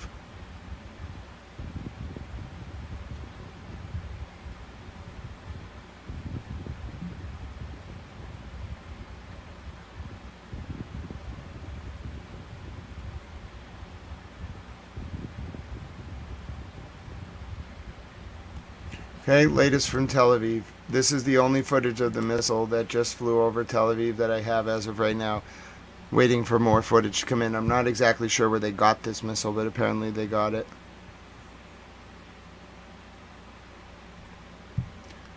My name is Grant Smith Ellis. It's coming up on 11:28 p.m. Eastern U.S. wartime. It is Friday, still March 27, 2026 here in Boston. It is, let's see, what is it now? It's 5:38 a.m. in Tel Aviv and South Africa, and that makes it 7:08 a.m. in Tehran. You're looking at a missile that was just fired at Tel Aviv. I have more footage now for you. Coming for you now. I have multiple new pieces of footage. I don't know how they intercepted this. I did not hear an impact, but here's two new pieces of footage coming just now from the missile that caused the alert that you just saw up on your screen. Here's two new pieces of footage. I do not know what happened to this missile.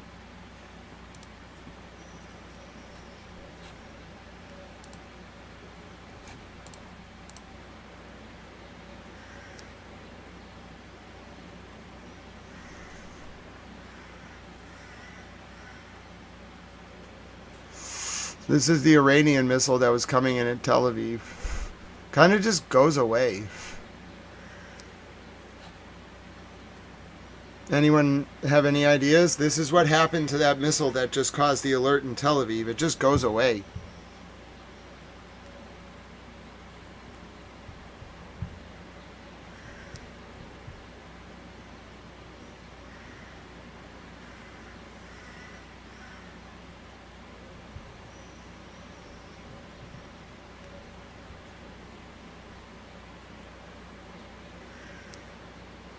Fires in Abu Dhabi now, in the UAE. Yeah, I think it is a dud CBA. Just a bad missile. Because there was no interception. Hello, Slinky Socks. It is so good to see you. It is Joy.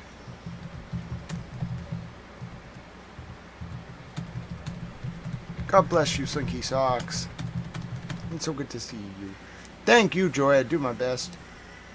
This is the latest from on the ground. This was a missile over Tel Aviv. It did not hit. Okay, different angle. Same missile, different angle.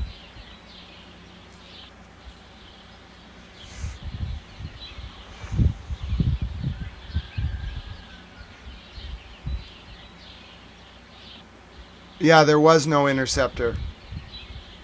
The missile just stopped working. You think we're seeing a hack of the missile?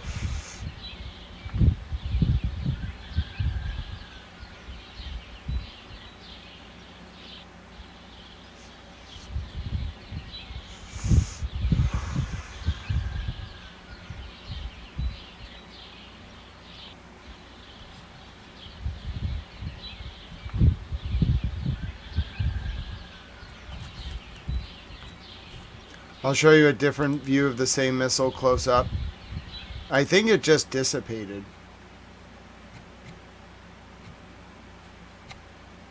Same missile close up. I think it just dissipated.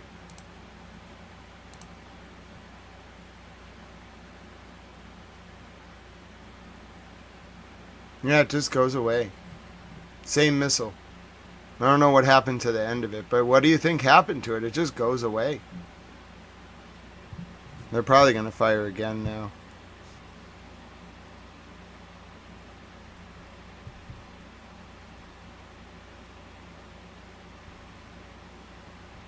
I really don't know if you can say that was intercepted per se.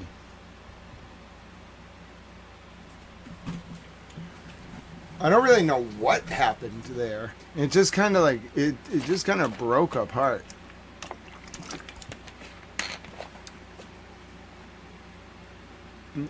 Yeah, it's a very interesting, like, it's very interesting footage because it doesn't really make a lot of sense. But, like, obviously ballistic missile technology is not going to make sense to an untrained eye anyway. But it just kind of goes away. I'll show you more footage of this missile. Alright, so here you go. More footage of this missile just now. It just goes away.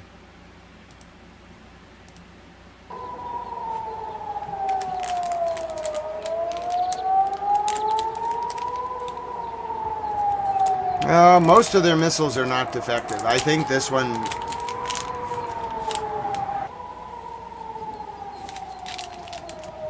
I think something happened with this one. Doesn't look like a normal smoke trail either.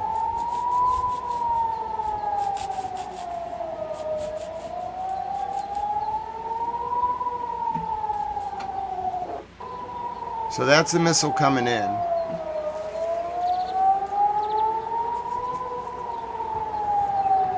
And then it kind of tries to break apart, but then it just goes away. Yeah, I don't think we'll ever actually figure out what happened to it.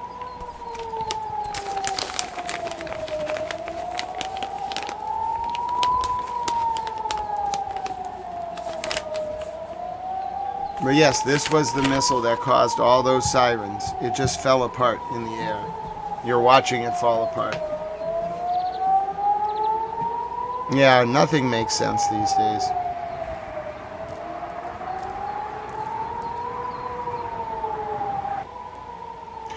There's 2 fires in the Abu Dhabi economic zone.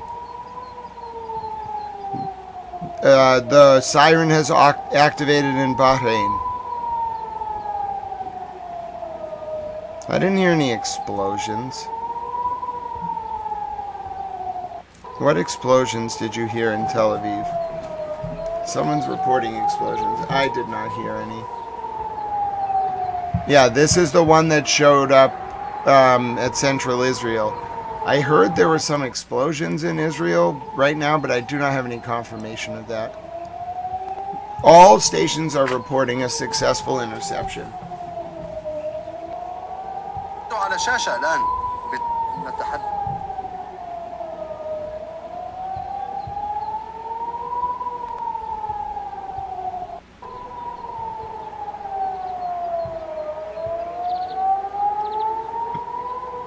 Channel 12 is reporting a successful interception.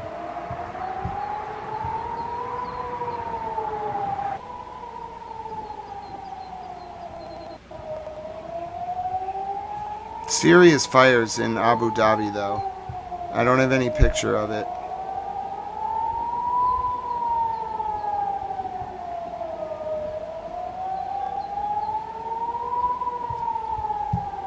So that was what you just saw.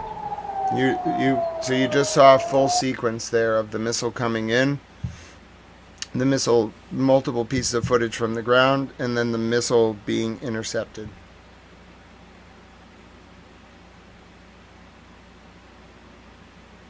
And then the IDF is saying that they just launched a new wave of attacks against Tehran right now. I mean, this is not, this is absurd. I've never seen, it just goes more intense every single night. Every night.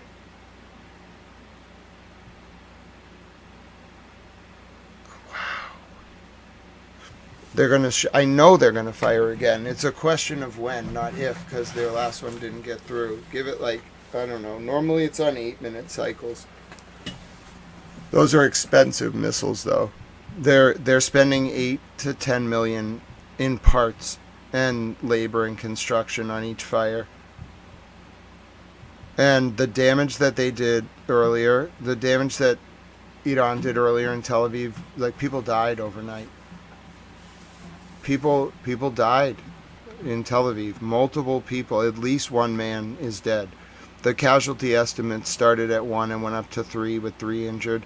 I don't know the precise number. At least one man is dead. A man who was 60 years old living in Israel is dead. There were multiple very high impact strikes on Tel Aviv to start this day. Then there were strikes on Beirut. I'll show you some of the targeted strikes on South Beirut. Then there were strikes on Tehran and Isfahan that were just absolutely like earth-shattering. We heard a rooftop clip from Isfahan that was just haunting. Saw footage from Tehran of multiple Tomahawk strikes. Then there was reports that the Bushehr nuclear power plant was hit in Iran. The IAEA only reported that Iran had been told about the incident. I don't have a follow-up on that. Then the missiles continued to rain down on northern Israel, where Hezbollah and Lebanon launched a joint attack. I'm not even sure that there are too many settlements like left in northern Israel. It seems almost impossible to defend them from Hezbollah and Iran. I think there are army positions in North Israel and South Lebanon, but if I had to guess, I would say that like at least the like top 10 kilometers of Israel is like actually a war zone. I don't think anyone could go in there because it's military censorship, but I'm not really sure there's too much like functional like civil society like within 10 kilometers south of the blue line between Israel and Lebanon. That's not to mention like 15 kilometers to like 20 kilometers north of the blue line up towards like Al-Qaim and Sor. I can't even roll my R's right now. Sor over in the west. And then probably as far north as like South Beirut.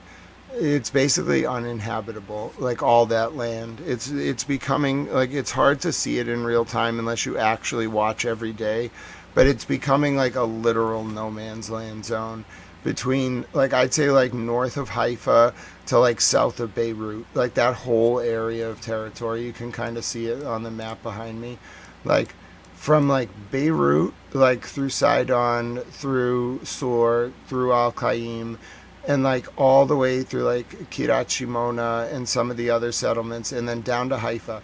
Like Haifa's in danger in some regards, like near Netanya and some of these settlements all the way up to Kiryat Shimona, like all of this land is in danger. I'd say like Kiryat is probably still safe, maybe this area right here, but like that's pushing it. This highway right here like is really dangerous. This area, like this area north, you don't want to be in this area at all. These dotted lines are disputed territory. That's the Golan Heights. This is northern Israel, like from Highway 85 north. You don't want to be anywhere around here. This is the confrontation line. And then in Lebanon, you don't want to be anywhere in Sur, in Nabtaya, I don't know how to say that, in Kiryat Shimona, well, that's Israel. But Qaim is like right here. It's not on the map as El Qaim. It's on the map. Oh, there it is. It's not El Qaim, it's Qaim. This is where a substantial amount of the fighting is occurring. You can see it behind me, okay, in Qaim. I'm now zooming in on southern Lebanon, okay? All right. Now, if we go up here, like as you go north, like Damascus is here, okay, and then Beirut's over here. This is like the primary like area of engagement, okay? Like Israel has hit like Sur, Sidon, South Beirut, like they've hit Navataya, they've hit Qaim, they hit Taiba, like almost any city. You can like pick cities. They won't hit the Christian villages, but like you can pick Arabic villages in South Lebanon, and Israel has hit them. I've seen reports from like Qualalia. I've seen reports from Qaim, as I mentioned, especially around the old prison. Almost anywhere you go from Navataya, I don't know how to pronounce that city. Almost like anywhere in this area, you're gonna find like hits. And then as you get closer to Beirut, like especially like the southern part of Beirut, that's where you see even more. So Israel is Israel went into this trying to, I think, take territory up to the Litani River. I don't know if they have the river on the map. It's around here somewhere. Kind of flows down through here and then cuts across like this. So everything south of the Litani River they wanted to take. It did not work out well for them, because now everything parallel, flip that. All of this is under threat. Hezbollah is using proportional responses. They can hit in Haifa. They've launched Scud missiles. I think they can even hit in Tel Aviv with their long-range 850-kilometer Russian evolution or Russian-based Scud 3s. The point is, you're looking at a dangerous situation where Israel was extremely aggressive. It really didn't need to do what it did, and by being so aggressive, it's now put its northern territory at risk. But that's what happens in war. Every country who enters a war in an aggressive posture thinks that their idea is going to work. If everyone who started a war won immediately, there would be no wars. So Israel misplayed this. Just northern Lebanon, I need to be just very objective. I'll just tell you straight up, Israel misplayed it. They did not understand what Hezbollah was of what Hezbollah was capable. Don't end sentences with a proposition. But my point is, there's just no way that Israel, I think, would have done this if they would have been made aware that their northern settlements were just going to become a war zone. This has not really happened. There's been some infiltration of the northern villages by Hezbollah in prior conflicts and skirmishes. Some fighting between Hezbollah and Israel doesn't extend beyond a skirmish. But even then, to actually have the capability and firepower to threaten the northern settlements, I don't think anyone would have thought about that. I really don't. It's changed the whole dichotomy of this war in almost every way you can imagine, because it's changed the effect on the home front. People are very mad, I think, in the northern settlements. I've seen some mayors crying on TV.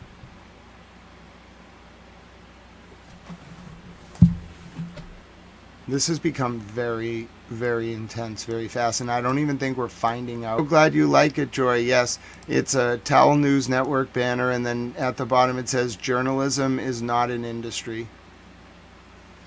Sorry. I upset the streaming client. It might buffer for a second because I made the stream bigger. But yeah, I wanted to read it myself. It says, journalism is not an industry. Speaking of that, this might be a good time, now that we know that missile was intercepted, to let you know that this is a one-man operation. There is. I heard there's a protest tomorrow or something. But this is a one-man operation. Did you know that you can help offset some of my costs? You can help keep me fed till the end of the month. And how many more days do we have in the month here? We only have a few more days, and hopefully things will get easier. I say that, but then we just go in another cycle. But anyway, I don't do this for money. News is not an industry.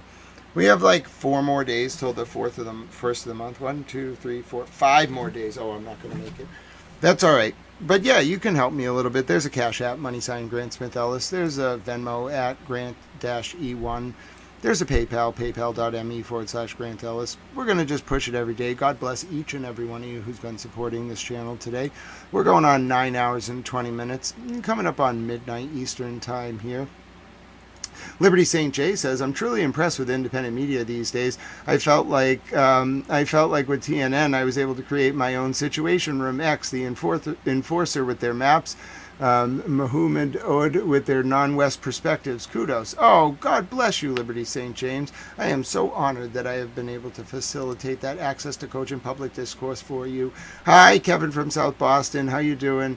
Stu, God bless you. You get some rest. You know we'll be back tomorrow. I appreciate everything that you have been doing and all of your information, and I absolutely will take those prayers and join in prayer with you, my dear friend. Thank you for everything. It was a pleasure. Gina, it was such a pleasure to spend time with you today. God bless you. Thank you for everything. MMT, it is very good to have you as a new subscriber. I'm so glad you found the information useful. When we get to the end of the stream, sometimes I take questions for a few minutes. It's coming up on midnight Eastern. I get the sense there's going to be another few waves of attacks, and then as we wake up tomorrow, we're going to find out what exactly happened tonight. I'm not exactly sure what happened. Even as the person who took you through every single attack, I'm still not exactly sure what's going on. Really, I don't know. I don't know if those Marines were targeted on that island south of Basra at that Bene Peninsula.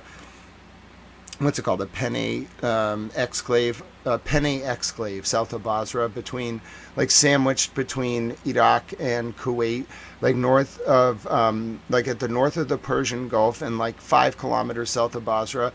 There's this island, like, that's part of Kuwait, and Kuwait, like, was part of Iran, and like Bahrain was part of Iran, and they both got like made apart, like their own countries, by the British during like colonialism, when Iran was run by like a pro-Western Shah.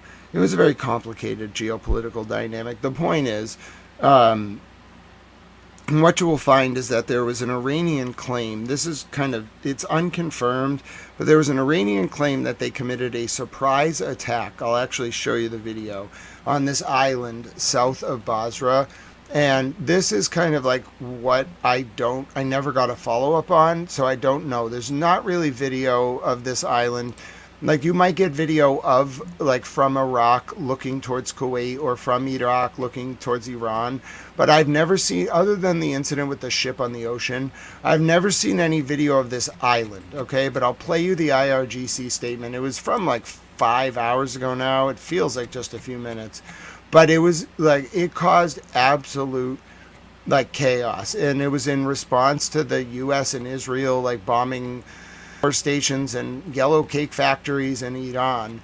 And all of a sudden, the IRCG puts out this statement basically saying that because of that attack, they were going to threaten a bunch of infrastructure in the region.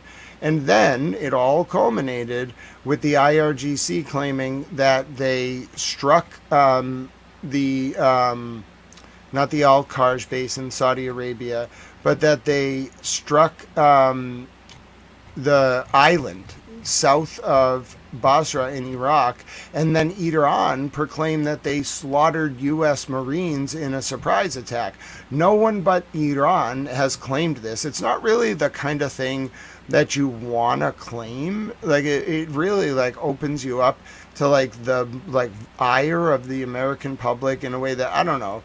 I would imagine Iran studied their history. I mean, Ali Laranjani used to, like, read Descartes and write, like, books about, like, commentaries on Descartes, Rene Descartes, the philosopher. So I'm hard pressed to believe that the Iranians didn't know, just even by saying this, that it was going to cause problems.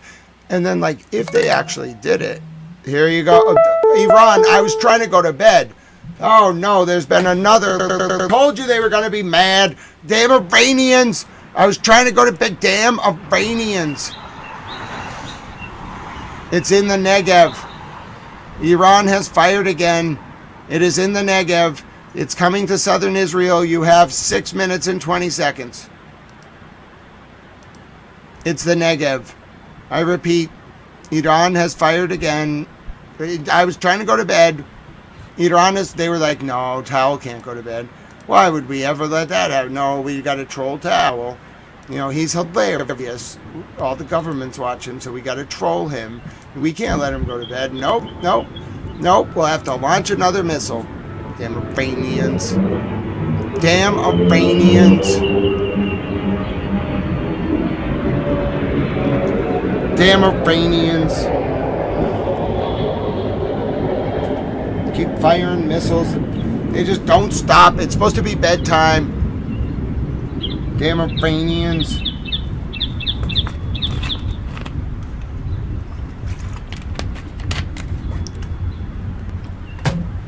Do they ever sleep? They just must have shifts where they just fire missiles all the time. Literally, that's all they do. It's been 28 days. All they do is fire missiles all the time. They're not running out of missiles. We're not stopping them from firing missiles. They just fire missiles all the time. Literally, like 20 minutes after the last one. Oh, we didn't get through then. We'll fire another one. Oh, they're firing at the south. You know what that means? They're going to fire at Tel Aviv right after. Just over and over and over. They are never going to run out of missiles. They probably have 500,000 missiles. They probably have so many missiles we can't count the number of missiles that they have. We do have a wonderful chat here.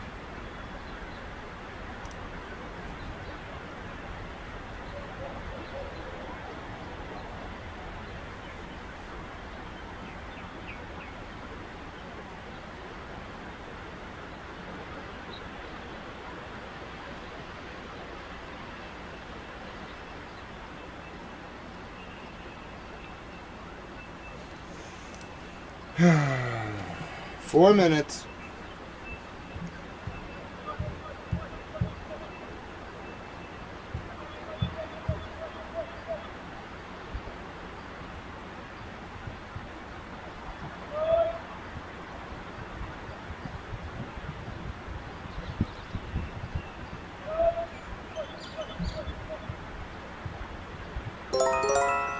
Red alerts. Red alerts.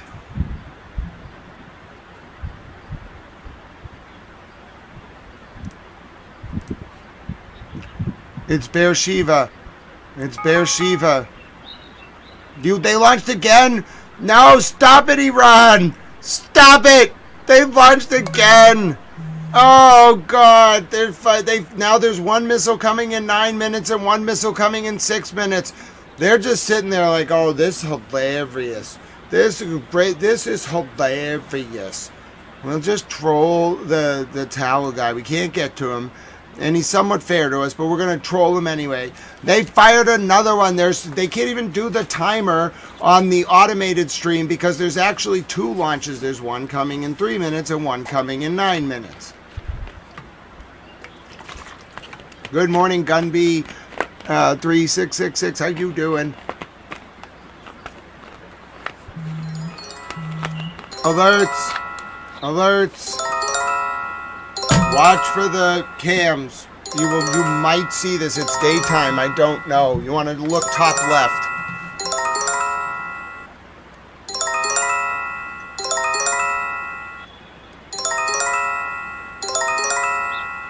They're never going to stop. There's another missile after this one. There's 2 of them.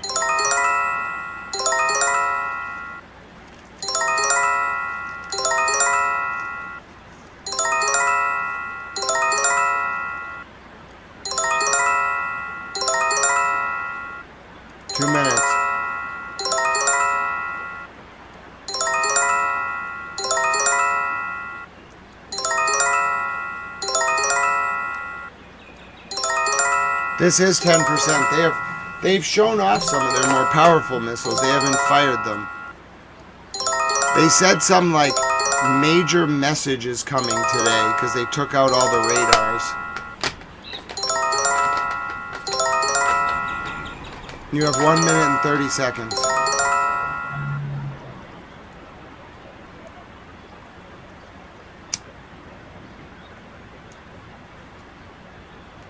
They might have got it. I don't know. It's impossible to tell.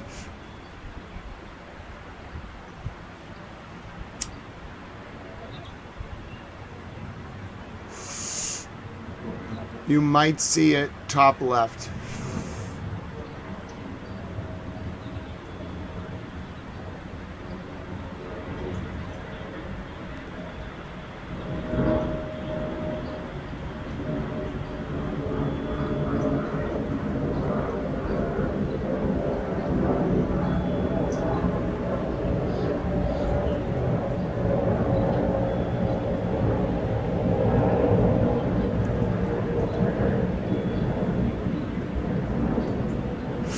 That's Haifa you're hearing.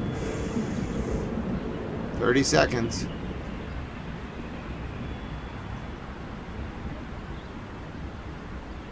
It's unclear if they intercepted this one.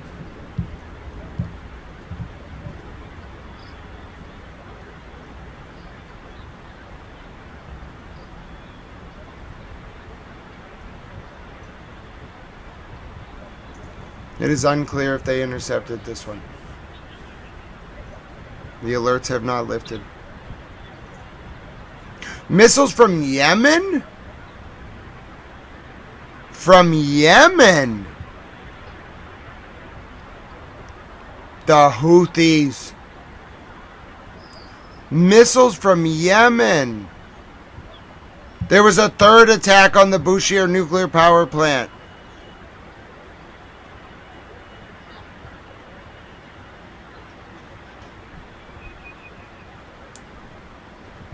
جزیره بوت غافلگیر کننده چندین مرکز تجمع تروریست‌های صهیونی آمریکایی در جزیره بوبیان را مورد تهاجم ترکیبی موشک. This is from the Houthis.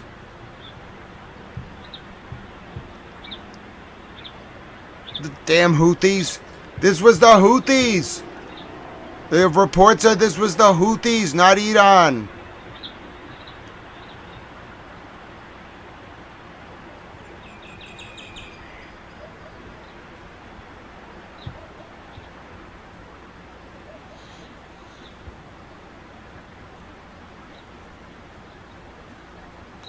Well, now that it's the Houthis, like, they're just another wave of the attack. Now you could have the Houthis firing at the south, Hezbollah firing at the north, and then Iran firing from Iran. And there's fires in Dubai. I mean, in Abu Dhabi, in the UAE.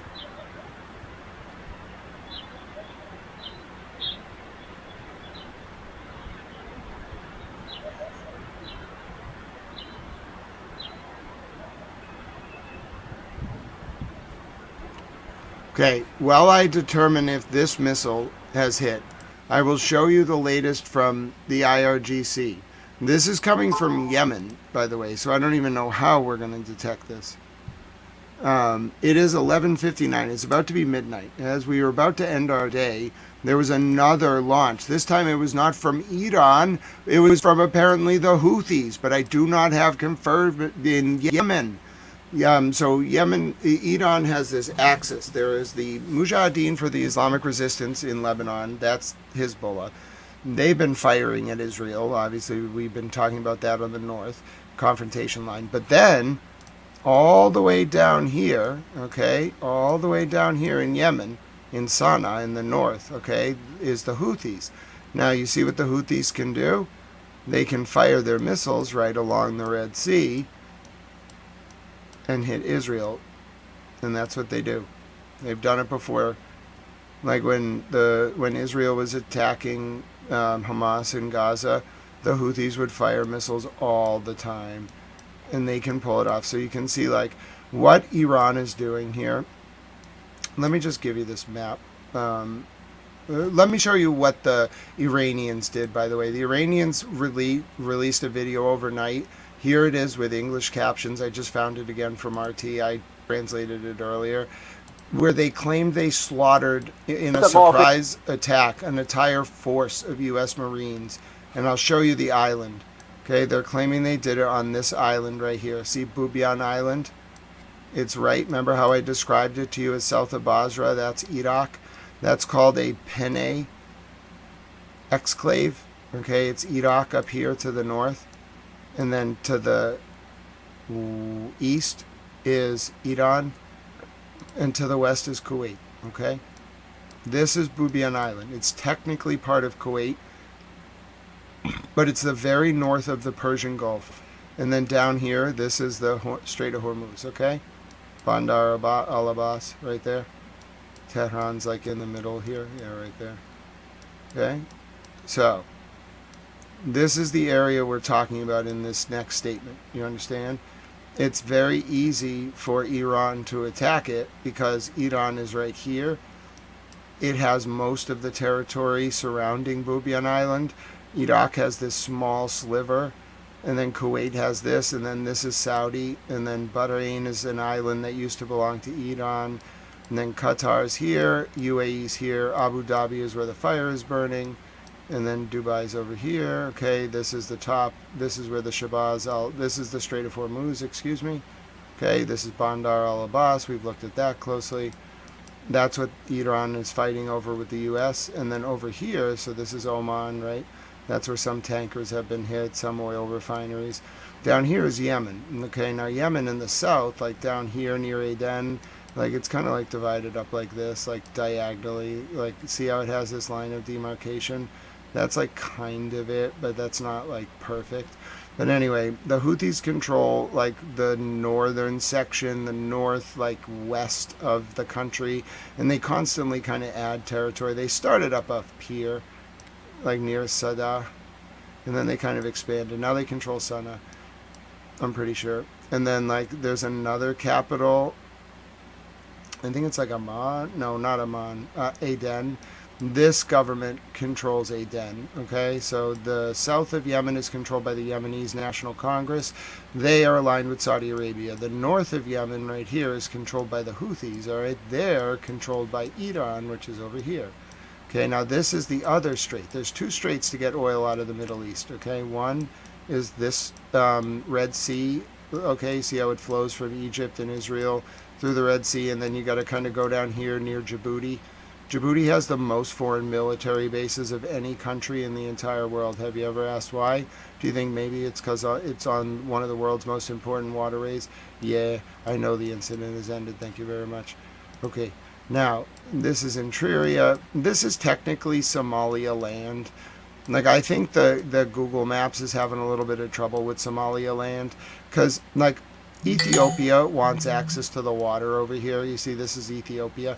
Now, Ethiopia is landlocked, okay? So it's surrounded by Sudan, South Sudan, Uganda, Kenya, Somalia, and Djibouti, and Interior. Okay, now Ethiopia wants to get water access over here. So Ethiopia is supporting a breakaway region of this area of the world called Somaliland. Now, Somalia does not like that Ethiopia is creating a state here called Somaliland because it's actually like an Ethiopian proxy state to give Ethiopia access to the Gulf of Aden. In any event, this is the al-Shabaab Strait or whatever it's called, and this is what the Houthis like threaten to shut down all the time. But there's a lot of like militaries that can really rain hell down on them. They're kind of like they're an army, but like they get railed by airstrikes. Like don't get it twisted. They're not like insulated at all. They're very susceptible, and the U.S. has a lot of ability to do it. But in any event, so the Mujahideen for the Islamic Resistance in Lebanon, okay, that's Hezbollah. We talked about them a lot. They're like over here, okay? They're like south, but they actually operate like throughout most of Lebanon. They arose like ideologically, you could probably say in 49, maybe 67, but they didn't form as a group until 82 or so. They really formed in like 79. They formalized their existence in 82 after the Civil War, and then they've been like a resistance movement against Israel ever since. But really they're like a form of like Islam that is more sympathetic to Iran than anything else. They're definitely loyal to the people of Lebanon, but they also are kind of like, you know, hardliners. So like they always have been funded by Iran to some extent post 79. Like it all happened around the same time, and like so they owe a lot of fealty to Iran. But they're like Hezbollah is also its own thing. Like when they want to deal with internal stuff, they do. But I would say they answer to Iran. They're definitely like a direct AAA proxy. The AA proxy is the people that just fired at the south of Israel. They often get their missiles intercepted. They have a degraded form of missile capability because to get missiles into Yemen, you have to ship them from Iran, and everything going into Yemen is very closely watched. You send a ship with missile parts into anywhere in the north of Yemen right here, it's going to get bombed. They're not getting their missiles. They do get them in, probably through smuggling routes. I would imagine there's a smuggling route like around here. This is all like desert as far as I know. I don't know Saudi Arabia that well, but they definitely smuggle because Yemen has weapons. It's kind of like, what can Iran get weapons into? They can get weapons into up here in Lebanon, okay? They're sending missiles, by the way, to Tel Aviv like this. They're sending them like this from like around here. They're sending them up to the north, over Erbil, over Syria. Why do you think the Blood Guardians and those folks are causing so much trouble up in Erbil? It's to distract the air defenses so that Iran can send missiles from the north here, over Erbil, over Syria, over Lebanon. That's why Hezbollah is causing trouble, and then into Tel Aviv. It's all part of a wider axis. You got to think tactically. And so the Houthis, think about it, they're firing missiles from up here. Saudi can probably shoot them down, but like the Houthis know what they're doing, so they send them like a little bit out here, and so they don't get in the range of Saudi air defenses, and then they kind of creep up here and then hit the south of Israel, like the near Dimona. So now you got, like, if you're Iran, you have a tactical axis that has your AAA team in Lebanon, the Houthis, your AA team. The Houthis aren't the Mujahideen for the Islamic resistance in Yemen. What they are is actually just like the Houthi group. They're loyal to a man named Mr. Houthi. He got expelled from the Yemenis parliament in, I don't know, what was it? The 1980s. And so he went to... he got expelled from the Yemenis parliament. He went up to the north in like a town around here. I think it was Sadah. It was either here or like up in the Al Fair Valley. It was somewhere. It was a cave like right around this area.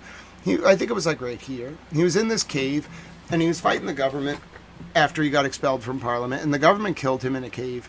And then all these people in like the north, like especially around Sadah, it started, I think, around here, I'm pretty sure. It either started like up here in the Al Fair Valley or like in the town of Sadah. It became like a wide movement throughout Yemen. And then it just kind of started like taking territory. Like it took, Yemen's like a complex state, okay? And so as the Houthis began taking this territory, there wasn't a lot of opposition really because the government was kind of collapsing. By 2014, the Houthis had a substantial amount of territory, but they were getting pushed back in the south by the Yemenis National Council. It wasn't called that at the time. I'm just simplifying it for you. That group, the Yemenis National Council, as I mentioned, is backed by Saudi Arabia, but the Houthis have been backed by Iran. So they're not the Mujahideen for the Islamic resistance in Yemen. They're more like a proxy that's doing their own thing that the Iranians have used to fight against the Saudi Arabians indirectly in Yemen vis-a-vis the Yemenis National Council. Everybody on the same page? Excellent. All right, so yes, T.A. Sarah is going to get quizzed on this at the end. Don't worry. I'm going to quiz you on every single thing that I just said, T.A. Sarah. There's going to be 17 million questions. You're going to need all your bonus points. All right, so continuing along. As we go up here, there's one more group you need to be aware of, okay? And that's the Mujahideen for the Islamic resistance in Iraq, okay? They call themselves the Blood Guardians. They're actually a bunch of different groups that just call themselves the Blood Guardians to give themselves plausible deniability. They have committed attacks in Erbil, in Baghdad, against the U.S. consulate in Erbil and the bases there, against the U.S. embassy in Baghdad and the bases there, and then also in Basra in the south. Now, Basra in the south here, in this little piece of waterway, was also where 2 ships were lit on fire, causing the water itself to light on fire just a few weeks ago. Now, if you look at this island, to bring this all back, okay, Iran has proxies all around the area attacking Israel, but Iran, if it wants to do things, it has all these cities, Bushehr, which it just got attacked, a nuclear plant, all these cities in here, Shiraz, etc., it can use. And what did it do? Well, let's take a listen to what the Iranians said right here. I'll go full screen for this. I do like Jesus, but I respect other religions too. When I say the Prophet Muhammad, peace be upon him, I say peace be upon him. گیر کننده چندین مرکز تجمع تروریست‌های صهیونی آمریکایی در جزیره بوبیان را مورد تهاجم ترکیبی موشکی و پهپادی قرار داد. در این تهاجم با انواع پهپادهای انهدامی و موشک‌های بالستیک تعداد زیادی از تفنگداران تروریست آمریکایی کشته و مجروحین این تروریست‌ها به بیمارستان‌های صالح الصبا، محمد الاحمد و علی السالم منتقل شدند. تهاجم علیه سربازان تروریست آمریکایی در هر نقطه‌ای از این منطقه تا نابودی کامل آنها از سرزمین مسلمانان به فضل الهی با حملات کوبنده ادامه خواهد یافت. اطلاعات غافلگیر کننده. So again, this will be the news I think most people will want to see either confirmed or denied, which is the Houthis are claiming they committed a surprise attack overnight and slaughtered American Marines on that island south of Kuwait and Iraq that I just showed you. تجمع تروریست‌های صهیونی آمریکایی در جزیره بوبیان را مورد تهاجم ترکیبی موشکی و پهپادی قرار داد. در این تهاجم با انواع پهپادهای انهدامی و موشک‌های بالستیک تعداد زیادی از تفنگداران تروریست آمریکایی کشته و مجروحین این تروریست‌ها به بیمارستان‌های صالح الصبا، محمد الاحمد و علی السالم منتقل شدند. تهاجم علیه سربازان تروریست آمریکایی در هر نقطه‌ای از این منطقه تا نابودی کامل آنها از سرزمین مسلمانان به فضل الهی با حملات کوبنده. Yep. All right, now that was not Iran that just launched. For the first time in the war, the Houthis launched at Israel. That was that launch last alert. My name is Grant Smith Ellis. I don't know if you know this, but sometimes when I'm getting to the end of a stream, and we've been going 10 hours, and I'm pretty tired, I like to just post emojis in the chat. You might know it as a... You're hilarious, Tripoli Bob. You might know it as a chat reset, but like Chat Mom Lynn loves penguins, and Happy Feet Gal, she loves penguins. And then like other people like sheep, you know? So sometimes I just start posting emojis in the chat, and like you might not really understand why, but it's because I see it as a sign of like love and compassion. It's a chat reset, you know what I'm saying? And you might be like, why is Grant just posting emojis? Well, I really like goats. I don't know, I like them.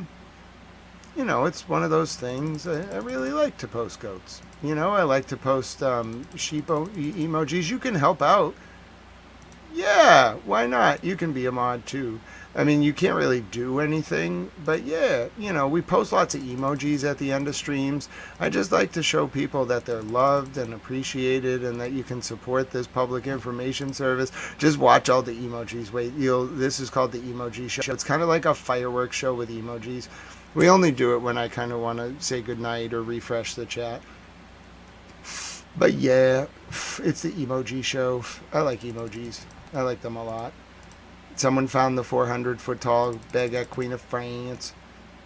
Oh, look at all these wonderful emojis. They're just the greatest, aren't they? Thank you so much for all of you. I tried to go to bed like 20 minutes ago. It didn't work. So, yeah.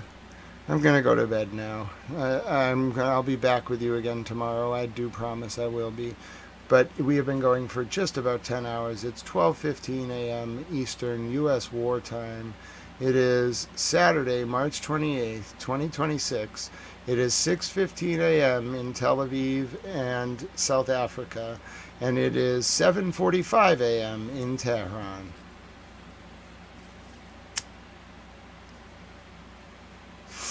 God bless you to each and every one of you who spent some time with me today. Thank you for supporting this public information service that has reached over 1 million people in 182 countries in the past, I don't know, 28 days. I went live. Well, I actually covered Mr. President's State of the Union on February 26th. And then I went live on the first day of the war, the 28th of February into the 1st of March for 24 hours straight. Then I went live 12 hours a day, every day after that. Took a few days where I broke it up or did 8 hours. Now we try to find a happy medium, 8 to 10 hours a day. It's a one-man operation. There's no production team. There's a lot of people who support me, and I could not go day to day without them, but literally there's no sponsors. There's no like buddy telling me what to do. I don't work for anyone. I have a negative net worth. The only reason this exists is because of you. This kind of style of journalism, I think it's inspiring, or like holding some of the other networks to account, which is great. Like I'm truly honored. Like I'm inspired, actually, even among the agony and sadness and humanitarian catastrophes. Like, I've been inspired to see how, like, the Pope has been talking, and I've been really inspired by the pace of other news networks and how quickly they're picking up on stuff. Like, and part of it is definitely, I think, a little bit out of fear that they're going to run into a situation where, like, I'm covering something like the other day that happened with the London ambulances, and then it's like 3 hours later, the BBC is just getting around to it, and they got people ringing them up being like, why are we, like, learning about this on like a random stream, like a news network that's on YouTube and on social media instead of from the BBC? Like, that kind of thing is really inspiring me, because there are some journalists like Trey Yinks and Zina Kador and Ali Hashim, and Heidi Peck can be in that category now. She earned it. They really put their work in. Oh, God bless you, Microdots. You're wonderful. You are wonderful and appreciated. But yeah, there are some journalists who, like, really, really, like, define the vocation for me. And, like, they're very unsung, but at the same time, like, if everyone could just be like them, the profession of journalism would be awesome. We could actually hold governments accountable. We could bring about, like, I think, a much better sort of version of our society. But it takes, like, a decentralized sort of network that's independently supported. And you've gifted that to me, and you've enabled this network to flourish. And I hope that I have done honor to the trust that you've placed in me each day. And I'll continue to do this each day. Things go up and down some days, you know, with my health. But overall, I'm honored, and I hope you found this public information service helpful. There's ways to donate to me directly. I need a little help at the end of the month every now and again. There's a Cash App. You can scan the logo there, # Grant Smith Ellis. There's a Venmo @ Grant-E1. There is a PayPal, paypal.me/Grant Ellis. I haven't been able to check every donation today, but I absolutely will go through them. God bless you to those of you who have been able to support me. And there's a Revolut if you're in Europe, revolut.me/Grant Smith Ellis. Okay, with that said, though, there is one way that I really like you to pay it forward, and you know we have to do one thing before we go into our outro, not to mention I have to bring Pete Bunny Towel up on the stream.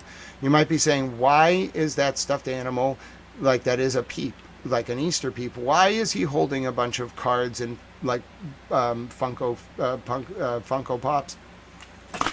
Well, Towel Mom Bunny and Kofi and others, wonderful people, sent me a very nice care package that includes cards of my favorite 80s territorial wrestlers like Jerry Lawler, and also Kofi Kingston, who Kofi the dog is named after, which is wonderful.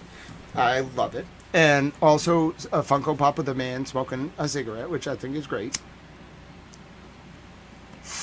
And then also Pokemon cards, including an Arcanine, which brought me back to my childhood, which I liked very much. And then there's a Ditto in there too. That one was pretty cool. And then also there is a signed Albert card from the WWF Attitude Era. It was like the most touching gift I had ever got, because when I was growing up, well, my whole life basically, like, the people around me don't really pay a lot of attention to me. And, like, that gift that I got from Bunny and Kofi and wonderful Bo, that gift was absolutely just so touching, because I just talk about sort of territorial wrestling in little asides, not even like often. I'll just kind of be like, oh yeah, like, I love 80s territorial wrestling, like I really like, you know, Jerry Lawler and Andy Kaufman in 79 through 82, and I like the Mid-South Coliseum and Saturday mornings with Lance Russell. Like, I would just say it as an aside. They picked up on it. It was the most touching thing that anyone had ever done for me. I felt so loved. I was very neglected, I guess, growing up. But I'm learning how to be loved. It's the greatest gift anyone could have given me. And I hope it's an energy that I pass on to you all, even among these intense times, because your camaraderie and compassion across so many cultures and faiths and countries really inspires me that the world is a wonderful place, even among the sadness. So God bless all of you. Oh, and of course, Mr. and Mrs. Rockstar. We can't forget about Mr. and Mrs. Rockstar. They're wonderful. But yes, let me say this as well. Every night, before I end, I like to drop a little thing called Tip a Canoe. And Taylor too, which is me going through the presidents in order. I can't do all of them. I can do most of them. I start with President Washington, all right? I could do Adams, the Jefferson, and then Madison. I get a little lost, 5, 6, 7. I could pick up on 8 with Van Buren. 9 through 13 is a little tough. And then I can pick up with Jackson. Andrew Jackson is 13. And then I lose it maybe a little bit, but then I pick up on Polk, Taylor, Pierce, Buchanan, Lincoln, Johnson, Grant, Rutherford B. Hayes, Garfield, Chester A. Arthur, I think that's right, Cleveland, Harrison, Cleveland, McKinley, Teddy Roosevelt, William Howard Taft, Woodrow Wilson, Harding Coolidge, Hoover, FDR, Truman, Eisenhower, Kennedy, Johnson, Nixon, Ford, Carter, Reagan, Bush 1, Clinton, Bush 2, Obama, Trump, Biden, Trump.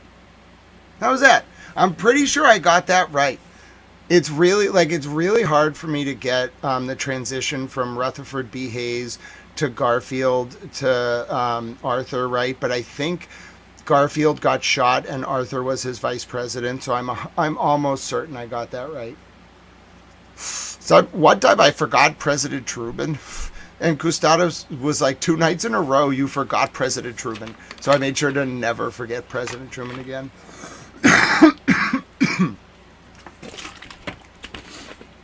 Am I the only person you know who likes to recite the presidents after streaming for 10 hours? Could you even follow that? Like, I've asked a few times, I guess, before. But when I'm saying all those presidents at that speed, I know a lot of you have heard it, so you're, like, ready for it. But if you heard it for the first time, can you actually, like process that? Because I feel like I'm saying it at a rate that's almost incomprehensibly fast. Wait, what did she say? Hold on, what did she say? Oh, okay. I understand. Yes, no, I understand. I understand coming from that heritage. Okay. I'm just going to post a lot of penguins in the chat. I'm going to post some goats in the chat. This is certainly a chat. I'll give you all that. You certainly all had a lot to say at the end.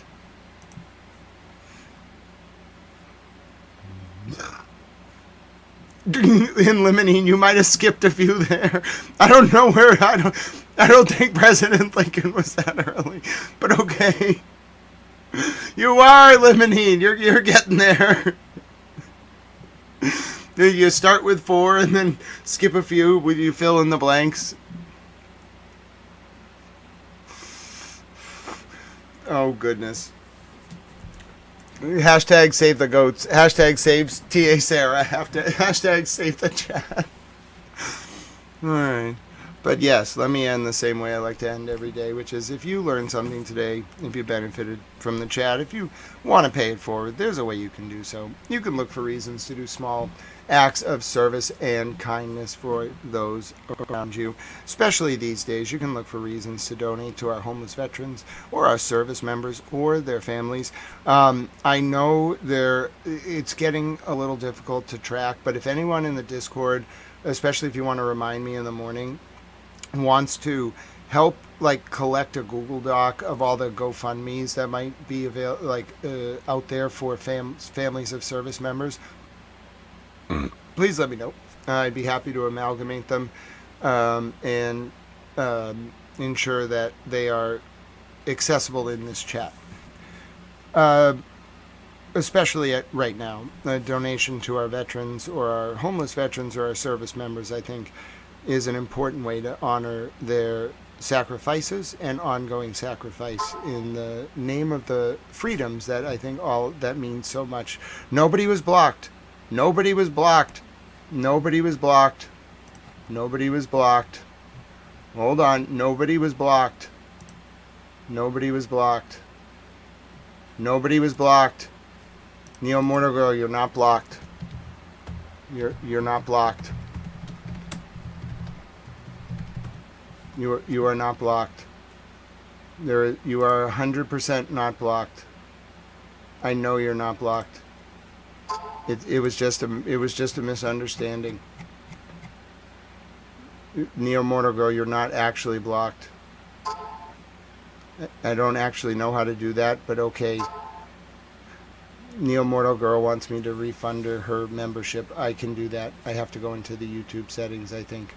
But yes, you aren't actually blocked. I think you just thought you were blocked. You are not blocked. Yeah, so sorry about any misunderstanding. I don't know how that happened. I was not actually in the chat at the time. But yeah, I just checked. You are not actually blocked. So you can just, comment. You weren't blocked. But either way, I will help you, my friend, and I will respond to your email. Thank you, Hezbollah.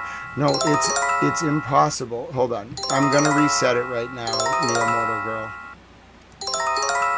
It will say that you're going in timeout for 10 seconds, but you aren't.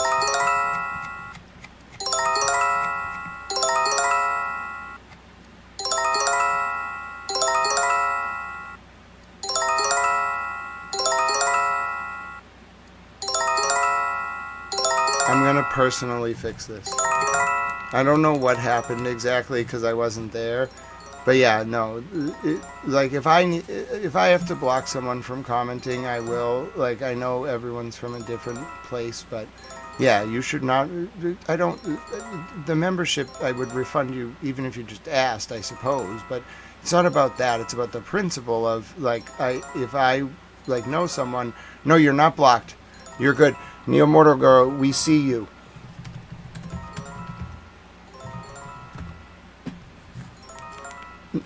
I don't know exactly what happened. Neo Mortal Girl, you have my email. I will talk to you about it personally. I did not see it. It happened very fast. I will find out what happened. I'll discuss with all parties. I'll review the comment. I didn't see it. But yes, we see your comment in chat.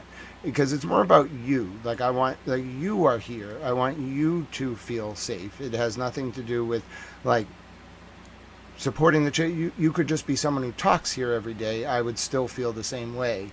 So, yeah, I don't know exactly what happened, but if you want to block someone who's been here a while, from commenting on the channel, just let me know. I'll talk to both parties. I know everyone here. I know their styles. Some people, I just know how people talk. So if you want to block someone and they're a regular, just let me know. Everybody's fine. I will talk it through with them. Everyone has kind of unique, sort of personalities. Even earlier today, I totally misread what someone was saying, and then my dear friend Elizabeth helped me understand, and we talked it through. So, but yes, my name is Grant Smith Ellis. I appreciate all of you very much. And what I will say is thus. As I was saying, if you want to pay it forward, the camaraderie and compassion and kindness you have all shown each other today, which I appreciate very much.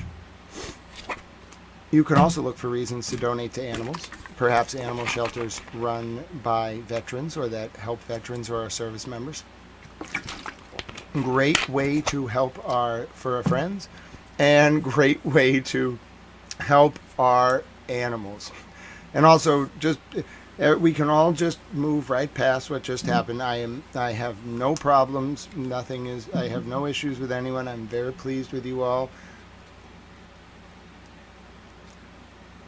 But yes, I just want to let you all know you're all appreciated and loved. Thirdly, if you're looking for a reason to pay it forward, you may consider donating to animal shelters in general. Pete Bunnytail is not an animal. He tells me this all the time, but he supports helping animals. But it doesn't have to. Oh, if you're in the UK, least I forget, my dear friend LS, you can donate to the Big Issue, which is a great way to help populations experiencing homelessness. If you are, it doesn't have to be a donation though. It can be something as simple as reaching out to, smiling at someone on the street, reaching out to a friend or family member you haven't heard from in a while, or yes, even giving away 200 tomato plants like Francis Futrell did one time, and having them designated an honorary towel forevermore. In that way, may we change about the current realpolitik from one centered on preserving, expanding, and demonstrating our power, to instead one centered on preserving, expanding, and demonstrating our capacity to engage in small acts of service rooted in unconditional love. Therein, living up to our Tau Eudaimonia, or Summum Bonum, our greatest good in the ancient Greek or Latin respectively, and in turn bringing about a new digital epoch defined by Aquarius the water bearer standing tall and carrying a towel. I think it's possible because of you all. God bless each and every one of you. Thank you for your compassion, your kindness to each other, and I don't exactly know what happened there at the end, but I will look into it. I'll ask some questions. I appreciate everyone's patience, and God bless each and every one of you as I lay my head down tonight. I pray for peace. I pray for the innocents. I pray for those in harm's way. I pray for our soldiers and those of our allies.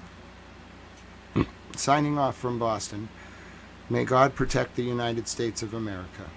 My name is Grant Smith Ellis.